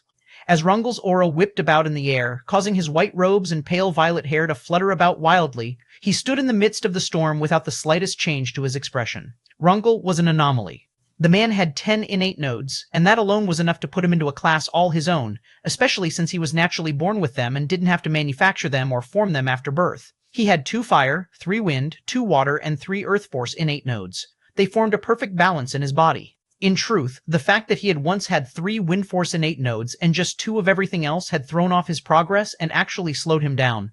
The moment he gained the balance he was looking for, allowing wind to counter earth and fire to counter water, his strength had soared by leaps and bounds. By the time he had been taken in by the spirituals and acclimated to these worlds with far more complete forces, he improved by leaps and bounds in single instants.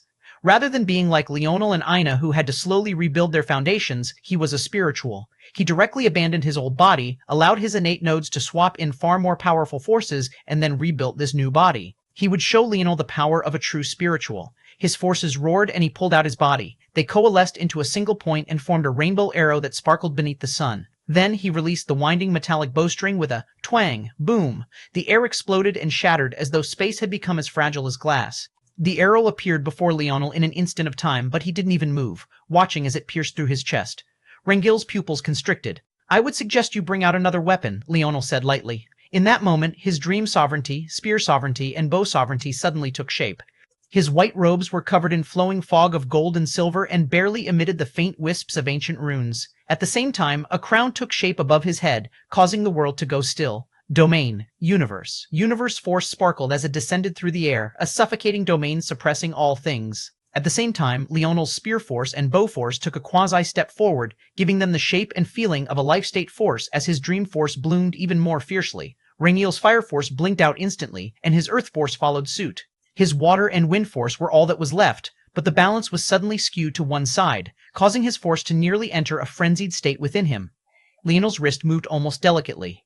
Shearing. The sound of metal scraping against metal resounded. Before Universe's effect, his spear was so fast that it felt like he was wielding a light sword. In an instant, a slash was cut across Rangel's chest, leaving a white mark that just barely began to gather up droplets of blood from beneath his skin. Leonel didn't seem to mind, his cool indifference still on his face as his spear flickered again. Another cut appeared, this time across Rangel's cheek. It was yet another white mark, one barely drawing droplets of blood. Then again, and then again. Streaks of invisible spear light filled the surroundings in a storm. Every time Leonel just barely moved, another scar would appear on Rangel's body, then another. Not going to do anything? Leonel asked. Rangel had clenched his jaw so hard that he was practically spitting daggers. He had just circulated his forces at full force before losing connection to half of them. He couldn't move not just because of universe, but also because he had to force it to calm down first, something that was exceptionally difficult to do when your opponent was tugging at you every which way. By this point, the council members were frowning. They obviously didn't care about Rangel, but the longer this dragged out, the closer the association between this failure and them would become. However, Leonel treated them like air. His wrist flickered again and again until Rangel suddenly roared, finally regaining control of himself and bursting forward. Leonel was even faster. Rangel didn't even know when the fist appeared at his gut, driving into his steel-hard skin as though it was a puff of clouds instead. His eyes bulged and spittle flew from his mouth as he rocketed backward, his body crashing through building after building. Without your bow, you're kind of weak, Leonel's voice echoed again. It can't be that a human is better with the bow than the mighty spiritual prince, right? Come, use it again. Maybe it'll work this time. By this point, many had locked auras onto Leonel. They could see plain as day that he was only in the 5th dimension, and many of them were able to put 2 and 2 together after sensing this. Every time Rangel got up, Leonel would swing his spear down again, and then again. Everything was slow and methodical, almost as though he was taking a stroll through a park.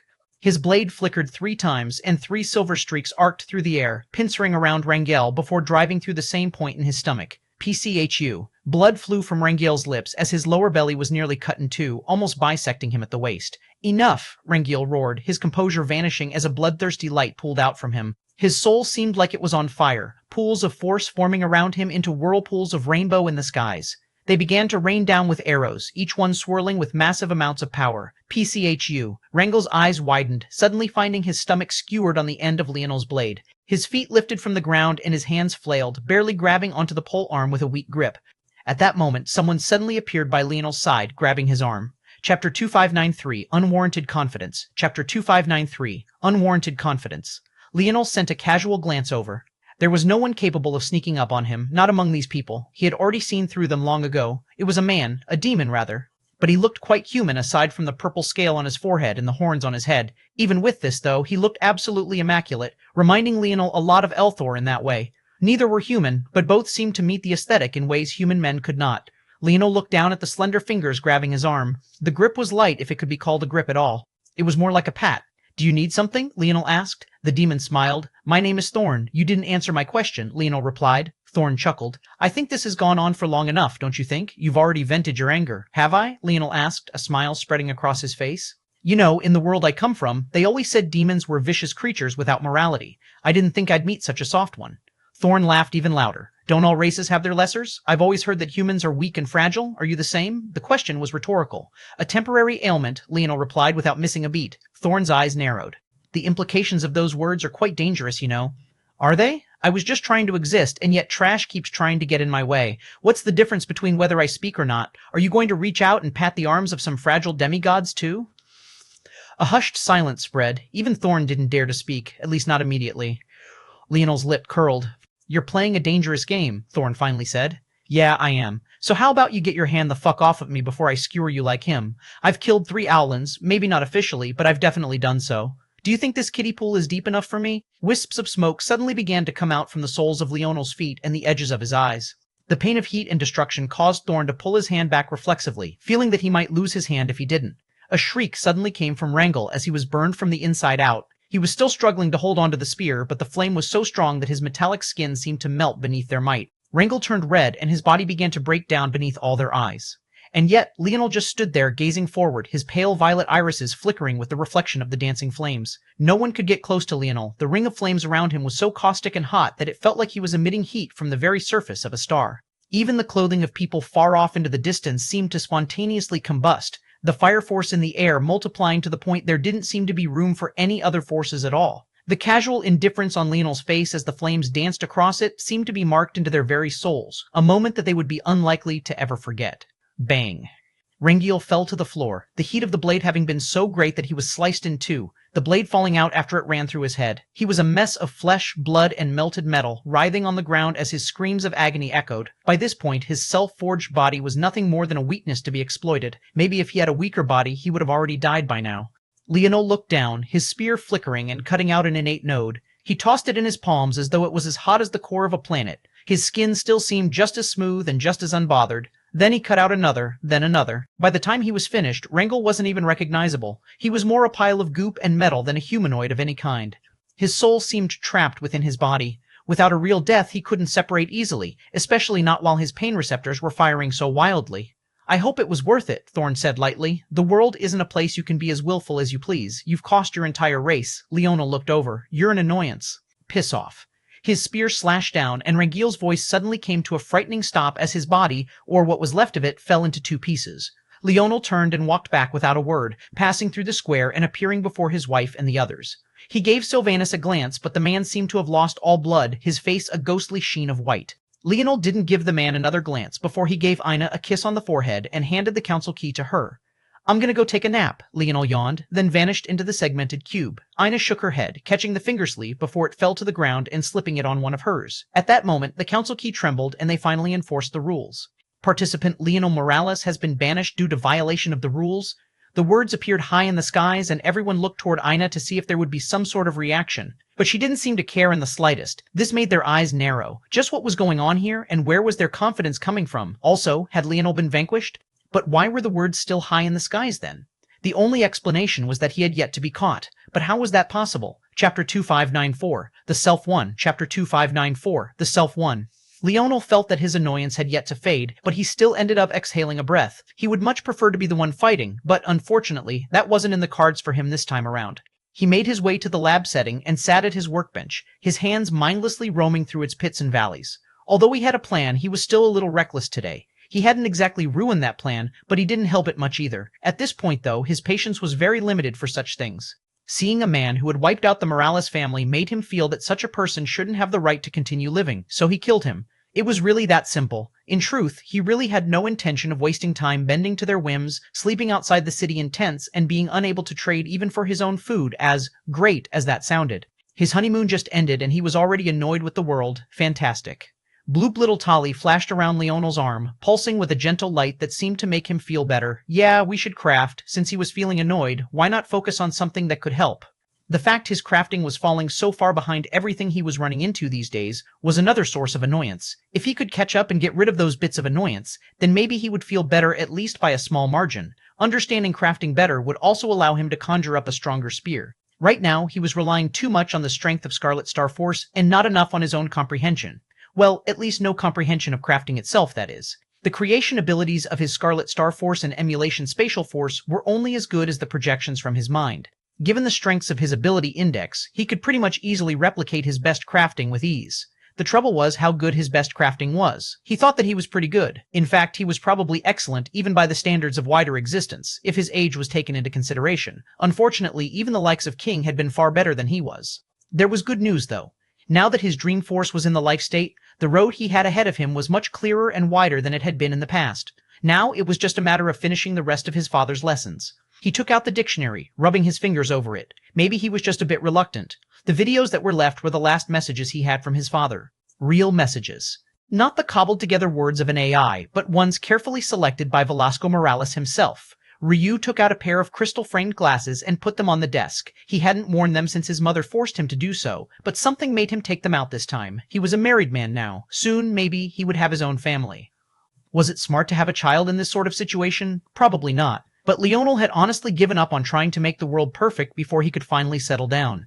His honeymoon with Ina was a testament to that. How could the world ever be perfect if they were constantly speedrunning toward its end? There was nothing that could change the fact that existence was heading toward a reset. He thought about what it would feel like to have a child, and he wondered if he should do something similar to what his father had done for him, recording every waking moment just in case the worst, or maybe even the inevitable, occurred.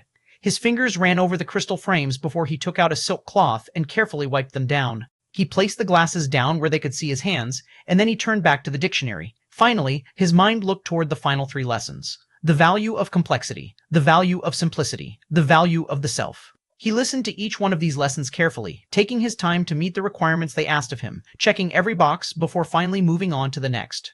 He moved through them quickly, almost too quickly, or rather, he felt that it was much too quick because he would have preferred to listen for just a little longer. It wasn't that the lessons would disappear, they would still be there. It was instead that with his mind, the moment he went over something, it would practically cease to be. It would become a perfect memory in his mind, one that was identical to the original in every way, shape, and form. After he was finished, he would no longer be able to form new memories about his father. Unlike a normal human, he couldn't just wait until enough time passed, hoping that he would forget enough of it that watching it again would feel new. This was it. This was all that there would be left of his father in this world. The last impact he could make. Leonel listened and watched as his father cracked jokes and doled out knowledge, alternating between a quirky man and an iron-fisted general seamlessly and without losing the slightest hint of his dignity all the while. I only faintly touched this level, but I believe it exists as a whole all to itself. If the life grade represents giving a treasure life, then the self grade represents giving a treasure life rooted in not itself, but you. It sounds like a regression, but life is unpredictable. You cannot control what something you've created can become or what it chooses to be. What was once created can never truly be recreated. It can only exist as its own thing. Chapter 2095, The Self 2P. Chapter 2095, The Self 2. What was once created can never truly be recreated. It was a set of words, a phrase, a sentence, a knife through Leonel's heart. He could vaguely feel what his father was trying to say. The path of self-crafting might be as much his father's enlightenment as it was a lesson. Maybe if his dream force was just the same, he might have dismissed it. But right now, it felt like a final nail was being driven into a coffin. Whether it was his own or his father's, Leonel barely had the wherewithal to tell the difference. Did the difference even matter? It shouldn't be true. How could life not be reproducible? Couldn't Anastasia copy his methods and remake perfect treasures based on his template every time? Couldn't he do the same with just an extra bit of effort? But he knew it was bullshit. He knew his own thoughts were ridiculous. Every time he picked up an ore, it would have a different set of characteristics. Part of the skill of a life crafter was that they could read and react to any materials they had, breathing life into them. But no two life-grade treasures could ever be identical. Every time one was created, it would have its own unique existence, its own unique path to follow. Even if it was just a minor deviation, it was a deviation nonetheless. His father took a new route, diverting from the usual path of life and creating the path of self-crafting, one where the crafter imposed their will onto a treasure and forced it to mold into their chosen path. It was a stroke of genius, one no less fantastic than the creation of final destruction. And yet, Leonel could hardly see the beauty in it. He stared at a wall opposing him, his eyes somewhat vacant. His pale violet irises had lost so much of their color that they looked like streaks of different grays instead of their usual, almost pink color. It was funny. Leonel had felt a great amount of existential dread when he saw how flippantly the lives of others could be used and wasted.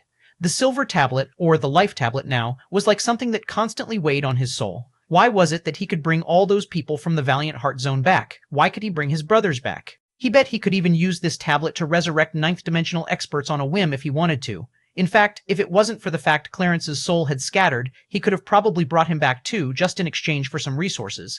Technically, it made sense. When everyone was around, playing God, what was so hard about recreating human life? Even the people of the dimensional verse like Era had been able to create perfect clones of the human body, so what could people who called themselves gods do?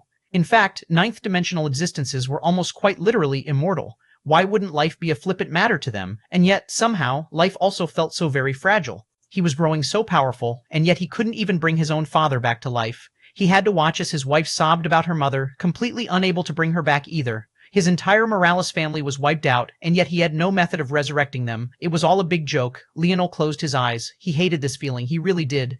Subconsciously, he reached out, touching his father's glasses. They emitted a familiar warmth, even a familiar scent. What was the point of life? His thoughts ran back to words he had spoken to Ina. He told her that the only morality she was beholden to were those tied to the people she loved and nothing else. Everything else was too complicated to decipher, too troublesome to parse.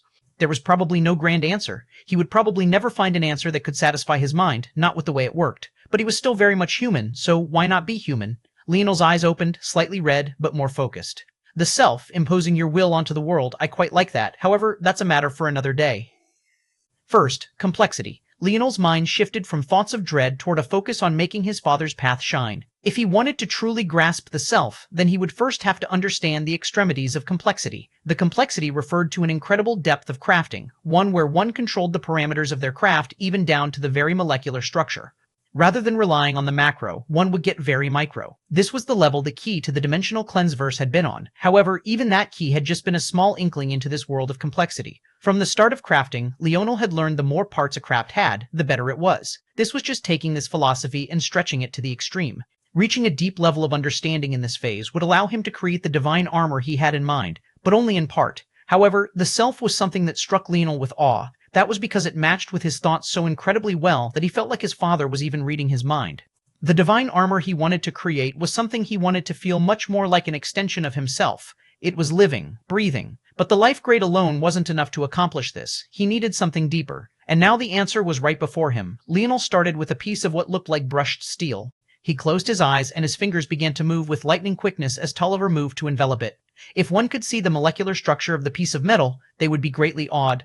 That was because Leonel was using atoms themselves to draw force arts. Chapter 2096, Trust. Chapter 2096. Trust. Ina was suddenly the center of attention. Just the act of handing her the key was enough to cause this, let alone the fact that Leonel had kissed her on the forehead. This action seemed to be like Leonel making it quite clear the kind of relationship they had. There were very few here in the know about what happened in the true dream plane. However, those that did understood who Ina was immediately. The trouble was that they still didn't understand why. Leonel wasn't a fool, or at the very least he shouldn't be. Could his success in the true dream plane really be luck? No one would believe that. Could it be, then, that some of their other hypotheses were actually correct? Many thought that there was simply no way for Leonel to succeed the way he did. They watched the event from start to end, but something felt off. Leonel had too much control over the situation. He seemed to get too lucky. His decision-making was too perfect. They wondered if there were some hidden mechanisms of the life tablet that they weren't aware of, or maybe if Leonel had brought in a long-forgotten treasure of the creation god beasts from the pavilion to ensure their win. These possibilities were very much possible, and they were much more willing to believe this than anything else. Looking at Ina now, she was truly extraordinarily beautiful, on the same level as the best of the pure-blooded spirituals. In fact, they could even faintly see what Leonel was so boldly snubbing an owlin for her. However, nothing else seemed to be special. She was in the 7th dimension, but so was pretty much everyone here. In fact, from what they could sense, given the special fluctuations she was giving off, her soul was even tethered to her body. This wasn't a surprise. This was the case for all humans. The problem was that the humans that managed to break free of that mold all managed to separate the two at some point or another. Even Leonel clearly had, but his wife hadn't? Would she even be able to make it through the preliminaries? The more they observed her, the more confused they became, until they saw the tattoo around her finger and they suddenly understood Leonel had lost his mind. The perfect explanation was right before them and they hadn't even noticed it. It explained everything. Soul binds were exceptionally rare, but everyone knew what they represented. They could only form when two people had perfect and unblemished trust in one another. There was more than just one tragedy surrounding the fates of those with soul binds. Those with them couldn't be objective about one another. By definition, they were so in love that everything was sunshine and rainbows. There was almost no room for logic at all when it came to the other person's existence. The fact that Leonel would snub the owlin so fiercely only made more sense now, and the fact he would do all of this, seemingly taking such foolish actions one after another, almost made sense. Lumina suddenly snorted. Nothing but trash. Her illusory wings spread and she suddenly vanished, moving so quickly that most couldn't even see what direction she went in. No one noticed, though, that Ina's pupils calmly followed her into the distance before snapping back as though they had never moved at all. Ina felt a tug on her arm and Yuri began to pull her away, a worried Savan trailing after them. The two brothers looked toward one another, Zephyr wearing a knowing look. I hope you get it now. Don't do anything stupid. Okay, I get it. They're crazy. But that only makes the situation worse for them. Zephyr didn't respond to his brother's words. All he could remember was Leonel's movement and the devastation he left in his wake. How could a fifth-dimensional existence exhibit that level of strength, unless he was a demigod? What is going on? Yuri was doing everything she could not to panic, but she felt like her hair was on fire. It would have been fairly easy to slip Leonel and Ina under their umbrella before, or so she thought. But now, there was simply no way. It was like they had thrown themselves into a fire pit. Ina smiled. You don't need to worry so much. Have you ever seen Leonel fail? Yuri opened her mouth to respond, but then she frowned. A part of her wanted to say that that was the dimensional verse, but this was the real world. However, she didn't have the stomach to do it. Back then, she had thought the things he did were just as impossible. The dimensional verse she looked down on now was her whole world back then. Even if she had a new frame of reference now, that didn't make the things of back then any less impressive. But Ina, you died, Yuri said, holding onto Ina's hands so tightly they might lose all blood circulation. Ina smiled both a bit bitterly and understandingly. I died, because I didn't listen to him, she said softly. Ina could still remember the sheer fury in Leonel's eyes back then. He told her to come back, but she didn't listen. She could feel that back then he had almost said words that he might have regretted for an entire lifetime. That was how enraged he had been about her decision. Leonel and her had gone through many ups and downs, but he had never truly been mad at her. Even after their breakup, his cruel words hadn't been out of spite. They had been out of indifference. But that day, he had truly been mad at her. She could feel it almost viscerally. It wasn't her decision that enraged him, but the reason why, because she thought she could protect him, but on a deeper level than that, because she didn't trust him. Right now, she chose to trust. Chapter 2597, 2 Forfeits. Chapter 2597, 2 Forfeits. No one bothered to try and get the key back from Ina. They were all aware that Leonel was still here in some capacity, and whatever method he was using to avoid being banished would definitely work again on the key. As for those that felt they were powerful enough to face Leonel, they didn't care about whose hands the 10th key was in. As far as they were concerned, the council was just a glorified paper tiger, and they had already accomplished the wishes of their various families, empires, and powers. The rest would sort itself out very shortly, as the preliminaries were already soon to be underway. When the day came, the teleportations began in batches. The tournament would be projected in the skies of the city, as well as from the large stele that teleported them all here in the first place. The participants wouldn't have to go anywhere, and they would be plucked out of the city on a whim. When it was their turn to go, they would be alerted and a few seconds would pass before they were forcefully teleported to the arena. As it was the preliminaries and there were quite literally trillions of participants, there would be many battles going on at once. As much as these powers would like it to be different, the Gathering of Kingdoms remained as objective as possible. Rather than matches with convoluted rules and things of the like, there would instead be simple battles. In the preliminaries, one would have 3 battles. It was only necessary to win one to make it through to the next round.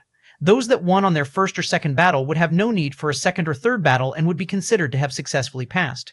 Even by this point, Yuri had yet to calm down. To her, Ina's words about how she had only died because she didn't listen to Leonel sounded borderline psychotic. However, when Ina told her she was going to lose her first 2 matches on purpose, she almost fainted. Why would you do that? Because it decides seeding, Ina said, as though it was only a matter of course. That's why you should try to win as soon as possible. But then I'll face opponents that are too weak. What would be the fun in that? Yuri almost pulled her hair out.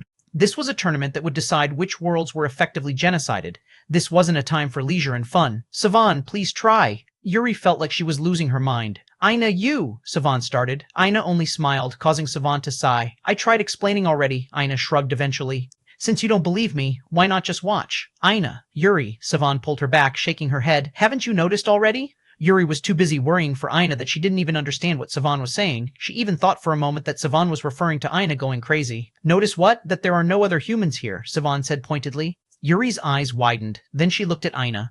There were only 2 ways to survive. The first was to have 10% of your genius population pass the preliminaries, and the second, you want to reach the finals, Yuri said. But, her blood was rushing to her head. The problem wasn't just reaching the finals, but if Ina wanted the best shot at it, why was she making her path harder? There was only one chance at this, and Leonel had already gotten himself removed. Just what were these 2 thinking? At that moment, a ticker appeared before them all. Seems like it's our turn soon, Ina said. Then, they vanished. Just like she said, Ina directly forfeited both the first and second rounds, not even lifting up a finger to fight. Those that were paying special attention to what was happening were completely floored. The Gathering of Kingdoms was originally meant to be a friendly gathering, so it was, of course, the case that there were many rules for mercy and things of the like baked in. One could forfeit simply by saying that they wanted to, and if one was pushed out of the arena, the match would also end. Though, the arena for battles of this scale was measured on the order of hundreds of kilometers. Even so, none of this made what Ina was doing make any more sense. The higher-ups were even more confused. Why do all of this just to forfeit? And then Ina's third match came. She stood on the arena grounds, the large white tiles that made it up, making her look particularly dainty and small, despite the fact she was a woman who stood at over 6 feet tall. Across from her, an opponent appeared. It was a member of the beast race. In fact, it was coincidentally a lion as well. It was smaller than the one Leonel had killed, standing at only around 3 meters tall or so. But it looked more slender and much faster. The lion beast thought that maybe it was in luck. Everyone had seen by now that Ina had forfeited not just once, but twice. Its world was one where should they get a little unlucky, they might be a hair or 2 beneath the 10% mark. He would definitely take an easy victory if he could get one. But even after an illusory judge gave the signal for the match to begin, Ina didn't move, neither did she say anything. She just stood there, seemingly waiting for something. The lion beast realized then that there would be no easy victory. For some reason, this woman had suddenly decided that she wanted to fight. He crouched, and a low growl came from his maw as he bared his teeth. Bang! He suddenly accelerated forward, lightning streaks roaring as he appeared before Ina in an instant. The battle seemed over, and yet Ina suddenly reached out a hand, grabbing the snout of the lion beast and suddenly driving him right into the ground. Boom! The indestructible tiles cracked, and the lion's skull was blended into a pile of mush. Chapter 2598. Chapter 2598. Ina walked out from a portal that appeared. Her hair didn't even seem to be ruffled by the encounter, and her calmness was unmatched. There was a dense sort of silence that took hold of those that were watching. They had somewhat expected that such a thing would have to happen, but they didn't expect it to end up like this. There were a fair share of weak participants, as there would have to be in this sort of situation. The trouble was that the lion beasts were most definitely not one of them. The one that Ina fought in particular was only on his second battle after running into a particularly tough opponent the first time around.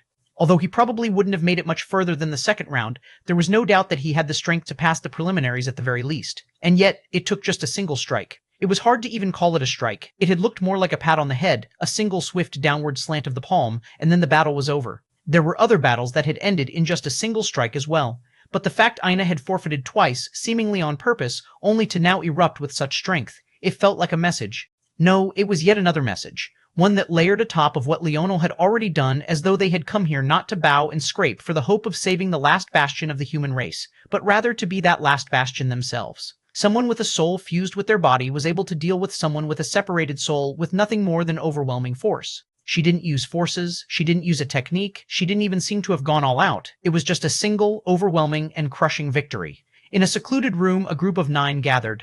It wasn't too hard to guess that these 9 were those that remained of the original 10 council members. They looked up into the skies, watching the battle with narrowed eyes. Is this supposed to be the plan? Are they saying that she's guaranteed to reach the top 100? Is that supposed to be a joke? Lumina was speechless. It was an idea they had thought of, but it was so ridiculous that they had directly dismissed it. Even for the 10, or rather 9 of them, should things go a little wrong, it was still possible for them to miss out on the top 100.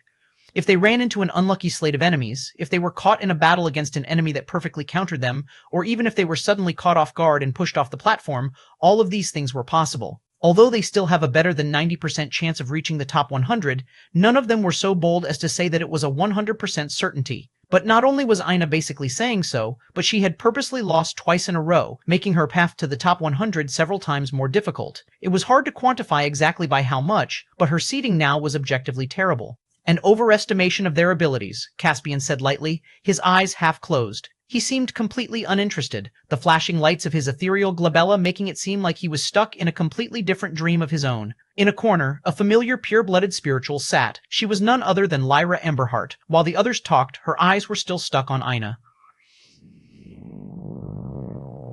She hadn't really thought about who Leonel's wife would be, but seeing her now, for some reason, she felt inferior. It wasn't an emotion that made any sense. Aina had won in great fashion, but so had she. There's no point in caring about this. I don't know why you're all wasting your time. A yawn came from the side. A cloud-race young man reclined on a chair. His face kept changing from one aspect to another, the clouds coming from the back of his head billowing like rune-filled steam. It's not like we can rig the outcome. We've already done all the rigging we can. No one can change the rules of the Gathering of Kingdoms stele. Go sleep, or fuck, or practice or something. The constant droning is annoying me. Orion leaned back, and many had a flash of rage toward his words. However, they were reasonable, and there was little they could say as a rebuttal. And so, the conversation was dropped, and the days began to tick by, until the next round began. Aina stretched, raising her hands to the skies. Although Yuri and Savan's worry hadn't faded, they had at least settled down somewhat. At the very least, Aina's victory had given them some hope to latch onto. A ticker appeared before her, and she smiled. It seemed that she would get to battle again. Hopefully, whoever this was would be able to give her a better battle. Aina vanished and appeared within an arena. Across from her, there was a hooded figure, practically dripping in black. They were lanky and tall, standing at over 7 feet tall. Hidden within the hood of their cloak, one could sometimes catch the faint glare of 2 sparkling green eyes. The figure suddenly swayed and seemed to vanish. Aina's brow raised. Leonel sat over his workbench, beads of sweat falling down his brow as he focused on just a single piece of ore. Changing an ore on a molecular level was easy. The trouble was having it maintain its form afterward. Just logically, an object's chemical structure decided everything about its properties. Casually changing it without regard for maintaining its original integrity or compensating for it somehow was as good as destroying the materials he had on hand. What was even more interesting than that was the fact it felt that there were actually 2 ways to approach this after learning his father's methods, the life path and the self path. Chapter 2599, Overwhelmed. Chapter 2599, Overwhelmed. The shadowy figure appeared before Aina, striking with a surprising amount of strength. His movements were oddly jerky, and his power spiked and then fell rapidly, making it feel like he was spinning a roulette every time he attacked, hoping he would land on something good. Aina was immediately wary. She could feel an odd force tugging at the air, and it felt like it was fate itself being toyed with. Time Force? She had seen something similar from the likes of Hutch's grandson. This felt like a similar yet different application all the same. This opponent was a dangerous one. The existence of people like this were probably precisely why the council members didn't dare to guarantee a top 100 finish. This was only the second Time Force user that Aina had met in her lifetime, and the first one that she was actually battling with herself. Suddenly, just as the fist was about to land on Aina, she moved as it accelerated. She slipped out of its path, her golden irises flickering with an interesting light. She was fascinated by the battle style. The strike just now was probably the 3rd best the figure could do. During the jerky motion of his attack, Aina had distinctly sensed 2 more than were much stronger, each one double the strength of the last. Aina's soul clairvoyance was tugging at her, and she seemed to faintly grasp onto something. That figure, Caspian said, frowning, that's the luck of the draw ability index. When's the last time that ability index appeared? Who cares? Lumina sneered, her beautiful features seemingly distorting more and more these days. It looks like she's going to lose. I didn't expect this farce to come to an end so quickly. Maybe if she hadn't insisted on trying to be something greater than she was, she could have lasted a bit longer. Says who? Did you not see her earlier battle? She's a brute. Against a brute, that sort of unpredictable ability index is the greatest counter. The longer they fought, the more unpredictable the figure's ability index became, but that wasn't because it was flickering between different modes more quickly, but rather that stronger and stronger possibilities were appearing. If before the first strike Ina had slipped was the third best the figure could do, now it was only the fifth. Now the sixth, she muttered to herself. Ina thought about attacking, but there were two things holding her back right now. The first was the curious tug from her clairvoyance, but the second, though less important to her overall, was probably the more pressing matter given the battle. The ability index worked on her as well. Right now, she was using her body clairvoyance to time her dodges to match up to when her speed was the greatest. But as time passed and the man gained stronger possibilities, she seemed to improve in the reverse. The intervals were becoming faster and harder to time, and at the same time, there were more and more possibilities where her strength suddenly plummeted. 3 more possibilities to be exact, the exact same number as the man. The longer this went on, the more skewed it would become and harder it would be for her to actually find a path to victory. This is weird, Ina thought to herself. Normally, I would have gotten it by now. Is this ability index affecting my own at the same time? She realized that that must be the case. What a strong ability. It seemed that there was a reason Time Force was so rare. Boom. Ina's steps faltered for just a moment as a fist she barely dodged brushed by her cheek, carrying a great amount of momentum. This was, once again, the third strongest attack the man could levy, but it was also 8 times stronger than the last. The air split and rumbled beneath the fist. Oh, Ina suddenly said. A glow appeared around her as strands of her hair danced in the wind, many of them breaking free like broken leaves. A slightly red mark appeared on her cheek, but no blood was drawn, at least not immediately.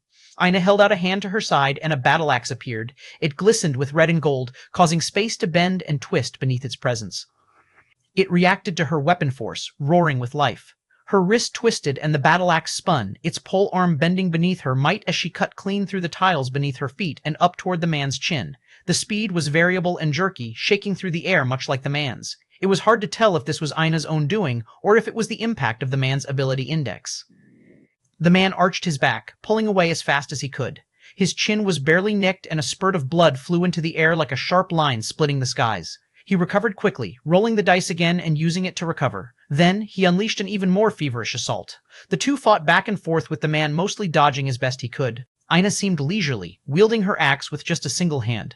However, if one looked inside her body, her blood itself was pulsing like a heart, changing pressures on a whim and shifting between degrees of life force. She controlled her body in more ways than just choosing a location to strike and then executing. Slowly, the style became more and more fluid, moving at a faster and faster speed. The man was completely overwhelmed. He pulled out all the stops, even maintaining a distance and firing his fists with nothing more than his peak powers. Somehow, Ina was completely countering his ability index and her movements had lost the jerkiness entirely. Suddenly, the man froze as he lost his footing. He slipped, falling out of the arena. Chapter 2600, Malleable. Chapter 2600, Malleable. Ina stood in the middle, a bit annoyed. A Time Force practitioner was used to account for a million different things at once. Aside from Dream Force practitioners, they were probably the very best in this regard. In fact, it was probably closer than it seemed and there was a ton of overlap. But this man actually forgot that they were in the middle of an arena. She had even just been using one hand in an attempt to prolong the fight as she had definitely just made years of progress in a few seconds just now. It would be hard to replicate these circumstances elsewhere. She shook her head and vanished, leaving the world in silence. The entire matter was recontextualized in their minds. They realized that Ina didn't seem to have struggled even from the very beginning. Other than a superficial use, she didn't really rely on her battle axe force either. In fact, it had only been barely enough for them to realize that she was a sovereign. The group looked toward one another. Even Orion, the Cloud Race youth, opened a single eye, taking a peek at what was happening above. Then, a hint of solemnness appeared between his brows. That was definitely not normal. They were certain that the man's ability index was influencing Ina as well, so where was the jerkiness? Why did she seem unaffected? Was she a Time Force user as well? Had she used it to counter it? A sovereign of a weapon force and a Time Force user? And on top of that, carrying that absolutely ridiculous physical strength? The silence somehow became deeper. Ina appeared in the common room that she, Yuri, and Savan had been using, still swinging her axe absent-mindedly. Just now, she hadn't really been using Time Force. Those people lacked ingenuity and also didn't know that she was a Blood Force user, so they couldn't see it. The strength of her body was entirely dependent on how much life force she chose to pump into her blood force. The reason for her strong body was because of her nigh endless vitality. It was just a natural part of being a blood sovereign. She had countered the man's time force from quickly changing the state of her body. The time force could only work on whatever the current version of hers was, so she had chosen to strengthen and weaken herself variably to regain her usual smoothness in combat. However, she hadn't done all of that just to win. With her body clairvoyance, she could feel the changes the time force was making to her clearly. She could react to exactly when she should attack even better than the man himself, who was relying partially on a roll of the dice. If she had wanted to just win, she would have chosen the exact moment where the luck of the draw ability index pumped untold power into her to swing her axe. Obviously, she was chasing something different. First, it was this new method of using blood force. But more importantly than that, this sort of variability in battle would be a huge deal. She didn't like the jerkiness of the man's battle style, but she could smooth it out. She could vary the speed of her strike while her axe was already in the air just by controlling the ebb and flow of his blood force. But this still felt like a surface-level matter. She wanted something deeper. That deep thing was what she had been chasing before the battle abruptly came to an end. And now she was a bit annoyed, unable to find that feeling again. Her clairvoyance was great sometimes, but when it was triggered by an external item rather than her own self-reflection, it was harder to grasp. Then it suddenly clicked. All this time, her clairvoyance had made her change from weapon to weapon, shifting her focus again and again just to shore up a weakness she might have had in her usual combat style. She had used a sword, a spear, even a silk scarf as a weapon before. There probably wasn't a single weapon type that she hadn't tried out, some for longer periods of time than others. Even so, it had been a while since the last time she had experienced such a compulsion. She thought it was because she had already gone past the limit through which other weapons could help her improve. After all, she had already used all of them. Unless, here clairvoyance wanted her to lean into that even more. Not just using her understanding of other weapons to shore up her weaknesses, but also making them strengths. She was still swinging her axe with a single hand, carrying its mountain-sized weight as though it was nothing at all. Suddenly, she imagined that it was a thin sword, and her casual swing seemed to become even faster and more agile. She imagined a spear, and it became rigid and territorial, forming a domain that others couldn't cross into without fear of death. She imagined a silk scarf, and the pole arm seemed to lose all sense of rigidity it had just gained. It was nothing more than an illusion, and yet it was undeniable that the pole arm moved with greatest fluidity, attacking at angles that shouldn't have been possible. Aina didn't seem to realize that there were others watching her at all. Her battle axe force surged, climbing to the middle life state and then the higher life state. She had come to understand the same thing Leonel had, but on an even deeper level. Weapon forces were just the extensions of the people who created them. What she wanted her axe to be, it would be. Blade marks erupted and covered the room, and yet didn't leave even a single mark anywhere to be seen. She slammed the butt of her battle axe into the ground, a gentle smile on her face. Chapter 2601, Language and Chemicals. Leonel tossed a piece of ore to the side, feeling a hint frustrated. It was all completely contradictory. How could you change the molecular structure of an object, and yet have it work in the same exact way? It didn't even make sense. Oftentimes, when things took certain shapes, it was because it was the most optimal. Pulling it out of said shape would destabilize it or weaken it. It made otherwise strong materials brittle. When force was taken into account, the matter was even worse than just that. That was because one wrong move and an otherwise inner metal could, quite literally, blow up in your face, taking a hand and a layer of your skull with it. Leonel realized that there was something that he was missing, but he couldn't find what it was immediately. All the explanations in the world couldn't substitute a certain feel a crafter had to have for his craft, and he wasn't quite getting it. He felt that a portion of the reason was actually his education on Earth. His understanding of chemical bones, atoms and the like were built and shaped on Earth. Even when he learned about force later, he just kind of retrofitted it into the things he already knew and understood.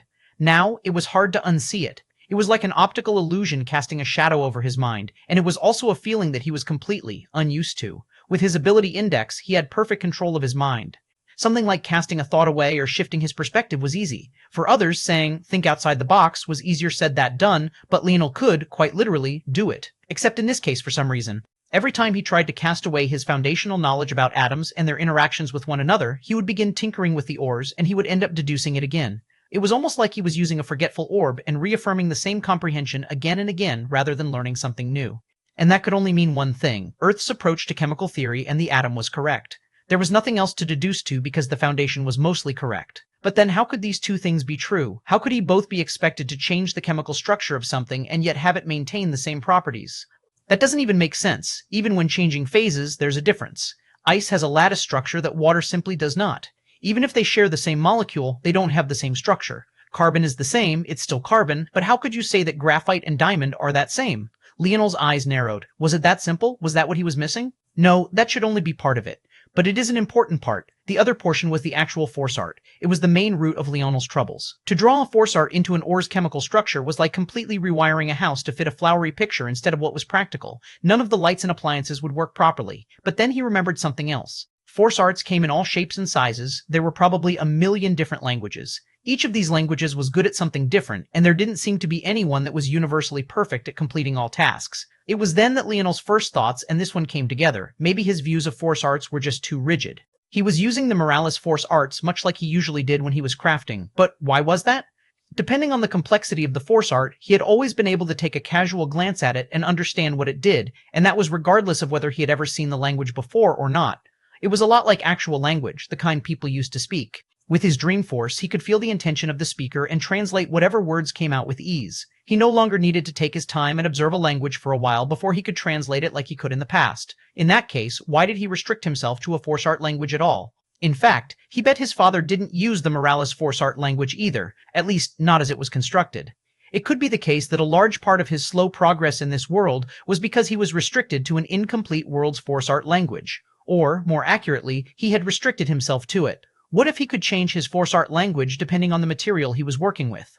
And a step further than that, he was so obsessed with chemical structures, but he had missed the forest for the trees. What decided the outward appearance of ores wasn't just the structure. What decided whether carbon atoms formed graphite versus diamond? Wasn't it just temperature and pressure? In wider existence, the added element of force meant that there were other material forces outside of the norm that could influence the structure of a bond. If he fused these two concepts together, I can master complexity in less than 3 days. Leonel's eyes blazed with a light of excitement. At this level, he would be able to crush King. Aina's victories came in continuous avalanches. She didn't find an opponent that intrigued her like the luck of the draw ability index user had, so she always ended her battles in a single strike, and oftentimes her opponent wouldn't even have the luxury of surviving. In fact, she never even pulled out her battle axe again. Very quickly, her long, flowing black hair and piercing golden eyes seemed to be ingrained within the hearts of all those spectating. She was on a level all her own. Chapter 2602, Method. Chapter 2602, Method. What is the meaning of this? Minerva sat on her throne. Her face didn't have the same peaceful cadence it usually had. Instead, it had pulled back into a mask of tempered indifference and coldness. Every time Aina battled, she would find herself becoming more and more annoyed. The obvious death that should have happened wasn't happening at all. In fact, Aina had started off as the center of attention, and was only becoming more so. Not a single person she had faced seemed capable of lasting more than a single exchange against her. The only exception was the luck of the draw ability index user, who probably should have become the center of attention himself. And yet, even in this case, it was quite clear to everyone that she hadn't truly been on the edge of life and death. They thought that she was just interested in a good battle, but even after running into more opponents with quirky abilities that even seemed to counter her directly, it didn't seem to matter. Those that led with strength were ruthlessly crushed, and even those that seemed to have greater skill or finesse were ruthlessly crushed much the same. There simply didn't seem to be a method of stopping her because they couldn't even find what her bottom line was. It didn't make any sense. For the humans to produce one Leonel, it was already exaggerated enough. Why was there now a second Aina? And what were the odds that they were also a couple? If it wasn't for the sake of her face and maintaining her dignified aura, let alone asking this question, she would have long since erupted. Octavia and Serafina stood down below, their eyes glued to the ground. However, there was something off about them immediately. Whether it was Octavia or Serafina, both only had a single wing. Before the two could answer, the doors to the Dream Pavilion were suddenly opened and a man strolled in with bold strides. He flashed Minerva a grin and even gave both Octavia and Serafina crisp slaps on the ass. He didn't seem to care for their reactions at all. Minerva's gaze sharpened and her barely controlled rage almost bubbled over. "Elric, this isn't the place for the likes of you," Minerva said in a low tone. "Is that a way to speak to your husband? Did I ever agree to such a thing?" Minerva practically bared her teeth, gripping her throne's armrests so hard that they cracked. Her wings flared out to her back, forming a wind so strong that Octavia and Serafina were both sent flying back.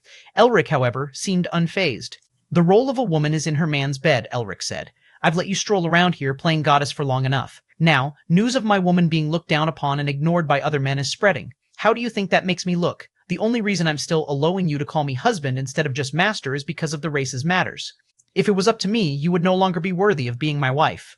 The smiling Elric suddenly became akin to a savage beast. His face was just as astoundingly handsome, and yet he exuded a darkness that chilled the air. Bang! Minerva stood to her feet with such speed that the throne shattered to pieces.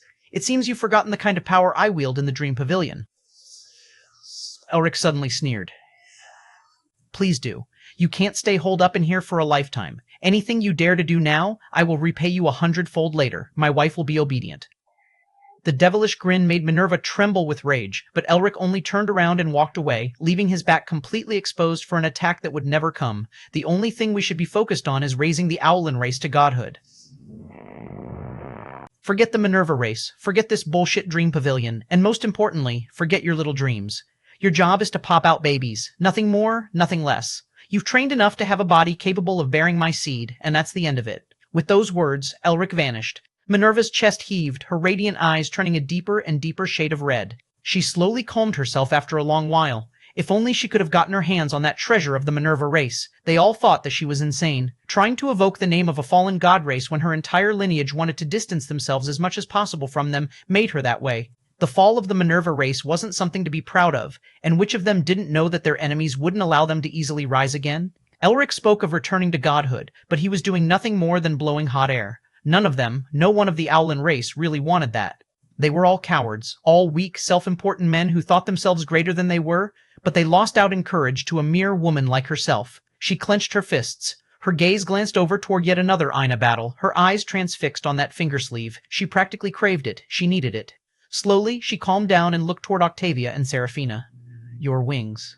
Heal them," she said coldly. The two women, still scrambling to their feet, looked up with excitement and then bowed several times. With just one wing, they felt so incomplete. "The exact coordinates of the human world? Have you found it?" "It's difficult, mistress. The Dream Pavilion protects it from the usual forms of detection, and there's been a recent surge of activity consistent with the fusion of bubble worlds that have muddied the waters further." "That's not what I asked," Minerva said coldly. The two looked down. Not yet." "Then forget it. We will have to use another method." Her eyes glinted with a sharp light.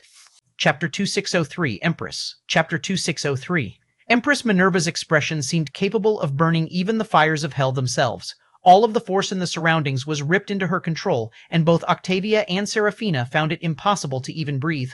It was as though all the oxygen had been ripped out of their bodies, and to experts like this who entirely relied on force to sustain themselves, it was exactly like that.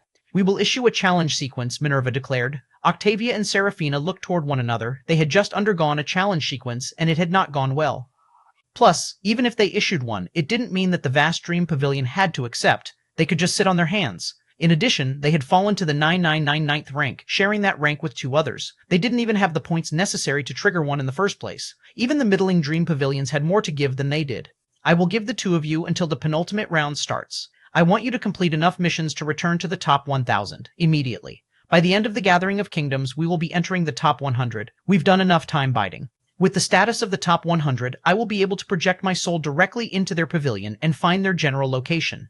The two women bit their tongues. Hadn't Minerva heard about how Leonel booted everyone out before? They would have a better chance of just asking one of the top 100 Dream Pavilions for that general location, but even that would be a gamble. It was doubtful that those pavilions were paying attention that closely. If the top 100 was capable of this, and yet the human bubbles were still fine, the reason for that was obvious. They couldn't, or rather wouldn't, act so willfully. The humans were an insignificant remnant to them, and it wasn't worth pissing off the gods of the neutral factions, a faction that made up the majority to begin with. Minerva was playing with fire by doing this. Not only would she be making an enemy out of the 100th ranked pavilion, but she was potentially going to become a thorn in the side of the gods. But it was a calculated risk on her part at the same time. One Leonel was already enough to raise eyebrows, but now there was Aina. It was hard to say who was shining more brightly right now, and that was something some were bound to find issue with. There was a gray line in there that Minerva could most definitely toe, and if she wanted to break free from this life, she would have to take such risks.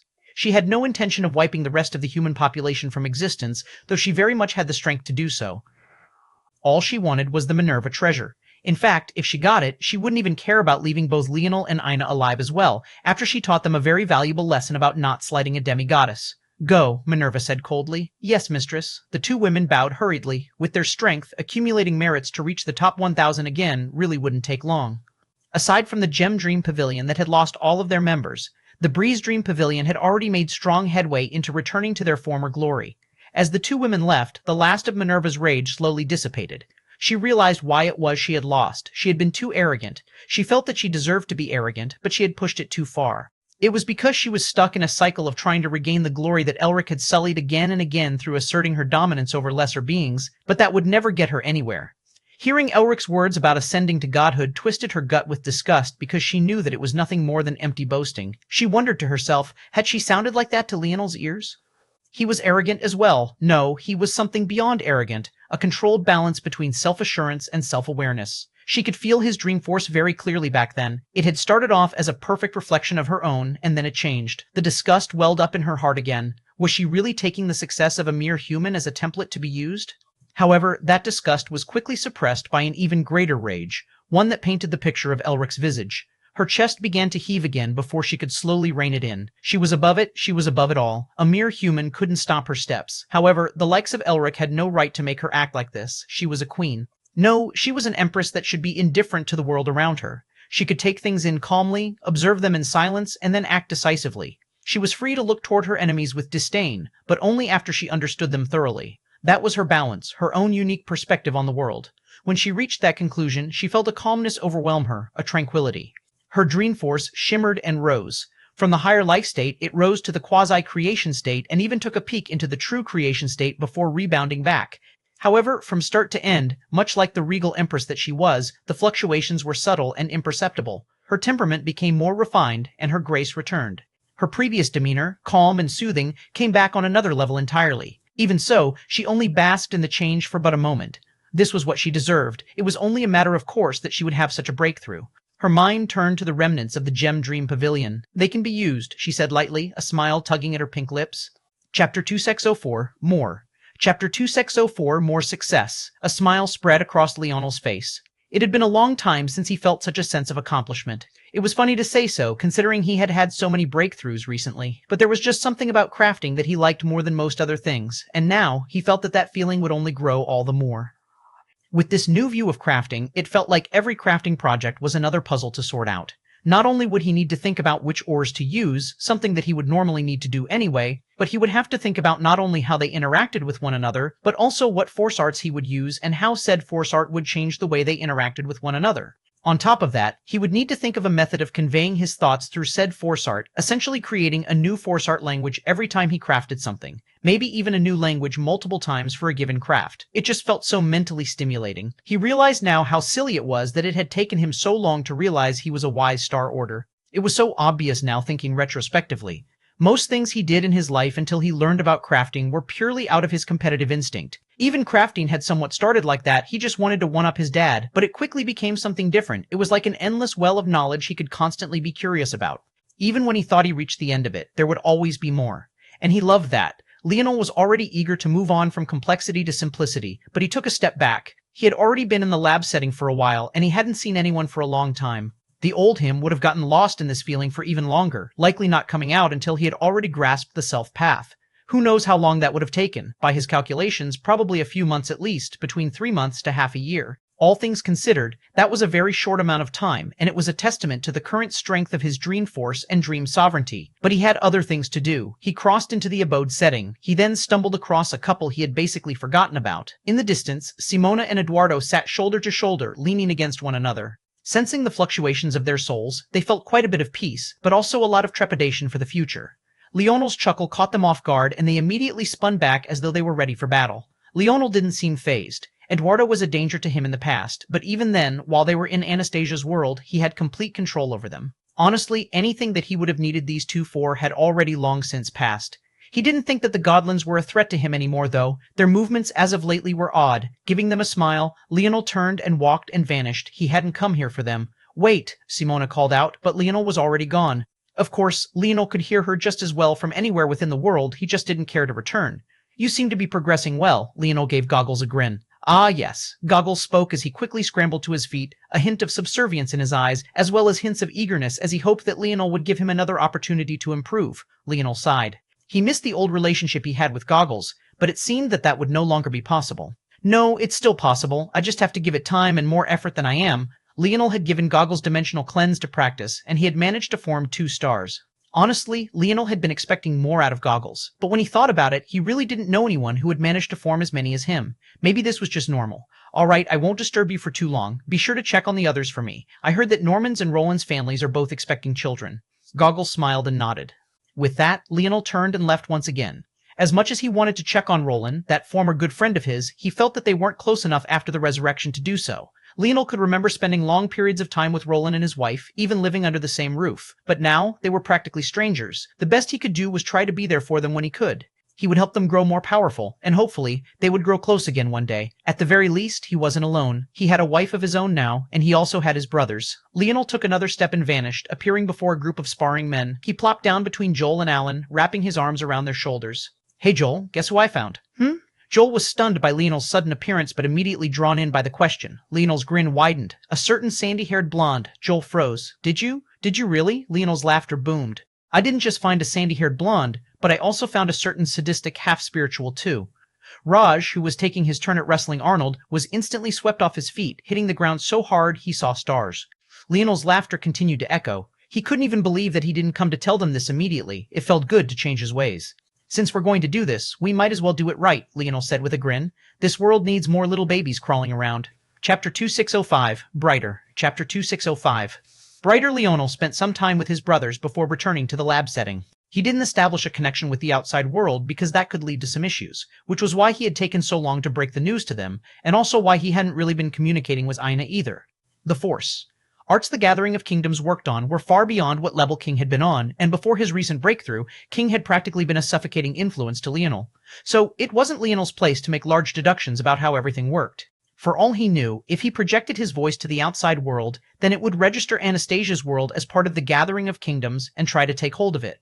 While the segmented cube was the greatest treasure ever created by the best crafting race to ever exist, the Gathering of Kingdoms was literally created by the god beasts of creation. They still couldn't be compared. This was to say that there was no guarantee that the Gathering of Kingdoms stele couldn't integrate Anastasia if it wanted to, so Leonel had to tiptoe around the topic, at least for now.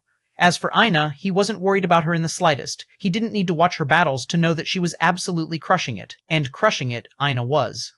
She made it into the penultimate round without even breaking a sweat. This was a round if 100 of your world's people made it into, your world would survive. To go from such a large percentage of a population of tens of billions at worst to just 100 to meet a quota, one could imagine just how difficult it was to make it to this stage. Now, there was just this final hurdle between Aina and the final round. The penultimate round was scored differently from the others. Everyone would fight 10 battles. This battle would be scored on how long it took to finish and then weighted against how well your opponent did against others. The number of desperate people in this round were far fewer, because the odds that one could make the penultimate round and not have a world strong enough to reach the percentage threshold in the preliminaries was slim to none. However, that didn't mean that they were all in the clear. Just looking around the city, one could feel a sense of anxiety setting in for a minority. And for the majority, there was a different type of anxiety taking hold, one that read much more like anticipation. Reaching the finals was a huge threshold. Many were working based not on an existential dread, but rather their desire to be rewarded by their worlds for reaching that stage. It was also said that there was a small chance of something greater. It had been a long while since the Gathering of Kingdoms stele rewarded anyone. Many believed that the treasures had run out, and without the god beasts of creation to create more, it was useless to hope for more. However, there were others that thought that the stele was just waiting, biding its time for someone worthy. There were a limited number of resources remaining, so its standards just kept increasing year over year. So on the one hand, there were those fighting for that last sliver of survival, and on the other, there were those fighting for treasures. As for Aina, who should have been on the former side, she was extremely relaxed as continued into the round. A familiar ticker appeared before her, and she vanished soon after. When her vision cleared, before her, there was a familiar demon. Thorn stood, his eyes blinking with surprise before he smiled. He shook his head and chuckled. The seeding from the preliminaries was still in effect, so technically, with so few left, it was only a matter of time before Aina was put up against one of them ahead of time. Even though she would have 10 chances to fight, losing the first round and potentially ending up heavily injured would end up impacting the rest. Despite seeing Aina's performance until now, Thorn wasn't very moved because the victories of he and the other council members were just as overbearing. Of course, there was a slight difference. Their seeding had been excellent from the very beginning, while Aina's had been near the bottom of the barrel. As the rest of the competition was weeded out, she had slowly gained the worst seeding among them all. Thorn slowly pulled out an elegant thin sword. He pulled a hand before his back, standing like a handsome prince. This wasn't a sign of disrespect, but rather the exact opposite. It was just that his sword was a one-handed sword, so this was his usual fighting stance. Aina, though, didn't bother to pull out her battle axe. Thorn's smile didn't fade. In fact, it became brighter. To him, teaching this woman a lesson would be as good as getting Leonel back for his arrogant words. He suddenly moved, his sword flickering through the air and appearing before Aina's throat in an instant. Clang! Thorn's eyes widened as he took a step back. His hair fluttered, pieces of it slowly falling to the ground as he looked at Aina. She had a single finger held up, one wrapped in strong forces. She stood there without even taking a single step back. Thorn's wrist twisted and he shot out with several attacks in quick succession, but one after another, Ina deflected them with nothing more than a finger. Suddenly, her feet moved for the first time, and she pressed a finger to Thorn's chest best he could react. Bang! It started as a small hole, smaller than even the thickness of her finger. But when the forces came out the back of Thorn's back, it erupted into a rushing dome of energy, drawing a long, wide, and deep trench in the arena. Chapter 2606. Beyond Chapter 2606. Beyond Thorn stumbled back, coughing up a large mouthful of blood. His eyes were opened wide with shock. It was hard to understand Ina's level of skill when you were just watching another person do battle with her. Nothing she did felt special, and she was often so bland and human. But facing her now, she was like an unshakable mountain. Her moves felt bland and simple only because she seemed capable of cutting to the root of a battle in an instant. She found his weakness and shredded it apart in an instant. She didn't need to couch her battle style in a rain of fancy movements and the like, and her forces were often concentrated into her body, so her actual power was deceptive and hard to gauge without standing across from her. Thorn coughed again, and blood fell from his lips in a stream, but he still managed to stay on his feet despite the fact there was a huge gaping hole in his back. If one looked at him from that vantage point, it wouldn't have been a stretch to assume that he was already dead. However, right then, his flesh began to wiggle about and slowly mend itself, and the blood he was coughing up dried up as well. From start to finish, Ina didn't press her advantage. She was observing him silently, her eyes filled with a certain light that was hard to read. Thorn definitely wasn't as vulnerable as he had just seemed.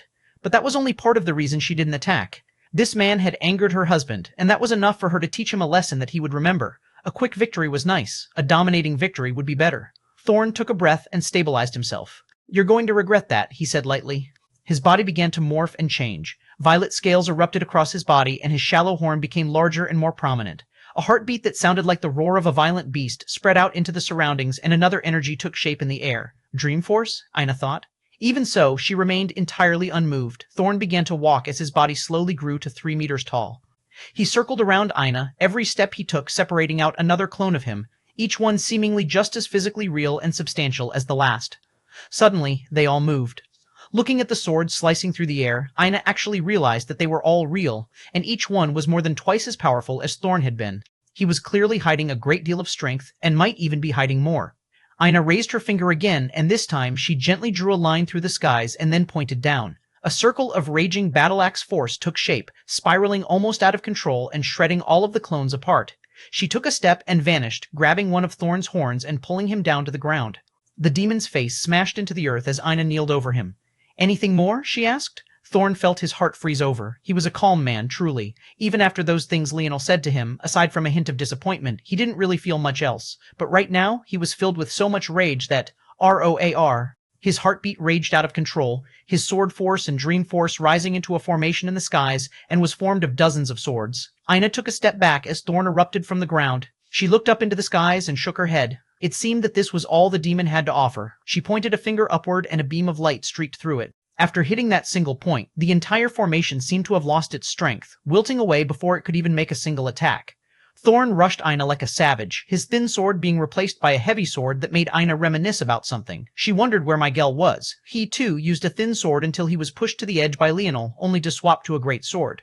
They hadn't heard any word of him in a while, and she knew that Leonel had taken a liking to them. She shook her head and punched out. Bang! Thorn froze, his great sword pausing in the air until he fell over, slowly. Another eruption of blood came out his back, but this time there was no slow progress. There was just a barrel-sized hole, and though his body was already attempting to mend itself, his consciousness had fallen into darkness. The arena flashed, and Ina's victory was set in stone. She looked up as she stepped out of the arena, a smile on her face. Making it to the finals now was pretty much guaranteed, though there had never really been a doubt. She gazed at Savan and Yuri, who were looking at her with their mouths open. Of them all, the only two that had made it to the penultimate round were Ina and Zephyr, whether it was Savan, Yuri, or Sylvanas. All of them had failed to make it to this stage. But looking at it now, it seemed that they were all shocked by this outcome as well. Didn't I tell you that there was nothing to worry about? Savan and Yuri looked toward one another and smiled bitterly. This couple, both Leonel and Ina, that was, why couldn't they be normal? This didn't even make any sense. How could she grow so powerful so quickly? By this point, Sylvanas didn't even dare to look Ina in the eye, let alone being scared of Leonel. He should be scared of this woman. How a woman could be so beautiful and yet so savage was beyond him. At that moment, the door to their common room suddenly opened and a spiritual walked in. Chapter 2607, Desperation. Chapter 2607, Desperation. The spiritual was a man they recognized immediately. With the numbers of participants going down, those left were beginning to get more and more of a spotlight placed on them. This man was among the number almost certainly guaranteed to be among the finalists, although he, himself, was not part of the council members. He was known as Rowan Frostwind, a pure-blooded spiritual. In truth, his talent and strength were beyond that of Lyra Emberheart. As for why Lyra was given the rights to become a council member while he was not, this was more related to Leonel than it was to any internal strife or unfairness. According to the original plan, the council was going to put pressure on Leonel, and that was something the spirituals alone couldn't fix. But Lyra was going to become the linchpin for relieving some of the pressure on Leonel, giving him a path to survival. That plan, though, was obviously tossed out the moment Leonel acted and killed one of the council members. There was nothing Lyra could even do at that point to change things, making her key effectively useless. Rowan swept a gaze through the surroundings before his gaze landed on Ina. "I've come to warn you about something." Ina raised an eyebrow, but her indifference remained. She already knew what this was about. For Leonel, predicting this sort of outcome was as easy as breathing. "They're already getting antsy, it seems." She spoke more to herself than anyone else. Rowan fell into silence. Considering Ina wasn't eager to ask what was happening, it seemed that the couple had already thought of this. For them to go through all of this and come out on top at every turn, it meant that these two weren't fools. They had an understanding of what was happening around them and acted accordingly. Ina met Rowan's eyes after organizing her thoughts. "I understand. But I'm more concerned with why the spirituals are so eager to help me and my husband out so much." Rowan shook his head. "Don't think of the spirituals as a monolith. We are not the spirituals. We are the Ma'at spiritual bubble. The way we do things is different from others." Ina nodded. "But that still doesn't answer my question. We are one of the few who haven't forgotten the value of a wise star order," Rowan responded plainly. "The value of a wise star order? Or the value of a life tablet?" "Wise star order," Rowan said plainly, understanding her point, but not acknowledging it. "And how can we be certain of that? Anyone who wants the life tablet is a fool. It can't be used by anyone who isn't a wise star order to begin with. At the very least, its truly useful abilities can't be unlocked without one, and the abilities it has without being a wise star order are things that any world powerful enough to snatch it away would have through other means. And you want my husband to marry into your world. That would be ideal." A dangerous aura erupted almost immediately, but Ina hadn't moved at all. "But doesn't seem to be realistic any longer." A silence fell. It ticked on for a long while before the ground began to rumble. "They're coming," Rowan said softly. "They can't match you with quality, so they will do so with quantity. They'll make certain that you're either too tired or too injured to perform well, and if they can, they'll kill you. There are plenty here that are desperate enough to try it. They'll die anyway when they return to their worlds. Don't underestimate them." Rowan turned to Zephyr and the others. "We're going, now." With that, he turned to leave. "She's my sister," Yuri suddenly said, refuting Rowan's order. "Go," Ina said, smiling. "Ina, there are too many," Yuri replied stubbornly. "So then you know that one or two more people won't make much of a difference. Even so, it's fine. Unless they organize into an army, the numbers are irrelevant. There's only so many attacks that can flood in at once. Most will counter and clash against one another. They'll be forced to attack in smaller numbers. By then, they'll just be trying to tire me out, and we both know how that will go." But tears began to form in Yuri's eyes. Under normal circumstances, this was true. More enemies just meant more blood for Ina to make use of, and her well of stamina would be endless. But Ina was purposely leaving out something Yuri had already noticed. She couldn't use her blood sovereignty. It was the one thing Leonel had told her she couldn't use. The trouble it would cause would far outweigh any benefit they could get. If things went the way Ina said, then she would probably spend every waking moment in battle. How could she face off against trillions on her own without a simple method of replenishing herself? Ina smiled. "Didn't I tell you before not to worry? Wasn't I right before? I'll be right this time too. Hurry and go before you two are caught up in this mess too." Ina eventually coaxed Yuri and Savan into leaving before her gaze became frighteningly cold. She sat in the empty home in silence, a deep mask of indifference on her expression. Boom! The home shattered into countless pieces. Volatile force rushed about in a torrent, but not a single piece got within 3 meters of Ina without crumbling to ash and falling helplessly to the ground. The walls collapsed, and Ina's sitting form, akin to an empress on a throne, was revealed before swaths of people. They filled the streets, the skies, the ground. As far as the eye could see, red-eyed individuals with only one purpose in mind appeared. Then Ina spotted him. That familiar cloaked figure. He hid himself well, but Ina spotted him with ease. Her eyes narrowed. If luck of the draw was fused with this crowd of people, roars filled the skies as they gave themselves courage to charge. Then all hell broke loose. Chapter 2608, Empress and Her Peasants. Chapter 2608, Empress and Her Peasants. Ina continued to sit, her expression settling down into a usual indifference. Facing off against this army of people, she didn't feel fear, she felt excitement. It had been a very long time since she experienced this sort of thing. Even with all the danger they had been in during recent months to even years, Leonel usually took the brunt of it. For better or for worse, he was always her shield. Recently, though, Leonel had undergone a huge change, and it might very well be the reason he had decided to trust her with this, and she would prove his trust to be placed correctly. The skies rumbled as Ina crossed one leg over the other. A light smile tugged at her soft, pink lips. With her back straight, her chest proud, and her hair gently laying around her, she looked dignified and untouchable in her regality. The roar of the crowd seemed to be considerably dulled at this moment. Like peasants before an empress, they felt each one of their hearts constrict, their momentum akin to a doused flame. Even as they continued to charge forward, their feet faltered, their force winking in and out of existence. Each sovereignty had their own kernel of truth, their own refined presence crafted by the hand of their owner. Leonel's spear and bow forces carried an air of creation. His destruction sovereignty carried an air of the exact opposite.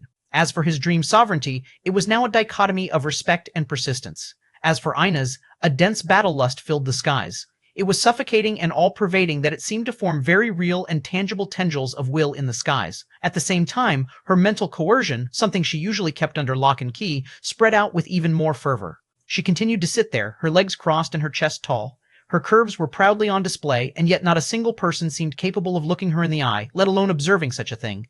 The charge came to a grinding halt. They stumbled atop one another, falling and grappling for position as they skidded to a stop. Many were trampled beneath the feet of one another, and there was no hope for a quick death. Their bodies were simply too sturdy. They could feel every one of those heavy feet stomping above them, crushing their fingers, flexing their skulls, shattering their rib cages. The world became a chaotic mess. It became akin to entertainment for an empress, peasants scratching and clawing for a hope at survival, until it all suddenly came to a stop.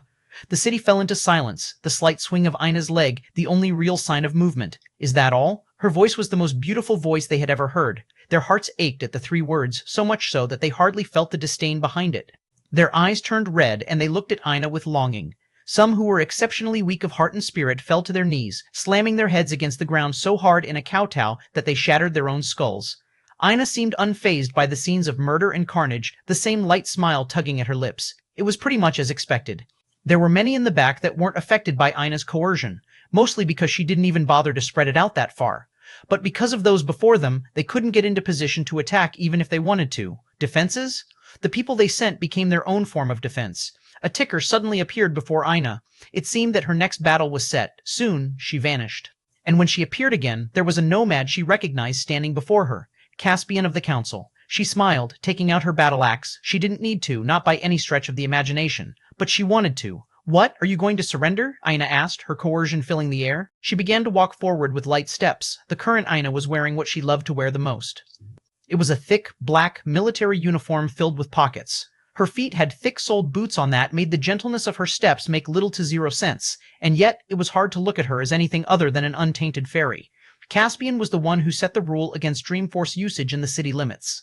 If not for the subtle restrictions that likewise put on Soulforce, Ina's coercion would be even more powerful than what was displayed there. But here, in the midst of battle, there were no limits. I understand, Ina said lightly. You and your people are all cowards. You thought that if you sent those poor people at me, you could tire me out, injure me, and even if it didn't work out, that when you came to face me here, you could just give up. Is that right? Caspian tried to speak again, but his throat seemed to be clamped. Ina's soothing and gorgeous voice taking hold of his heart and refusing to let go. For a moment, he thought he had fallen in love, his face flushing. He shook it off quickly because he was a master of Dreamforce, but he couldn't help but shudder when he thought about how others wouldn't be able to do what he just did so easily. Suddenly, he looked up, and Ina was a mere 3 meters from him. Fear struck him like a piano's chord. And then the battle axe moved. Caspian hardly felt any pain at all as his arm flew away, but that only made him feel more fear. She had co-opted his mind so thoroughly that he couldn't even feel pain the way he should. It flickered again, and his other arm flew away, and he lost a leg. He fell to a bloody stump of a knee, his eyes filled with despair. Even now, he couldn't speak. The coercion was far too strong. It was like he had forgotten how to speak entirely. And being forced to watch his body collapse like this without pain distracting his thoughts was almost worse than experiencing the pain itself. It was almost like he was watching with a clear mind as his death date approached, almost like there was a constant ticker to his inevitable death right in front of him. It was horrifying. Soon he was nothing more than a stump, his chin pressed against the ground as he tried to look up toward the woman that occupied his heart. And yet he was entirely unable to. He suddenly felt the weight of Ina's axe on the back of his neck. "When do you think you'll die?" she asked. The words drifted into his ears as though they were dripping with ambrosia. The weight of the axe slowly increased, soon reaching the point the chin he was trying to prop himself up with shattered beneath the pressure. Blood pooled from his lips as shards of bone dug into his skin. And yet, once again, he felt nothing. It was mortifying. Step by step, he felt his skull break into fragments, his spine snapping before it began to crumble to dust as well. And yet, the only thing he had in his mind was praise for Ina. How could such a delicate woman carry such a heavy weapon? He was certain that Aina was pressing down. She wasn't even putting in any effort. If anything, she was only slowly releasing her grip, and it filled him with awe until he died. Aina pulled back her axe, resting it on her shoulder. She could almost feel the world silence as her hair danced in the wind. Then she flashed and vanished, returning to the city. Almost the instant she appeared, the skies were filled with attacks. Arrows, blades, balls of flame, bolts of lightning. They didn't take any more chances, erupting with their full strength instantly. At the same time, there was a jerkiness to their movement as their strength quickly increased and just as quickly fell. Aina took silent note of this as she slowly sat back down on her throne, crossing her legs and straightening her back as she gazed toward her subjects. Then, the attacks descended and battle erupted. Leonel's connection to Aina was fainter when it had it travel across worlds, but he could still feel some of what was happening. Sitting in his lab, his gaze was frighteningly cold, but he took a hold of himself so that he wouldn't go out. This was something he had left up to Aina, and he felt that she was more than equipped to handle it. What fueled him right now wasn't worry, it was fury. The only way I can truly make them pay is by focusing on this. He turned his attention back to the next chapter of his father's teachings, the penultimate chapter. Chapter 2609, Simplicity. Chapter 2609, Simplicity, after the path. Complexity, there was the path of simplicity. Leonel felt that it was less accurate to say that there were striations between these concepts, at least not totally. While complexity was seen as the lesser form in this case, there were times that layers of simplicity could be used in conjunction, ultimately returning to simplicity. It could be said that they were interchangeable at a certain level. The Silver Disk Dictionary was a good example of simplicity in action. It was a simple, smooth disk, and its internal components didn't look much different from a watch's internal construction. To a mortal, a watch might seem excessively complicated, especially when more complex movements were taken into account. However, on the scale of the dimensional verse, even watches that could track time, date, and orbits couldn't compare to the most complicated craft even a mere bronze crafter could accomplish, let alone at Leonel's current level. Considering the things the dictionary could do, the mere fact that it was made up of such a simple and straightforward setup with barely a few dozen components could be considered the very pinnacle of simplicity. And that was what Leonel was chasing after now. The trouble was that it wasn't so simple at all. In order to grasp complexity, Leonel was working on the level of atoms themselves, but what was odd here was that, technically speaking, weren't the components of the Silver Dictionary also made up of countless atoms as well? So what made the former complexity and the latter simplicity? This was where the lines blurred considerably. Complexity didn't necessarily have to deal with molecules and their structures. It was just that this was the hardest application of it. If one could succeed on that stage, then on larger scales, it wasn't a problem to do the same. In regard to simplicity, the difference lay in the fact complexity required Leonel to make active changes on the smallest of scales if he wanted to have a device with so few components. However, with simplicity, the changes on the smallest scales could be triggered even without Leonel's active participation. The simplest analogy was boiling water. There were two ways Leonel could create gaseous water vapor. He could go in and personally separate the water molecules, adding energy to them and allowing them to dissipate into the air.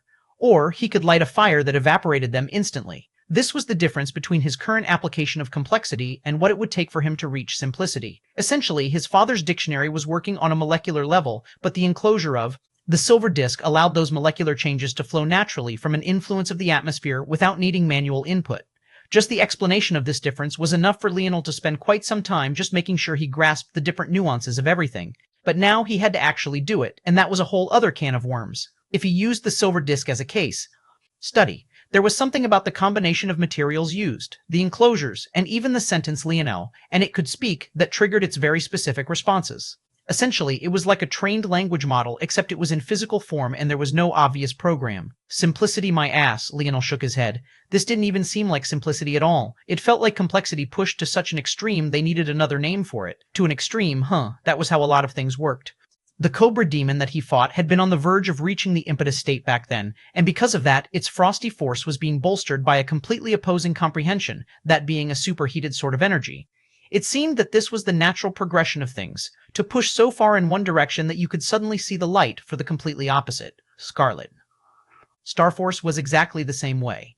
Except it was at such an extreme of fire force that it had been mistaken for a force of pure destruction when, from the very beginning, it had been a force of pure creation. It was just that much like its fire, its creation abilities were so strong that it spilled over into destruction. But these are all just symbolic syllogisms rather than real, tangible changes.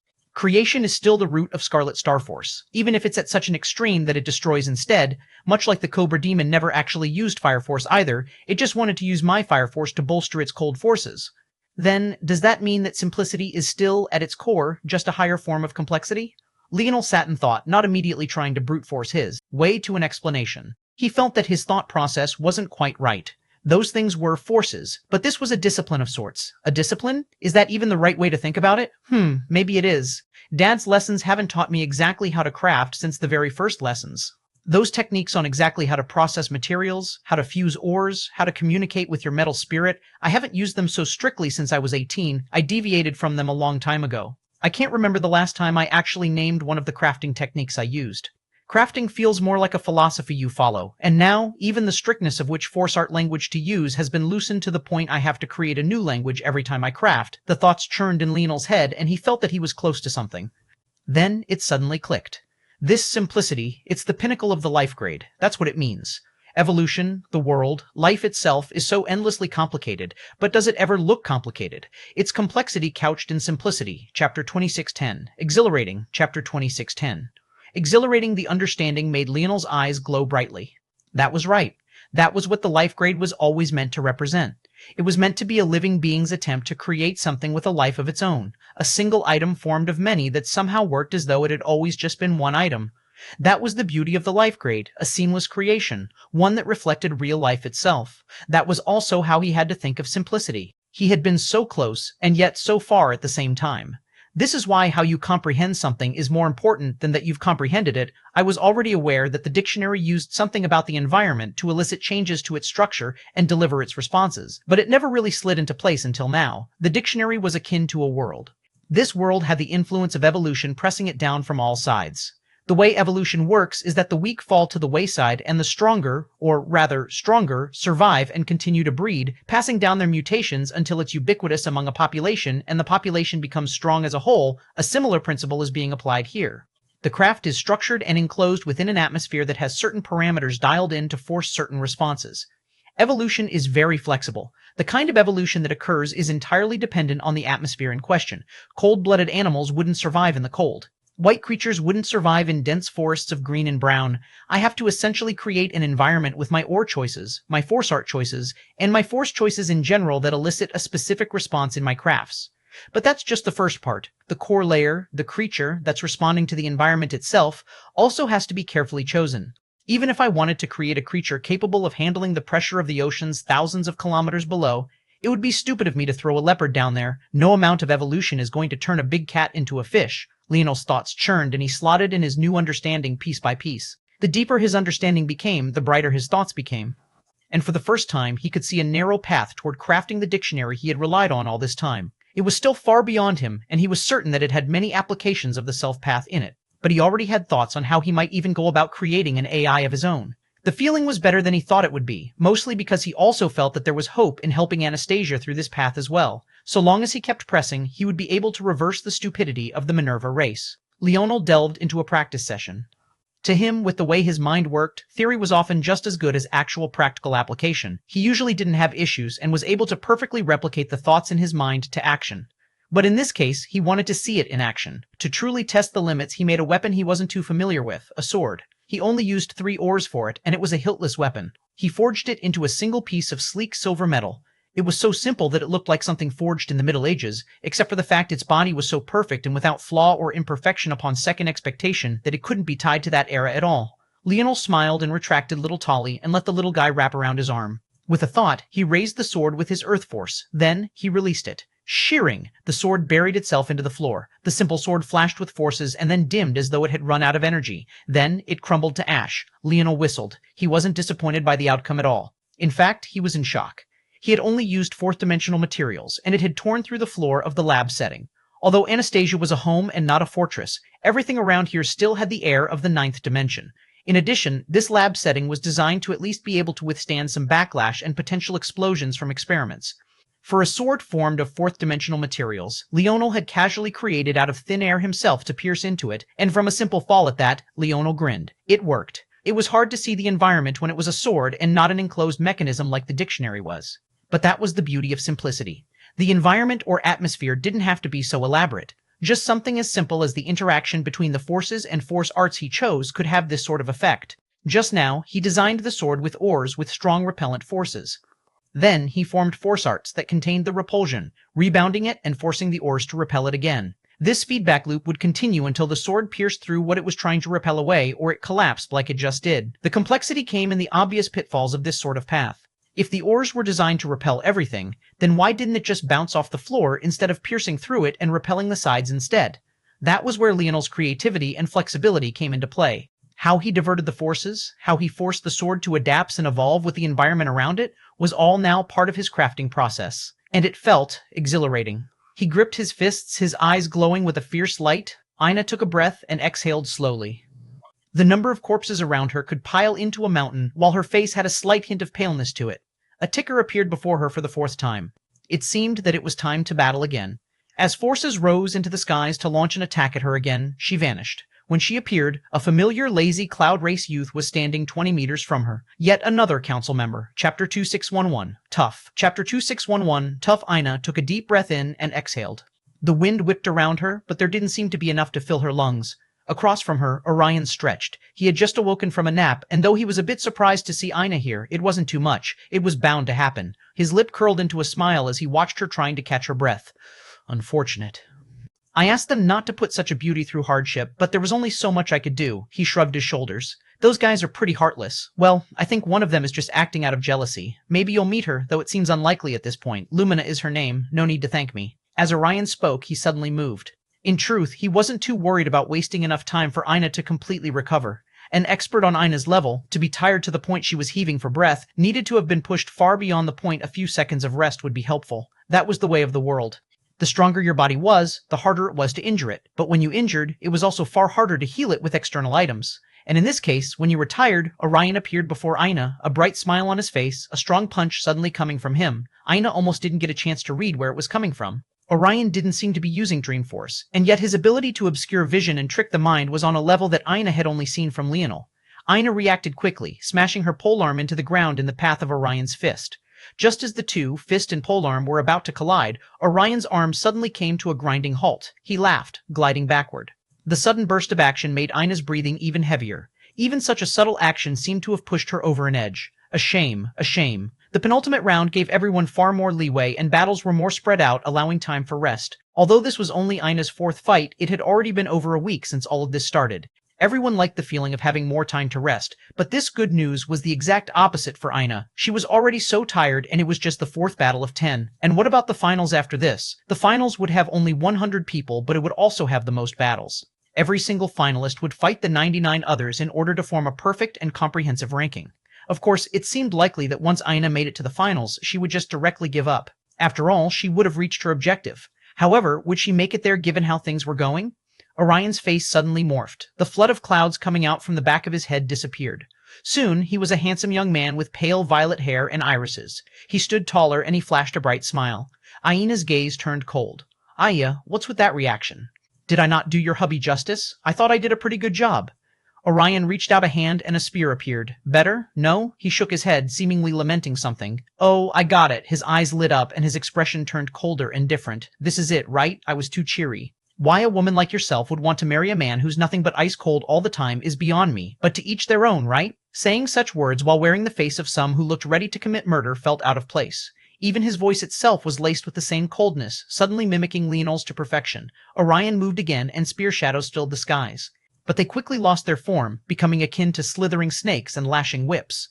Aina raised her axe to block, withstanding the barrage with the smallest movements possible. Some lashed against her body and cut like a flexible blade. Ho-ho, your skin is tough. No, that's only part of it, huh? That weird outfit you're wearing is pretty sturdy. Leonel's voice echoed as Orion continued to mimic him. He could also feel Aina's rage, and the palpable pulsing of it was like the greatest tonic. The fabric of Aina's military outfit was, indeed, tough. It had been personally woven by Leonel himself. But the skill of Leonel's crafting wasn't at his current level back then, and compared to his usual crafting, his familiarity with weaving and disciplines of the like was comparatively weaker. It was clear to Aina that Orion was a master of the whip. If he wasn't restricting himself to a spear to keep up this fun little game of his, the situation would be much worse. Tears began to appear across her shoulders and legs, but her defense was tight, protecting her vital organs perfectly.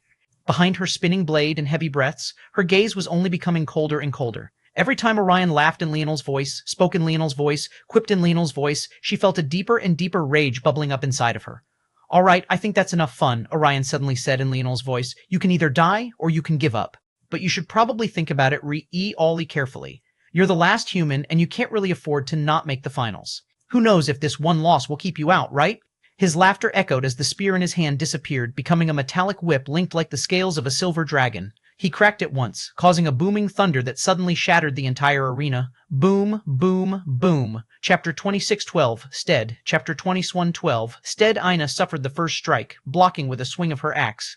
But the strength was so great that it blew her hands up, almost knocking the weapon out of her hands entirely. The second came even faster, slashing against an opening in her stomach. Battle axe force bloomed and spiraled, forming a protective barrier. But that just sapped at more of Ina's stores, both her force and her mind and focus. Even then, it didn't work well. The barrier shattered, slashing against her abs and leaving her military garb tattered and almost torn through entirely. Her body flew out and she landed heavily on the ground, barely managing to resist falling to a knee as the third strike came. You can always give up, lady, a laughter echoed with an eerie coldness. So long as you're willing to take the risk, that is. If Ina lost a match, she would have to win the others in dominant fashion to have a chance. If she dragged out the battles like this, she would just have points deducted instead. By then, even if she managed to eke out 9 total victories, there was no way the Stele would judge her as being worthy of the finals. Nothing outside of this arena would be taken into account. As far as Orion and everyone else was concerned, this was over. The third strike landed, and blood pooled at the edge of Ina's lip. Even with the arena entirely cracked, she could feel her heels reaching the very edge of it. Suddenly, somehow standing in the air, Orion appeared before her. Haha, you didn't think I would just let you fall out, right?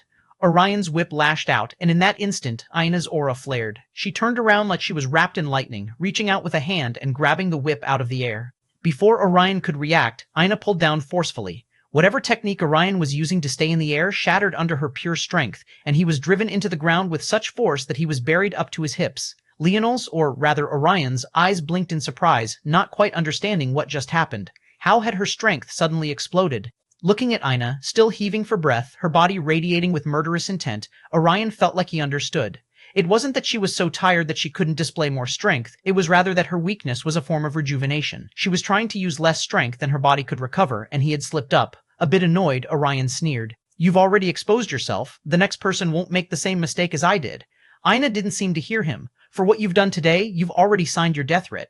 Despite her heavy breathing, those words rang loud and clear. A cold shiver ran up Orion's spine, however he hit it with an even deeper sneer. Survive first, then think about issuing threats. Ina had already disappeared. Whether she even heard his words or not was unknown. Ina appeared again amidst a mountain of corpses. It felt like she was staring at a field of treasure, and yet she was unable to touch even a single hint of it. She could feel a familiar rage pooling up inside her. A furious rage that came from her berserk god lineage factor. It had been a long time since she lost her mind in battle. In fact, the last time was the Joan Zone. It was something that she had gotten under control quite easily due to her clairvoyance. However, these people were really pushing her buttons. The fact she didn't get a chance to kill Orion was really pissing her off. Her blood rumbled and she felt something pulling inside of her. There were multiple things that Ina could do to recover without using blood force. Well, at the very least, they would help her not be so tired. There was Leonel's comprehension of vital star force. For one, it would synergize with her as well. But she also couldn't perform too well. If she looked like she was having an easy time, who knew what else they would pull out? She had to force herself to toe the line and not allow her emotions to dictate her actions. A lot like Leonel, she had her own battles with the tug forces put on her. Right now, she was stewing in that rage. It was hard to tell exactly where her coercion abilities came from. Her ability index and lineage factors synergized too well. From an outsider's perspective, it was hard to tell what was what, but she knew well. Her coercion didn't come from her ability index, nor was it her soul clairvoyance or blood sovereignty, though both were a huge amplifier of it. The root of the ability came from the berserk war god lineage factor. That was why it had appeared only after she fully got rid of her curse, a curse that specifically targeted this lineage factor of hers to begin with. Did she finally unleash it? The coercion of Berserk War God was a display of mental superiority. However, with that came its own drawbacks. It was rooted in an endless desire for battle, a fiendish pursuit of blood and carnage, a will forged through iron and war that affected not only those around you, but yourself as well. That was why Brazingers had many mental issues. Their coercion ate away at not only those around them, but themselves as well. Ina had kept her coercion suppressed for all this time because she was well aware of this. But now that she had become a godchild, she thought that she was in a better position to use it. She didn't expect, though, that it would be strong enough to influence even her clairvoyance. However, as she felt this feeling, she realized that it wasn't entirely negative either. She looked up, finding the skies had already long since filled with force-fueled attacks. He could do it if he was in my place, Ina thought to herself, her golden irises flashing with red that quickly blinked in and out of existence. I will do it in his stead. Chapter 2613, Necessary. Chapter 2613, Necessary. Leonel continued to tinker around, testing out several ideas. Each one worked about as well as he expected them to, but he felt that there was still much more to this simplicity than he knew. It felt like there was no ceiling to it, and by the same token, it didn't feel like there was a ceiling to complexity either. At some point, the two melded into one, and he shifted from one discipline to the other depending on the circumstances. At the same time, his view of the world began to subtly change in unexpected ways, namely in the methods by which he used and applied force.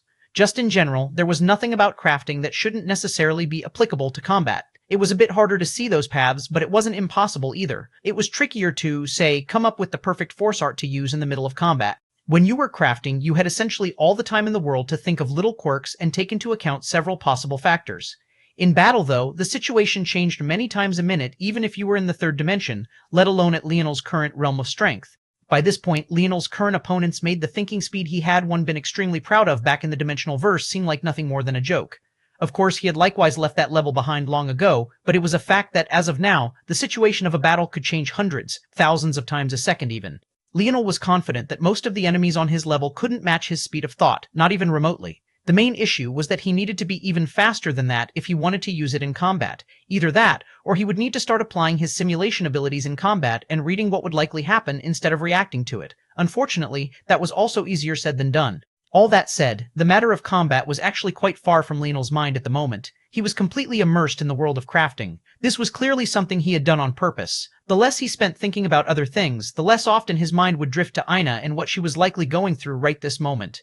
He knew that this was the best choice. He even knew that Ina was probably enjoying herself right this moment. She had always been a battle maniac, but that didn't mean that he liked it. The world needed to know that there wasn't just one Leonel of the human race, and they needed to plant a flag for themselves that existed outside of the god beasts.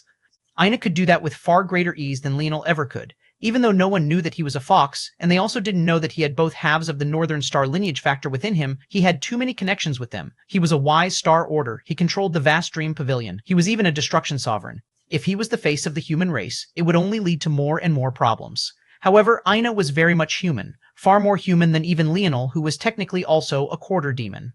Although she was a Brazinger, Leonel couldn't find any information on the Brazinger family in the wider world, and that was even with the vast Dream Pavilion and the Life Tablet as conduits for information. All things considered, the Brazinger family and the four great families in general were unknown entities. His wife was the perfect face for the human race, and he had to allow her to be that, letting her stand where he most definitely could not. There was also another problem with him being too grand as well. He hadn't forgotten about the demoness. The further up in the world he moved, the closer he got to that woman. Even though he was trying to avoid the topic, Leonel's mind couldn't help but drift toward Thorn. The fact he used Dream Force, the fact he had violet scales, and those horns, if he was completely unrelated to that race, he wouldn't believe it. But the worst part was that Thorn was just an ant. Leonel could tell that his bloodline was incredibly thin, and yet he could stand near the very pinnacle of this tournament. That only really meant one thing. Thorn was a lot like Lumina, who was an Owlin, but so distant from their main bloodlines that she couldn't even count as a demigod. And that meant that, quite clearly, the demoness was a demigod at worst. And in the worst-case scenario for him, she might very well be a god. Unlike the Brazingers, Leonel didn't dare to try and learn too much information about that race. He had broken free from the woman, but if he learned too much about her, gathering up too much information, deduced too well, that connection between them could very well be re-established. And this time, he wouldn't be a world away. He wouldn't be able to hide behind the shield of an incomplete world and an angry regulator. This time, he would be directly in her line of fire. The matter of the true dream plane was something he couldn't change. He had to act, or else the human bubbles would be finished. In all likelihood, she was already aware of him. However, being aware wasn't the problem. She had likely been alerted the moment he broke their connection. What he couldn't allow was another connection to be formed. By then, he wouldn't be able to do anything without a pair of eyes looming over his shoulder. Shack. A craft shattered in Leonel's hand, the fragile glass falling into fragments that were unable to pierce his skin. He took a breath and exhaled. Chapter 2614, Stimulating. Chapter 2614, Stimulating. He vaguely knew what this feeling was.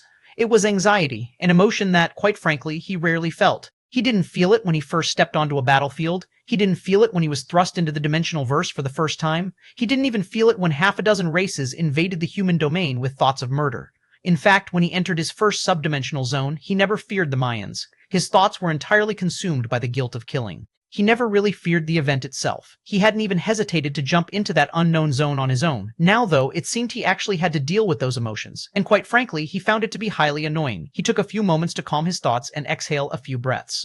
The respect aspect of his Dreamforce sovereignty forced him to look at this objectively from the perspective of a mere fourth-dimensional expert. In his current position, he had no right to face off against such an enemy, and it kept drilling that into his mind again and again and again. If the demoness was really some sort of god, then in her eyes the current Leonel was just a little plaything. Even if she was only a demigod, he had seen the kind of power Minerva wielded. If not for her personality, Leonel would have had no path to survival in that battle.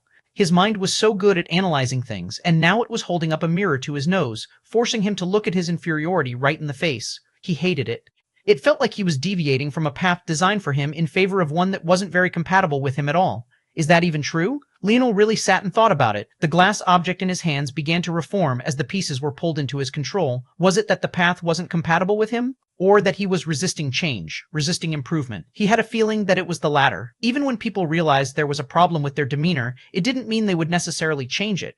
Often, it just felt better to keep doing what you were doing, enjoying your own flaws because it satisfied your vanity. And for Leonel, he made it a long way more than most. Even with his arrogance, even when he didn't put much of anything in his eyes, disregarding all forms of respect for those that were clearly far above himself, he still succeeded. By the time he left the dimensional verse, the entire incomplete world was playing to his tune. The moment he stepped into a wider world, he had all but crushed a system of oppression set up by an alliance of human powers far beyond himself. He had stepped into a true martial world, faced off against 3 demigods, and sent them home with their wings clipped. Even more shocking than any of that, he had personally killed an envoy of destruction, a creature feared even by the gods, with nothing more than the schemes of a mere human. In a lot of ways, he was rightfully arrogant, and that fueled him all the more. But to every story, there were 2 sides. The entire Morales family was wiped out. He was forced to watch his father die in front of him, and his mother try to keep it together. His own wife had been shredded to pieces until nothing but strewn flesh and blood was left behind. For a third time, they had been turned into animals and reared like cattle just because of him. The people he had once called friend, people that he had fought side by side with in the Valiant Heart Zone, didn't even recognize him anymore. He could only watch them grow from afar, hoping that he could make their lives a little better. Elthor didn't say anything, but he knew that it wasn't just the Morales family that died that day. The Oryx who had put their trust in him, a small race of beings with barely a few thousand to their heritage, had been entirely wiped out, leaving just a single Elthor behind. It was easy for him to focus on the success, easy for him to shield himself from his failure and inject that endless pride into his blood, using it to fuel his next tirade. But then what would be left? Would he be that soul? Left all alone staring at a star that could neither kill him nor could he kill it. Would he be alone? His brothers gone? His parents gone? His wife gone? Leonel found himself having these same exact thoughts more and more often. But they were what kept him sane, what reminded him of the reason he chose this path instead of sticking with the one he was on. He didn't just want to read and react to situations anymore. He didn't want to be the pawn in someone else's game. He wanted to be ready for anything that might happen long before it did. He wanted to be prepared. Ready for anything that might happen long before it did. As the pieces of glass began to float, Leonel's gaze became brighter and sharper. He seemed to have understood something, and his perspective shifted somewhat, not a perspective toward his Dreamforce, but rather his crafting. It was funny, he had just had thoughts of simulating battles so that he could read and react to the changes faster rather than waiting for them to happen first, but he had completely glossed over that thought until now. Why wasn't he incorporating his simulation abilities into his crafts? How much better would he grasp simplicity if he did so? The thought was so stimulating that it felt as though his mind had imploded. Chapter 2615, cut. Chapter 2615, cut. This wasn't like battle, at least not in the same way. While it was true that most of his crafts would be used in battle, and as such have to read and react to numerous variables that he maybe wouldn't otherwise think of, the beauty of a craft was that he didn't have to account for all possibilities. He didn't need to break down whether 2 blades met at 20-degree angles or 30. He didn't need to make a guess as to whether the enemy was using water or fire force, or whether they were at the lower impetus state or the higher, or whether they were using 10% of their abilities over a wide range or 80% over a concentrated range. No, he could simplify it greatly. The first sword I created was the perfect example. It didn't care what angle it hit the ground. All it knew was that anything it came in contact with, it would repel. That was it. That was all. In that case, Leonel didn't need to worry about every case. He could just impose his will onto the battle. His mind drifted to the evolution ore mine he had stumbled into, and how the moment one stepped into it, you could feel its greed, its desire for improvement, its will to evolve. That's it. The thoughts hit Leonel like an endless stream, and he made one connection after another. It was a fusion of 2 paths. On the one hand, there was simulation, accounting for very specific outcomes and creating predictable results. This would limit the number of variables his craft had to deal with. And on the other, there was the truest essence of the life grade, a level whereupon you could begin to change the environment. What was the life grade if not creating items that already existed in nature? The only reason you didn't call evolution ores life-grade materials was because it was redundant. The glass shards suddenly came together beneath Leonel's glowing eyes. A small strand of little Tolly danced between them, quickly forming a new craft in the form of a small flying knife. Without even looking, Leonel flicked a finger off to the side. The dagger didn't even fly particularly fast, but its will was almost palpable as it rushed through the air. Cut, cut, cut, cut, cut, cut. The words echoed again and again, perfectly translated beneath Leonel's dream force as though it was a real person speaking a real language. It tore through the wall of the lab setting as though it was slicing through partially melted butter. But when it didn't seem satisfied, it actually cut into space itself, tearing a path out of the lab setting and into the abode setting, and then out from the abode setting and into the real world. Leonel grinned. This was the pinnacle of the life grade. He was certain of it. Leonel, I swear, if you ruin my world one more time. Leonel raised his head to the skies and laughed as Anastasia's fury fell down like a torrent. Ina swung her axe, a mighty arc cutting down another several dozen. Hurricane force winds filled the atmosphere, but they weren't coming from any technique or anything of the like. Instead, it was coming from Ina's own heaving chest. Blood drenched her black military outfit, both that of her own and her enemies. By this point, her golden irises had gone completely red, an insatiable aura of death and destruction swirling around her, not in their tangible forms, but rather from her mind. It was as though the crowd of raging lunatics was being constantly assaulted by Molexi's painting, as Ina's coercion swirled more and more out of control. Should we step in? A member of the beast race growled. This beast had the body of a white tiger, but his black stripes were outlined with dancing runes of gold, and his tail was a mixture of black scale and white fur. Every time this tail whipped about, space itself was split in two for a moment before returning to normal. This was a race of elite beasts, a descendant of the demigod beast, White Spectral Tiger. You're free to go, Orion sneered. She should be on her last legs, Lumina said coldly. You've been saying that for the last month, the White Spectral Tiger, Sylvan, said coldly. You humans are all cowards. What did you just call me? Lumina growled. A coward, Sylvan said coldly. Orion chuckled. I don't think that's what she was referring to. Plus, she's right. That woman is eating herself up from the inside out. Her entire body is practically undergoing autophagy. Call me a human again and I'll cut your tail off. Sylvan reacted as though someone had stepped onto that very tail. The tail of the White Spectral Tiger race, even though he was just the dregs of their bloodline, was their greatest pride. He would rather sever his teeth than give up his tail. Watch your mouth, human. Lumina's illusory wings flared up and the hurricane force winds seemed to triple in speed. Sylvan snorted. Since you cowardly humans won't do anything, I will go. Sylvan roared and space shook and cracked. With a step, he had already vanished, appearing in the midst of the battlefield without a care for Ina's rage-filled eyes. Ina suddenly coughed up a mouthful of blood, her internal injuries worsening beneath the sudden pressure. Sylvan had bent and twisted space so much that even gravity was affected, making her feel like her body weight had just increased by tens of thousands of times. Ina suddenly roared, pulling in more of her reserves. Her cheeks sunk in further and her body seemed to be sapped of strength. She was ready to face the tail that was coming right for her when a dagger suddenly manifested from her finger. The instant it appeared, everything seemed to cut through. Their forces, the wind, even space itself. Sylvan couldn't even react before his tail was cut in two. ROAR. A ticker appeared before them both, and they soon vanished, only to appear on the same arena. Sylvan's enraged roars continued to echo like claps of thunder. He couldn't quite understand how this had just happened. But Ina's axe was already descending. As for the outside world, the appearance of the dagger brought nothing but carnage. Chapter 2616 Growl. Chapter 2616 Growl. The world was split in two.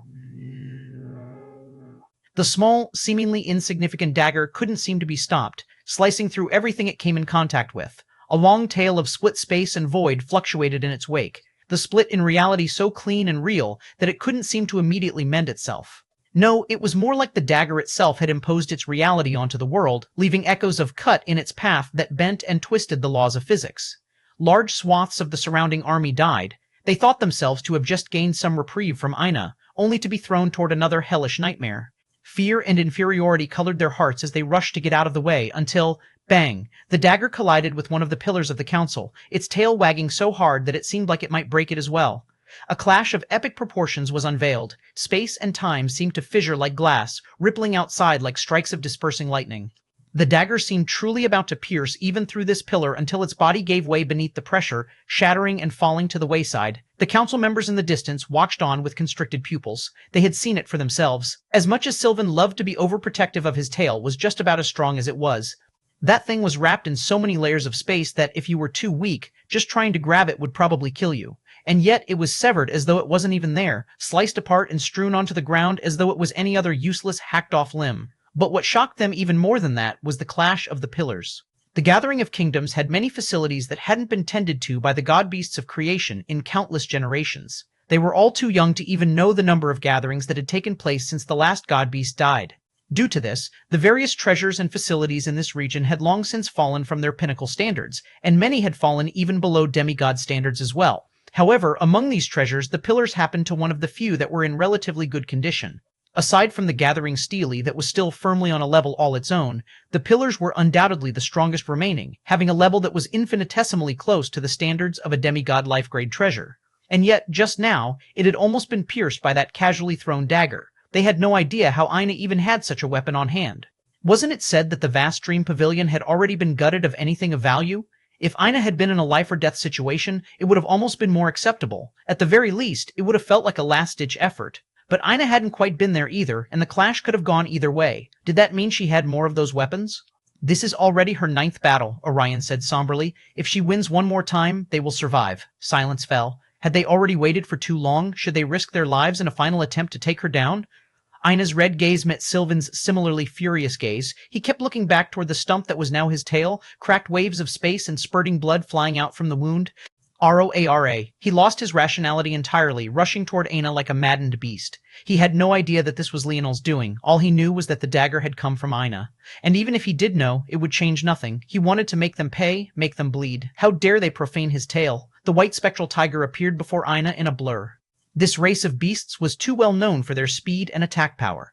He was like a whirlwind of space, cutting through like a drilling bit and cutting across the large distance as though it was nothing more than a single step. Ina swung her axe to meet the wild charge, and her arms trembled the moment they did. Her blade couldn't reach the creature, and her swing was stopped by a formless air. She used the momentum to glide back, but the tiger suddenly accelerated again the moment her feet left the ground, closing in with such speed that she could hardly react as it bit down on her leg. Ina should have screamed out in pain and horror, but she didn't seem to feel the jaws around her thigh at all. Her gaze was filled with a bloodthirsty light as the spatial storm began twisting and raging through her defenses, trying to break free of the final lines of force she had up on her body. The teeth tore into her leg, making it down to the bone. The beast gnawed and twisted its head and tried to rip it off in one go.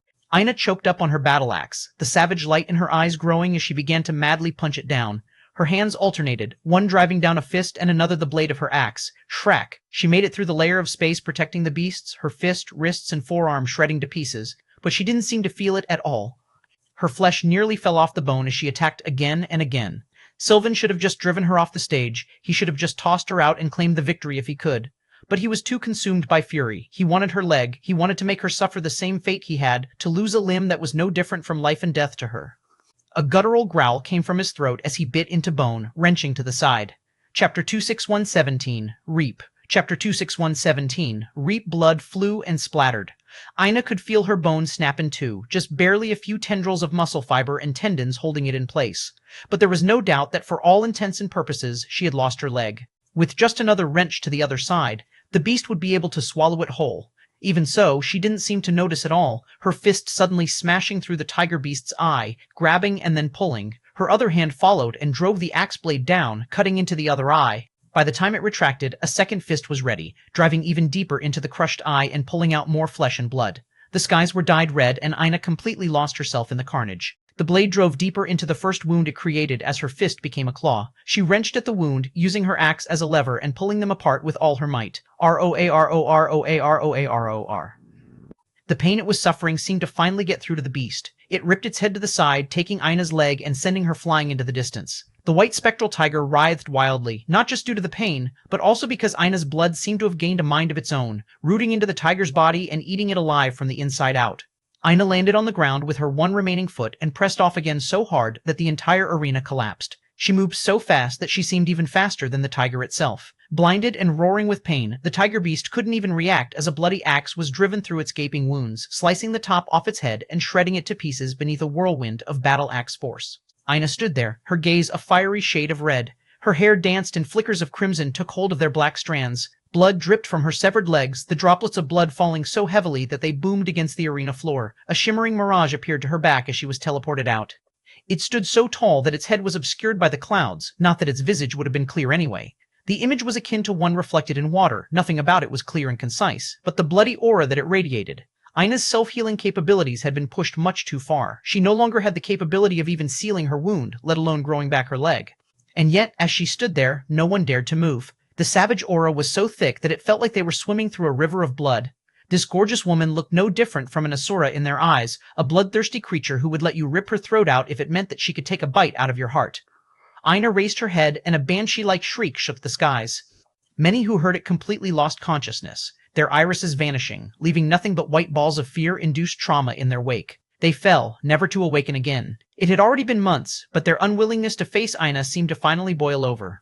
Many might think these people to be stupid, but in their eyes it was either die here for a chance, or die when they returned to their own worlds. However, right this moment, they seemed to see a fate worse than death. In the far-off distance, Savan and Yuri stood with tears in her eyes. On more than one occasion, Rowan was forced to restrain them, but the latter had an incredibly solemn look in his eyes. What a woman, he thought. There was a jealousy welling up in his heart that he pressed down. He wasn't such a shameless man that he would pine for the wife of another, even if that was really what he wanted to do. He looked into the skies as the mirage seemed to solidify. He stared at it solemnly, not sure if he was seeing correctly. That can't be. It was so far outside the realm of possibility that he believed that he was the only one to have such an outrageous thought. Part of becoming a god was having an idol to worship.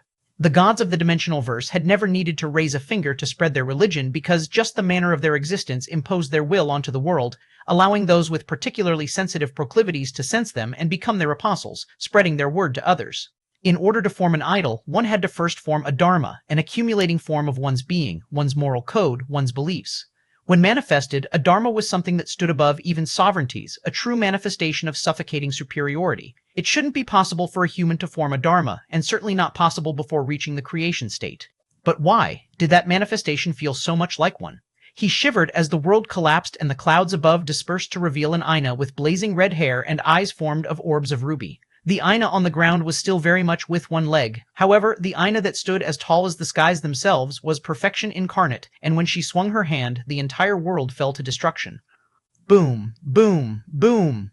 A savage glint lit in Aina's eyes, her blood boiling to the point of evaporating. The droplets from her legs became heavy mists of crimson in the air, and her skin reddened considerably. She jumped up, twisting her torso and unleashing a screeching swing that shattered space. It tore across the ground, leveling the fleeing warriors one after another. It seemed unstoppable, untouchable. Streaks of crimson painted the skies red. As though a goddess among mortals, she reaped their lives. Chapter 2618. Happy. Chapter 2618. Happy, Lumina and Orion trembled with fear, their bodies feeling as though they had been stripped out of their control and placed into the hands of another. This wasn't a woman. This was a human-shaped monster. Every time they thought that she was on her last legs, she would pull out something more, some deeper. Her breaths were already heavy enough to disperse the clouds. The amount of blood she had lost was enough to fill an ocean. Her wounds were ghastly, each one more severe than the last, and yet, somehow, she was still standing. The tenacity was an indelible mark on their hearts. The rest of existence couldn't watch what was happening in the city, and, for some reason, these two felt that it was almost a shame to miss the rise of such a legend. And yet, the moment they had this thought, their hearts were stricken with fear. They had made an enemy of this woman. Suddenly, a ticker appeared before Lumina. Her heart fell like a weight to the bottom of the ocean when she saw that one appeared before Aina as well. Please no, please no! Her elegance as an Owlin descendant had been completely stripped away. The two vanished at the same time. When Lumina's eyes cleared, her heart dropped even further than before. I give up! She shrieked out these words instantly, the oppressive might calling her to fall backward before Aina could even move. She fell to her ass, piss coming out in humiliating streams barely hidden by her long, thick and armored dress. Even so, there was little she could do about the pools of it that fell to the ground. Nor could she change the look of absolute horror on her face, something that was clear for all to see. Bang! The arena shattered to motes of ash, fluttering in the skies as though to tell Lumina that this was what would have happened to her had she been just a second slower. Lumina shook out heavy breaths as though she had been the one battling for months on end. The humiliation set in along with the relief that she had kept her life, but then the situation changed. The gathering stele began to tremble. The nearly unintelligible words on its side began to bloom with light, and a portal was opened up on one of its sides. Bang! A beam of light descended and fell right on top of Aina, swallowing her whole. Lumina wanted to laugh.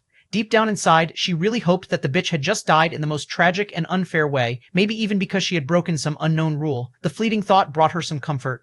It was easier to believe that Aina had cheated enough for the stele to retaliate in this way than to believe that a mere human was truly so strong. However, she knew that this was a foolish thought. The stele would never do such a thing because it hadn't in all its history.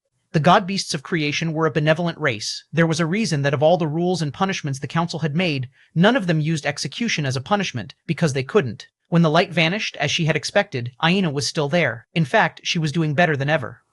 Her leg had healed, revealing a slender yet powerful form, something that was in large contrast to the rugged nature of the rest of her outfit. Her eyes had returned to their bright golden color, and her hair lost its slight hues of crimson. Aina looked toward Lumina coldly before she disappeared, not saying a single word. When she reappeared within the city, her dharma had already vanished, but her body had recovered completely. She simply didn't need it. Soon, there was a splash of force in the air, but this time, it wasn't an attack. High above, a list of those that had made the finals appeared, and at the very top of the list, there was a bold name, Leonel Morales. For the first time in months, she smiled. It was a gorgeous smile, akin to the blooming of flowers and carrying the sweetness of a spring breeze. It wasn't because she had made the finals, though. Her eyes turned a hint whimsical, and there was a slight longing hidden deep within them. This was the sight of a woman who wasn't used to seeing her husband's name by her own, but when she did see it, especially when it was acknowledged by another, it carried the same hints of surprise as an unexpected gift. She wasn't smiling because she had made the finals. She was already determined to do so, and she was likewise determined to win all 99 battles of it as well. She was smiling because she was the wife of Leonel Morales. When she first came here, no one knew her name. They took her to be a woman that just happened to be more beautiful than most other humans, but that was all. Some men might lust after her, but they would never take a woman as an official wife based on beauty alone, and certainly not a human. The only value she gained from her race was that she would be easier to corral, or so they thought. But now, the situation had completely changed. She wasn't just a beauty. She was Aina Morales, the woman who had fought all of the geniuses of the Gathering of Kingdoms for almost 3 months without falling. She had lost a leg, nearly lost her head on several occasions. She had been continuously assaulted by individuals who weren't even worthy to carry her shoes. In the end, it was she who stood victorious, she who stood as the last among them all. And yet, her pride wasn't directed toward herself, nor was her happiness. Never again would they say that she was unworthy of her husband, and that made her happy. Chapter 2619, A Bridge. Chapter 2619, A Bridge. Leonel felt that a new world had opened up to him, one that felt bright and new. And yet, despite the progress he had made, he still felt like he was sitting on the edge of something amazing. Oddly enough, he didn't really feel like he had learned anything new. Rather, it felt like he was just connecting things he never had before, binding them together in new and exciting ways. And that shed light on something that he would need very soon, a natural force art. There was a great amount of overlap between creating a force art capable of triggering certain factors in the environment and one that could elicit auspicious air. The only real bridge he had to form was turning the environments he was creating for his crafts into a craft that wasn't acting against the world, but instead, with it. And honestly, that was easier said than done. What did it mean to create such a force art? Did he have to grasp all the forces in the world? Did he only have to grasp one? And in the case that it was just one, how powerful would it have to be? It felt like a force art of that level would have to at least be at the stage of the creation state. How else would it force the creation of auspicious air? But that also didn't make sense to Leonel. The first natural force art he had come across had been in the Camelot Zone, created by a man named Merlin. It had been greatly beneficial to him in the past, but it was ultimately just of the fourth dimension, so he had left it far behind over time. It was hard for him to believe that a fourth-dimensional anything could be formed of a creation state force. It was wholly incompatible and didn't make sense. Beyond that, he had gained a lot of understanding of the world since then. He knew that the force art wasn't built based off of just a single force, but it was something deeper than that, something more magical. But what was it? I feel like I'm close, and yet so far, Leonel thought. It was like he was sitting in front of a complex circuit, and all he had to do was connect a few points for the light bulb to turn on. Strings of dream force danced in his dream world, forming one force art after another and then dispersing them before trying again. His hands worked the same way, forming one after another, but this time with emulation spatial force. The emulation spatial force formed thin strings of silvery gold energy, pulling at the tips of his fingers as though the strings of a puppet.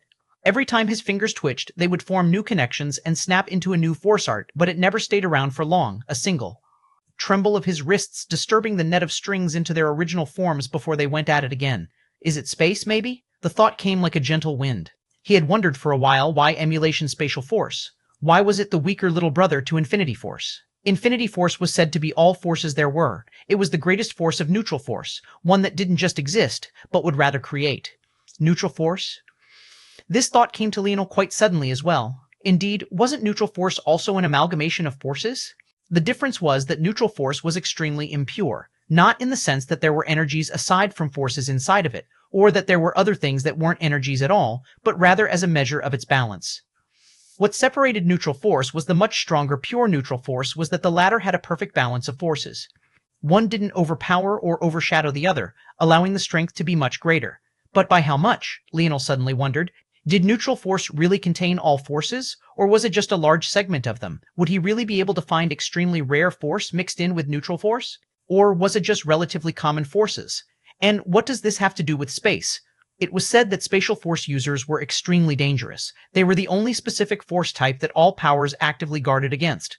The ban on Dream Force that Caspian tried to trigger was something all too common to spatial force users. Something that was interesting because Dream Force was just as dangerous, and even more so in many ways. The difference between the two, though, was that Dream Force manipulation on a high enough scale couldn't be stopped, and yet, at the same time, it was the easiest to stop.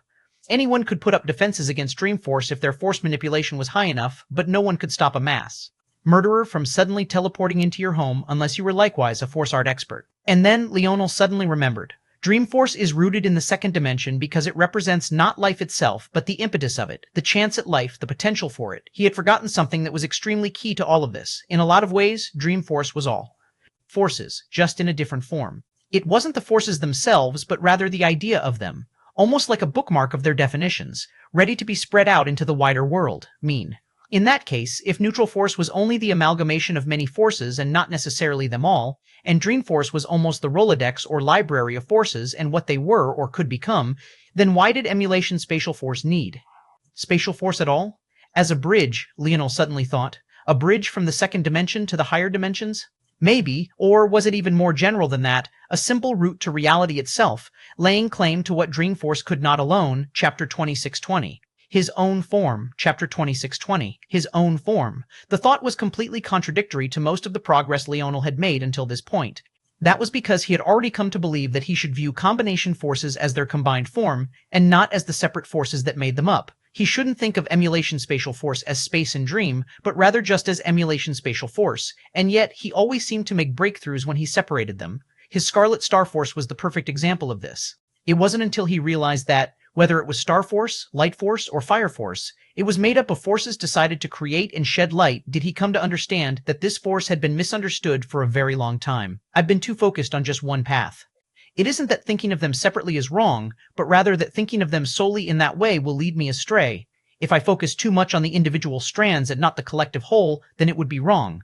But if I consider them both, not just what Dream and Spatial Force do alone, but also what they're meant to do together, then boom. Sitting there, his eyes closed and lost in thought, wild tendrils of silver and gold floated around Leonel, forming a beautiful canvas his force seemed to paint on. His emulation spatial force stepped from the half-step life state to the lower life state, but he didn't seem to notice at all, his mind occupied with the next step. What his natural force art had to pull at wasn't some existing force of nature, nor did he have to understand everything there was, he just had to tap into everything there was. This sounded impossible, but he had already done it. Every time his mind connected with the dream world, he was doing exactly that. Even when he wasn't conscious of being connected to that world, everything was, even if it wasn't in a true tangible form. All that was, all that had been, all that ever would be could find its roots in that world, the second dimension, the impetus of life. That was only the first time he had done so, because he had also done it during another attempt as well, and that was when he had created his destruction world. Then there was a third, when Little Blackstar had brought him into his shadow world, a fourth, when Madrid had brought him into her own. He had so many examples of these worlds, this higher resonance of sorts that touched onto another plane of existence. A natural force art was taking a piece of those worlds for itself. It suddenly made perfect sense to Leonel. Why could auspicious air sharpen your comprehension of so many things at once? It was because its mere presence was helping you to resonate with those worlds. Rather than observing forces through the filter of the higher dimensional worlds around you, you were instead observing them in their truest form, their strongest form, their purest form. The strings of emulation spatial force formed and then broke again in Leonel's hands again and again. The world began to ripple with auspicious air, but as soon as it formed, Leonel would disperse it. He was chasing after something grander, something deeper. The fifth dimensional layer, Merlin's natural force art, wasn't the only one he had come across. There was a second, and it was in the fifth dimensional layer of dimensional cleanse. It was likely not a coincidence. For both his father's method and dimensional cleanse to require identical things, it was definitely related to a matter of the mind. The natural force art of dimensional cleanse was a visualization method designed to unlock the shackles of the mind. His father clearly had something similar in mind. But that was precisely why Leonel was pushing so hard. His father wanted him to form a natural force art, but he should know that the fifth dimensional layer of dimensional cleanse already had one. That meant that what he wanted him to do was different from just this alone. He had already fully comprehended the visualization of dimensional cleanse. He had just been lacking in the method. But now he had that as well. Then what was his father looking for? Was there a difference between forming a natural force art yourself versus another? He wanted to reach for the dictionary to ask, but he felt that his mind was on a roll like he just barely tasted it. Then his eyes suddenly snapped open. Aina, Leonel's aura rippled out in all directions, auspicious air suddenly forming in waves. The flood was so potent that an ancient bronze energy began to shake in the air, almost like the faded image of a rusted bell. He was thinking of his wife not just because he missed her, though that was part of it, but rather because of her path. Aina had fused her soul with herself when all conventions seemed to say that this was the opposite of what she should want to do. If it wasn't because Leonel knew how her ability worked, even he would have advised her against it. In fact, his father believed so as well. Or else, why would one of the first requirements he had of Leonel be to separate his soul? It wouldn't make sense, but then he thought of something else. Wasn't his soul just the same as the dream force of emulation spatial force? It was the potential that dictated everything else, and allowing it to be free in the second dimension, rather than spread out through all the dimensions he took his body through, was the perfect way to allow it to shine the way it was meant to. In that case, what did it mean for your soul to be fused with you instead? Wasn't it greatly weakened? Or was it that instead of allowing the soul you were born with to dictate all of your talent, bringing this soul firmly into your own dimension gave you control over your path that others couldn't fathom? Whoosh, hush. This was a path that took both steps into consideration. On the one hand, he rooted his soul in the second dimension and allowed it to exhibit its greatest strength, and on the other, he used this natural force art to bridge its existence to his current self, giving him unprecedented control over himself, his own form of clairvoyance. Chapter 2621, No Surrender. Chapter 2621, No Surrender. Leonel suddenly felt that the world had a surprising amount of clarity. His pale violet irises danced with a bronze hue that flashed in and out of existence. His mind worked so much faster, scarily so. He felt that if he tried to simulate things now, not only would he succeed, but it would be easy. He still didn't dare to say that he could do so with 100% certainty, but he knew there would be a long string of nines be after 99% if he were to calculate it. It was so much more perfect than it had been in the past that it was hard to even measure. His hair seemed to float on the air, his entire body feeling as light as air. What would it be like to battle like this? It was hard to explain, but it felt like his soul, the very reason for his existence, was closer to him than it had ever been before. It was odd considering he had been born with it fused into his body, but he had never truly felt it. He understood why that was. This was different from one's soul stretching out across dimensions. Essentially, when one began their journey up the dimensions, one would leave tiny pieces of them at every level. From the third dimension to the ninth, every step would stretch out the soul just a little bit more until it was unrecognizable. This was why other races had so much of an advantage over humans. As humans grew stronger, their talent was diluted by their progress. But because other races had their souls separated, they could feel a clear sense of it all the way throughout. However, other races still suffered from this dilution as well, just on a smaller scale. The further they got from the second dimension, the harder it was for them to sense the root of their strength. However, unlike humans, their souls weren't stretched. Meaning, by mastering impetus state forces, they could bring their souls back into focus by becoming more in tune with how forces worked on that level. This was why the impetus state was the minimum requirement for entering the ninth dimension. But now, Leonel, and likely Aina as well, felt that their souls were neither stretched nor a long distance away. In fact, it was even more exaggerated for Leonel, who was only in the fourth dimension currently. It was like his soul was whispering exactly the path that was perfect for him into his ear, almost like his own personal clairvoyance. It all felt so clear and real to him, and even without picking up another ore, he felt that his crafting had advanced by leaps and bounds once again. He suddenly felt more than qualified now to forge his first divine armor again. But he almost felt like the idea he had had was too rudimentary for his current level of skill. No, it can still work, just a little differently. Leonel was no longer interested in using his divine armor to give him abilities he didn't already have.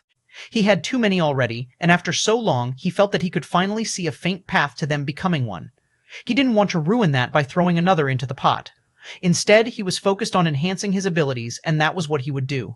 In that case, a living divine armor it is. No one dared to fight Aina. She hardly got a chance to step onto the stage before the most proud geniuses below the demigod realms called out in defeat one after another. She just stood there with her battle axe firmly in her grasp, a graceful smile on her lips, completely in contrast to her earlier bloodthirstiness. There wasn't a single soul left that dared to lift a finger against her, whether that was in the arena or in the city. She was free and clear, rolling through the competition as though it didn't exist. There was a clear victor even before the battles began, and that only allowed people more time to talk. They talked not only about Aina, but what shocked the world the most was the movement of the gathering stele. Many had glossed over the fact, in awe of her strength. But the rest of existence, especially those of the highest echelon that understood these matters on a deeper level, were entirely shaken. The gathering stele hadn't just rewarded Aina, but it had done so even before the finals began, let alone ended as was the custom. To put this matter into its proper contextual significance, just getting a treasure from the Gathering Stele had become akin to climbing the tallest of mountains as a mere mortal. It had already been calculated that the Gathering Stele was raising its standards again and again because it was running out of energy and treasures. Every year that passed was another notch in its belt, weakening it further, and thus raising its standards higher. For the Gathering Stele, in such a state, to make the choice to reward Aina ahead of time by such a margin, just how much potential did she have? The last person to receive the Gathering Stele's favor of the Gathering Stele was Crystallis Evergreen, a woman who had already elevated her world to the demigod status and had even formed a rudimentary idol. For Aina to be the one to do so next, and under such circumstances at that, just what did it mean? The last battle of the finals came. Aina only appeared for a moment. Across from her, there was a pure-blooded spiritual, one she actually recognized. This woman didn't voice her surrender. Instead, she slipped into a martial arts stance and held out her palms somewhat loosely toward Aina's direction. She was ready for combat. It was hard for Aina to go through Leonel's memories not only because of trust, but also because there were just so many of them. He could process things in seconds that it would take her minutes to maybe upwards of an hour or two. However, she had gone out of her way to learn this woman's face. That of Lyra Emberheart's. Chapter 2622 Lost? Chapter 2622 Lost? Aina faced off against Lyra, recognizing this woman as the one they wanted to marry her husband to. Well, there should have likely been many candidates, but she was the only one that Leonel knew of, and as such, she was the only one Aina knew of. It was clear to Aina that part of the reason Lyra was fighting was for this. Honestly, she had thought that she would be very angry when she saw this woman, but when she met Lyra's eyes, she couldn't quite seem to feel that way. Lyra was fighting her because of proposed marriage, but it was for Leonel per se. Lyra was fighting for herself. All this time, she had been forced to face the comparison between herself and Aina. It had already been months of that spiraling inferiority welling up inside of her. She felt that if she didn't fight now, maybe she would never have the will to fight again for the rest of her life, and maybe her journey as a genius would end right here. She was entirely unwilling, even if that meant dying here. Lyra suddenly moved, a cyclone of flames forming around her like ribbons dancing in the skies. Her flames seemed to be of one heart, as though they were forged into silky fabrics that moved along with her will. When she appeared before Aina and struck out a palm, her flames moved with her. Aina flicked a wrist, and her pole arm slapped against Lyra's palm. The palm was repelled, but the ribbons of fire snaked up her battle axe, pulling at it hard and suddenly as though to wrest it out of her control. Aina's grip was much too strong. She pulled her polearm back and the ribbons shattered, forming dancing balls of flickering flames in the skies that surrounded the two and blocked off Aina's path of retreat. Lyra's hair fluttered and her palms danced in the wind, seemingly fusing with it as her strikes were layered one after another. In a split second, she had sent out hundreds of strikes, each one filled with a light and delicate sort of aura, one that masked their true danger. Aina raised an eyebrow and her battle axe spun in her hands.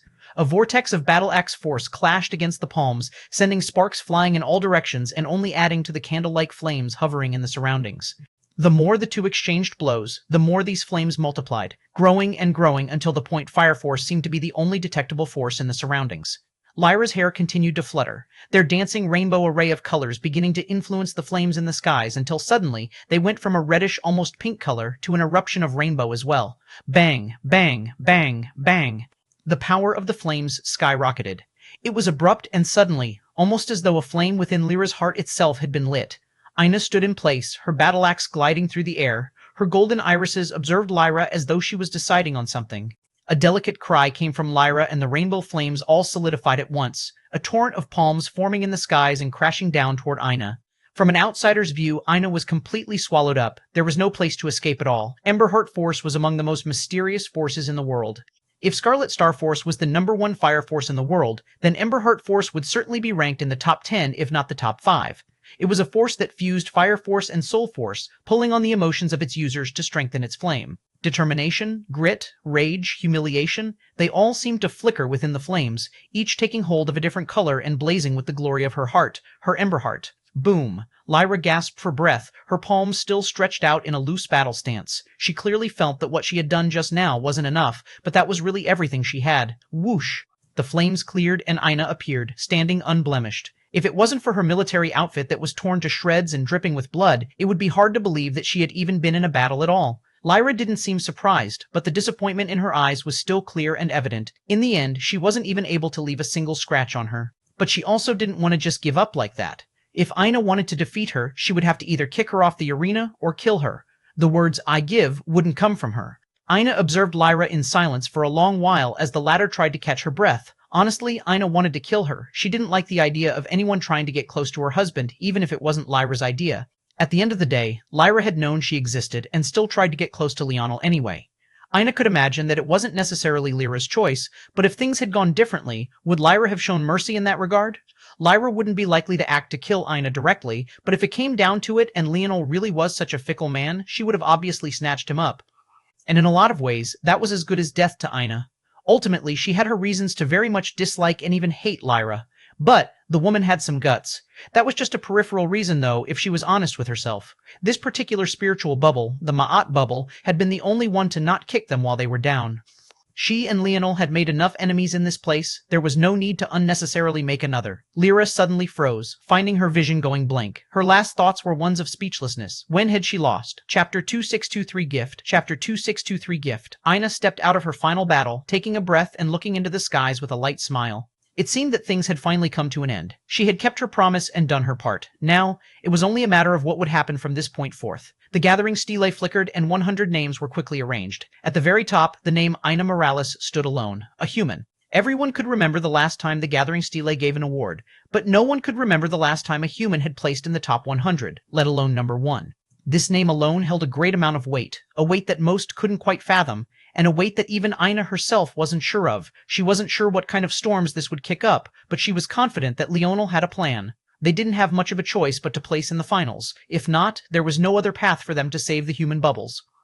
But if there was anyone who could take advantage of a situation like this one, it was her husband. All around the city, portals began to appear. Ina looked over toward the distance and found Yuri and Savan looking toward her with longing in their eyes. They had ultimately just spent a few days together, and for the rest of it, they could only watch Ina from a distance, too weak to partake. They knew if they tried, they would just get in her way, but it was really killing them on the inside being unable to do anything. And now, they were going to be separated again. The gathering stele would only return them to their homes. There was little they could do. Ina smiled brightly so as to assure them they would see each other again soon, that she was certain of. With a step, she vanished and returned to the human bubbles. Or, more accurately, the vast bubble. Ina stood high in the skies, looking around with a frown. The situation in their absence had only gotten worse. Despite the fact that all of the battles should have been projected, were they not paying attention to what was going on? Then again, most people probably don't know who I am here, nor do they know who Leonel is, let alone most people. Even the experts of the vast Dream Pavilion had no idea who she was. In fact, a step further than that, even those experts had no idea how much Leonel had already done for them. They had all run away before they could see the result. If even much of the upper echelon were in the dark, one could imagine how ignorant the general population was, and as the time continued to tick away, especially when this issue was stacked with the disappearance of the 4 great families, the situation only became more chaotic. Compared to the first time Ina had seen it, it seemed that there were a bunch of random small powers cropping up and trying to fight for supremacy, but ultimately they were barely much different from barbarian tribes. Ina frowned, but she really didn't have any easy method of dealing with this. She looked up and toward the direction of the Golden Family. They should probably still be in seclusion. Ironically, in this sort of situation, it would be a power like them that would be best at dealing with this situation. Leonel was very intelligent, but such a thing needed quantity, not quality. There was no time to subdue these people one by one. As Ina was lost in thought, there was a sudden flash by her side and a smiling Leonel appeared. Ina seemed to forget about the carnage below and leapt into his arms. Apparently her arms alone weren't enough, because she also wrapped her legs around his waist. Leonel laughed. He was going to ask if she missed him, but that seemed to be unnecessary now. He caught her, but he almost immediately frowned. One of Ina's legs was very much covered in fabric. It was torn and bloody, but it was definitely still fabric. The other, however, was completely bare. Leonel simulated several things in an instant, and he came to a conclusion immediately. His happy expression became gloomy. Ina had lost a leg? That was absolutely unacceptable to him. Who? He asked. Ina smiled, pulling back and giving Leonel's nose a peck. Does it matter? That beast's dead. The gloominess in Leonel's eyes didn't disappear. He had gone out of his way not to check on Ina because he didn't trust himself to not interfere. That dagger he sent out hadn't even been on purpose. It just happened to work out that way. He didn't even know what kind of commotion it had caused. But it was in moments like these that he didn't like the sharpness of his mind. Looking at the wounds, or at least former wounds on Ina's body, even without looking into her soul and looking through her memories, he could piece together most of what happened. Seeing Leonel's reaction, Ina's smile grew sweeter. Okay, grumpy man. Don't we still have things to do? Leonel blew out a breath, a hint of annoyance wrinkling his brows. The feeling in his chest right now was very uncomfortable, but he had already been ready for this to happen. Shimhim, he sighed. So everything went well enough? They did. I also received a gift from the Gathering Stele. It's very interesting. A gift?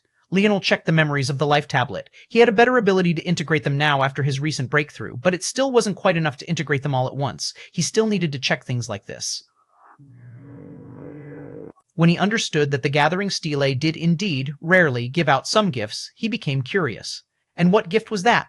It seems to be an dimensional ascension method perfectly tailored for humans. Chapter 2624, Crimson Tattoos. Chapter 2624, Crimson Tattoos. Aina shared the technique with Leonel, fusing their souls as one. The first time they did this, Aina couldn't help but blushing profusely. It felt far more intimate than just letting Leonel see her naked. But now, it just felt natural. After a few seconds, Leonel raised an eyebrow. It created this, Leonel suddenly said in a voice that was almost a whisper. Created? Yes. I don't believe that this technique was just floating around in there. I believe the reason the Gathering Stele so rarely hands things out nowadays isn't because it's running out of treasures to give, but rather because it's running out of energy to create these treasures in the first place. If this technique already existed, there was no way it would only come to light now, unless it was severely suppressed by the gods. If I'm correct, it probably used you as a template to create this technique. You've opened up the path for this on your own. The Gather Stele treasures are always perfectly tailored to the people they're given to, and in this case, this is another perfect example of that. But it's also a shame, Aina smiled, understanding what Leonel meant. This treasure was designed for the elevation of humanity as a whole. All things considered, it was very useful for Aina herself. If anything, it was quite useless to her. In this way, it was a bit of a shame. But honestly, Aina didn't mind. She really couldn't think of a treasure that she would bend over backwards for, unless it was one that could allow her to use her blood sovereignty freely without being exposed. Leonel looked down at the carnage below and sighed. All right, we do have a few things to do. Make babies? Aina asked with a bright smile. Hey, what are you doing poking around in my brain? Aina laughed. I think we should wait until everyone is united. Wouldn't it be nice to have children at the same time? I agree, Leonel nodded. There were layers to this. Even if Raj and Joel united with Yuri and Savan, it didn't necessarily mean that their relationships were at the same stage as Aina and Leonel's. It seemed it would take some time. But the newlyweds were definitely on the same page. The world would never be perfectly safe. Nothing would ever be entirely ideal. They were already tired of stalling their happiness for a world that would never give them the same attention that they gave it. In that case, they would forge their own happiness with their own hands. And, of course, Leonel hadn't actually been thinking about baby making just now. There was something else of much more importance that they had to do now, and that was to prepare for the fallout of the Gathering of Kingdoms tournament. Carrying Aina, Leonel used the segmented cube shuttle form to return to the Dream Pavilion with haste. Then, he checked on some things. The crafted Dream Pavilion was currently ranked 221st. Leonel noticed this immediately. As much as Minerva was paying attention to him, he was paying attention to her as well. In the past, they were only ranked 529th, but now they were obsessed with rank all of a sudden? Leonel sneered. That woman was very arrogant, and she was even very talented, but she wasn't very smart. Leonel could see through her intentions in an instant.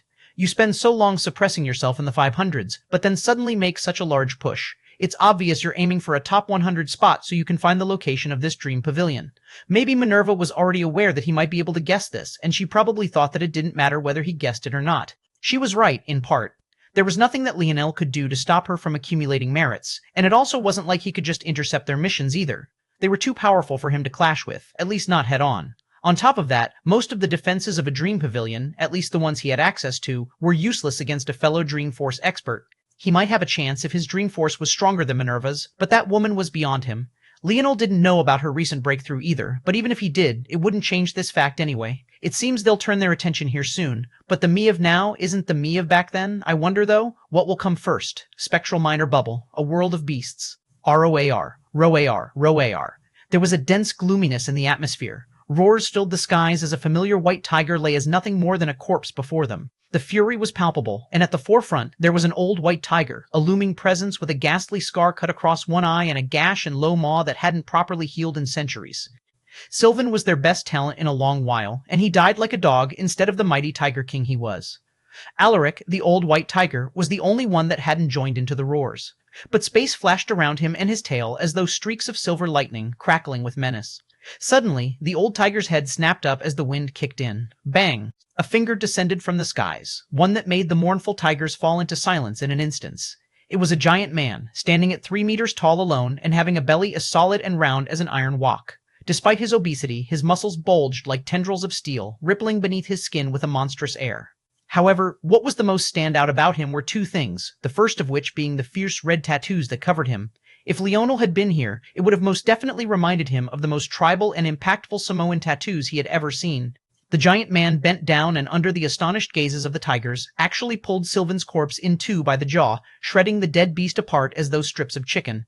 The tigers watched on in horror, but none of them dared to make a sound. The giant man pulled out a half-digested left from the dead tiger's belly, or so it seemed.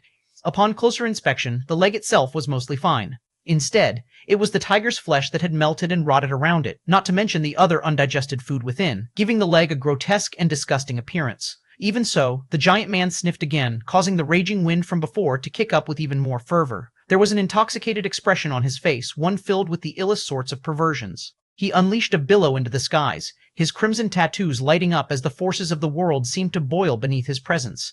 The tiger corpse he had neglected beneath him shattered into a rain of blood and gore, but he didn't seem to care in the slightest, and maybe that was because his second notable feature were the white orbs of his eyes. Chapter 2625 Humanoids vs. Beasts. Chapter 2625 Humanoids vs. Beasts. Are you going to tell me what you're planning now?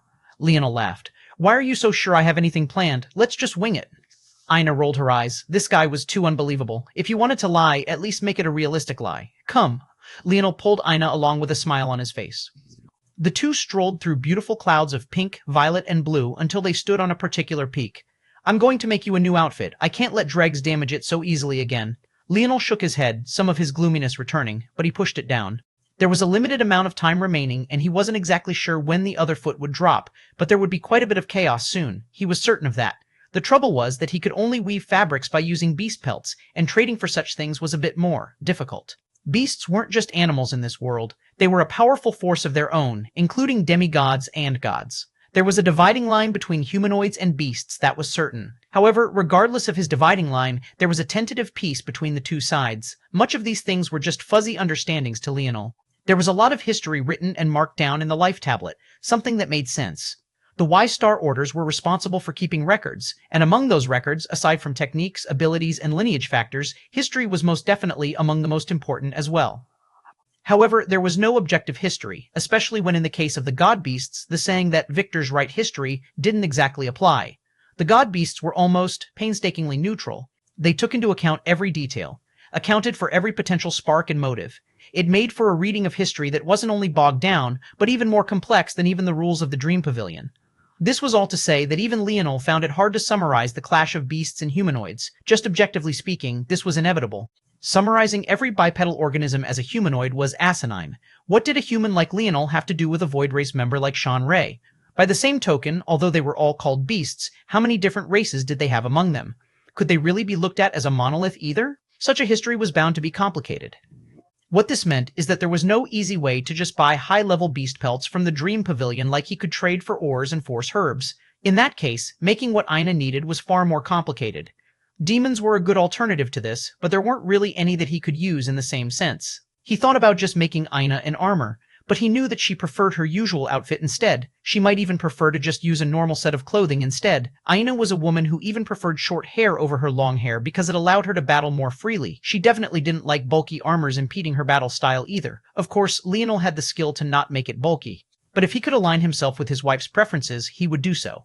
Luckily, Aina flipped a palm. The segmented cube was still on her finger, so she was able to use it with the same ease. In her hand, a long and thick tail appeared. It was at least 4 meters long and over 2 feet thick in most locations. I picked it up because I thought you might find it useful. Yuri said something about how the tail of a white spectral tiger is a dense concentration of their comprehension of spatial force. Oh, Leonel said. Then, he grinned. Anyone else holding that tail would have already been shredded to pieces. But now only did Aina hold it, but Leonel also held it in his palms for a while, weighed it, and then tossed it into the air. Little Tolly slithered off of Leonel's left arm and flashed into the skies. It formed a sleek knife and cutting into the soaring tail. It moved like it was filleting a fish, and in an instant a perfect pelt was left behind. It was layered in white fur and black scales, exuding a strong spatial fluctuation. However, Leonel noticed instantly that compared to the bone hidden deep within the floating tail of flesh, the pelt itself was a far cry away. Interesting, little Tolly flashed again suddenly, the bone was perfectly cut out as well. It didn't have a single scratch on it, nor did it have any blood or flesh remaining. Runes danced across its surface, runes that reminded Leonel a lot of the ones that floated in his very own innate nodes. How mysterious. His smile widened and his fingers began to move like he was striking the chords of the universe itself. Tolliver responded in kind, separating into several pieces and slithering through the skies. Leonel separated the fur and the skin beneath, processing the former into a tough leather and weaving the latter into a silk-like material. Something like chaining short strands of fur into a much more substantial fabric was something that took careful control, but for the current Leonel, it felt as easy as breathing. At the same time, he gutted the bone of its marrow and dried it, condensing the forces around it until it shimmered like a glorious chain whip. Leonel separated the tail into its numerous smaller bones, and then he began to refine them into even smaller, condensed pieces. Tolliver and Leonel coordinated their movements so perfect that the world seemed to resonate along with them. Ina stood to the side, looking in awe. However, she spent most of the time looking at Leonel's side profile, her gaze filled with an enamored light. Chapter 2626, Who Needed a Shirt? Chapter 2626, Who Needed a Shirt? Leonel began to weave the final outfit. The bulk of it was made up by the white, silky fabric woven of the tiger beast's fur. Then, the next most common material came from the thick, rubbery leather, forming a tight belt and her military shoes.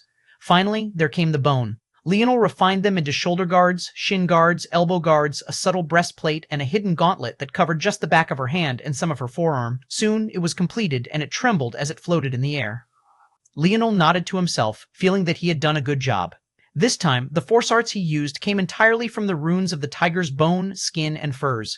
It was an interesting feeling. Not being able to control the force arts all on his own made it a challenge. However, because he had gained the flexibility that came from complexity and simplicity, he was able to adapt. Compared to creating a new force art language for every craft, this was actually a little bit easier. He just had to be mindful of the runes of the white spectral tiger race and how it moved and adapted. Try it, Leonel grinned. Ina rolled her eyes. This guy just wanted to see her strip, but in the end, she obliged with a smile. Leonel watched as Ina got rid of her tattered military uniform for his new craft instead. She almost moaned in satisfaction as she slipped it on. The silky fabric was so soft against her skin that it felt like she was being caressed by a cloud. The hidden breastplate perfectly cupped her chest so that she didn't even need to wear an uncomfortable bra, and even the shin and arm guards she thought might restrict her movement somehow formed to her shape perfectly. What surprised her the most, though, were the boots. Honestly, of her usual outfit, military boots were often what she disliked the most. She mostly wore them because she didn't want her feet to be on the ground, and they were the only things sturdy enough to take her strength. Even back on Earth, because she had entered the fourth dimension, her strength had already been particularly tyrannical. Normal shoes simply couldn't take her power. But these boots, not only were they incredibly sturdy, but they made her feel as though they weren't even there. Not only that, but even her weight itself seemed to be cut in half. Leonel smiled and nodded, feeling that Ina liked it. "Thank you," she said, kissing him on the cheek. "Do you want to continue using your battle axe?" Or, Leonel never really offered to make a weapon for Ina for multiple reasons. For one, after realizing what it took to make a weapon that didn't crumble beneath his spear sovereignty, he realized how much strength he was leaving on the table. Unless he could make a battle axe that wouldn't crumble beneath Ina's battle axe sovereignty, wouldn't he just be harming her? The second reason was because her battle axe, the heirloom of the Brazinger family, that is, seemed to inexplicably grow more powerful every day. Every time he observed it, it seemed to be on a higher level. Leonel wasn't confident that he could create a battle axe stronger than the peak potential of this heirloom, but he was fairly confident now that he could create one stronger than its current state. Ina shook her head. "No, that's okay. I'll stick with it. Does it have any rules for how it grows more powerful? Do you need any resources for it?" Ina smiled and shook her head again. "It's a bit weird. It doesn't even care about my battle axe sovereignty. It only responds when my berserk god lineage factor grows stronger, and only then. I made some huge progress during the tournament, so it's in a bit of an embryonic phase right now. Soon, it'll break free." Leonel frowned. This sounded good, but he also didn't like the idea of Ina running around with a weakened weapon. That was a problem. "Will that take too much time? You don't need to worry. It's very quick. It just needs my blood. I didn't do it before because of the trouble it might cause. Speaking of which, do you think that leaving so much of my blood behind, and even losing a leg, might cause some issues?" Ina wasn't a fool. The most troublesome people, and the reason she had to hide her blood sovereignty, invalids, could sense how special she was by smell alone. "Almost certainly," Leonel nodded. "But the problem isn't really others knowing you're a blood sovereign. It's how many know. If any invalids find out, it will be by coincidence, and they will almost certainly hoard this information to themselves." Ina nodded, understanding. There was a difference between a few knowing and countless worlds knowing. If it was the latter, how would they even fight back against it? They weren't ready for such scrutiny. "It seems like they're here," Leonel suddenly said, looking up into the skies. Ina frowned. "Who?" "Whoever's closest." Leonel smiled with a mysterious light in his eyes. Ina rolled her eyes. "How are you still gatekeeping even now?" Leonel laughed. "I'm not gatekeeping. I really don't know." He reached out a hand and the wind suddenly howled. Scarlet Star Force and Emulation Spatial Force surged as a glorious spear was formed. Leonel grabbed it out of the air with one hand and grabbed Ina's hand in the other. With a flick of his wrist, his spear descended and the skies were split in two. By his side, his wife wore a radiant white military outfit accented in black. As for him, well, he just wore a pair of sweats and hadn't bothered to put a shirt on. But who needed a shirt when you had divine armor? Boom! Half of the bubble cracked and fissured as a group broke their way through. Chapter 2627, A Pair of Demons. Chapter 2627, A Pair of Demons. Leonel appeared high in the skies, a platform of emulation spatial force subtly flickering beneath his feet. Oh? Leonel had thought about who it might be, but he didn't think that it would actually be members of the nomad race. Their ethereal glabellas shimmered on their foreheads, and their extra hands danced with weapons or twisted into special seals as though they were casting spells. Leonel had already expected for this to happen. After the Gathering of Kingdoms ended, existence would enter a frenzied state. It was less accurate to say that they were being personally targeted, and much more accurate to say that these people were desperate and looking for any rope they could hold on to pull them to shore. The goal of these people was quite obvious. They were trying to preemptively find a world to save themselves. Soon, they would all be destroyed. The only chance they had to survive was to find a world that had managed to survive the culling. It could be said that this Gathering of Kingdoms had not just one layer, but two of cruelness. Not only was there the morality of doing such a culling to begin with, but then there was the inevitable carnage that would follow suit. Even if you managed to survive by the skin of your teeth, you'd find yourself assaulted from all sides by worlds who didn't make the cut, and among them, there just might be worlds stronger than your own that just happened to get a little unlucky. This was obviously tacitly approved by those overlords overlooking this matter. The culling alone wasn't enough. The death and carnage that followed were what they were really looking for. However, it could be said that these people were both lucky and unlucky. They were lucky in the fact that they had one, stumbled upon a world that had survived the culling and was extraordinarily weak, and two, this world also happened to have both Leonel and Ina, two people many wanted to know the location of. There was no doubt that this information was worth a great deal and might even be enough to save their entire world. However, they were also unlucky because Leonel had the Dream Pavilion and could sense with great immediacy exactly where a breach had taken place and act instantly. And they wouldn't survive the next few minutes. Leonel and Ina took action at the same time. There were only a few dozen nomads who had appeared, and the strongest among them was only of the 8th dimension. Clearly, their job was to find the worlds in the first place, then establish a connection before allowing everyone else in. They thought that they had time. Even though most of the world would know that a breach had happened, finding exactly where should have been a nightmare. By the time they did, there would already be a flood of their fellow people rushing in from the other side. They were practically crying tears of joy when they realized that this was, indeed, a world that had survived the culling. They could tell because the gathering stele was still hanging high up in the skies, whereas it had long since disappeared in their world, marking them from eradication. Suddenly, their leader looked up and noticed Leonel and Ina. He didn't recognize Leonel, but when he saw Ina, his eyes opened wide. Battle axe and spear descended. The group of nomads was shredded to pieces without even the chance to retaliate. Leonel took the segmented cube finger sleeve back from Ina, then flipped a palm. He tossed it forward and the crack was quickly healed, leaving behind a formation and a doorway instead. Leonel's understanding of the structure outside of these fused bubbles was quite deep.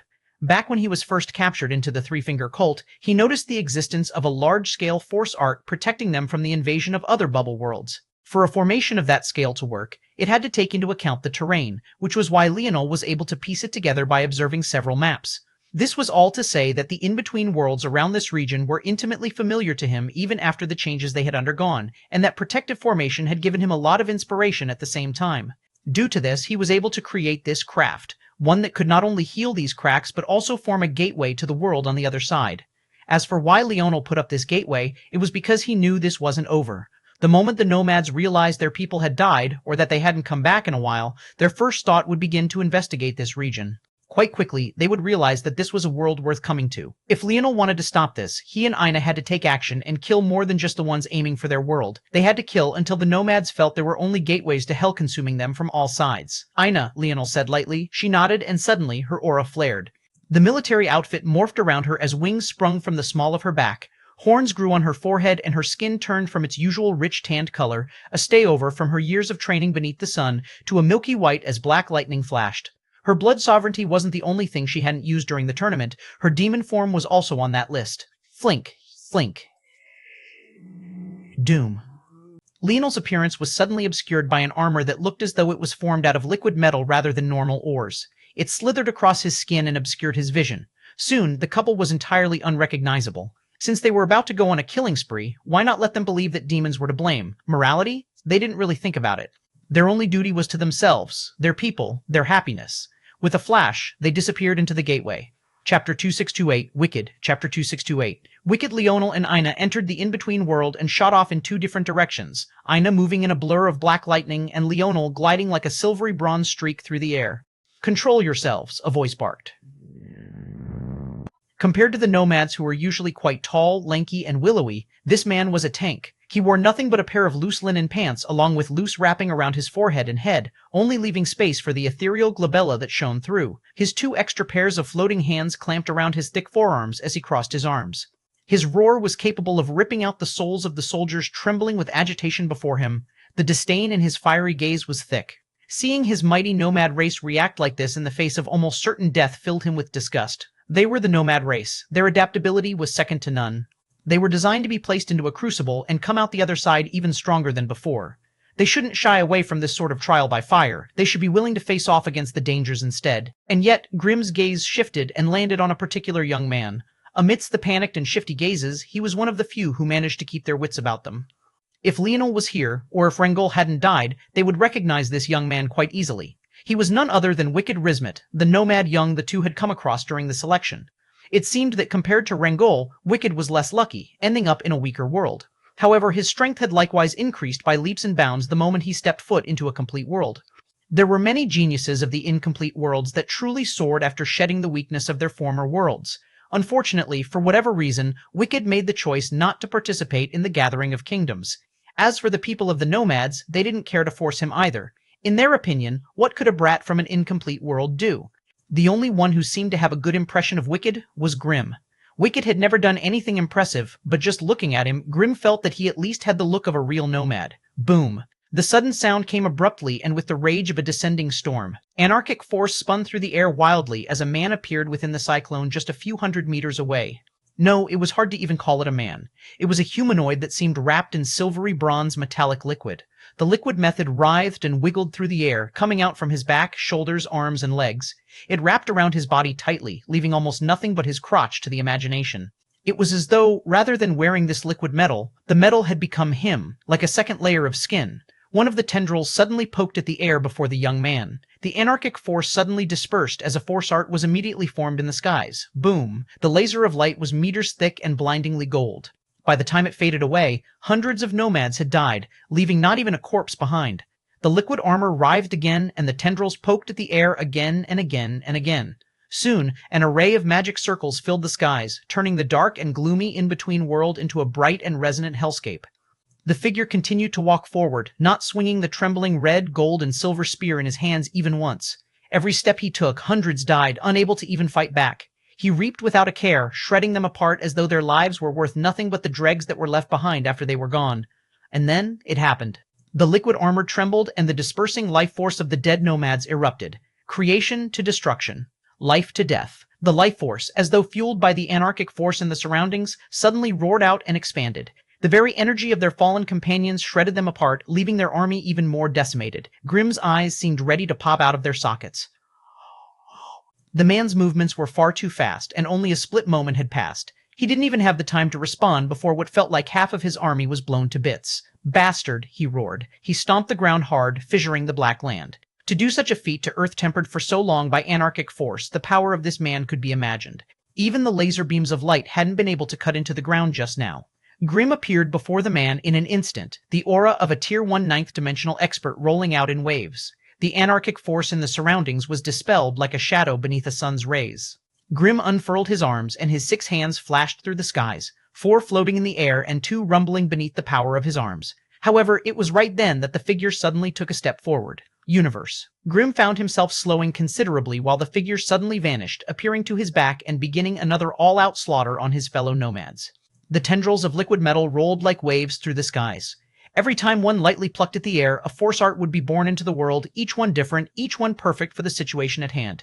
The nomads finally began to organize and fight back, but it seemed entirely useless.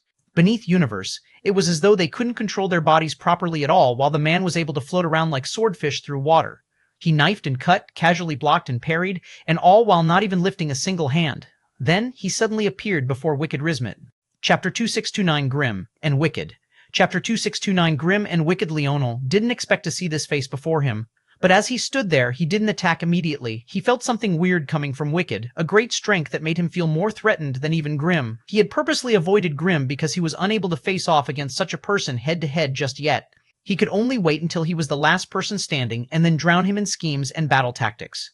What he didn't expect was that there would be a second interesting character right here. With his memory, of course he recognized Wicked. There were many of that incomplete world trial that had caught his attention. Aside from Wicked, there was still that tall and beautiful brown-skinned lady, the pink-eyed little woman, and of course there was also Alpha Clown and Alpha Blue Star. 3 of those were humans, and it was hard to tell if they had managed to survive the carnage. If they did, they would definitely be a great asset to the human race, and he had thoughts of helping them out, despite the fact he had clashed with a lot of them. There was also Wrangle, but he had already personally killed the man. What he didn't expect was that Wicked would end up being the largest variable of them all. Leonel grinned. The mask of liquid metal on his face danced, forming a replica of his grinning interior that could shake the soul. Interesting. Wicked frowned. He had been ready to counter and catch Leonel off guard with a sudden killing intent, but he didn't expect for Leonel to come to a sudden stop even with Grim bearing down on him from behind. Just what was he thinking? Leonel tapped a foot and vanished. Boom. Grim landed with the force of a meteor, roaring into the skies. When he looked up, he found Leonel standing high and mighty. Domain. The 2 area of effect techniques stacked atop of one another. A trembling formation appeared to Leonel's back like a pair of spreading wings. The natural force art expanded, growing larger and larger until auspicious air seemed to replace the anarchic force. Leonel held out his spear, his aura climbing higher and higher. Star fusion. Bang! The liquid metal seemed to catch on fire. Then he swung down. His spear strike enveloped the world with gold. The might of a life-state force shredded everything in its path apart, and even Grim and Wicked had to continuously retreat as well, unwilling to meet it head-on. Leonel was unable to use the greatest strength of his forces. They were simply too powerful. The true strength of a life-state force was beyond him, and his body couldn't output that strength. In order to output just a small part of it, he had to complete his spear dance. Only in that way could he slowly accumulate the strength he needed from the surroundings and execute an attack that could hold at least a fraction of that strength. But now, it was much easier. His natural force art became a support for his mind, unleashing the shackles of his soul and releasing the inhibitions of his body by proxy. At the same time, his divine armor began akin to a conduit of life, a perfect fusion between himself and Tolliver. He had gained a second outlet for the overwhelming strength. Now, just a single one of his spear strikes could match up to the former strength of a spear strike executed after a completed spear dance. And, if he did a spear dance now, carnage was unleashed below. Beneath Domain, even Grim could hardly use his force properly. Although Grim was powerful, his best force was only in the impetus state. Could he fight back against a domain fueled by not just one, but several life-state forces? Grim and Wicked alike found themselves wholly suppressed. If an enemy had no impetus state forces and Leonel used Domain with all of his forces, even with how restricted his forces were now, he was able to strip away their ability to use force entirely. Against Grim, who only had 2 impetus state forces, only one of which was at the peak impetus state, even with his life state force severely weakened in their use, Leonel could still suppress him by more than 50%. Before de Secture and Mest, under such a level of strength, the 2 could only watch as their fellow nomads were slaughtered one after another. They couldn't even rise into the air with any sort of ease. How could they face off against him? Boom. Leonel landed on the ground with a heavy thud, walking forward toward the last 2 remaining nomads. By this point, the gateway to the nomad bubble had been shattered and there was no way back for these 2.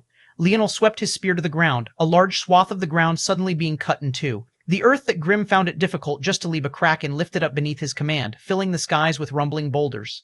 Earth force sprung free of Leonel, pooling into the surroundings and ground. It was said that Earth force was maybe the weakest of the elements. It was too difficult to use to the scale it was meant to be used at. It was simply too difficult to rip control of the earth away from its world spirit. And even further than that, in a world of anarchic force like this, it was steeped in a force designed to shred all others apart. But now, this hard-to-manipulate force suddenly bent and twisted beneath Leonel's will, forming flaming meteors that blazed in the skies like stars. Now, it was just the 3 of them. Leonel grinned, an eerie warp slithering through the liquid armor. He had a lot of frustration building up inside of him. This world seemed to love to piss him off. He had to let Aina go and fight alone, but that didn't mean he liked it for even a single moment, and he had just found 2 great targets to vent on. Boom, he moved like the wind. Chapter 2630 Fairness, Chapter 2630 Fairness. Leonel held his hands out, and the earth rolling in the skies fell like a rain of meteors. Fire wrapped around them like a vortex, and suddenly the dark and gloomy in-between world became lit ablaze. Grim unleashed a roar, 3 glaives appearing in his hands. The one he used with his main body was the largest, having a polearm of over 2 meters and a curved blade of an entire meter on its own. The ones his floating hands held were smaller, but only relatively so. They moved with an added nimbleness, dancing through the air with the agility of an assassin's short sword. He seemed to form a formation all by himself, a rolling wave of glaive blades filling the skies and crisscrossing with menace as they faced off against the falling meteors. Boom, boom, boom, a rain of rock fell. Grim's entire body felt like it was on fire. The effort it had taken was beyond what it should have. He didn't understand how Earth that was so tough could be so easily controlled by someone like this. His eyes suddenly widened. Leonel appeared before the man like a ghost, his spear dancing through the wind as though gliding upon its coattails. And much like the wind, it felt ubiquitous and omnipresent, appearing exactly where it was needed and suffocating all those that wanted to avoid it. Grimm's eyes practically glazed over, his heart skipping several beats. It was the most beautiful spear he had ever seen. Leonel had spent a long time as a layman of the spear. There was even a point in his life where even a Mary dared to say that he didn't deserve to wield a spear at all. The current Leonel, however, could dazzle the world with a single sweep. Spear and glaives met, Grimm hurriedly retreating to regain the initiative with some space. However, he felt his movements suddenly become sluggish as Leonel's own accelerated.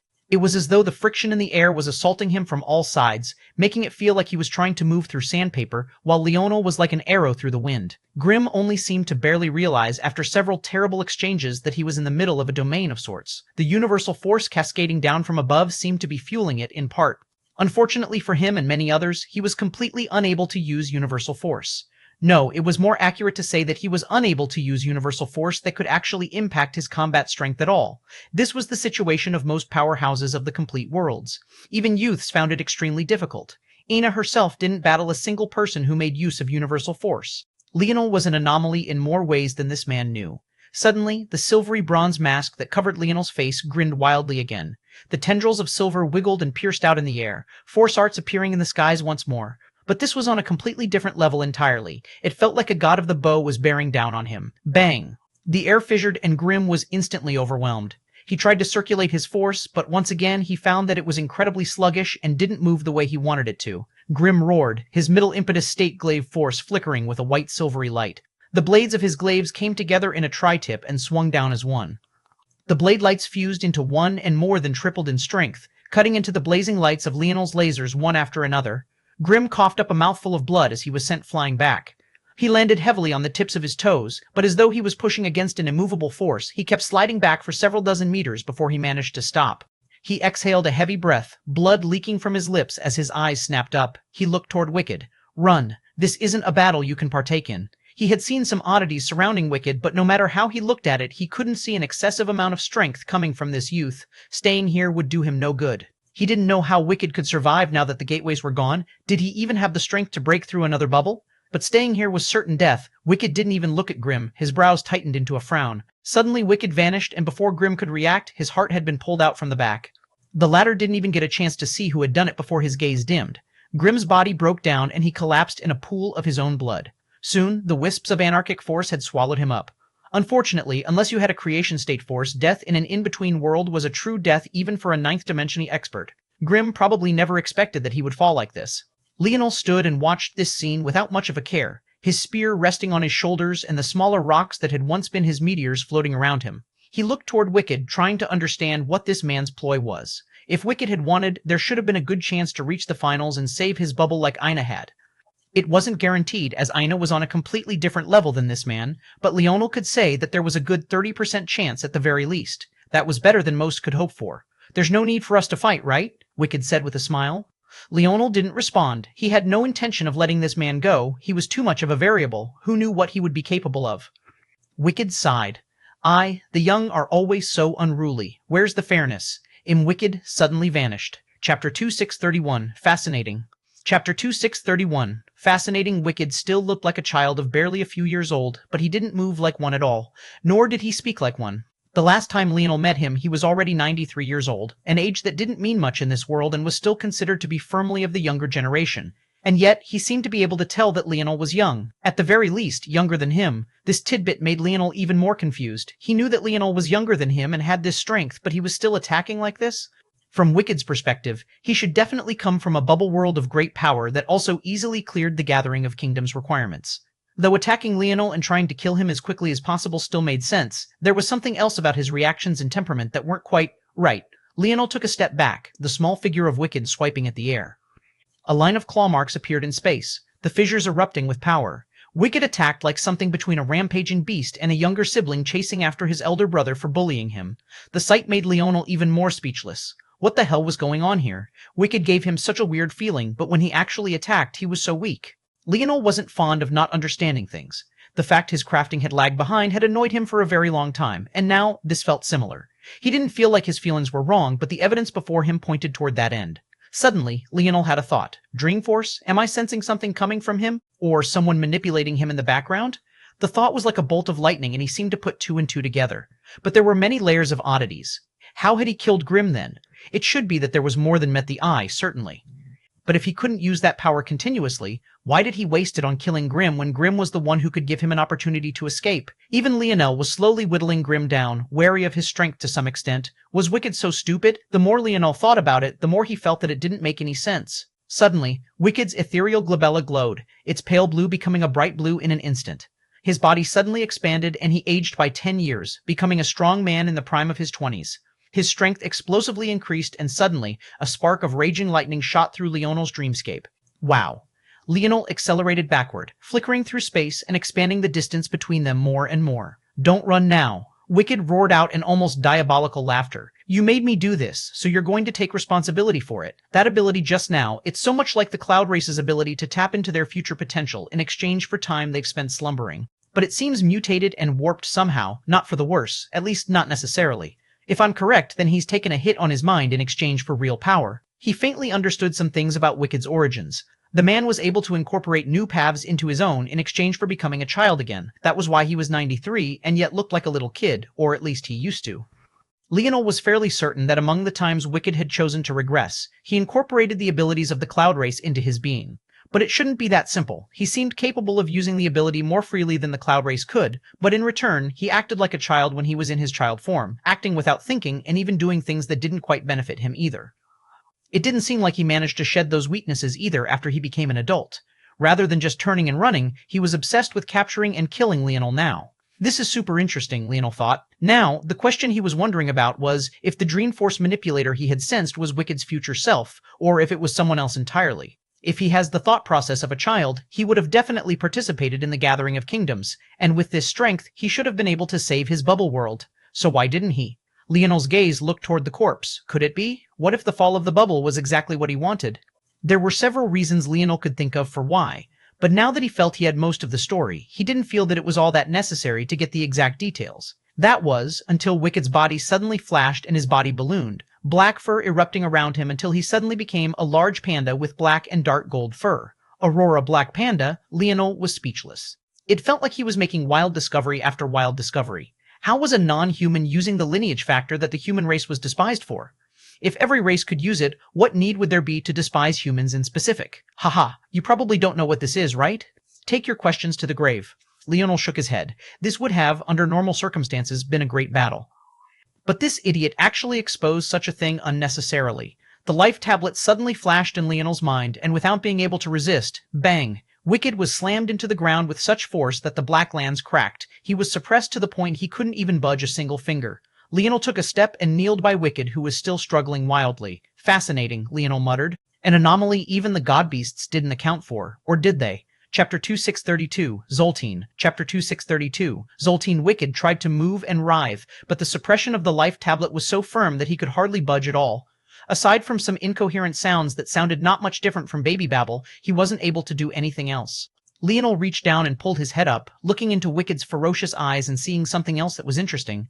Could it be the reason he's a little slow isn't because of a matter of age, but a matter of this instead? Wicked's eyes were filled with fury right now, and that wasn't too surprising given the situation. But the main issue wasn't that. Instead, it seemed that it was a bit too much, almost as though it would be less accurate to say that he was furious and more accurate to say that he was, for all. There was a thin dividing line between the two, but looking at the foam coming from Wicked's mouth, it was clear that it was closer to the latter. Leonel's thoughts bounced from idea to idea, but he couldn't seem to figure out exactly what was going on. Logically speaking, there's no reason for the Three-Finger Cult to have only tried to influence the dimensional verse. They definitely had their hands in multiple pots. Even the Three-Finger Cult of the human bubbles should just be a facade, or else it wouldn't be worthy of that demoness. I've already had Anastasia scan their region, and she found nothing of interest. At least nothing of interest outside the fact all of their invalids have already vanished. But this, is he a failed experiment then? But for this to be a failure, the drawbacks don't seem too bad. Having difficulty controlling yourself was considered to be quite a substantial problem. But, all things considered, it was quite minor depending on your perspective. Someone like Leonel would rather die than lose control of his mind. His intelligence was probably his best asset. But that didn't mean that everyone had the same risk assessment as he did. In a competition like the Gathering of Kingdoms, your intelligence was nigh worthless. What good was scheming in that sort of situation? By the time you got to the penultimate round, the rounds would be so numerous that even if you managed to skirt by once or twice, could you do so 10 times? But that's the other interesting point. Why avoid the... It suddenly clicked for Leonel. He hadn't even considered it, but could it possibly be true? The Gathering of Kingdoms steel was designed by the god beasts of creation. What would happen if someone with the god beast of destruction constitution suddenly appeared within its realm of influence? The obvious question then was, why was Leonel fine? He could only conclude that the Steely was smarter than the lump of rock it was formed out of. Not only did he have the god beast of creation lineage factors, but he also had the life tablet. Wouldn't it be too foolish for it to target him for such an arbitrary reason? Leonel made a move and began to look through Wicked's things, but quite quickly he found that there was nothing of importance on him. As for his treasures, they were too lackluster. Leonel couldn't look at them as anything other than inferior crafts. At this point, what he could create would take a demigod world to match up to at the very least. Just when Leonel was about to give up, he had a thought. Maybe? He pressed a palm against Wicked's forehead and his dream force surged in. It was quite difficult to invade another's ethereal glabella. It was the location of their soul, and it was also the most protected item in the body. It could be said that it was both a benefit and a detriment that the ethereal glabellas of the nomad race were so large. Long live Zoltan, the Almighty! A wave of force surged out, smashing against Leonel and sending him flying. Leonel coughed out a mouthful of blood, his gaze flickering with a fierce light. If not for his divine armor, that blow would have directly killed him. Although he would have managed to protect his soul, the amount of energy he would have needed to rebuild his body would have been astronomical. The value of his body now was far more than it had been in the past, especially since his body was also the anchor for his world of destruction. If his body was destroyed, all of his progress in final destruction would be wasted. The worst part of such an outcome was that he would lose his innate nodes and stars in an endless void. Although they should technically be somewhere, just how impossible would it be to find them and tether them to himself again? As though that wasn't bad enough, because this would happen, whenever he did manage to rebuild his body, he would immediately return to the fourth dimension and be unable to rebuild it from scratch. Leonel coughed, struggling to get up as his vital star force rushed to mend his internal wounds. Zoltan, he had heard that name before as well.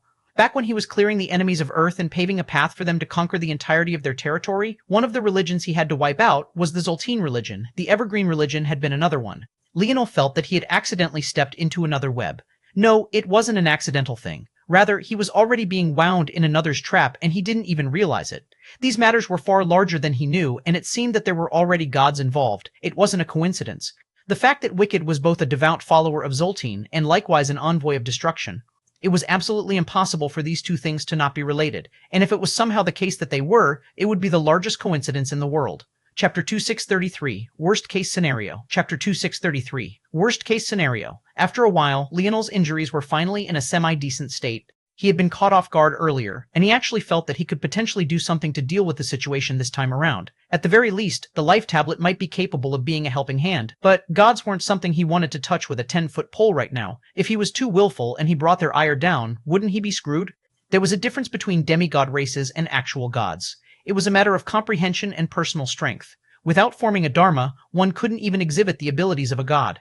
And, without forming an idol, one couldn't be a true god. He didn't know which of these categories that Evergreen or Zoltan fell into, but regardless of what it was impossible to form either one without a creation state force. Well, unless you were his wife, but that was a bit of a special situation. Aina hadn't formed a dharma nor an idol. Rather, she had formed a quasi-dharma, something that most couldn't hope to form. The only reason this was possible was because of her berserk god lineage factor. Leonel even had a feeling that the word god in that title was purposely chosen. One of the greatest techniques of the four great families was the capability of forming a manifestation.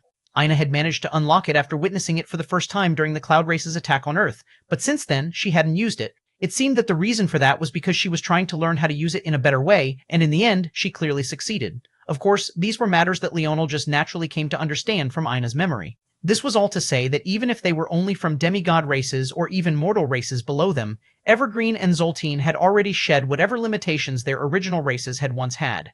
Leonel didn't know what Evergreen's race was, but he knew with certainty that Zoltan was a nomad. The connection was clear, and it seemed to make the schemes he was trying to parse apart even more complex, or much simpler the way he thought about it. Anastasia, if I put him in your world, will it cause problems? No, Anastasia replied simply. Leonel grinned. That was what he liked to hear. With a move, he pulled Wicked into the segmented cube. Under the suppression of the life tablet, he couldn't resist even if he wanted to. Leonel's smile faded and his expression became serious. Right now, he was between a rock and a hard place. On the one hand, he felt that Wicked was definitely not a normal pawn of Zoltine. It felt smarter to just let him go. But on the other, was it really? If he let him go, he couldn't control what might happen. Just the fact that he had suppressed Wicked so easily would expose the fact he had the life tablet, and thus his identity. In the end, he would have to take the risk of capturing him instead. For now, it was the only path forward. Anastasia's confidence was quite a bit of reassurance to him as well. Time to... Bang! Ina landed by Leonel in a flash of black lightning. Finished? She asked. For now, there was only one ninth-dimensional expert here. How about on your side? 3. Leonel chuckled. He didn't believe that they had gathered up like that. It was more likely that Ina went and cleared 3 areas on her own. He didn't blame her. She probably wanted to vent. Having to fight those fools for so long without being able to use her blood sovereignty must have been suffocating. There's a bit of an issue over here that can add some variables, but there's not much we can do about it right now. Is it bad? Leonel fell into silence for a long while, not sure how to reply. Potentially. It would depend. I'm thinking in terms of the worst-case scenario, but we'll have to be more prepared. First, I want to go to the Three-Finger Cult and check their situation personally. I'll need to use my lovely wife as a shield.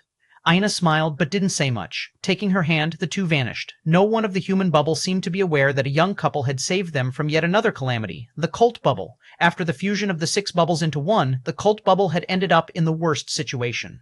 This was an unfortunate reality caused by the fact they were the vanguard of the 3 human bubbles to begin with. To make matters even worse, much of their territory was occupied by the large-scale formation that was formed in preparation for the plot of the human bubble. Due to this, the cult bubble had faced the largest scale attacks. However, the cult bubble was also the only human bubble practically forged for war. It was the cruelest of the bubbles, and everyone born here was tempered through blood and fire. As a result, even though they were in the worst situation, their outcome was also better than the others. When Leonel and Ina appeared in the region, though, he frowned. Molexi? She's not here? Anastasia? Where is she? She. Anastasia fell silent for a moment before she seemed surprised by something. I can't find her anywhere, but her flight vessel seems to have been randomly abandoned. There are a few people who scavenged for things within it, but other than that, she seems to have disappeared. Leonel frowned, not sure what to make of this. He thought of the possibility that someone had killed her, but something felt fishy. What happened to her black tablet? Halt! This is the territory of... Leonel and Ina glided by, ignoring the sudden influx of warriors. Chapter 2634. Annoyed. Chapter 2634. Annoyed, Leonel strolled off and Ina split off from him, starting a battle of her own. He couldn't help but smile to himself. He had to admit that relying on Ina when he was certain she wouldn't end up injured or harmed gave him a unique sort of feeling. He appeared inside the Three-Finger Cult compound and frowned. Most who tried to lock onto him were quickly dealt with by Ina, and even his clothing wasn't ruffled in the end. The compound itself was still akin to a large airplane hangar, but the dense and stacked boxes were nowhere to be seen. Instead, there were markings on the ground, etchings that had likely been hidden beneath the crates. Leonel walked to the end of the large hangar, but found nothing. Cute. Leonel suddenly tapped a foot and a flood of dream force rushed through the etchings on the ground, and in a sudden flash, he vanished. When Leonel's vision cleared, he found himself in a world all too similar to an in-between world. However, not quite. Instead of rolling waves of darkness, there was a lot of rock that seemed carved out of obsidian. But rather than being glass-like, Leonel felt that even if he attacked with all of his strength, it wouldn't do any good. He frowned for a moment, and his earth force rolled out in a foggy wave, but soon his brows shot up. I can control the earth in an in-between world, but not here? Leonel looked around more seriously. There was a faint suppression around him, but he shrugged it off with ease. The gravity was heavy, and the air felt even heavier. Moving felt as though he was trying to swim through crude oil. Who? A booming voice echoed, and a young man descended from the skies with a heavy boom. Leonel's head tilted to the side, looking toward the tail that swayed behind the young man. It was a tail of shadowy black. Sometimes it would split into 2, 3, or even more forms, but ultimately it would return to a single form of oneness. The young man had an imposing might, and he seemed ready to throw a punch at Leonel, but almost instantly he fell to a knee so hard the ground quaked once more. A shimmering dot of rainbow came from Leonel's forehead before it slowly faded. The young man, who had been prepared to battle, was suddenly trembling in fear. Leonel, however, was frowning. First it was the 4 great families that just vanished. Then there was the Dream Pavilion that actually ended up being a deeper well than I even expected. And now the cult. The cult can be used. His grandfather's words suddenly flashed in his mind like a bolt of lightning. All this time, Leonel was wondering where his grandfather was. It just felt like if he had so much preparation, what was he still biding his time for? But the more he learned about how deep the waters of this world were, even in the human bubbles alone, the more he understood just how complicated this matter was. Maybe even now, Emperor Gervais Fox simply wasn't ready. Either that, or he was waiting for the perfect time. Who are you? Leonel said in a rumbling, deep voice. I, esteemed elder, I am Drakkar. Rank, Leonel commanded. Drakkar's head descended to the ground even further. I do not have a rank, esteemed elder. Leonel Morales, Y Star Order clearance level, novice contribution, life, gold, 2 silver, 2 bronze, 2 black, 7827 710 common, 3379 3822 27 475. Even after all this time, Leonel had only increased from an apprentice to a novice, but it seemed that this Drakkar didn't have a ranking at all. Apprentice, novice, acolyte, initiate, disciple, adept, ascendant, demigod, and god. These were the clearance levels, each one allowing a far greater store of techniques and abilities to be opened. The largest change was honestly that his bronze contributions had ticked up by 1. From Leonel's understanding, this increase of 1 actually didn't even come from the council members, but rather the Time Force user, interestingly enough. Leonel had come to realize that contributions above black were incredibly rare, and that really put into perspective what both Aina and Goggle's talents represented. He didn't even have to put in much effort. So long as his Dream Force could suppress the target, the Life Tablet could automatically pick these abilities and lineage factors up, something that was much more convenient than the way the Silver Tablet worked. It was unfortunate that he didn't get to use it the same way against the participants of the True Dream World for obvious reasons. Either way, if what this young man said was true, it seemed that even being titled an apprentice was a shocking matter. Suddenly, there was a shifting in the world around them and several figures began to appear, each one with a shadowy tale of their own. To Leonel's surprise, he immediately recognized 2 of them. The first was Radlis, the young man of the Umbra family. But Leonel found this far more acceptable than the second person he saw, Selton. She was Radlis's aunt, and a woman that Leonel had personally killed with his own hands. Back then, she had tried to keep the bronze tablet he had given them as a sign of friendship, and he didn't have the patience to deal with traitors, so he directly killed her, then took the bronze tablet away. He had had the ability to revive her back then, but why should he have? She thought herself to be above him, and at that point in his life, to say that he had little patience for people with such attitudes was nothing short of an understatement. Leonel could immediately see their rage when their eyes landed on him, but his gaze had already shifted toward the third person he recognized. These people really do treat life and death too casually. Why is it that everyone I can't be bothered to give a damn about keeps returning? Standing high in the skies, a woman with beauty beyond words stood with a long head of fluttering white hair. It was none other than Anya, someone that Leonel was also absolutely certain he had slaughtered. What a shit show. Leonel couldn't help but be slightly annoyed. Chapter 2635, Succubus. Chapter 2635, Succubus. Leonel closed his eyes. It was worse than just annoyance. He actually felt quite angry right now. It wasn't rational, but these sort of things never tended to be. What right did these people have to come back to life when he had still not found a way to do the same for his father? He took deep breaths, the wind in the surroundings swirling widely. Breathe. Leonel suddenly sensed several maleficent intents bearing down on him. His eyes opened and the life tablet trembled. Most before him fell to a knee, completely unable to resist the sudden change. He put a hand on his forehead and walked away. If he stayed here, he really would end up killing these people. Of them, maybe only Anya deserved it. Although he was very dissatisfied with Selton as well, he had mellowed out since then. Her offense wasn't truly worthy of death either. But if these people started poking and prodding at his temper when he was already in a poor state, he'd probably end up doing something he regretted. His grandfather's words were that the cult was useful. How could they be useful if they were dead? So he walked away, ignoring the kneeling people entirely as he began to walk through the world itself, trying to see what was so special about it. As the minutes ticked by, his annoyance slowly faded and he shook his head. A sigh left his lips as he looked up. He was unwilling to give up. He was unwilling to give up on his father, unwilling to resign his mother to a fate of being alone, unwilling to allow the rules of this world to dictate his actions. Everything he learned seemed to make his wishes harder and harder, impossible even. Seeing these people alive hit him in a place he didn't even want to consider before. In a way, the fact he had killed them himself was the worst sort of slap to the face. Those he wanted to stay dead would be alive. Those he wanted to be alive would stay dead. What a fantastic world this was. Leonel strolled to the point he couldn't even see those kneeling figures. Even so, he was quite certain that they were still under his suppression. The amount of control the Life Tablet had over the Northern Star lineage factor was almost eerie, but if he thought about it, maybe it wasn't quite so normal for the Life Tablet to be claimed. Molexi was probably a wise Star Order. She should also be able to easily move in and out of the Dream Pavilion as well, even if she didn't join them. But she had never been able to claim the Life Tablet for herself. Of course, there was a possibility that this was just due to King's existence. But in this case, what had stopped her for so long after his death? Now she had mysteriously disappeared, and Leonel looked up and found a sobering sight. In the statue of a Shadowtail, a beast with a wild and amorphous form, so large that it could consume a planet and so ethereal, it seemed both real and not at the same time. It was said that laying eyes upon a god-beast of destruction could kill you. Although laying eyes upon an envoy of destruction wasn't nearly as dangerous, it was still a substantial risk in and of itself as well, even if it was just a depiction. But Leonel felt nothing. A flash of lightning suddenly blazed by Leonel's side, and the spark formed a familiar beauty. Leonel smiled. "You seem to like this new form of movement a lot." You don't like it? Who said that? Leonel chuckled. I get a vampire, succubus wife. 5-year-old me would be squealing. Ina laughed, taking Leonel's hand as she looked around. What's going on here? Leonel sighed. More bullshit, unfortunately. I just don't quite know how deep it goes. I met a nomad that took part in the selection, and somehow he had a lineage factor only humans should be able to unlock. Then, I found out he had ties with a god. That said lineage factor is the very one the people the Three-Finger Cult use, and it was supposedly founded by the Demoness, King, and the Silver Emperor.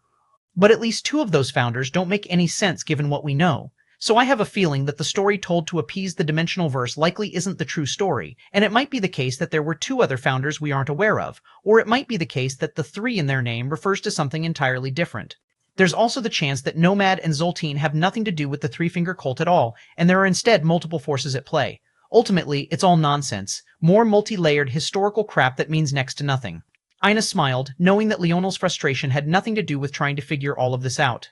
She knew her husband well. What he liked to do the most was figure out things, especially when that happened to be something no one else could figure out. She leaned her head into his shoulder as she listened to his rant. Eventually, he exhaled.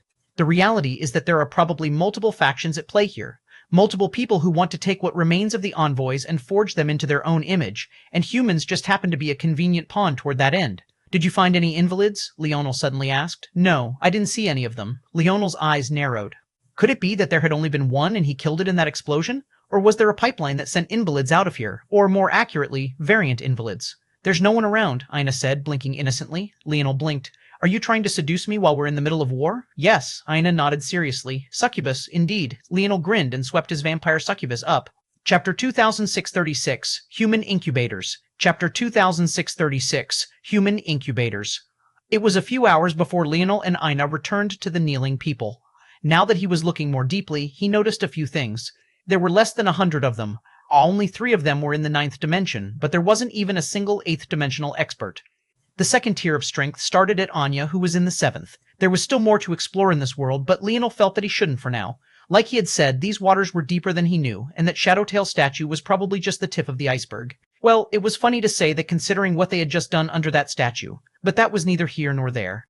Leonel smiled beside himself, his gloomy mood having vanished into the wind. Standing with Ina's hand in his own, he couldn't be bothered to give a damn about anything else any longer. These people were irrelevant to him, and they were only as useful to meet his ends. Nothing more, nothing less. He swept a glance and his gaze landed on Anya and Selton. You two, come forward.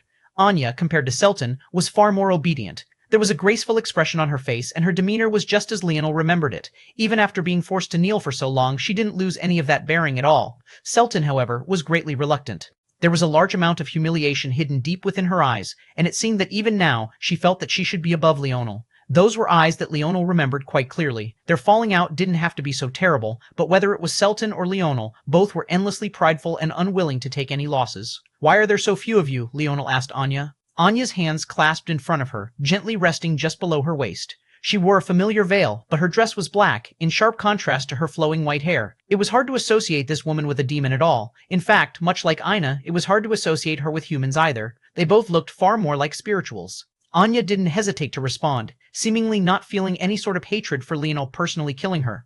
These are all the people we've ever had, she said softly. The number that could make it here is very small, and though the incomplete worlds were a good chance to increase the number who could successfully take on the lineage factor, many were sacrificed. It had to be remembered that though the human race was the only successful experiment, that didn't mean all of them were successful. Of the humans that remained in the bubble worlds, there were none with the ability to take on the Northern Star lineage factor. Although Leonel didn't know it now, the Constellation families were an excellent example of this. The incomplete worlds had become a breeding ground for reviving long-lost lineage factors. But oddly enough, something that had started as a last-ditch effort of the Fox had ended up benefiting so many other people. It made you wonder, and that includes your variant invalids and savants? They were commandeered, Anya said softly. Leonel's eyes narrowed, but he didn't ask about this topic any further. He could trust Ina to protect her mind, but not these people. They were practically putty in his hands, let alone the hands of an actual expert. If he had to guess, this version of the Three Fingers cults was probably an anchor left in the human world so that the true cult would have a foothold to interfere with the incomplete worlds. Now that they had finished their experiments, they took what was useful and abandoned what was not. No, not abandoned. I can think of dozens of uses for these people that could range from anything from using them as a scapegoat to obfuscate their involvement in the future, all the way up to hoping they might mingle with their fellow humans and trigger unexpected mutations. Leonel fell into his thoughts for a moment and then looked toward Selton. Your Umbra family cut off connections with the Three-Finger Cult. Why are you here? Selton clenched her teeth but exhaled a breath. There was no choice in the matter. Those that managed to survive were brought here, and that's the end of it. Survive what? I don't know, but as you can see, our numbers used to be much larger than this, Selton all but growled. Leonel nodded. The Umbra family was indeed much larger than this. But now, there were less than 100 people here in total. He reached forward and suddenly grabbed Selton's wrist. She tried to resist, but even without his life tablet, she was no match for him. His grip was like a vice, and it had no give at all as she tried to pull away. Leonel ignored the woman's struggle, trying to see something. Then he noticed it, the wounds. They were hidden and almost undetectable.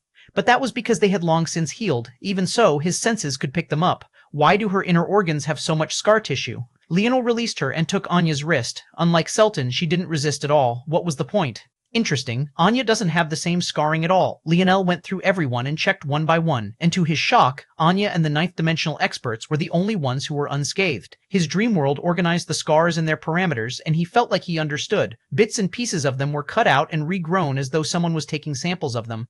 Then why were Anya and those three spared? Leonel felt that he understood this as well. They were more valuable.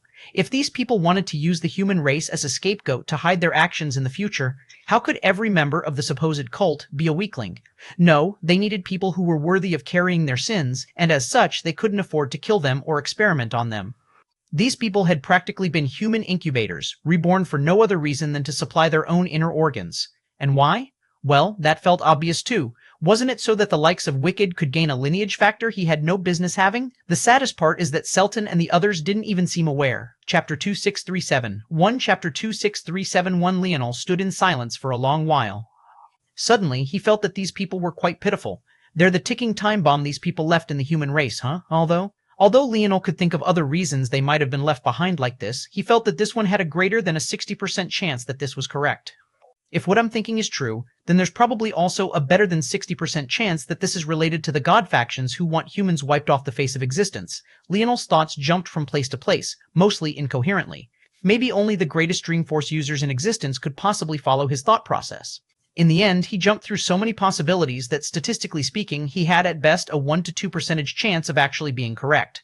All right, you, and you. Leonel pointed out several people, then threw the rest into the segmented cube. Follow me. Among the people Leonel called forth, there was Anya and Selton, as well as one of the ninth-dimensional experts and Drakkar. He could feel that these people had strong enough souls to withstand the Dream Pavilion, and their existence would make things more convenient for him. Anya, in specific, would be a great boon to help shift the ratios a little bit and maybe open up more options down the line. Quite soon, Leonel had returned to the Dream Pavilion. He also brought both Goggles and Eamon, allowing them to take full advantage of the Dream Pavilion's environment. From now on, you're members of the Dream Pavilion. I'm sure you understand that using your Northern Star lineage factor here is a no-go. Leonel spoke to the cult members after sending Goggles and Eamon away. Raise your Dreamforce comprehension, make something decent of your circumstances, and maybe you can make something of yourselves as well. The ninth-dimensional expert couldn't hold back his confusion. Alder, isn't this the Dream Pavilion? How? I'm the pavilion head, that's how. The ninth-dimensional expert's eyes opened wide, not being able to compute what he just heard. Leonel waved a hand and left while holding Ina's in his other. Almost the moment they stepped out, the world fractured again. Time for round 2, it seems, Leonel said with a laugh. Ina smiled. Let's go. The two broke out into a blaze of speed and unleashed another round of carnage on the in-between world. Once again, the ending was predictable. Cloud race this time. That could have been very dangerous. Leonel exhaled a breath. If they managed to infiltrate the bubble and combine into the human race, they would have been very difficult to weed out.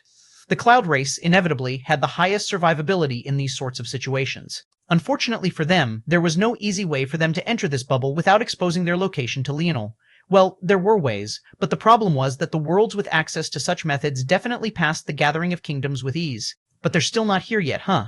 These small invasions, mostly from desperate worlds trying to cling on to a final hope, were definitely not what Leonel was waiting for. Hey Anastasia, do you think that it's possible to scan through everyone's affinities like you did their innate nodes back then? Yes, I can do that, Anastasia replied. Can you find everyone with a strong enough Dreamforce affinity to enter the Dream Pavilion? How much is that?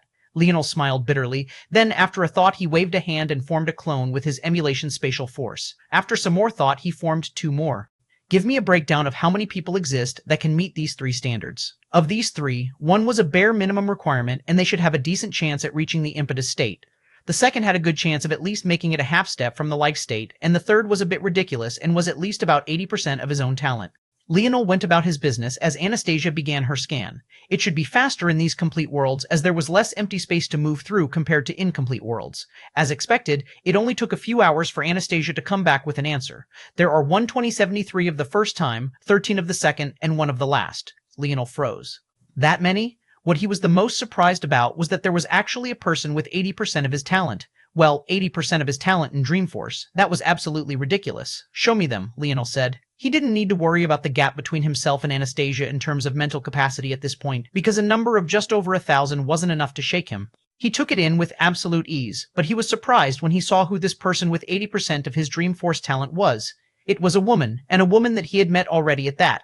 It was none other than Syndra, one of the Slayer Legion generals and the woman who seemed a little too interested in Ina's father. But she doesn't use Dreamforce at all. It was then Leonel understood. Even he, who had a great Dreamforce affinity, started off using Soulforce alone. It wasn't until he went to a recruiting city of Valiant Heart Mountain that he was able to swap his Soulforce for Dreamforce, but how many dared to do so?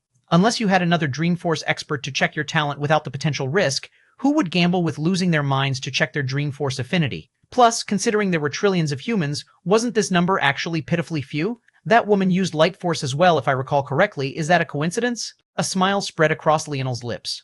This was much better news. If his conjecture was correct, this would be very useful. Anastasia, scan the demons as well. They're already stuck in the same boat as us. Might as well make use of it. Gotcha. Leonel shot into the distance. It seemed it was time for him to do some more kidnappy recruiting. Chapter 2638. Odd. Chapter 2638. Odd. Syndra frowned when she saw the crystal Leonel was handing to her. First, she was in shock that this boy found her at all. After the Slayer Legion dispersed, the commanders were the only ones who hadn't followed into the segmented cube along with Leonel. Obviously, this was because they didn't really want to put their lives in the hands of Leonel. This left Syndra feeling a bit conflicted. It was a cop-out, honestly. They were willing to trust him with the lives of all of those people, but not their own. It went to show that the Slayer Legion had already become too used to leading. It was a familiar symptom of power. Eventually, the corruption would seep in. Of course, things weren't so exaggerated. But if there really came a day where the Slayer Legion was victorious, wouldn't things go very wrong, very quickly? I'm not a Dreamforce expert, she said lightly. You just don't think you are, but I can sense it in you. Now that he was looking for it, not to mention the fact his Dreamforce had raised to a new level, Leonel was certain that Anastasia was correct.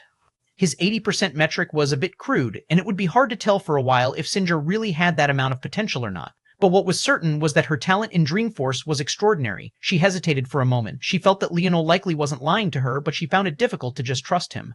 Just the fact he had found her in this vast world meant that they had never really left his range of influence. Could it be the reason he never cared to stop them was because he knew that he could find them again whenever he needed to? That was quite a scary thought. Leonel tilted his head to the side before retracting his hand. Syndra frowned. What? Let's spar, Leonel suddenly said. Huh? Syndra was speechless. What's all that supposed to mean? Well, you think I'm trying to trick you, no? Won't it be easy to tell after a spar? Leonel's smile suddenly made Syndra feel a bit annoyed. Clearly, he was saying that he didn't have to trick her because he was so much more powerful to begin with. Ultimately, she was just in the 8th dimension, and this should mean a lot, especially when her enemy was just in the 5th. But there was something about Leonel that left her feeling particularly uneasy. Syndra sighed. There's no need for that.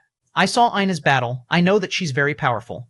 That's neither here nor there, Leonel smiled. For all you know, I'm doing this behind her back and could just be trying to get one over on you, right? All right, you don't have to humiliate me. I get it. Syndra shook her head and reached out a hand for the Dreamforce crystal. Leonel chuckled and brought out the Dreamforce crystal. He couldn't help but remember the overly cautious Eamon at that moment. He wasn't trying to humiliate Syndra, but he just wanted to remind her that her reservations were silly. He really didn't need to go so far to trick her, and if he just wanted to influence her with Dreamforce, he could just do it with his own. He certainly didn't need to use a Dreamforce crystal as a proxy. What Leonel didn't realize just yet was how accurate his deductions were. Syndra was, indeed, the one that had guided Eamon, and the latter had clearly been influenced by her caution as well. Boom! A silvery fog erupted from Syndra. It moved so violently that it pierced a pillar into the skies high above. Leonel grinned before his expression suddenly changed. Shit. Leonel's own aura erupted, and just as Syndra's own was about to reach a new realm, he placed a hand on her shoulder and pulled her into the segmented cube. Syndra was too distracted to fight back against the sudden change. Much like Leonel in the past, memories of her entire life surfaced one after another, from the day she was born to the present. She didn't have any wherewithal about her because her mind was entirely pulled in by these thoughts and memories. Then, at that moment, high in the skies, the outline of a familiar owl formed, a call that sounded akin to the phoenixes of myth and legend peeling across the skies like a bright spark of lightning. Leonel exhaled a breath and shook his head. That was close, too close. He just hadn't expected for the awakening of Syndra's lineage factor to be so violent. Honestly, it was hard to remember his own because he had been lost in meditation at the time as well. Clearly, though, this was on a completely different level. In the dimensional verse, the snowy star owl was just a mere sixth-dimensional lineage factor. But clearly, in complete worlds, this title held much more weight than it seemed. This made sense. The forces in these complete worlds were on an entirely different level, and the dimensions held entirely different weights. Wasn't even El Ryan just in the fifth dimension? But how much strength did he have? Clearly, a dimension could mean vastly different things to vastly different people. But it wasn't just that. Syndra's snowy star owl lineage factor felt different from his own. It was still about its completeness, but it also felt more natural than his own. Almost as though she was naturally born to wield this lineage factor while he was not. That's odd, Leonel thought. I bet the life tablet will have an explanation for that. As Leonel was about to send his mind into the life tablet to unearth the answers he wanted, Syndra's gaze slowly cleared. When she looked around and realized she didn't recognize her surroundings, she immediately looked toward Leonel with an accusatory glance. You, she was speaking when she suddenly attacked. Chapter 2639, Lesser, Chapter 2639, Lesser Leonel was speechless. This woman was so crafty, but did she have to be so paranoid at the same time? He could understand her feelings. He had taken her into the segmented cube in order to hide the manifestation of her lineage factor. It was impossible to tell what kind of trouble it would cause if this commotion was sensed by someone who knew what it actually meant. But from her perspective, it looked like he had taken advantage of her distraction to bring her into the very world she had been trying to avoid all this time. Fast, Leonel's pupils constricted. His thoughts immediately went to using Anastasia to suppress this woman. It would be easy. In this world, he was invincible so long as Anastasia stood on his side. Even if he didn't use Anastasia as a person with the Northern Star lineage factor, it should be easy for Leonel to use the life tablet to subdue her as well. But he didn't for two reasons. The lesser of the two reasons was that he didn't want to sour their relationship. Obviously, using such means would make her think the worst of him. However, this was the lesser for a reason. He felt that if he restrained her, he could explain what was happening quite simply, and she was smart enough to accept it. The real reason he didn't stop her was because he was fascinated. She had only just awakened the lineage, and she didn't even have the supporting techniques for it. So how come she was suddenly so much more powerful? Her fist appeared before Leonel in a blur of light force. It was so fast that it felt like she had cut through space itself, bending the laws of causality and bearing down on him. Syndra's thought process was quite simple. She knew that Leonel likely had great control over this world, so she wanted to catch him off guard and restrain him so that she would gain the upper hand again. Unfortunately for her, Leonel's thinking speed was still far beyond her own, at least for now. He had already thought through her intentions, and the only reason she was still standing was because of his curiosity. In a blur, the two figures exchanged hundreds of blows, Leonel being on the back foot for much of the exchange. They slid onto the surface of the vast ocean waters, their movements kicking up currents and forming tides. The cleansing waters licked against Syndra's ankles, and to Leonel's astonishment, they began to pull away at the impurities in her body.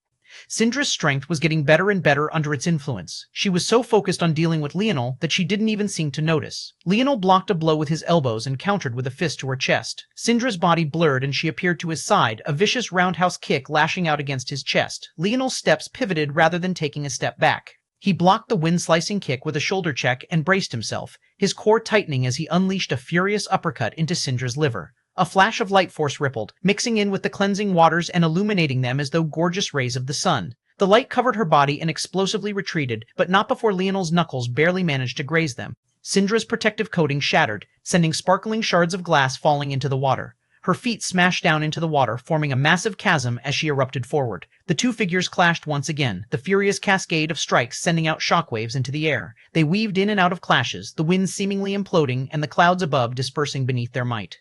A vortex of water formed beneath every one of their strikes, pillars of glistening geysers flying into the skies with every cacophonic boom. Leonel's laughter pealed through the skies, three quick fists layering atop of one another and echoing with sonic booms as they ripped through the skies. Syndra stumbled backward. The feeling of her life being in danger erupted in her mind like an explosion of magma. The heat pooled through her veins and her heart leapt out from her chest. Familiar, gorgeous white scales erupted across her body as a pair of wings spread from her back. Golden runes danced within these white scales, and her hair became a long river of pearly whites and shimmering golds. This time, when she pressed off against the water, the ocean seemed to separate in two, and she appeared before Leonel so fast that rather than a teleportation, it felt more like the very world had shrunk at her command. An idea came to Leonel's mind as a strike of lightning linked in his dreamscape. His own light force flourished, several mirrors appearing in the skies under the might of his emulation spatial force. The world whined and buckled as Leonel vanished. Bang! In Leonel's place, a mirror was shattered beneath Syndra's fist, but he had already appeared in another high in the skies, a wide smile on his face. Syndra tried to move toward the new Leonel, but he had already appeared in another mirror, smashing a fist against her back. Syndra moved, aiming for where the last Leonel had been, but he had already appeared to her back again, smashing out another fist. The barrages were continuous and came from all sides. Syndra couldn't even read or react, her mind becoming overwhelmed by the influx of information as though Leonel's speed alone was suppressing her thoughts. She suddenly unleashed a roar, finally catching a hold of Leonel. She watched as his fist came toward her, her eyes locked onto him. She erupted with all her might, wanting to severely injure him, when a tap suddenly came to her back. Syndra froze, feeling the hand on her shoulder. Her strike obliterated the mirror, but once again there was no Leonel. A chuckle came from behind her. All right, that was fun, but I think that's enough, right? Chapter 2640, Relativity. Chapter 2640, Relativity. Syndra trembled. She had no idea when he got behind her like that. How did you do that? She had studied light force with everything she had all her life. Even amongst ninth-dimensional experts, she had never seen someone with better mastery over it than her. It was ironic for her to say this, considering her light force wasn't in the impetus state yet, but she really felt that everyone else was too inferior, until now. What Leonel had done just now was clearly an exceptionally high level of application to life force, and somehow she also felt that he had just done it on a whim, like it was something he had just come up with. She didn't know where that feeling was coming from at first, but then she suddenly got it. It was her dream force. Her dream force was helping her read some of Leonel's intentions. But how was her dream force state so high already? Hadn't she just awakened it? I have you to thank, actually. Your application of light force is quite unique. It gave me some ideas. I can give you the method if you want, but I cheated a bit. Though it's possible to do what I just did with light force alone, I made it easier on myself by using emulation spatial force as well. Ah, can you please tell me? Syndra's eyes suddenly lit up and Leonel chuckled. She was, indeed, a lot like Eamon. The main difference was that Eamon acted this way toward crafting, and she, instead, seemed obsessed with light force. At the same time, though, Leonel found her to be fascinating. Her light force was, indeed, not in the impetus state, but for some reason, her application of it dwarfed his own. Of course, technically speaking, Leonel never grew his light force to the life state. Instead, he had grown his Scarlet Star Force to the life state. Even so, it had to be remembered that while Scarlet Star Force was a top 1 fire force, it was likewise a top 3 light force and a top 10 star force. That meant there was no way it was just normal for Syndra to be beyond him in this way. Well, at least she had been until Leonel took a bit of advantage from her and raised his usage creativity to a new level. Sure. It's just a matter of relativity. Light is the most unique thing in the world as it can force even time to be relative. The faster you move, the slower time around you is in relation to everyone else. A blank look came from Syndra. Leonel stopped speaking, then sighed. It seemed that people in this world didn't know anything about the theory of relativity. He had just assumed they would, since so many other things from Earth appeared here in one form or another. Technically speaking, these theories should be easier for these people to unearth, not harder. After all, Einstein had to just imagine what it might be like to approach light speed, but these people could actually do it. Maybe that's not exactly true. The stronger the world is, the more different the laws of physics are as well. Someone who can travel at light speed in a third-dimensional world wouldn't necessarily be able to do it in a fourth-dimensional world. As Leonel was lost in thought, a light bulb seemed to have gone off in Syndra's own. Ah, she exclaimed, I understand. She suddenly vanished from Leonel's sight and started zipping around. Suddenly, she seemed to break past a barrier and her movements became more irregular. She suddenly began to appear and vanish on a whim, even to the point several copies of her appeared everywhere. Boom. A rippling light came out from her as her light force stepped into the impetus state. Leonel pursed his lips. Not bad, his thoughts were pretty simple. The theory of relativity was based on the fact that light speed was constant and could never be stacked, slowed, or sped up. Even if you ran with a flashlight in your hand, the light coming out from it wouldn't gain your additional speed. However, for that to be true, time itself had to be relative to light so that any third-party observer watching this scene wouldn't suddenly combust beneath a paradox. Well, that wouldn't actually happen, but Leonel chuckled to himself when he thought of it the first time. It was what had always helped him to grasp the concept. This usage of light force was essentially that, taking advantage of relativity to warp the perception of the same third-party observer. Essentially, this would force time to slow down for the person observing you so that the laws of the universe didn't collapse. It was harder to do with just light force alone, but when you stacked spatial force with it, especially when there was some dream force incorporated, it could make you a monster in a small region. Of course, it would be even more powerful if Leonel used universe with it. Boom. Leonel looked up somewhat speechlessly. Did she just enter the middle M? Boom, Leonel laughed. The only other person he had ever seen capable of having so many consecutive breakthroughs other than himself was Ina. It seemed they had really found a diamond in the rough. In that case, shouldn't I ask Anastasia to try and find some greater talents in general? Leonel's eyes suddenly narrowed as a message came from Anastasia. Anastasia, please do me a favor and explain to Syndra what's going on. Okay, a sweet voice replied. Leonel left the segmented cube to find that the bubble world had shattered again. Ina zipped by and landed next to him. How did it go? Leonel asked. A lot of them were happy to get out of their situations, Ina said. They've lost a lot in the chaos. And you? Sindra was a bit harder to convince, but I think it's fine now. Is this what you were waiting for? Ina asked, changing the subject. Leonel looked up. The gathering steel was finally beginning to fade away, and that seemed to signal it. Bang, Leonel exhaled. I guess so.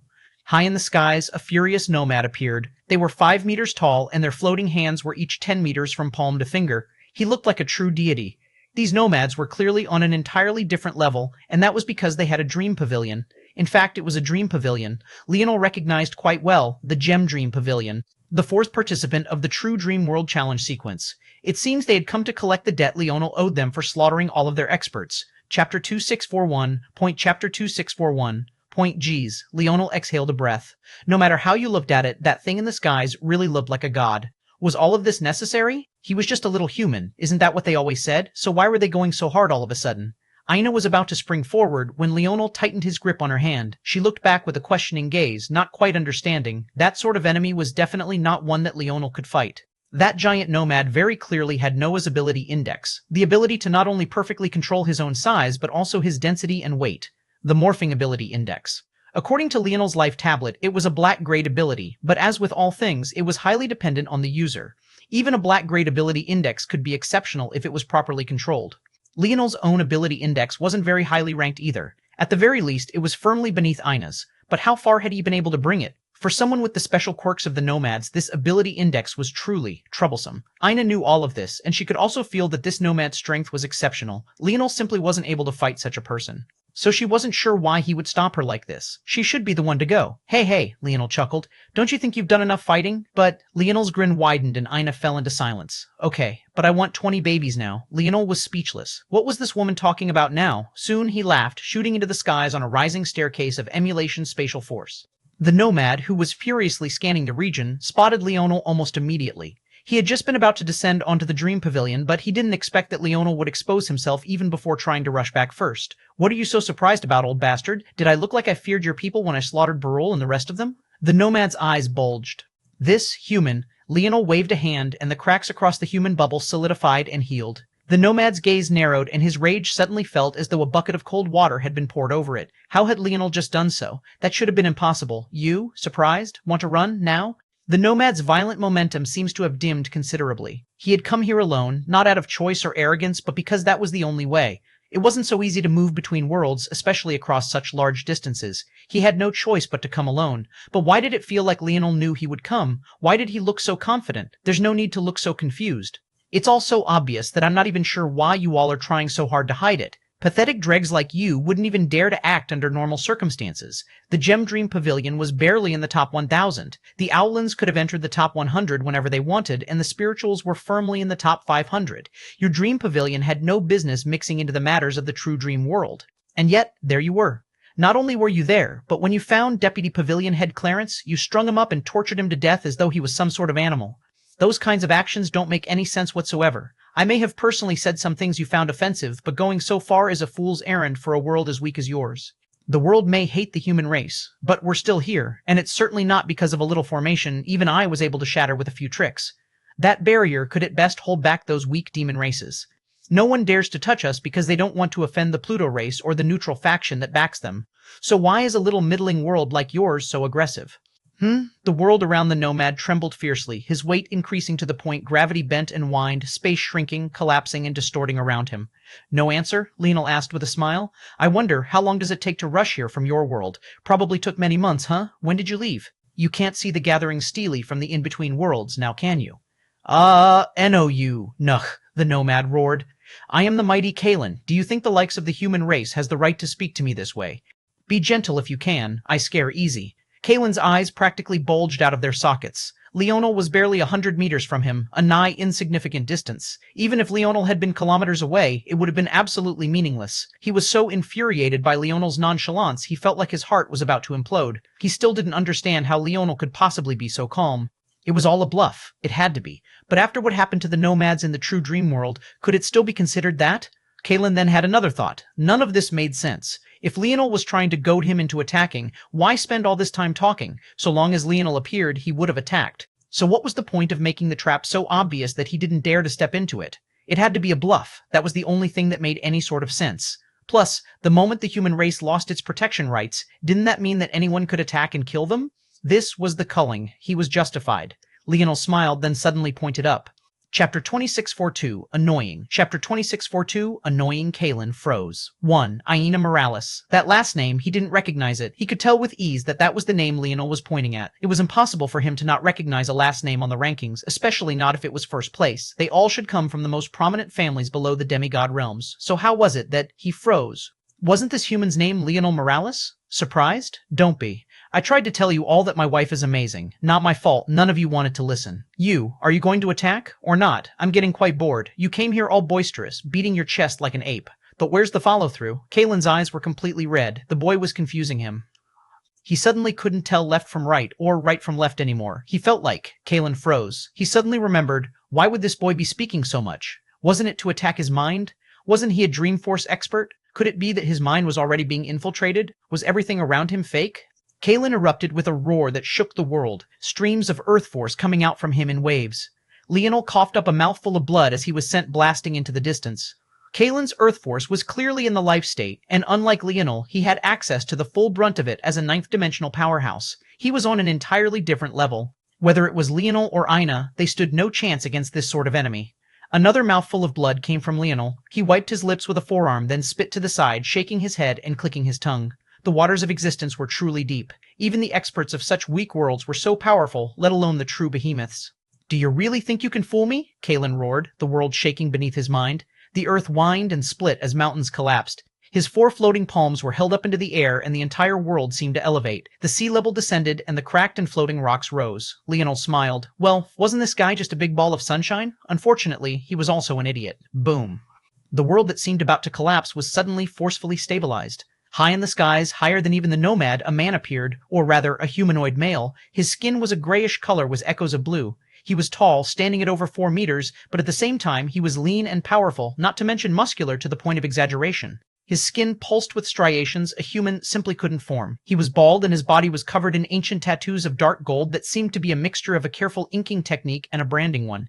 That made these ancient tattoos elevated in some portions and subtle in others. It felt like the longer one looked at them, the more lost one would become. When Kalen saw the man in the skies, he shook violently, his heart dropping into an abyss. Pluto. He took such a blow that his mind went entirely blank, and he lost consciousness for a moment before it returned, and he lost it again. The man seemed to fade in and out of focus, his mind being ravaged by thoughts of inferiority and fear. Leonel's lip curled, but he didn't really say much of anything. Why had he spent all that time goading the nomad? There was actually no specific reason at all. He just didn't like him. Wasn't that enough? These people had been annoying him for a long while now, and he was getting very tired of it. It had only been a short time since he saw El Rayon last, but the brat seemed to have grown substantially already. What was interesting to Leonel was that El Rayon was most definitely still in the 5th dimension, and yet he had grown substantially. El Rayon had said he was a quasi-6th dimensional expert, and that should mean that he was at the absolute limits of what the 5th dimension had to offer already, and yet he had still found so much more room for growth. Leonel found it all fascinating. Jackpot, Leonel suddenly thought. He was eager to see what the life tablet would pick up from El Rayon. It could be said he was killing 2 birds with a single stone, all in a good day's work. El Rayon frowned when he saw that Leonel wasn't surprised to see him. It only appeared for a moment, though, before it vanished. He shook his head. He was used to being silent and stoic, but Leonel seemed to have a way of getting to him. He's changed, El Rayon suddenly thought. Leonel had, indeed, changed. But somehow, he was just as annoying. It left the Pluto youth without the words to describe him. How'd he manage to change almost everything about himself except this one thing? He had an urge to tell Leonel to go back to the drawing board. Orion's gaze turned toward the trembling nomad, and he waved a hand. Bang! Kalen's head exploded, waves of blood falling through the skies. Satisfied? Orion asked. Why are you asking me that question like I ordered you around? Leonel asked with a smile. Orion wasn't sure how to respond. Isn't it obvious you knew this would happen? You're not very good at lying, Orion, Leonel said with a chuckle. You definitely thought I'd be surprised. Orion's nose scrunched up, but his demeanor went back to normal. He stretched out a hand and clawed space, his short, curled nail ripping into the stream of time and rewinding the events. He watched the scene in silence and then waved a hand for them to disappear. Why did you antagonize him so much? His face annoyed me. El Rayon, once again, didn't know how to respond. Chapter 2643, A Stage.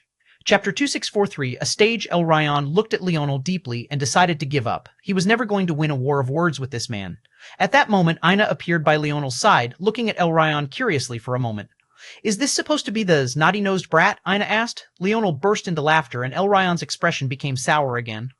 Watching the young boy try to control himself again and again was probably Leonel's most amusing pastime at this point. All right, we can stop teasing him now. I'm sure you have something important to tell me, Leonel said. Yes, this is a special circumstance. It's impossible for me to do this. Leonel waved a hand and shook his head. Never expected that. Elrond fell into silence again. He really didn't know how to deal with this man.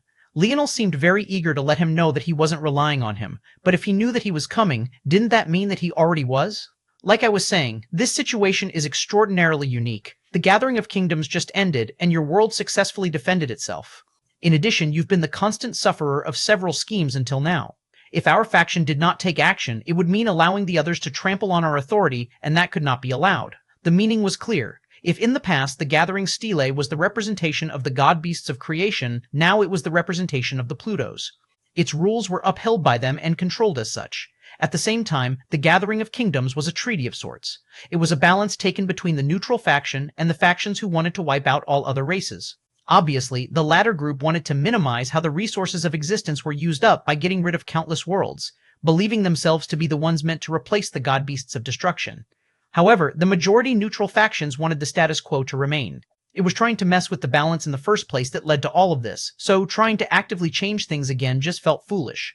The Gathering of Kingdoms was a compromise, years of peace mixed with short spurts of violence. There was a path to survival for many, and it gave life and evolution a chance to occur naturally. If one tried to ignore this compromise, they would be likewise ignoring the new balance the world had struck. That couldn't be allowed.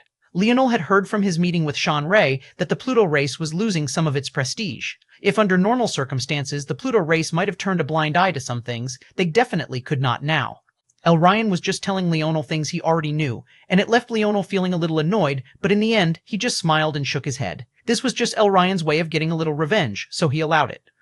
Dealing with these people is fine, but you've antagonized a demigod race, and that's more complicated. The Owlin race has their own Dharma wielder, and that means their actions can't be so easily waved away. The good news is that the Owlin race also has to be wary. They've been very cautious over the years because they've been trying to distance themselves from the Minerva race. It's unlikely that they will attack, Leonel said. What? They'll definitely attack. In fact, they're probably on their way by now. If not, they will be soon. Elryon frowned. He didn't understand why Leonel was so certain. The Owlin race attacking didn't make any sense. Why would they go from so cautious to so high profile? Leonel shook his head and sighed, his playful demeanor disappearing. You're still thinking about things too simple, Leonel said. Nothing is ever a monolith. It's hard to expect even a single person to act in a predictable fashion. There are so many variables related to personalities and personhood, let alone an entire power. Not everyone in the Owlin race is as comfortable with the status quo as you believe. Elryon was once again confused. How could Leonel understand the inner workings of the Owlin race better than he did? Unless the challenge sequence? But Minerva should have a far higher dream force than Leonel. How could he possibly grasp her character? Then it hit him. Did Leonel need to? Wasn't the fact Minerva had such a name to begin with paint the picture clearly enough? How could a race trying their best to separate themselves from their past possibly give birth to a talent of Minerva's level and give her such a name? Take immersion, Minerva might not be the strongest of the Owlins, not even close. But in terms of talents, she was top 3 without the slightest doubt, and her background was exceptional within her race as well. Elryon's assessment of Leonel had taken a complete 180 after he returned from a battle with a shadow tail. He didn't even know he should explain this matter to anyone. It was far too unbelievable. He should have known that the way Leonel saw things was far different from the way others did.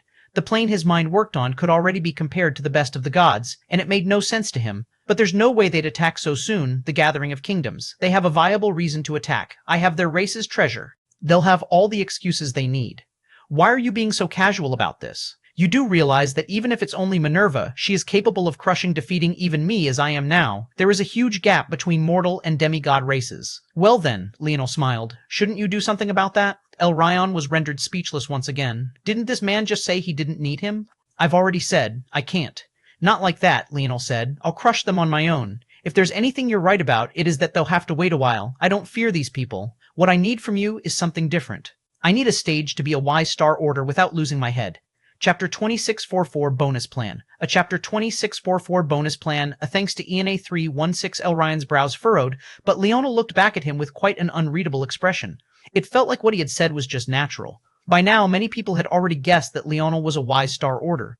It could be said that the reason the ire of countless gods hadn't descended on him yet was because the life tablet couldn't grant lineage factors. At best, many believed that it had just acknowledged his Y-Star Order status. Of the orders, Y-Star Order was the only one not tied to the Northern Star lineage factor by necessity. In fact, it could be said that the purpose of the Y-Star Order's existence to begin with was to restrain and maintain. There was a reason why Leonel could suppress and overpower those with the Northern Star lineage factor, an ability he had gained the moment he awoke to his status as a Y-Star Order. Naturally, for those that didn't want to see the rise of the Northern Star lineage factor again, Leonel's existence wasn't entirely a bad thing, if he could be controlled, that is. This matter, though, was quickly becoming a web of complexities. Setting aside the existence of Wicked, what it meant, and the members of the cult that had been left behind, there were too many other things pulling Leonel in all directions. Right now, all he could do was take steps to fix that. The first step was Ina. Ina's existence was crucial, not just because she had helped them to survive the culling, but because of what she represented. She was a human, separate from the Northern Star lineage factor, who carried a great strength all to herself. This seemed meaningless. Why would it be important for the humans to come off as strong, aside from surviving, that is? Ironically, the humans were in a situation similar to the Owlin race. They were tied to a version of themselves that many were wary of, and many more had a difficult time disassociating from their current selves. The longer humans spent in this well, the worse their situation would become. But that wasn't all. If Leonel went to win the Gathering of Kingdoms, maybe he could have done it. Though, it would have been difficult for him to survive the same punishment Ina had at his current level. But even if being a Y-Star Order didn't mean he had the Northern Star lineage factor, it was too close. Anyone could make the argument that it would be safer to get rid of him. Now, however, there was a positive trend of humans with capabilities that trended away from the Northern Star lineage factor.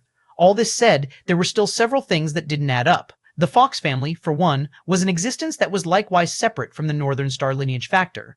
After the fall of the god beasts and their envoys, the human had managed to bask in some glory of their own as well. So, what was the point? Wouldn't they be hated one way or another? But that was exactly the point in Leonel's eyes. The Fox family fell due to a betrayal of their fellow humans. Other races didn't actively attack them, at least not alone. This was the status quo that Leonel wanted to return to. A careful balance where the human race might be hated, but there was also no one who could easily attack them without reason, at least not without triggering the skepticism and scrutiny of the majority god faction, that being the neutral faction.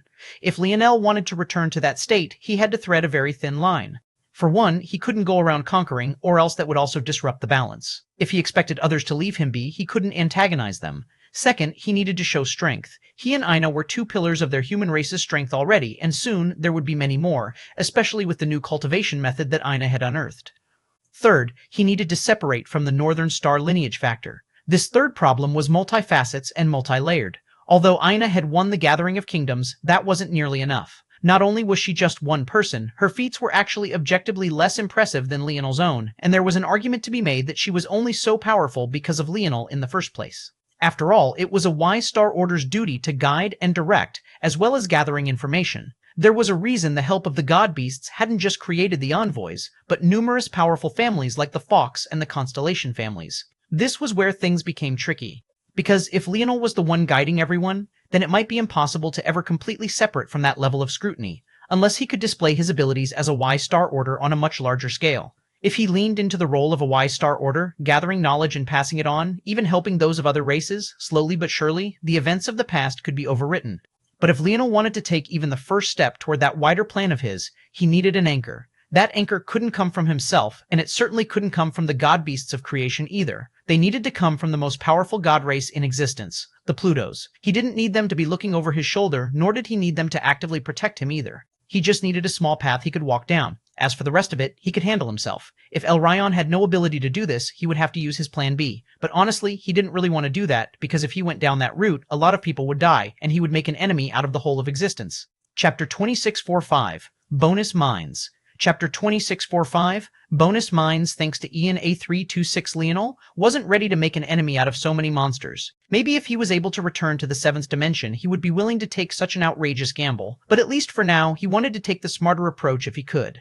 It was all in the hands of the little boy that was just a little bit too big for his age.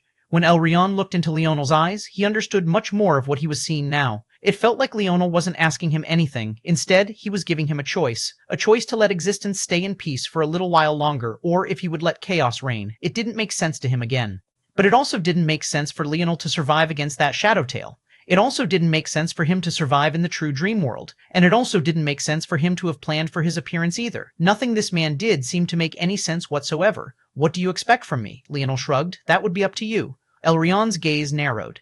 Following the Gathering of Kingdoms, an exchange of martial arts, there is the Gathering of Minds. This is a historical event, and one that hasn't been held since the collapse of the Minerva race, as there hasn't been anyone else worthy of it. Leonel's eyes sharpened. He understood what Elrond meant immediately. The Gathering of Kingdoms had been commandeered as a culling event.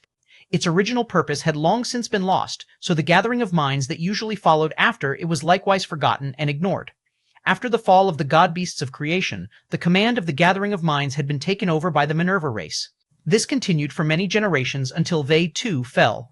There were many rumors about the reason for the Minerva race's downfall, and Leonel felt that Anastasia might very well know more about it than she let on. But what was most important here was the Gathering of Minds itself. It has been a very long time since a new creation-grade crafter was born, and the sudden activation of the Gathering Stele to gift your wife with an opportunity is also a decent chance as well. If you would like, I can use some of my authority to trigger the start of this event for you. However, I'm not sure if it will end the way you want it to. Elrond didn't want to underestimate Leonel anymore, as he felt that he had done enough of that and had suffered enough mental anguish as a direct result. However, it was impossible for someone as weak as Leonel to thrive in such an event, especially since unlike the Gathering of Kingdoms where only mortal races participated, the Gathering of Minds had a different precedent. It had to be understood that the only reason the Gathering of Kingdoms only allowed mortal races to participate now was as a front for the culling. However, in the past, all races of all kinds participated, including the gods. If he started up the Gathering of Minds again at Leonel's request, he wouldn't have the same excuse to stop higher-level existences from participating. At best, he could limit it to the younger generation. Leonel's lip curled. Didn't you say that no new creation-grade crafters have been born in a long while? I did, Elrond replied slowly. Then what's the problem? Elrond shook his head, and Aina, who had been mostly silent all this while, couldn't help but giggle. Leonel was usually confident enough about most things, especially battle, but when it came to crafting, his arrogance was on another level. He had never tried to compete with anyone in crafting, at least not normally or in any sort of formal setting before. However, his actions told Aina all she needed to know. Right now, her husband had access to a mountain of wealth. He could have used any number of resources to trade for an outfit for her. But instead of trading for a treasure that might very well have been made at the hands of a demigod, Leonel preferred to craft her military uniform himself. This was Leonel's subtlest form of arrogance, and yet when one thought about it, it was also the one that shone the fiercest. Elrond's lips parted, but his words stopped again. This man was really too much. Also, since you're kind enough to do such a thing, I have a different suggestion. You can start the Gathering of Minds, request for the Owlin race to be the host. Separate it into two portions, one that is a healthy exchange of thoughts and ideas, the second of which is a challenge section where one can challenge another when two treasures of equal value are put on the line. Is that all right? Elrond took a breath. Leonel explained it simply, but his thoughts were layered in complexity. For one, requesting the Owlins to host basically cut off the idea of any god participating. What god would join an event hosted by a mere demigod, and Elrond nor Leonel would have to ban them in so many words. Second, the Owlins hosting would make the Pluto race's neutrality shine through. What happened here today couldn't be hidden. People would soon find out that Elrond had taken action for the human race. However, if soon afterward he announced the Gathering of Minds hosted by the Owlin race that clearly had a grudge with Leonel, it would be the perfect balancing act. Third, the challenge section would make the Owlins all too eager. Wasn't this their chance to make Leonel put Anastasia on the line so that they could finally get the treasure of the Minerva race back? Fourth, the healthy exchange that would start the Gathering of Minds would be akin to a soothing massage after the death and destruction of the Gathering of Kingdoms. Chapter 2646, Bonus Alike. Chapter 2646, Bonus Alike, thanks to Ian 03336 Elrond, felt that he had been bamboozled again. Leonel told him to do whatever he pleased, and then happened to have the perfect plan for the exact option he did. He almost thought that Leonel was using Dreamforce to control him, but how could such a thing work against a Pluto? He could be an infant, and Dreamforce would still be useless against him. Even so, he couldn't help but feel that Leonel had managed to surprise him again. This plan not only covered for Leonel's future, but it also covered Elrond's own ass. The Pluto race had been taking a lot of heat recently. First, it was the fact they were declining in general. Though they were still by far the best of the best, their enemies were like sharks in blood-infested waters. Then there was the help they had given the Fox. Not the fact they had helped out humans to begin with, but instead the fact they had done so with the help of so many incomplete worlds. That was unacceptable to many god races. If Elrond was too willful, he could end up putting even more pressure on his family. That was precisely why he had immediately told Leonel that he couldn't just do this all the time, but it seemed that Leonel had already considered this more than he had. All right, Elrond nodded. We'll do as you say. In that case, farewell. Whoa, whoa, Leonel called out. You don't want to stay for dinner or something? Elrond's steps paused, not quite understanding the invitation until he translated it to himself and tried to find the right words for it.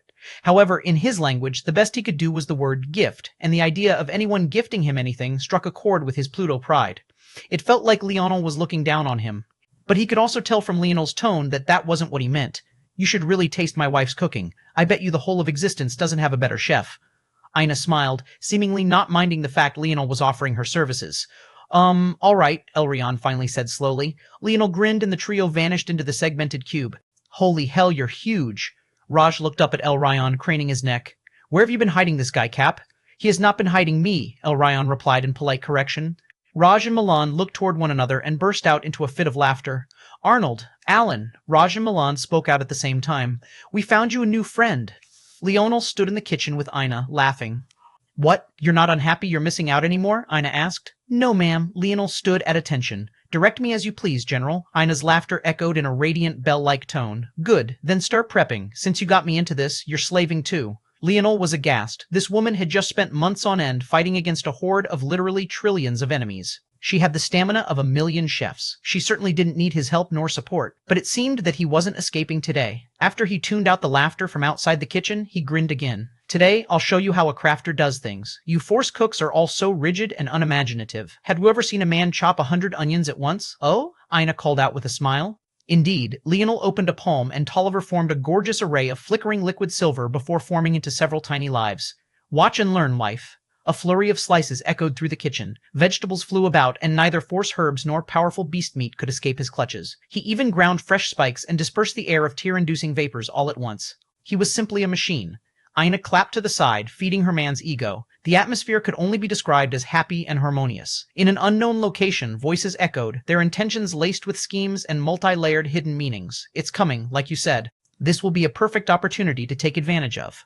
But can you guarantee my safety? Did I not already promise you all the riches in the world? What can the measly human race do for you? Are you not aware that the most powerful humans in existence have never stepped foot into the human bubbles? They are all born and raised in other worlds. Do you want to be the big fish in a small pond? Or swim in the vast ocean? In fact, in this case, you wouldn't even be a big fish. You would always be under his thumb. I don't think you understand what it means to be a wise Star Order. I came to you, not the other way around. You don't need to remind me of the benefits. I've long since become aware. I just want to make sure that you will keep up your end of the deal. Can I hide from your abilities? The voice chuckled. Just the fact you could contact me in the first place has astonished me. You'll do well here. There are many things in this world that I do not understand, the other voice replied plainly. Another chuckle came. Continue to be humble. It will bring you far. I'll trust you to do as you said, and you can trust me. It isn't like you'll be in danger. Maybe. The voices fell into silence, and it seemed at some unknown time they had disconnected from one another. Just like that, silent and without fanfare. The second voice sat in silence, shadows moving over their figure as they sat in an unknown location. In their hands, a familiar black tablet was rolled back and forth, their fingers gliding over the etchings as though fascinated by the fact such an unimaginative item could hold such power. You and I are a lot alike, they said with a silent chuckle. Chapter 2647, Bonus Wildfire. Chapter 2647. Bonus Wildfire. Thanks to ENE346, Leonel entered the Dream Pavilion with his mind ironically in the clouds. He paused, remembering something, then chose to do a check. He wanted to understand why Syndra was so powerful. Soon, he figured it out. He should have realized it earlier, but this was the first time he was actually meeting such a person in the flesh, so it hadn't really sunk in. Of course, Syndra was a Snowstar Order. Well, that was Leonel's guess, but he was fairly certain that he was actually correct because nothing else made sense. But this wasn't the only interesting thing he had learned. Snowstar Order, Stone Star Order, Starry Star Order, Twinkling Star Order, and Golden Star Order. The names of these orders were fairly self-explanatory. These were people who had a natural advantage in the control of lineage factors related to the Snowy Star Owl, White Stone Elephant, Starry-Tailed Fox, Twinkling Light Bear, and the Golden Tiger. The only reason the Luxnix family only knew of the Snowstar Order was, obviously, because they had only ever unlocked the Snowy Star Owl lineage factor. Even if they had had one of the other orders, they wouldn't have even been aware. There was also the fact why Star Order had manipulated the history of the Luxnix as well, and now that that man had disappeared, Leonel had no way of telling what parts of it were real and what parts were fake. What he did know, though, was that orders of this kind were very special. In Leonel's worldview, the Snowy Star Owl was just a sixth-dimensional lineage factor. However, in the visions, the Snowy Star Owl was a creature that could cross a universe with a single flap of its wings. The disparity between the actual creature and the lineage factor it represented was a vast chasm. To the god beasts, the lesser lineage factors were entirely worthless. It was only those humans that could eventually reach the end and form the Infinity Beast or Void Beast lineage factors that could really be considered to be the true powerhouses of their movement. with one exception. The Orders. The Orders were able to unearth potential from the lesser lineage factors that most humans could not, and it seemed now that Syndra was likely to be one of them. What to do? The matter with Syndra was even more complicated now. Unlike him, Syndra would be immediately recognizable. She didn't have a lineage factor that was mutated like his own. Right now, if she appeared before a knowledgeable god, she would definitely be exposed immediately. Leonel had already explained these things to Syndra, and for now, he could only hide her away. So, unfortunately, it seemed that he had actually lost a great asset instead of gained one.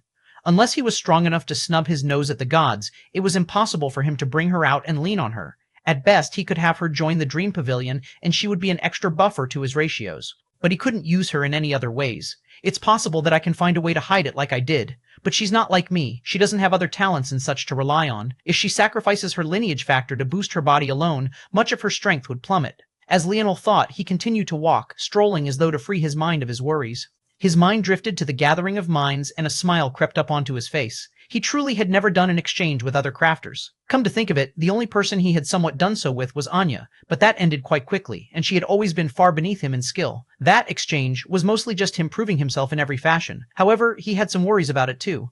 The first was Tolliver. He still didn't quite understand what changes the little metal spirit had undergone, but they certainly weren't normal by any stretch of the imagination. He felt that he would have to try and find a way to hide Tolliver's specialness. The second was, obviously, Anastasia. He didn't like the idea of using her like some sort of bartering chip, but he also knew that he had no other choice. Not only was this important for baiting and dealing with the Minerva race, and at least making sure that they wouldn't come and attack him before he was ready, but also, how else could he possibly get his hands on a demigod world spirit if not by doing this? Demigods were well beyond him, let alone their world spirits.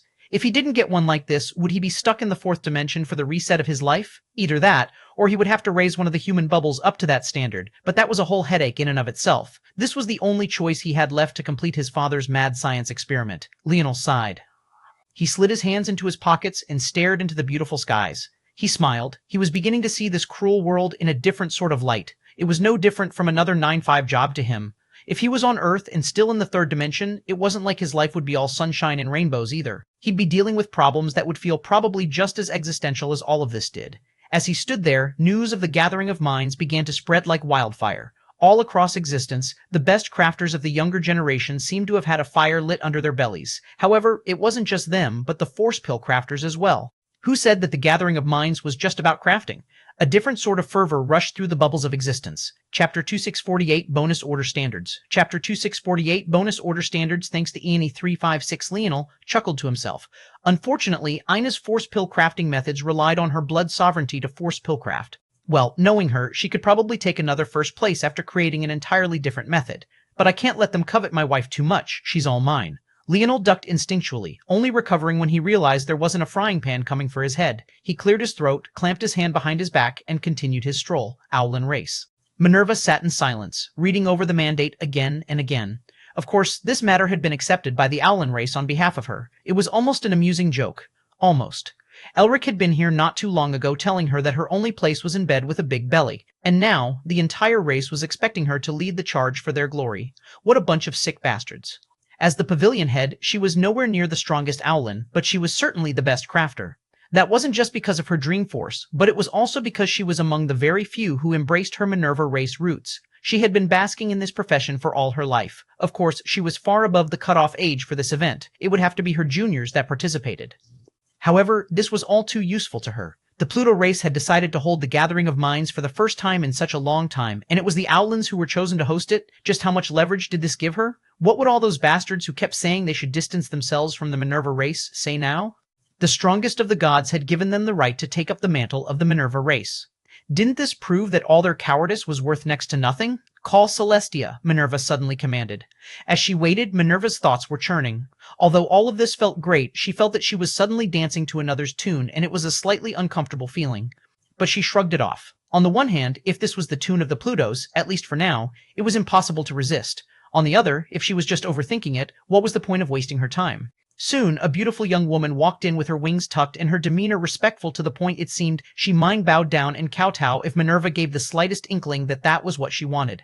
"How is your crafting these days?" Minerva asked. "Master, I've been doing okay. Your temperament is still the same. I've said to be more confident, so be more confident. I do not take dregs as disciples. You are the only disciple of I, Minerva, so carry yourself like it." Minerva spoke in a low shout, but she didn't seem to be truly angry. Yes, master, Celestia said through gritted teeth. I have reached a 6th order standard. Is that so? Not bad. I will guide you personally to reach the 7th in the coming months. Come. Celestia's eyes lit up with excitement as she hurriedly followed after. The order standards were a measurement of crafting skill created by the Minerva race. The particular standards that Minerva herself was referring to were the demigod versions. There were simply too many variables to a crafter's prowess. There was their spirit, their dream or soul force strength, and then there was their actual ingenuity and skill. Depending on these matters, it could vary widely. The reason why the black-to-like system Leonel was used to didn't work was because what could be considered black or bronze and above varied widely in a given world. There were some worlds where a black-grade treasure could shatter a life-grade one with ease. Leonel had experienced the fluidity of these rankings personally after his life-grade breakthrough. Back then, he had gained the ability to craft black-grade, items that were really of the life-grade. These problems were things that everyone across existence faced, so the order standards were introduced. An order standard was the average of one's skill in multiple categories. The first was control. This referred to how well you could communicate with your spirit and how well it responded to your commands. This also baked in skills like finger designations and dexterity. The sheer amount of information a crafter had to take in was excessive, and how much of it one grasped would inevitably decide how effectively you could craft in the first place. The third was stamina and dream force. Even if you had all the control and knowledge in the world, if your dream force or soul force was too weak and you lacked stamina in using them, you would never be able to finish a craft. At lower levels, you could just set aside a craft and return to it later, but when the life grade was concerned, everything had to be done in one go, or how else would you guarantee the creation of a new life? The fourth and final category was ingenuity and adaptability. It was a fluid category that was more difficult to measure than most, and yet it was maybe the most important of them. A first-order standard actually meant more than it seemed. A person who had reached this standard was considered a true crafter in the eyes of even the demigods, and they had quite some value. A fourth-order standard was highly sought after, an individual capable of making forging treasures that could even harm ninth-dimensional experts who had one force in the lower-like state. At the 7th order, one could make treasures that even the gods wouldn't snub their noses at. The average for geniuses of the younger generation, even accounting for the demigod race, was 3rd order. And yet, Celestia was at the 6th, Chapter 2649, Bonus, Part 2, Chapter 2649 Bonus Part 2, thanks to ENE 3666, haha, my stage has come. A boisterous laughter that should probably come from a warlord instead of a crafter echoed. A young man wearing beast skins kicked a door open with a foot and brought half the house down as a result. Talon, you son of a bitch, didn't I tell you? The laughter drowned out the rest of the spiel. Talon couldn't be bothered to listen, his laughter causing what remained of the home to shake on its foundations as though it might collapse at any moment. Talon was huge. He stood at over 2 meters tall, had boulders for shoulders, and a round belly that seemed made of iron. Despite his round belly, when he breathed, one could see the visible striations of his abs. His entire body was coated in crimson runes that took the shape of tiger stripes, and every time he roared with laughter, they would greedily suck up the force in the surroundings. This young man was a member of the barbarian race. They were a race of beings who couldn't form their own nodes or nodal pathways. In fact, they didn't have an ethereal glabella either, and some speculated that they didn't even have souls in the natural sense. It was hard to guarantee such things because the barbarian race wasn't one to experiment. They didn't care about the details. All they knew was that the more they ate and fought, the stronger they got, and that was indeed how it worked. The barbarian race might not have any nodes, but that was because all the force they absorbed went directly into their flesh and blood. The purest of the barbarian race were essentially walking wrecking balls. If Leonel had been here, he would have been endlessly fascinated by this race, because in effect they seemed to be large neutral force crystals. If they tweaked their ratios properly, wouldn't they be immune to any and all forces? And this was precisely why they were a race of demigods. Only existences of such strength were worth such a title, and this was also why the largest concentration of destruction sovereigns were found in this very race. And yet, it was this young man who was excited by the gathering of minds. I'm going to be the best crafter in the world. Shut up, you're a barbarian, damn it. A barbarian crafter. A flying pot came out from somewhere within the broken house, but it disintegrated the moment it touched the young man's skin. Ha ha ha ha ha, I have to go. Aaron, this is too dangerous. Our dwarven race has had a dream pavilion to protect us all this while, and we barely managed to survive the culling without it. We can't draw more attention to ourselves. A young sparrow of the dwarven race stood with his jaw clenched and his expression determined. Despite his small size, he was proportionately lean and powerful. This was the young prince of the trapping earth bubble, Aaron Sullivan. Father, this is our only path forward. We survived this culling, but will we survive the next? Our crafting skill is our best asset, and it's currently what's protecting our lands from the invaders trying to escape their own culling. If we do not improve between now and then, how will we survive? We need more knowledge, more experience. We've been stuck in this bubble for too long, trying to make progress alone because we are too weak to try and rely on anyone or anything else. I do not believe that you or that ancestors are wrong in making this choice. We are, indeed, weak. However, now that we have a chance, a small light of hope to change that, we can't give it up willingly. I must go. Aaron's father fell into silence. He knew that his son was right, but the discrimination the dwarven race faced was too great. His son might not make it back for a reason that might be as ridiculous as looking at someone the wrong way. If such a thing happened, he wouldn't even be able to forgive himself. Don't worry, father. If I die, just know that I tried my best. I think that will just have to be good enough for us. This sort of ignoble existence isn't right for anyone to suffer through. I will fight for something better for me, for all of us. Point Amarian sat in silence. The humiliation of his battle with Aina played in his head again for maybe the fourth time that day already. It had already been a while since that battle, but he thought of that woman every day. He could tell if it was out of fear or some sick, twisted love fantasy that would never come to fruition. When he heard about the gathering of minds, he didn't even react much, and that was despite the fact he was a rare genius capable of placing well in both events. He didn't even have the heart to go. He sat in silence for a long while until he suddenly remembered something. That Leonel Morales, wasn't he a Dreamforce user? Was he a crafter too then? There wasn't a one-to-one relation between the two, but there was a good chance. Maybe, if he beat that man he could. What am I thinking? The Owlin race is hosting, and he offended them thoroughly. What are the odds he'll show up even if he is one? What a waste of my thoughts. He reclined in a hammock, ready to continue his lazy streak when he heard footsteps. Orion cursed. These old bastards were definitely going to make him participate. Where was the justice? Leonel lay in silence, a naked Aina in his arms as he looked through a glass roof toward the starry skies. In these few days, he hadn't made any progress on the self-path, but that was mostly because he didn't even try to. He would never allow those people to see his father's core inheritance. Instead, he had focused most of his intention on fun, a small bit of his mind on the matters of complexity and simplicity. It seemed it would be time to cut loose again soon. Part 1 of Plan A had worked out. It was time for Part 2, Chapter 265D, Goading Trouble. Chapter 265D, Goading Trouble? You're going to wear that? Aina asked, blinking. No way. You give a woman a ring and she's suddenly treating you like your mother, Leonel mumbled. What was that? What was what? Leonel smiled innocently. Aina rolled her eyes. She didn't really care very much about what Leonel wore. She, herself, wasn't really fond of dressing up either, but she could see that this man was goading trouble. This was an event that a lot of people were taking seriously, and he was trying to go in sweatpants. Where was the propriety? You're just trying to poke and prod people into finding trouble with you. Guilty, Leonel grinned. Aina smiled and chose to drop the matter. She was just trying to see something, and judging by Leonel's response, she understood his intentions. Was it about trying to goad people into targeting him? Maybe a little bit, but that wasn't the whole of it. Leonel understood how to read people and social situations very well. He knew when he had to dress well, and well, he didn't. He wasn't clueless. The fact he had chosen to do this meant that there was a reason for it. In that case, his intentions were quite clear. Leonel wanted to appear as the representative of the human race, but only in spirit. He appeared at the Air Wars like an emperor with his empress by his side, but he didn't want to give off the impression of a mature man with a good head on his shoulders right now. He wanted to embrace the arrogant young master role to its fullest degree. If he appeared to be too good of a leader, too understanding of the overall situation, and too prepared to take on the world, it would bring him more trouble than not.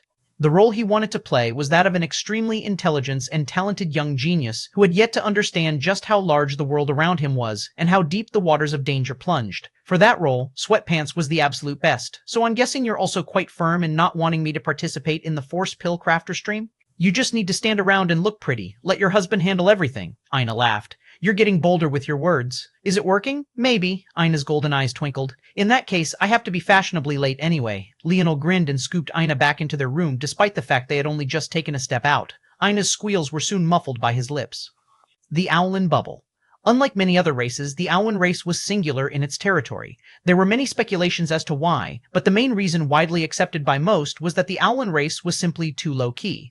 There was a reason they were also called the Sage race. They hadn't warred or participated in any battles for many generations, and they had long since become a race of gentle, beautiful women and handsome men in the eyes of the public. In line with this, their world was also gorgeous beyond measure. Their cities floated in the skies, and their clouds were floating mists of a pink that was gentle on the eyes. Their moons were visible even in the day, 3 of them shimmering a gorgeous sky-blue color that fused with the skies and yet had their own distinct presences as well. Their sun was a pale violet color that looked identical to Leonel's own hair. Their rivers sparkled like small gems of flowing diamonds, and their force herbs and greenery looked as though they had been carved of emeralds. It was a world without poverty and hardship, an unmatched paradise. These were the feelings of all those that stepped into this heavenly place. The Owlin race didn't usually allow outsiders into their home. There was a 99% population of sages in the Owlin bubble, and it could be said that other than the sages themselves, no one else had seen this world in its full glory. Experiencing it for the first time, the youths who touched down felt absolutely shaken. Even given the long line and wait they had to experience in order to enter the hosting city, didn't seem to be much of a bother anymore. All they wanted to do was slowly take in the world around them just a little bit more. Only that way would they feel satisfied. The gathering of minds worked differently from the gathering of kingdoms. There wasn't the gathering stele to facilitate things, so instead, in the last month or so, the Pluto race and Owlin race had collaborated to create a network of teleportation hubs. Or, more accurately, they commandeered a network that already existed for the sake of the event, covering the outrageous fees and providing maintenance to areas that needed it. Thanks to this, everyone was given 3 months to make their way over before the festivities could begin, and yet the line was already so large the moment the teleportation channels had opened. It was clear that this event would be much larger than anyone could have anticipated, and that was because the prizes were simply too enticing. The Owlin race had put up several blueprints as prizes, blueprints of life-grade treasures personally created by their ancestors. These were the greatest enticements to crafters, and it lit a fire under the participants, but that was only the very beginning. If one made it into the top 1,000, they would receive a mind-splitting rune, one capable of doubling the capacity of one's speed of thought. If one reached the top 100, they would receive Spirit Elevating Force Herb, one capable of doubling the potential of one's spirit companion. If one made it into the top 10, they would not only receive a creation grade ore, but also 1/8 order standard blueprint. If one made it into the top 3, they would receive 1 9th order standard blueprint and a 9th order workbench personally forged by Minerva herself. However, it was the top 1 prize that truly shook the soul.